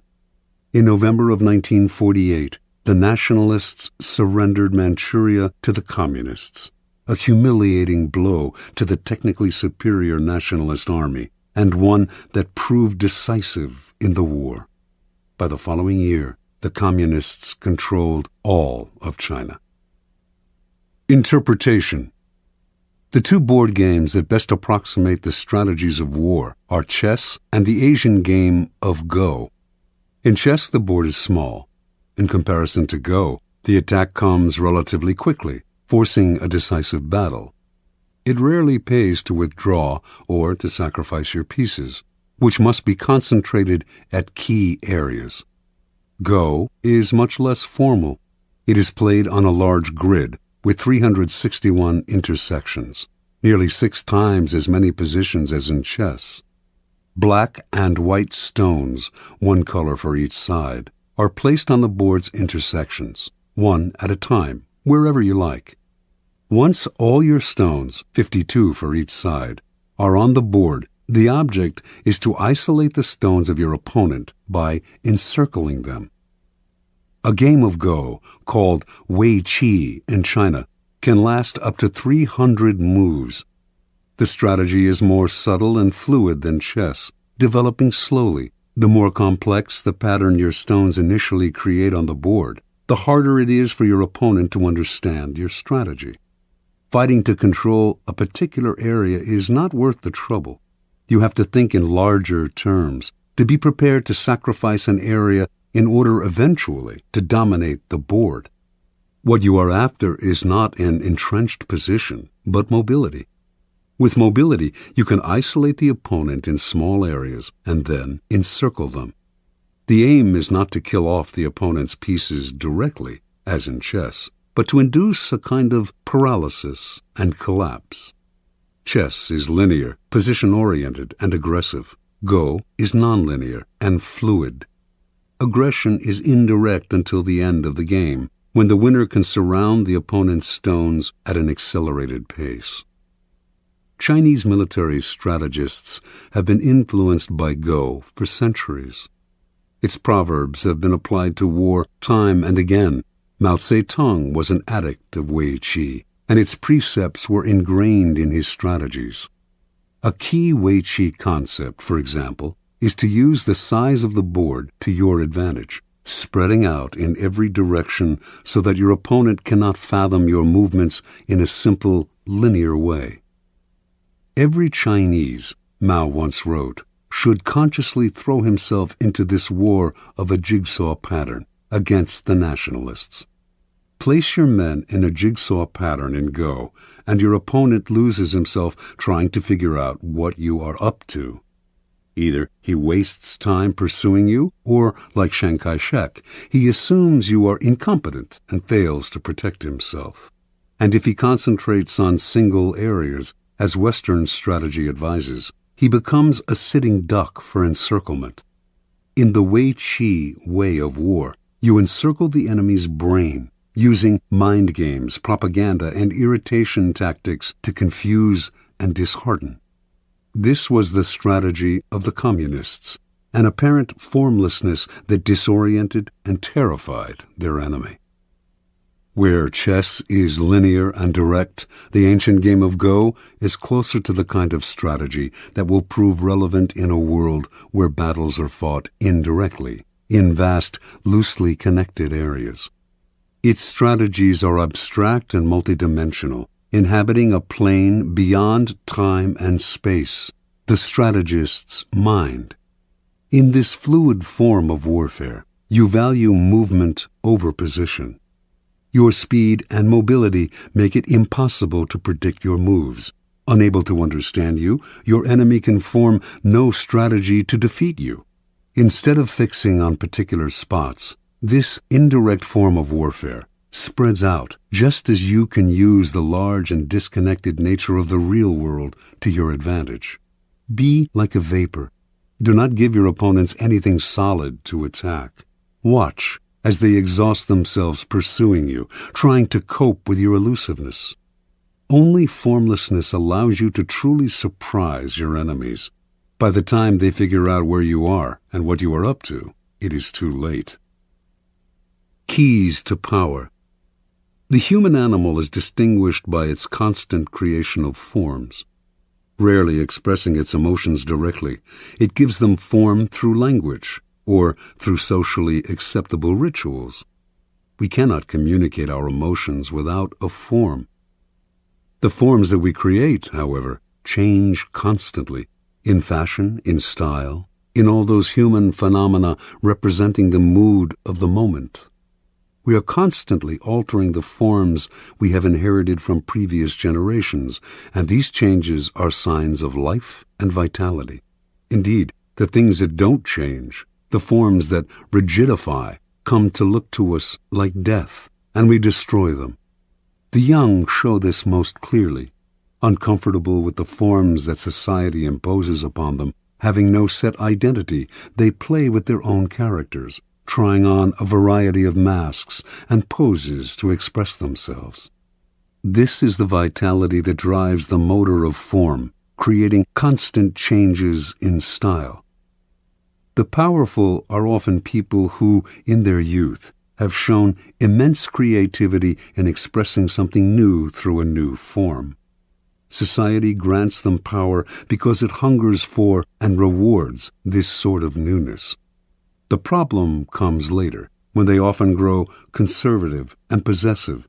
They no longer dream of creating new forms. Their identities are set, their habits congeal, and their rigidity makes them easy targets. Everyone knows their next move. Instead of demanding respect, they elicit boredom. "Get off the stage," we say. "Let someone else, someone younger, entertain us."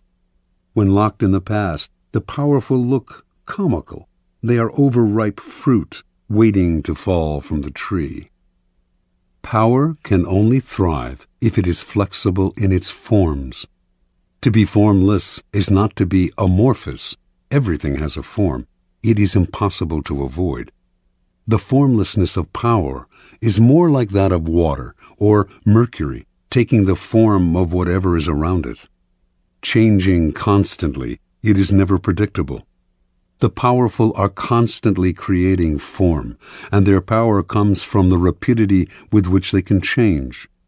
Their formlessness is in the eye of the enemy, who cannot see what they are up to, and so has nothing solid to attack.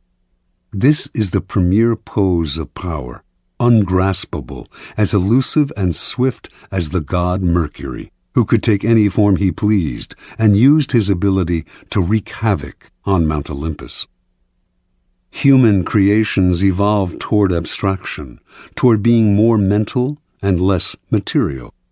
This evolution is clear in art, which, in this country, made the great discovery of abstraction and conceptualism. It can also be seen in politics, which over time have become less overtly violent, more complicated, indirect, and cerebral. Warfare and strategy, too, have followed this pattern. Strategy began in the manipulation of armies on land, positioning them in ordered formations. On land, strategy is relatively two-dimensional and controlled by topography. But all the great powers have eventually taken to the sea for commerce and colonization. And to protect their trading lanes, they have had to learn how to fight at sea. Maritime warfare requires tremendous creativity and abstract thinking, since the lines are constantly shifting. Naval captains distinguish themselves by their ability to adapt to the literal fluidity of the terrain and to confuse the enemy with an abstract, hard-to-anticipate form. They are operating in a third dimension, the mind. Back on land, guerrilla warfare 2 demonstrates this evolution toward abstraction. T.E. Lawrence was perhaps the first modern strategist to develop the theory behind this kind of warfare and to put it into practice. His ideas influenced Mao, who found in his writings an uncanny Western equivalent to Wei Qi. Lawrence was working with Arabs, fighting for their territory against the Turks. His idea was to make the Arabs blend into the vast desert, never providing a target, never collecting together in one place. As the Turks scrambled to fight this vaporous army, they spread themselves thin, wasting energy in moving from place to place. They had the superior firepower, but the Arabs kept the initiative by playing cat and mouse, giving the Turks nothing to hold on to, destroying their morale. Most wars were wars of contact. Ours should be a war of detachment, Lawrence wrote. We were to contain the enemy by the silent threat of a vast, unknown desert, not disclosing ourselves till we attacked. This is the ultimate form of strategy. The war of engagement has become far too dangerous and costly. Indirection and elusiveness yield far better results at a much lower cost. The main cost, in fact, is mental, the thinking it takes to align your forces in scattered patterns and to undermine the minds and psychology of your opponents. And nothing will infuriate and disorient them more than formlessness. In a world where wars of detachment are the order of the day, formlessness is crucial. The first psychological requirement of formlessness is to train yourself to take nothing personally. Never show any defensiveness.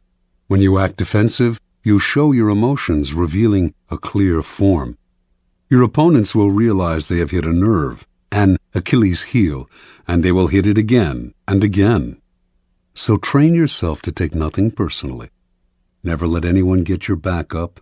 Be like a slippery ball that cannot be held. Let no one know what gets you or where your weaknesses lie. Make your face a formless mask, and you will infuriate and disorient your scheming colleagues and opponents.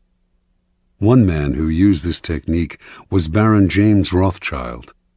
A German Jew in Paris, in a culture decidedly unfriendly to foreigners, Rothschild never took any attack on him personally or showed he had been hurt in any way. He furthermore adapted himself to the political climate, whatever it was. The stiffly formal Restoration monarchy of Louis XVIII, the bourgeois reign of Louis Philippe, the Democratic Revolution of 1848, the upstart Louis Napoleon crowned emperor in 1852. Rothschild accepted them one and all and blended in. He could afford to appear hypocritical or opportunistic because he was valued for his money, not his politics. His money was the currency of power. While he adapted and thrived, never showing a form, all the other great families that had begun the century immensely wealthy were ruined in the period's complicated shifts and turns of fortune. Attaching themselves to the past, they revealed their embrace of a form. Throughout history, the formless style of ruling has been most adeptly practiced by the queen who reigns alone. A queen is in a radically different position from a king. Because she is a woman, her subjects and courtiers are likely to doubt her ability to rule, her strength of character. If she favors one side in some ideological struggle, she is said to be acting out of emotional attachment. Yet, if she represses her emotions and plays the authoritarian in the male fashion, she arouses worse criticism still. Either by nature or by experience, then, queens tend to adopt a flexible style of governing that in the end often proves more powerful than the more direct male form. This feminine, formless style of ruling may have emerged as a way of prospering under difficult circumstances, but it has proved immensely seductive to those who have served under it. Being fluid, it is relatively easy for its subjects to obey, for they feel less coerced, less bent to their ruler's ideology. It also opens up options where an adherence to a doctrine closes them off. Without committing to one side, it allows the ruler to play one enemy off another. Rigid rulers may seem strong, but with time, their inflexibility wears on the nerves, and their subjects find ways to push them from the stage. Flexible, formless rulers will be much criticized, but they will endure, and people will eventually come to identify with them, since they are as their subjects are, changing with the wind, open to circumstance. Despite upsets and delays, the permeable style of power generally triumphs in the end. When you find yourself in conflict with someone stronger and more rigid, allow them a momentary victory. Seem to bow to their superiority. Then, by being formless and adaptable, slowly insinuate yourself into their soul.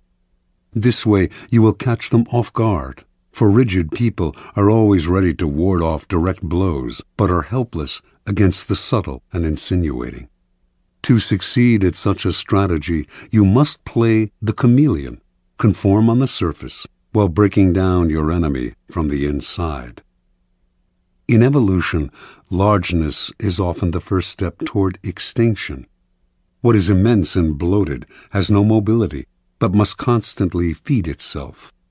The unintelligent are often seduced into believing that size connotes power. The bigger, the better. In 483 BC, King Xerxes of Persia invaded Greece, believing he could conquer the country in one easy campaign. After all, he had the largest army ever assembled for one invasion. The historian Herodotus estimated it at over more than 5 million. The Persians planned to build a bridge across the Hellespont to overrun Greece from the land, while their equally immense navy would pin the Greek ships in harbor, preventing their forces from escaping to sea. The plan seemed sure, yet as Xerxes prepared the invasion, his advisor Artabanus warned his master of grave misgivings. "The two mightiest powers in the world are against you," he said. Xerxes laughed. What powers could match his gigantic army? "I will tell you what they are," answered Artabanus. "The land and the sea. There are no safe harbors large enough to receive Xerxes' fleet, and the more land the Persians conquered, the longer their supply lines stretched, the more ruinous the cost of feeding this immense army would prove." Thinking his advisor a coward, Xerxes proceeded with his invasion. Yet, as Artabanus predicted, bad weather at sea decimated the Persian fleet, which was too large to take shelter in any harbor. On land, meanwhile, the Persian army destroyed everything in its path, which only made it impossible to feed, since the destruction included crops and stores of food. It was also an easy and slow-moving target. The Greeks practiced all kinds of deceptive maneuvers to disorient the Persians. Xerxes' eventual defeat at the hands of the Greek allies was an immense disaster. The story is emblematic of all those who sacrifice mobility for size. The flexible and fleet of foot will almost always win, for they have more strategic options. The more gigantic the enemy, the easier it is to induce collapse. The need for formlessness becomes greater the older we get, as we grow more likely to become set in our ways and assume too rigid a form. We become predictable, always the first sign of decrepitude, and predictability makes us appear comical. Although ridicule and disdain might seem mild forms of attack, they are actually potent weapons and will eventually erode a foundation of power. An enemy who does not respect you will grow bold, and boldness makes even the smallest animal dangerous. As you get older, you must rely even less on the past. Be vigilant, lest the form your character has taken makes you seem a relic. It is not a matter of mimicking the fashions of youth. That is equally worthy of laughter.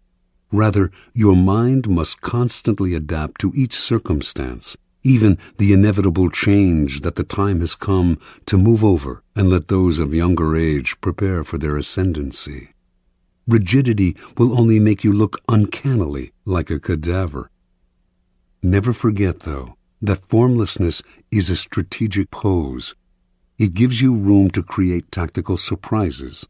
As your enemies struggle to guess your next move, they reveal their own strategy, putting them at a decided disadvantage.